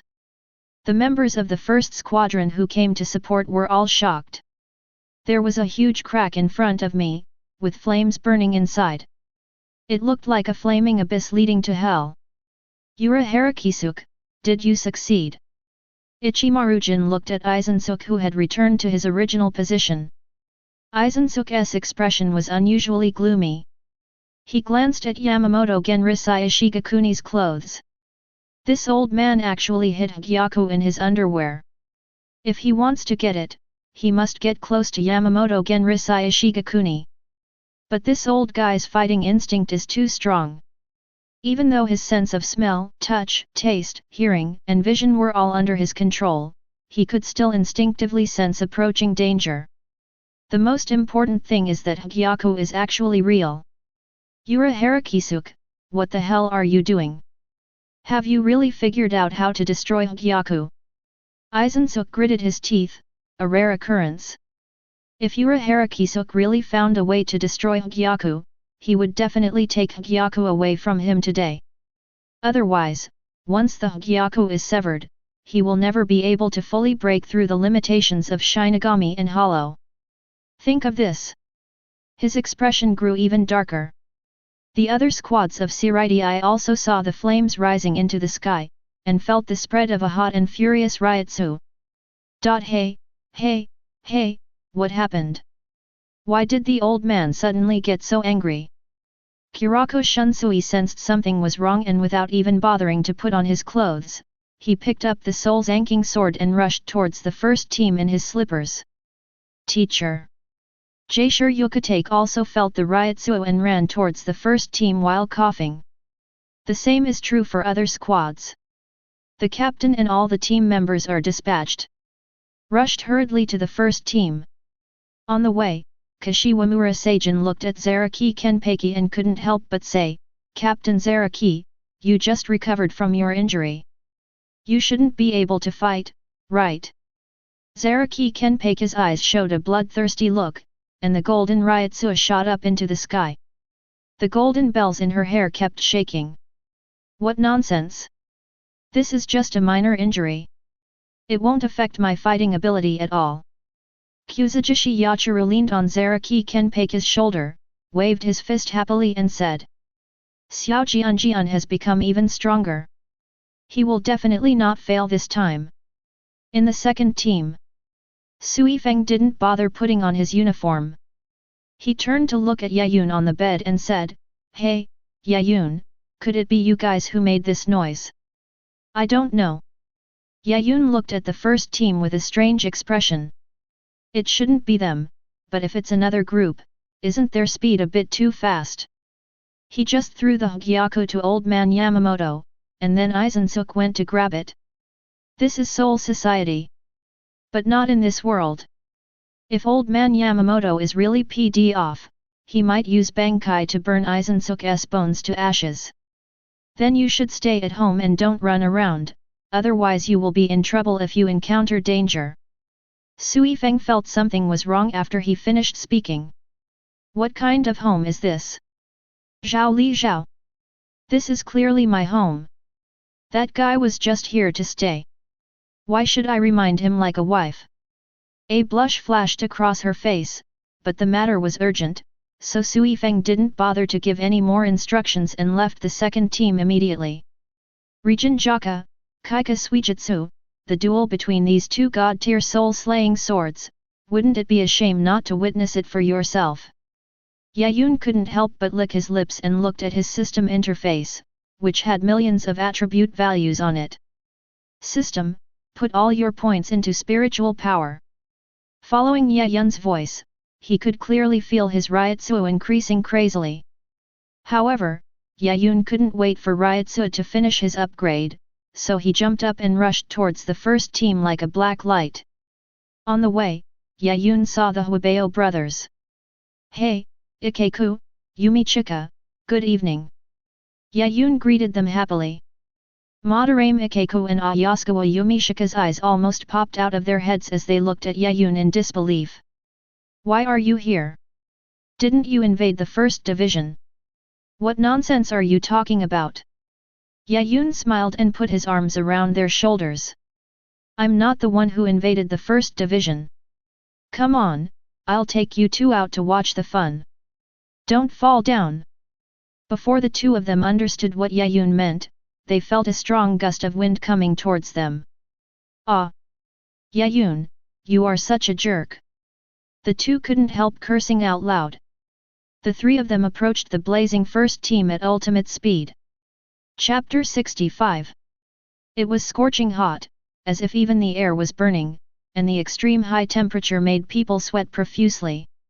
At this time, there were no Shinigami left in the first team. All the team members had fled and were looking at the flames in horror. They had originally intended to support the captain, but they were nearly burned to death by the flames. What kind of enemy could make the captain so serious? Even the soul-slashing sword wouldn't be enough.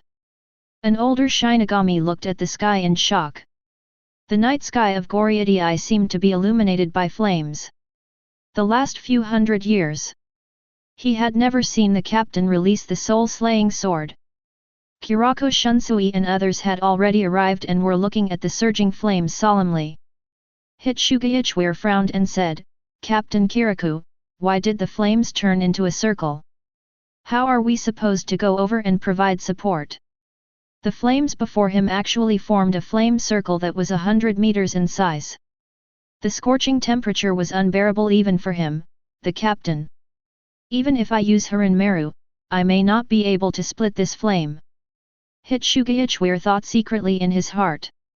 Kyōraku Shunsui's gaze grew more serious as he turned to look at Jaishiro Yukitake who had arrived late. Jushiro, do you have a feeling that the old man's move is not to kill the invader, but to avoid the invader? Jaishiro Yukitake frowned, looked at him carefully, and frowned even tighter. Indeed, but that's not the teacher's character. He and Kyōraku Shunsui were both disciples of Yamamoto Genrisai Ishigakuni, so they were both aware of Yamamoto Genrisai Ishigakuni's hot temper. If he encountered an invader, the most likely thing Yamamoto Genrisai Ishigakuni would do was burn the invader to ashes with one strike. Zaraki Kenpeki, holding his soul-slaying sword, laughed loudly. Could it be that the stinky old man encountered an enemy he couldn't defeat? Ha ha ha ha. Sui-Feng snorted coldly, don't talk nonsense, how could Captain G meet an opponent he can't defeat? Ichimaru-jin came over and said with a smile, Captain Sui-Feng, you can't be so confident. What if the captain really encounters a strong enemy? If the captain encounters a strong enemy, he should fully unleash the soul-slashing sword. Anoha Naretsu spoke softly. The Shinigami present suddenly stopped talking. Even though they were all captains who had lived for hundreds of years, they had never seen the captain-in-chief's Bankai. The opponent is invincible just by using Shikai. Seijin Kashiwamura snorted coldly and looked at the fire of the first team angrily. It must be that troublemaker named Yaun. It was because of his arrival that the Seireitei was in chaos. The Shinigami captains present all frowned.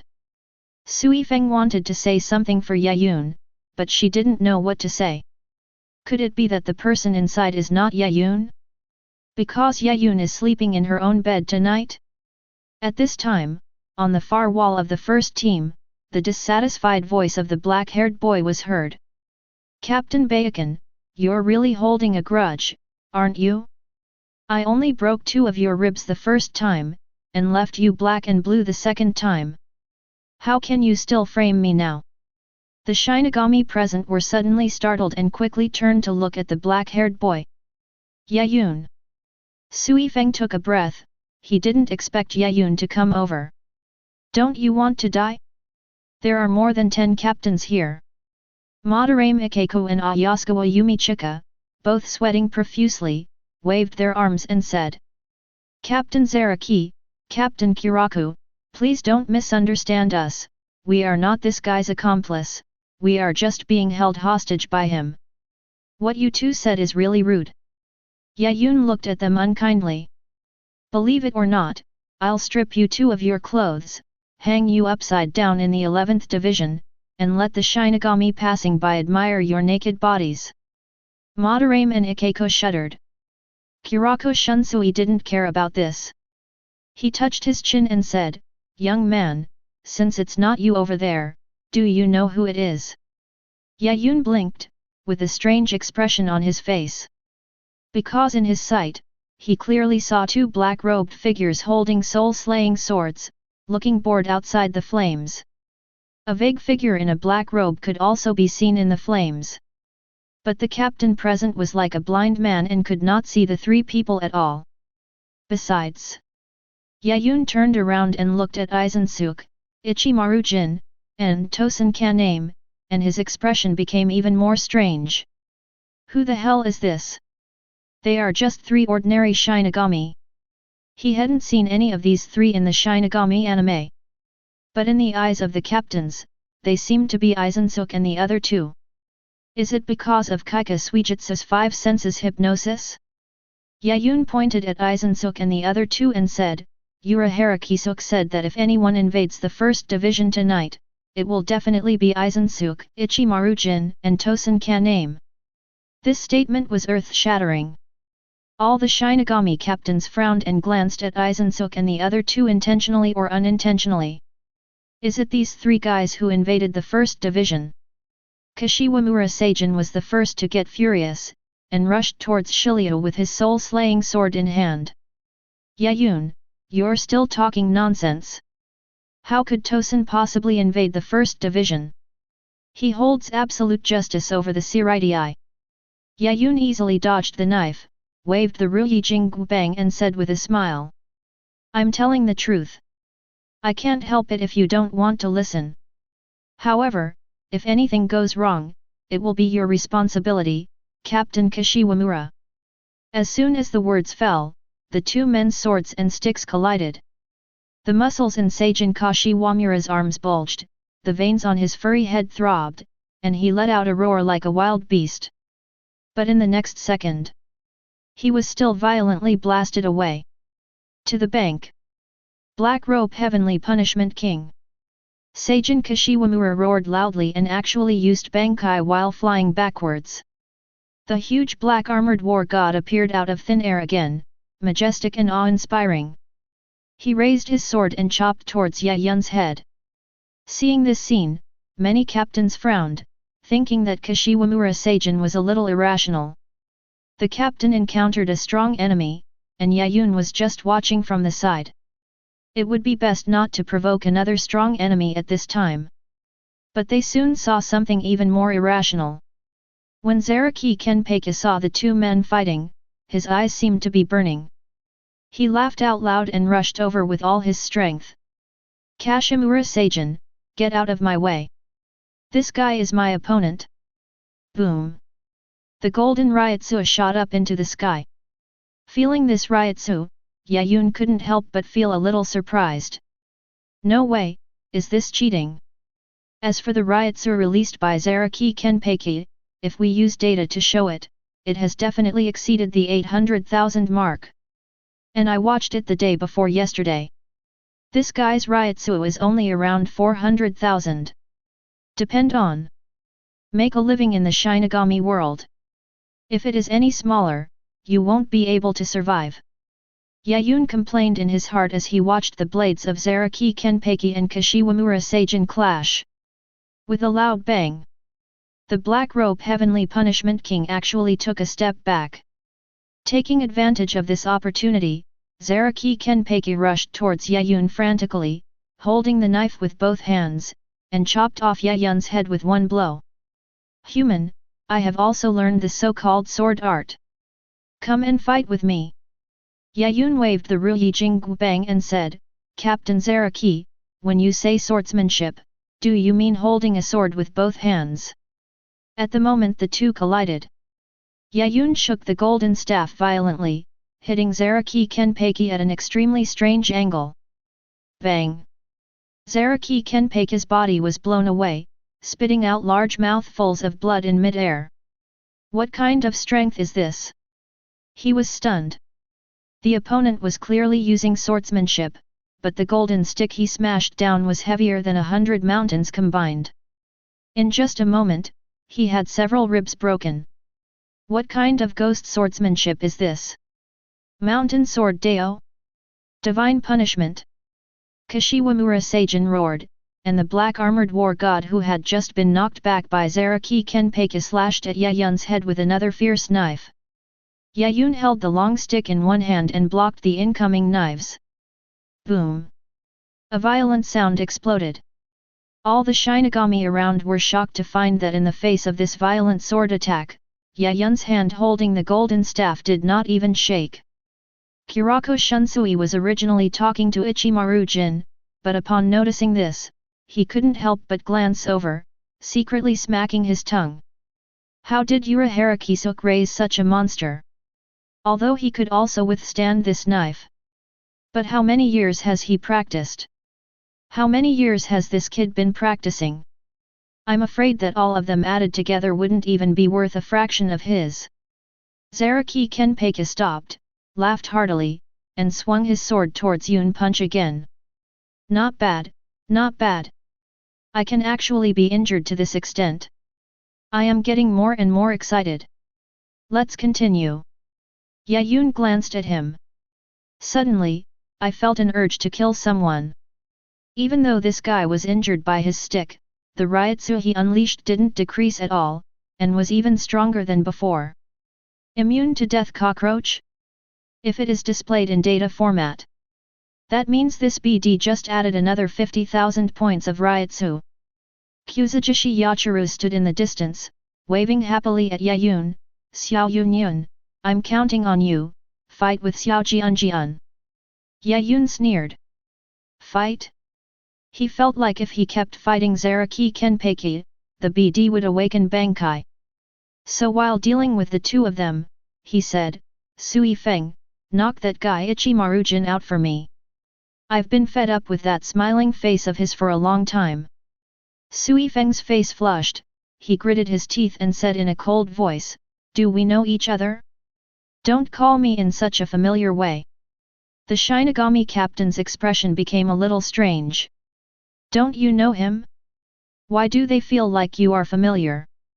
If you don't obey me, I'll tell you everything about the relationship between Keek and Keek. Yaun winked at Sui-Feng. Sui-Feng was immediately furious. She said she hated men, but this bad man actually threatened her with Lord Urahara. So, should I take action myself? She couldn't help but look at Ichimaru-jin.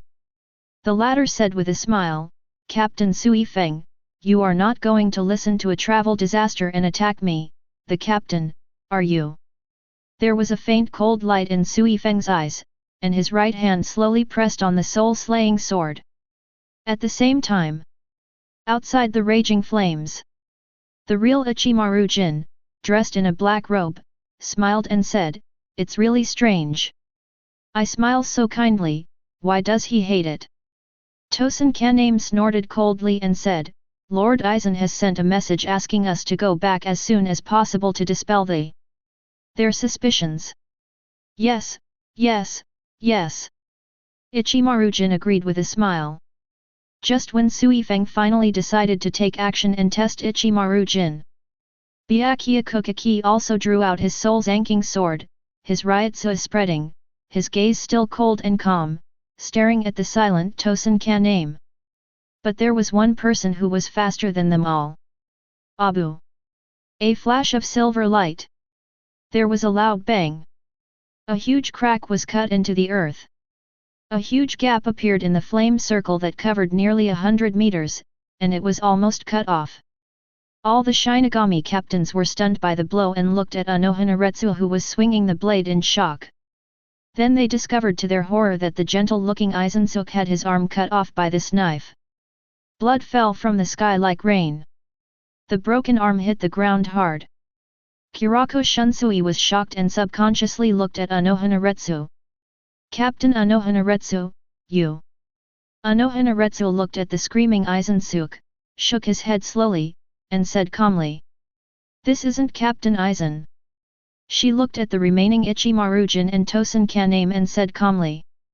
It was only after Yaun reminded me that I realized there was something wrong with their bodies. The details were very different from my own. Hundreds of years ago, she was known as the greatest villain in Soul Society, despite her countless murders and evil deeds. But she has been the captain of the 4th Division for hundreds of years. Knowing the various tissue structures of the human body well, one can easily discern a person's condition. Although Kaika Suijutsu was very effective, after a few minutes of observation, she was able to spot the flaws in the three people's bodies. After hearing Inoue words, Sui-Feng and Byakuya no longer hesitated. He swung his sword at Ichimaru-jin and Tosen Kaname at the same time. With two swish sounds, the two Shinigami passers-by also had their right arms cut off and fell from the sky with screams. Sui-Feng's face was covered with a layer of frost, and he said coldly, it's not me, otherwise that BD Ichimaru-jin would not be able to block my sword. Byakuya looked towards the center of the flame circle and said coldly, Aizen, Ichimaru-jin, Tosen Kaname, have you three betrayed Soul Society? Crack! The sound of a broken mirror echoed in the hearts of all the captains. That is the moment the sound is heard. They felt as if a faint mist had been wiped away from their eyes, allowing them to see the real world. Next to the flames across from him, Ichimaru-jin took off his black hood, looked at Sui-Feng and said with a smile. Captain Sui-Feng, we've worked together for 100 years, yet you attacked me without mercy. I'm truly heartbroken. Beside him, Tosen Kaname slowly took off his hood and said calmly. Byakuya, he attacked his companions without mercy, just like those high-ranking nobles, it's disgusting. Chapter 66. Ichimaru-jin. Aizen. All the Shinigami captains' faces turned extremely ugly. Although Yaun said that Aizen and the other two had betrayed them, in their hearts, they actually didn't quite believe what Lu Huo said. Unexpectedly, the other party's words came true. Aizen, Ichimaru-jin, Tosen Kaname, three captains betrayed each other. This was a major event that was enough to alarm the entire Soul Society. The impact it caused was definitely no less than the Hollow incident 100 years ago. Tosen, this is definitely a misunderstanding, right?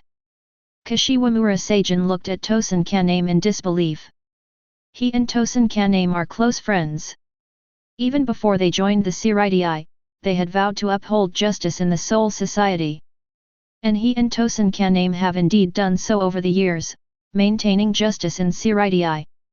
Now, his best friend with a heart of justice is going to betray Seireitei. How can Kashiwamura Seijin accept this? He even suspects that this is an illusion. But facing his best friend's question, Tosen Kaname acted extremely indifferent, drew his soul-slaying sword and said calmly. Kashiwa Village, Soul Society and Seireitei have all decayed. There is no justice here that I need to protect. Destruction is their best fate. Wu, Qingchen. Following Tosen Kaname's voice, his Zanhunto covered Ryutsu with a humming sound similar to Suzumushi's cry. Now, even if Kashiwamura Seijin didn't want to believe it, he had to believe it. The Soul Zandeo was indeed Tosen Kaname's Suzumushi. Ichimaru Jin, Tosen Kaname, do you two think you can survive here after betraying Soul Society? Sui-Feng drew out his soul-slaying sword and looked at the two of them coldly. Kill all enemies with your stingers, B. His soul-slaying sword turned into a bracelet, golden and black, like the stinger of a queen bee, sharp and full of dangerous lethality. Byakuya Kuchiki also swung his soul zenth, and the blade transformed into hundreds of sakura flowers that scattered. Scatter, Senbonzakura. Without waiting for Sui-Feng to make a move, Byakuya Kuchiki swung his blade violently, and hundreds of sakura flowers flew away like scattered sakura flowers. Ichimaru Jin smiled and said, "Shoot him shins." But then I saw a fierce silver-white knife light coming like rain. The sound of blades clashing came one after another. In just a few seconds, hundreds of sakura peanuts were shattered into pieces by the silver-white knife light, but they quickly reunited. Kyōraku Shunsui sighed helplessly, warmed up his soul-slaying sword and said, "Really? Why are they all thinking about defecting? They really don't take us, the loyal captains, seriously. Flowers are in turmoil in the wind, and the flower gods are crying. The winds of heaven are turbulent, and the devil is laughing. Kaiden Kaikotsu." As Kyōraku Shunsui recited the extremely long liberation words, the soul-slaying sword in his hand suddenly split into two soul-slaying swords. The blade is one long and one short, and the handle has a red sakura. The moment he grasped the soul-slaying sword, Kyōraku Shunsui exuded an inexplicable sense of danger. Hitsuga Ichware, Jaishur Yukatake, and Kurotsuka Mayuri also drew their soul Zanpaku and looked at Ichimaru Jin and Tosen Kaname. Seeing this, Yaun swung his stick fiercely, knocking Zaraki Kenpei back, and said, "Hey, crazy sword, those are your enemies over there, why are you fighting me? Go find them quickly, that's where you belong." Zaraki Kenpei glanced at Ichimaru and Jin and said disdainfully, "Why should I fight with those two losers?" As he spoke, he looked at Yaun, his eyes became fanatical, and he said excitedly, "You are the one I want to kill, Yaun. You better be serious next time. I will not show you mercy." Yaun pointed at Anohanaretsu and said, "Then why don't you fight with Sister Hwa? Her kendo level and strength are better than mine." Zaraki Kenpei's eyelids twitched. He didn't know why, but he felt a little scared when he saw Anohanaretsu. "Hey, there's really nothing I can do." Yaun exhaled, stuck the Ruyi Jingbang into the ground, and said, "T. The Ruyi Jingbang grew larger, attracting the attention of all the captains, who all looked towards the continuously extending golden pillar. Gradually, all the captains widened their eyes. Because the golden pillar was so huge that it shocked them all. It can be said that he is standing tall and proud. With a loud bang, the golden pillar hit the barrier above the sky of Jingling Court, and the huge barrier was shaken. Rukanga, some remote place.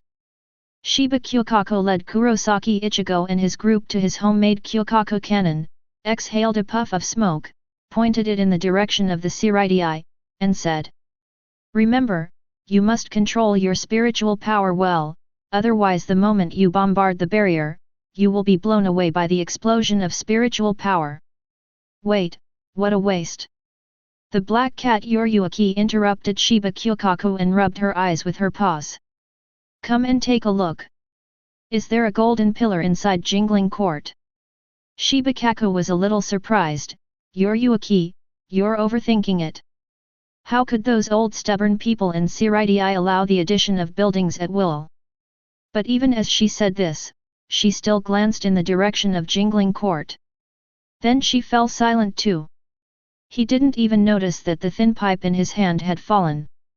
The whole person stared at Jinglingting in astonishment. "What the hell is that thing?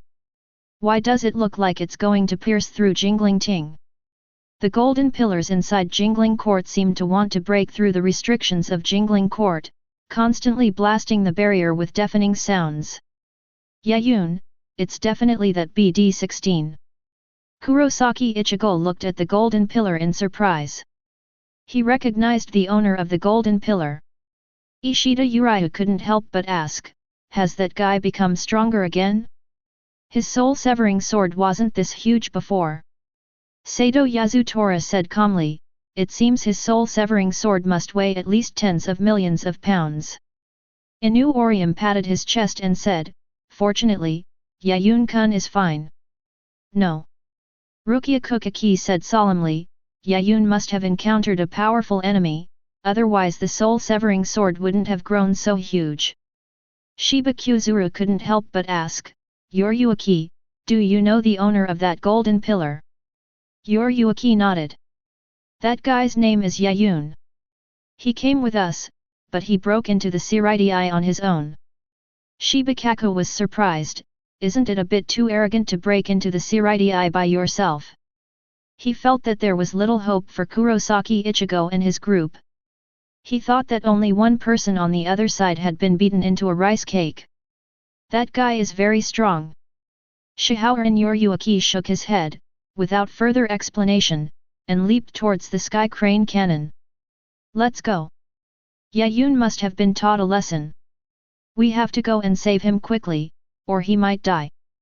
Kurosaki Ichigo and the others nodded quickly. Just as they were leaving, in the first division of the Seireitei, Yaun swung the golden pillar fiercely and shouted, "Zaraki Kenpeki, stop bothering me and go to the end of the world." Yaun swung up the golden column, which was who knows how many hundreds of meters thick, and stirred up a fierce gale. Many captains along the way were shocked. Hitsuga frowned and aimed his waist-severing soul sword at the golden pillar. "It's not like the soul-severing sword gets stronger the bigger it gets." Kyōraku Shunsui was about to say something when he heard a bang and Hitsuga was directly stuck to the golden pillar. Hitsuga's nose was bleeding, and he looked at the golden pillar in disbelief. He had just given it his all.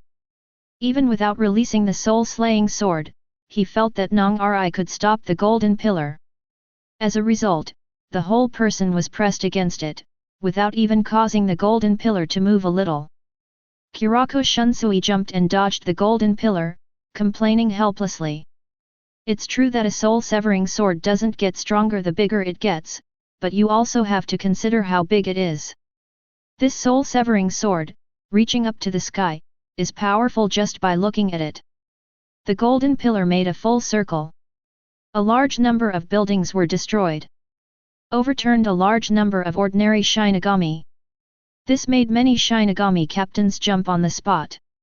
Finally it was Zaraki Kenpei's turn.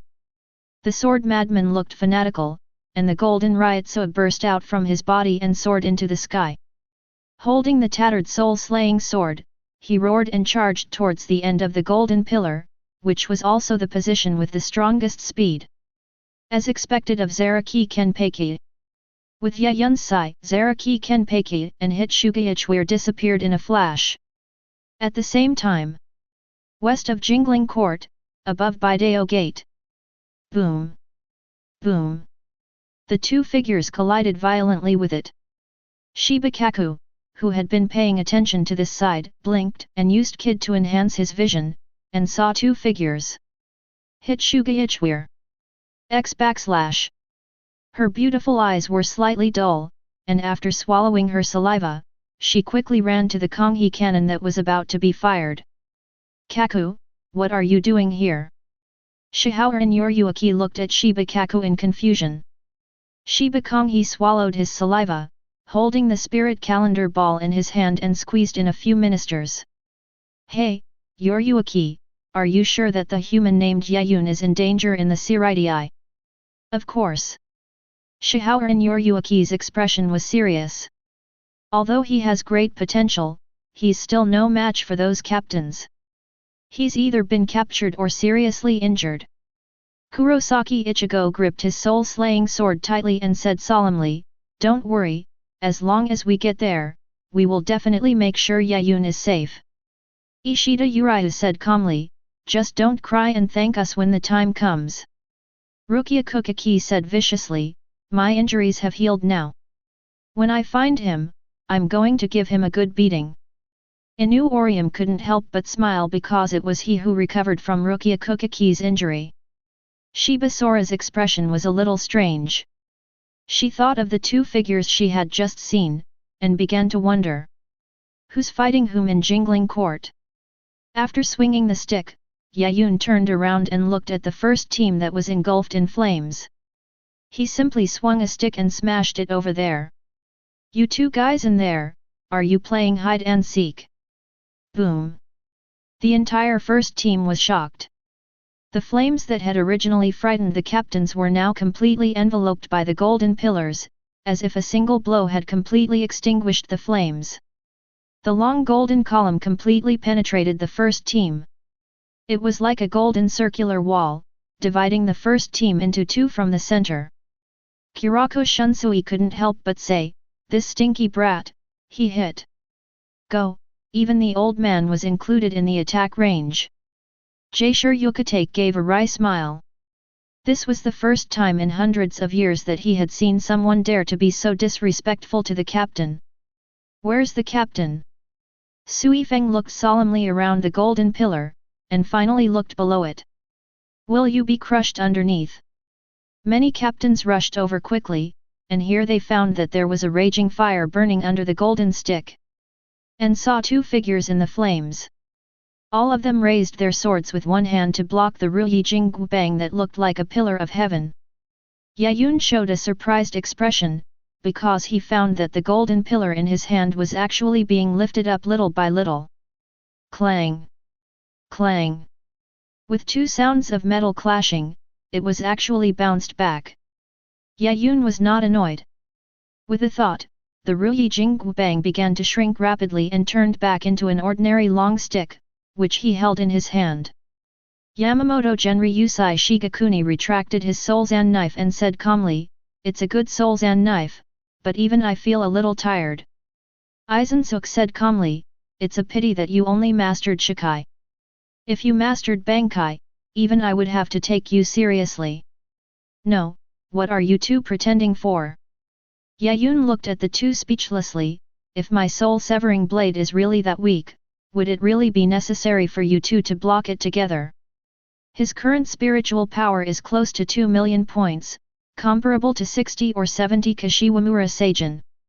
The moment the stick came down, he could clearly feel the Soul Slayer sinking a little, and then he was counterattacked.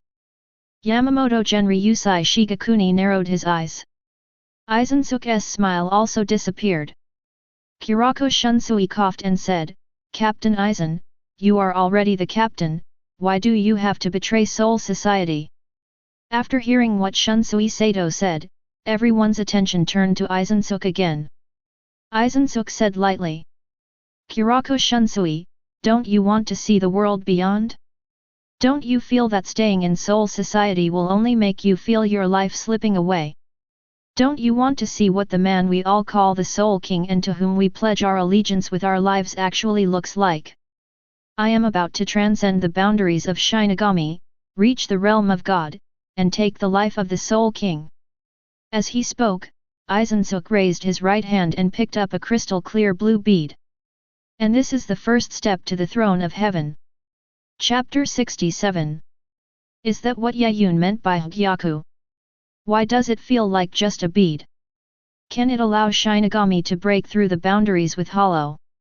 Is Aizen's betrayal of the Seireitei due to this Hogyoku? All the Shinigami's eyes were fixed on Hogyoku. But no matter how they looked at it, they couldn't tell how magical this bead was. Yamamoto Genryusai Shigakuni narrowed his eyes. Aizen looked at him and said calmly, I guess all the Shinigami, including the captain, don't know the power of my soul Zanto, right? Shinigami such as Kyōraku Shunsui frowned slightly. As far as they know, Aizen once showed his soul Zanto, which is a water-type sword that has the power to control water flow. But now it seems that Aizen's soul-slaying sword's ability is not like that. Under the gaze of many captains, Aizen swung his soul-slaying sword, seemingly cutting through a stream of water, and said calmly. Kaika Suijutsu, whose Zanhunto's ability is complete hypnosis, has the power to control the five senses of others. Sui-Feng snorted coldly and said, those stands of yours just now were probably created by the hypnosis of your soul-severing sword, right? Hearing this, the pupils of many captains present shrank. They still have vivid memories of the three fake Aizens. If it weren't for Yaun's reminder, Anohanaretsu's eyesight and Sui-Feng and Byakuya Kokaki's decisiveness, they wouldn't be able to tell the real from the fake. You're talking about that? That's just a failure. Aizen shook his head and said calmly. I was fighting the captain at the time, and I hadn't perfected my hypnosis on you, 157. Otherwise, you wouldn't have been able to tell the real from the fake. Just like now, can you tell whether the person next to you is an enemy or a friend? Following Aizen's words, everyone present was shocked because they saw that the people around them had changed. Some become Ichimaru Jin. Some become Tosen Kaname. The next second, everyone's figures changed back. But they felt a deep fear in their hearts. Complete hypnosis, controlling the five senses, what a terrifying ability. If it were used in battle, it would be almost unsolvable. Imagine that while you are fighting, your mortal enemy suddenly becomes your friend. Or you can just hack at the air and get hacked to death by Aizen. As they were thinking, they suddenly saw Shijiro Sasuke lying on the ground next to Yamamoto Genryusai Shigakuni, covered in blood, his life or death unknown. It seems that even the captain has been caught. The captains present became more vigilant. So, Captain, I was the one who finally succeeded. Aizen looked at Yamamoto Genryusai Shigakuni. The latter squinted his eyes and took out a thumb-sized piece of gravel from his arms. Yaun waved aside, hey, old man, why did you take out the Hogyoku for no reason? Didn't Urahara order you to destroy the Hogyoku? Yamamoto Genryusai Shigakuni's pupils shrank slightly, and he exerted force with his fingers, but he failed to crush the stone on the spot. Aizen took a step forward and slashed at Hogyoku with his sword. Yamamoto Genryusai Shigakuni clenched Rijinjaka in his right hand fiercely, and the flames boiled, like a blazing flame streaking across the sky, slashing towards Hogyoku. Torch! Boom! A whirlwind of flames exploded. The raging flames engulfed an area of dozens of meters. At this moment, Yamamoto Genryusai Shigakuni and Aizen did not retreat, and they were all in the flames. The blades of both swords struck the azure Hogyoku almost simultaneously. A strong shock wave burst out from the center. The first division, which had already become a ruin, was once again ravaged by the shock wave, and a layer of soil was scraped off and turned into wasteland. The captains present ignored the strong wind and scorching heat, frowned, and watched the confrontation between the captain and Aizen solemnly. Even though Aizen was already at a disadvantage, they still felt incredible in their hearts. In the same Soul Jandeo Shikai posture, Aizen was actually able to fight against the captain who was giving his all. Is he hiding it so deeply? During the confrontation between the two, Hogyoku trembled violently, and after a miscue, Hogyoku flew towards the horizon like a cannonball. A cold light flashed in Yamamoto Genryusai Shigekuni's eyes, and he continued to swing his sword. But his sword strike only created a huge crack in the already wasteland ground, and Aizen was already gone. The captains present quickly released their spiritual channels, or looked around, trying to find Aizen, or at worst Ichimaru and Tosen Kaname would do. But they soon discovered. It was as if these three people had disappeared out of thin air.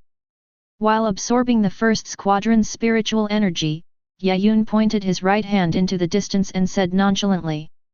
"Stinky old man, they went west, about 600 meters to your right, about 4 meters above the ground." After hearing the specific location, Yamamoto Genryusai Shigekuni didn't bother to pursue Yaun. He chopped it down fiercely with a knife. The scorching flames streaked across the night sky. Aizen, and the other two had to avoid it. Ichimaru-jin's clothes had a corner burned off, and he looked at Aizen with a smile. "Captain Aizen, that boy named Yaun seems to be able to resist Kaika Suijutsu's control. Should we eliminate him first?" Aizen drew his Zanpakuto and was about to shikai it. But suddenly I found that Yaun turned his head away. "Do you know the ability of my soul-severing sword? Urahara?" A scowl flashed in Aizen's eyes. That guy who was so careless in everything he did had caused him so much trouble before Soul Society even showed up. "Sure enough, I should have killed you at the beginning." H. In the present world, inside the Urahara store. Urahara sat on the chair, rubbing his nose with a strange look on his face. "What's going on today? Why do I keep sneezing?" Hanakari Jinda counted on his fingers and said in surprise, "Manager, you sneezed 43 times today. Do you have a cold?" "Nonsense! I'm in such good health, how could I possibly catch a cold?" Urahara shook his head and rejected the possibility. Tessai Tsukabishi put down a piece of goods and said, "I feel like someone is scolding you." "How could that be? I'm very popular. Everyone in Soul Society has a good relationship with me, and the captain also takes good care of me." Urahara rejected this possibility again. He rubbed his chin and wondered why he sneezed. "But I don't know why." He always had a bad feeling in his heart. 1,200 meters west, right on the ground. 3 degrees south of the southwest, about 1,000 meters, is the foxman I hate the most.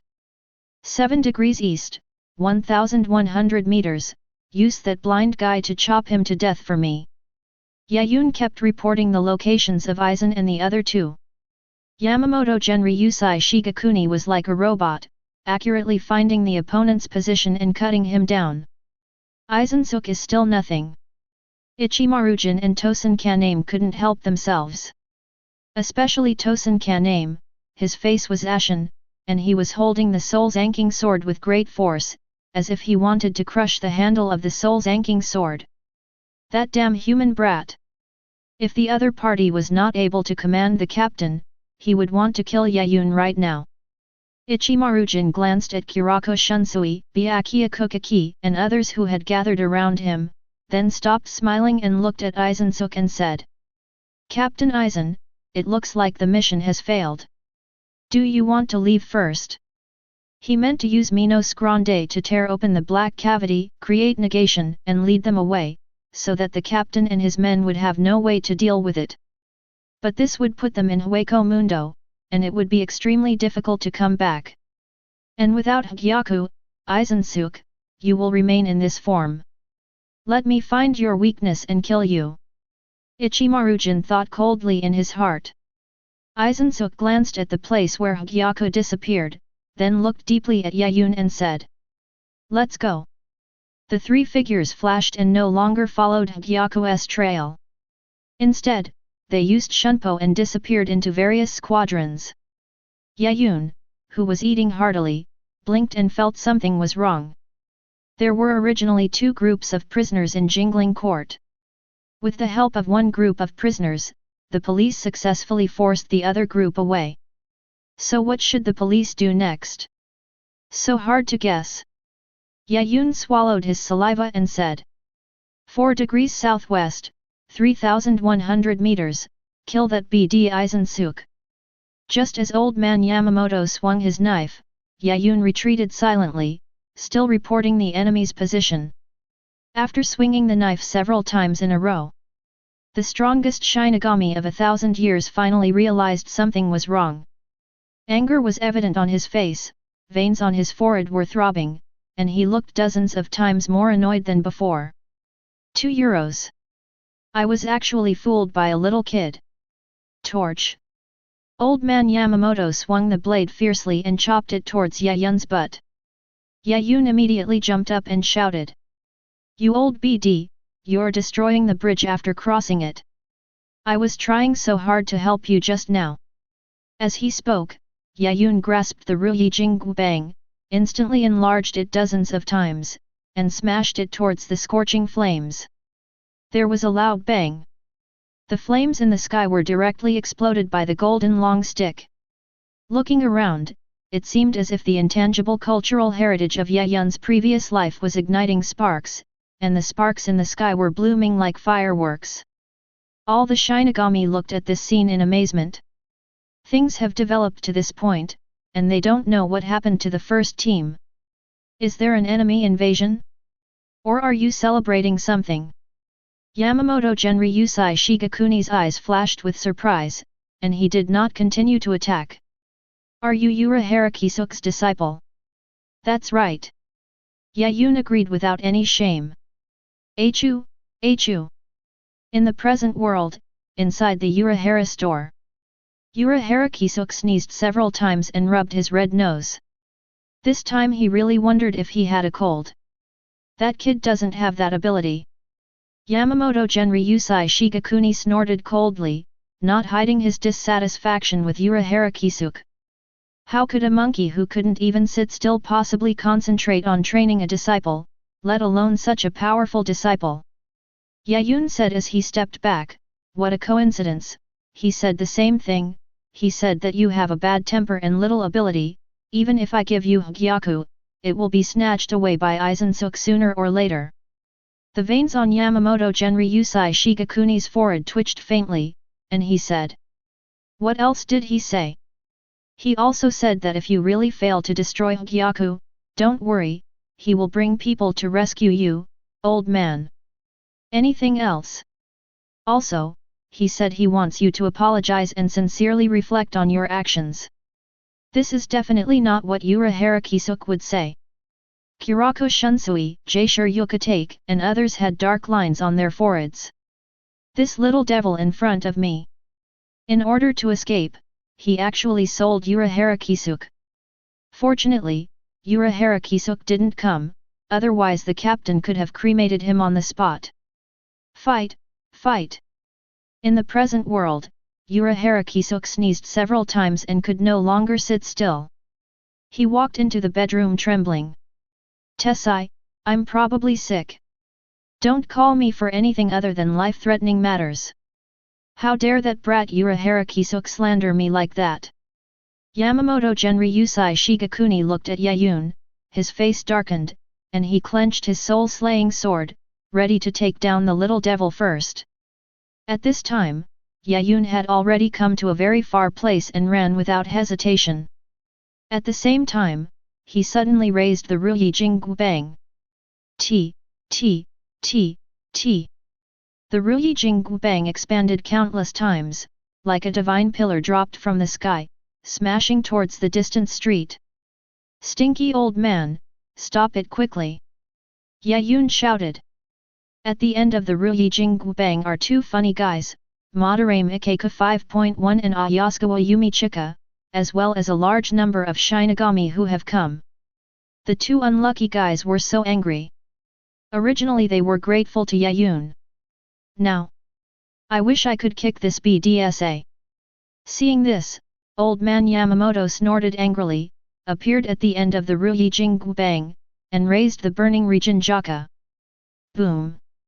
With a crash, The Regen Jaka in the hands of old man Yamamoto sank 3 points, and he even crushed the floor tiles under his feet. Suddenly, old man Yamamoto's face turned black. He didn't expect that being attacked by a little ghost would make him lose his composure like this. The other party's strength was indeed beyond his imagination. Thinking of this, old man Yamamoto swung Regen Jaka, ready to cut off the soul-slaying sword. But just as he swung his sword, Yaun in the distance retreated while swinging his Ryujing Bang, smashing it down like hitting rice cakes. Bang! Bang! After hitting him for dozens of times, Yaun swiftly retracted the Ryujing Bang, slipped his feet into the darkness of Jingling Court, and disappeared. Anyway, this old man is more soft-hearted now. It's impossible to attack the streets of Seireitei, there are still many Shinigami here.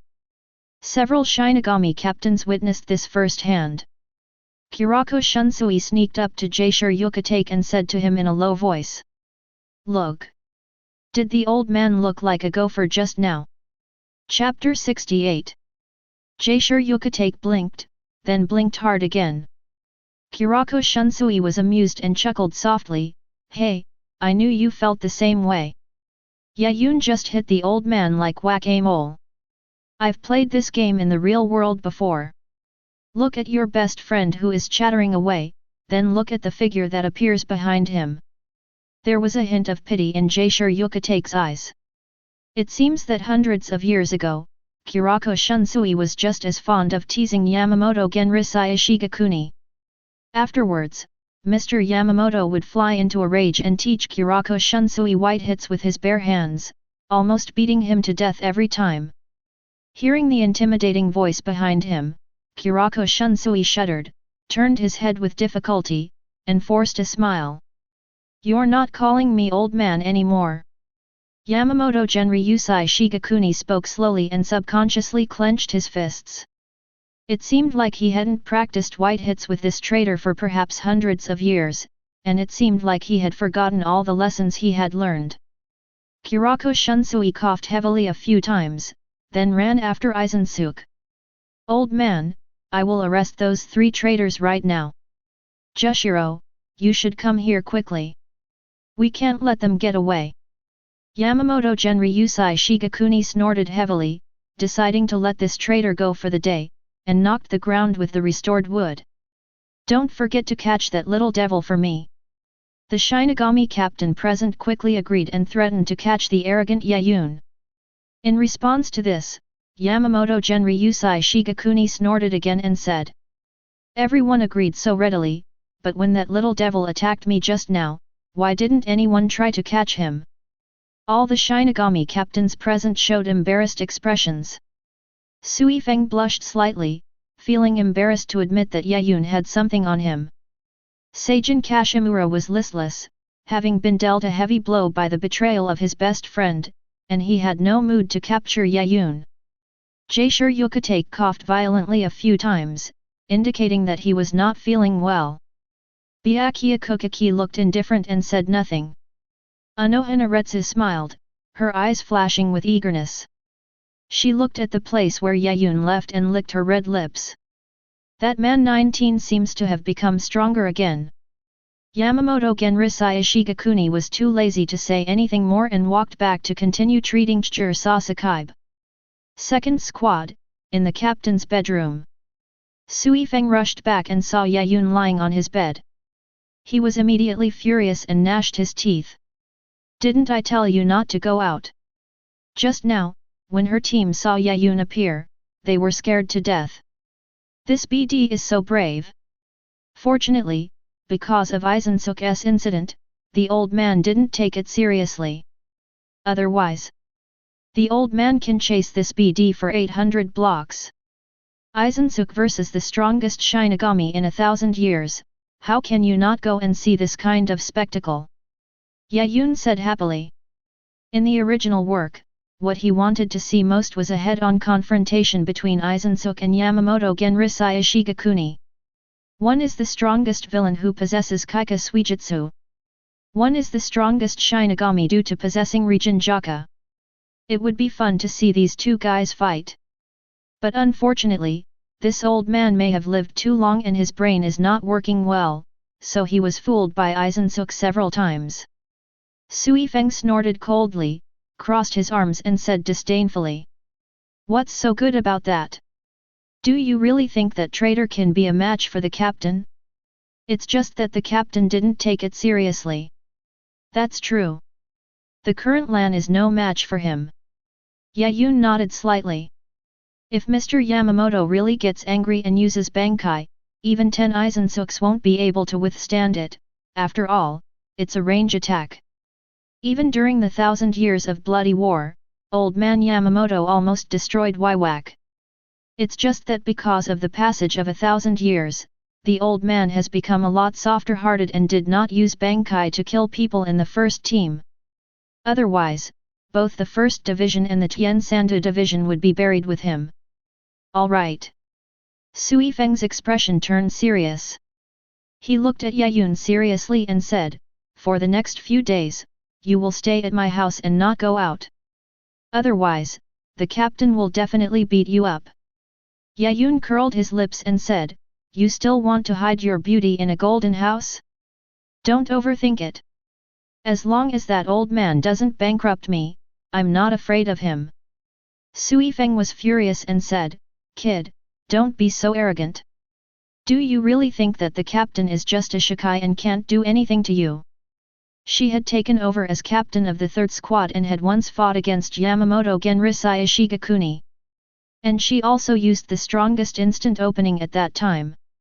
However, the captain simply threw a straight punch, sending her flying 2 miles away, smashing dozens of walls before stopping.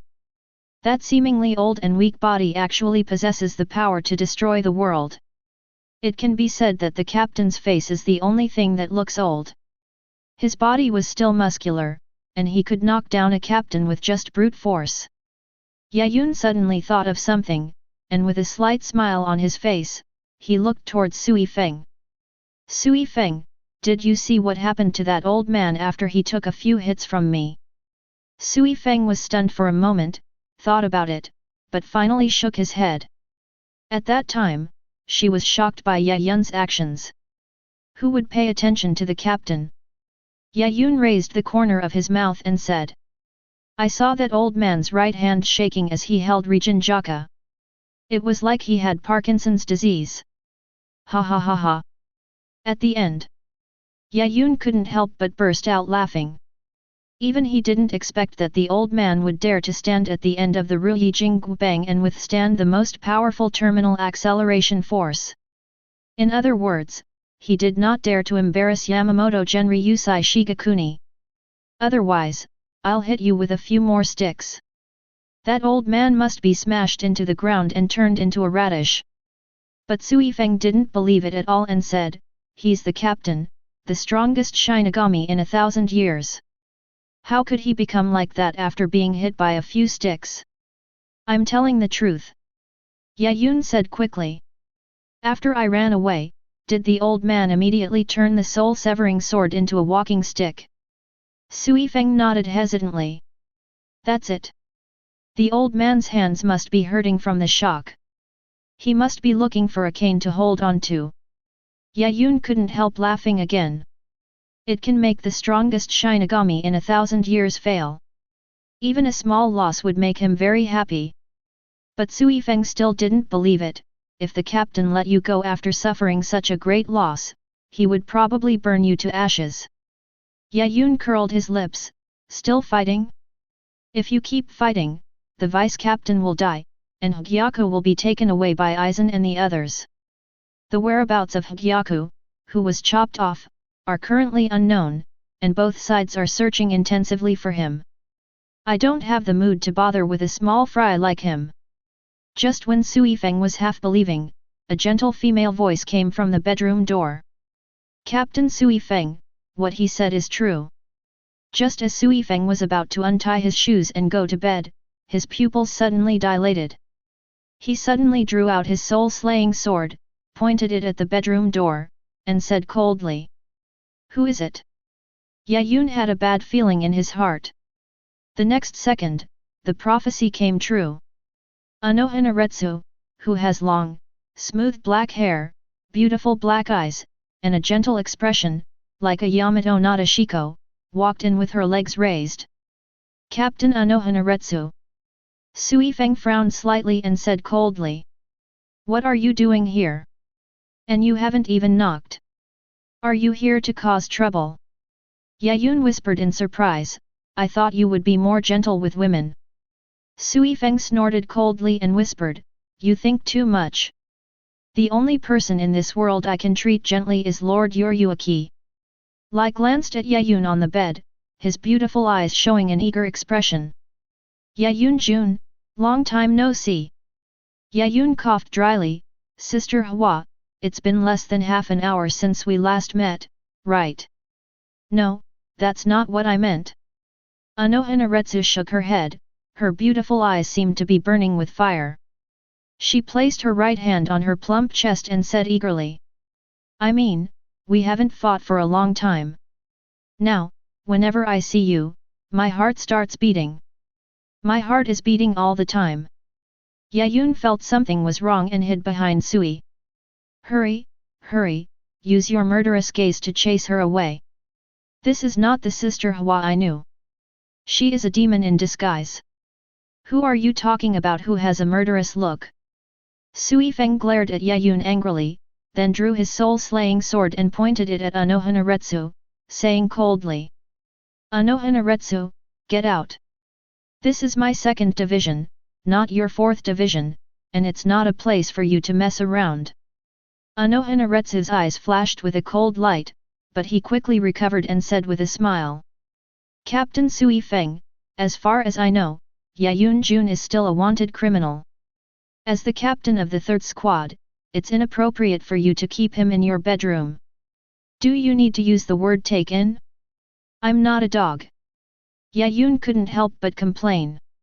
Sui-Feng snorted coldly, slapped away the hand that was quietly placed on his shoulder, and said coldly to Anohanaretsu. That has nothing to do with you, the captain of the 4th division. Get out now. You are not welcome here, or I will take action. Otherwise, why do people say Sui-Feng is a killer bee? As soon as he disagreed with something, he erupted in Ryutsu, as if he would release his soul Jandeo in the next second. Anohanaretsu saw this scene and her beautiful eyes slightly frowned, but she quickly thought of a solution and said gently. It seems I was wrong. I thought Captain Sui-Feng was just taking this man in, but I didn't expect he fell in love with him. No wonder he let him live in his bedroom. What did you say? Sui-Feng looked at Anohanaretsu with cold eyes. Anohanaretsu said gently, Captain Sui-Feng, don't worry, I will talk to Miss Urahara about this matter. I believe she is also very concerned about your lifelong event. Maybe she will hold a grand wedding for you. Wait, you are not allowed to tell Master Urahara. Sui-Feng's face flushed red, and the soul-slaying sword in his hand instantly turned into the shape of a queen bee sting. She wanted to get rid of this nonsense woman. We must not let Urahara-sama hear these rumors. Seeing that the situation was not good, Yaun quickly said, Captain Anohanaretsu, it's already so dark, why did you call me over? Anohanaretsu licked her red lips, placed her right hand on the soul Jandeo, and looked at him eagerly. Of course I want to fight you, feel the injuries you inflict on me, feel the pain from the wounds, feel the blood flowing on my skin. It was obvious that Anohanaretsu became more and more excited as she spoke, and her face even turned red. The joints of the hand holding the soul-slaying sword turned faintly white. Seems to have been suppressed. The desire in my heart never stops. Yaun's scalp tingled after hearing this. He swore that if Zaraki Kenpeki heard this, he would definitely rush towards Anohanaretsu at a speed of 80 miles per hour. Even without fighting until blood was flowing and life and death was the only way for the two madmen to stop. But the problem is, he's not that kind of crazy. She has no interest in fighting with the other party. Yaun couldn't help but ask, Sister Hwa, why me? Logically speaking, wouldn't Zaraki Kenpeki be more in line with your personality? This is what he has always been curious about. According to the plot of the original work, the person that Anohanaretsu is crazy about should be Zaraki Kenpeiki. Zaraki Kenpeiki. Indeed. Anohanaretsu nodded, but soon smiled and said, "It was true before I met you. You were the only man in the world who could please me. I am a minister." BB. Yaun was about to speak when he was interrupted by Anohanaretsu. The latter's expression was extremely gentle, but his eyes became extremely eager. "But you are different from him, Yaun-jun.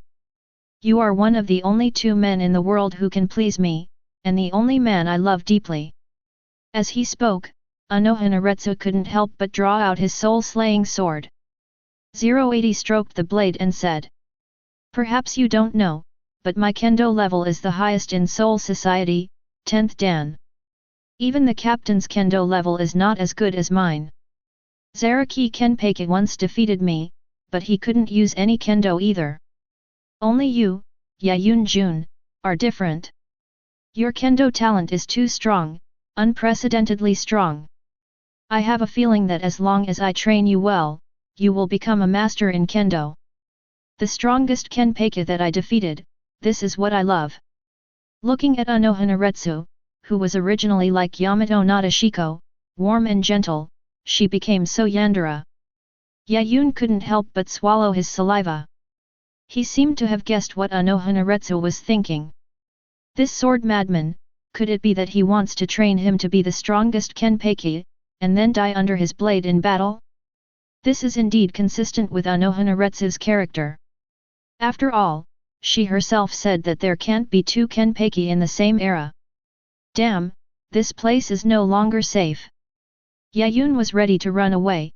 At worst he could find Madarame Ikeku and stay overnight. But just when Yaun wanted to run away, Anohanaretsu rushed over, hugged him from behind, and said gently, "Yaun-kun, you can't run away. I've already left a mark on you in the first division. It won't disappear for months. So, just follow me and fight. I will take good care of you. Don't worry, you won't be hurt at all." Yaun's forehead was covered with more cold sweat. "No injuries will be left.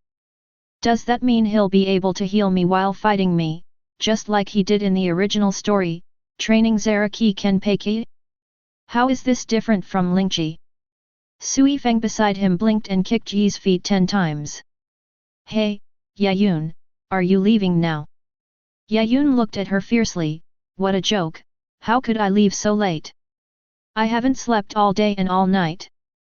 Thinking of this, Yaun suddenly had an idea, turned to look at Anohanaretsu, and sighed.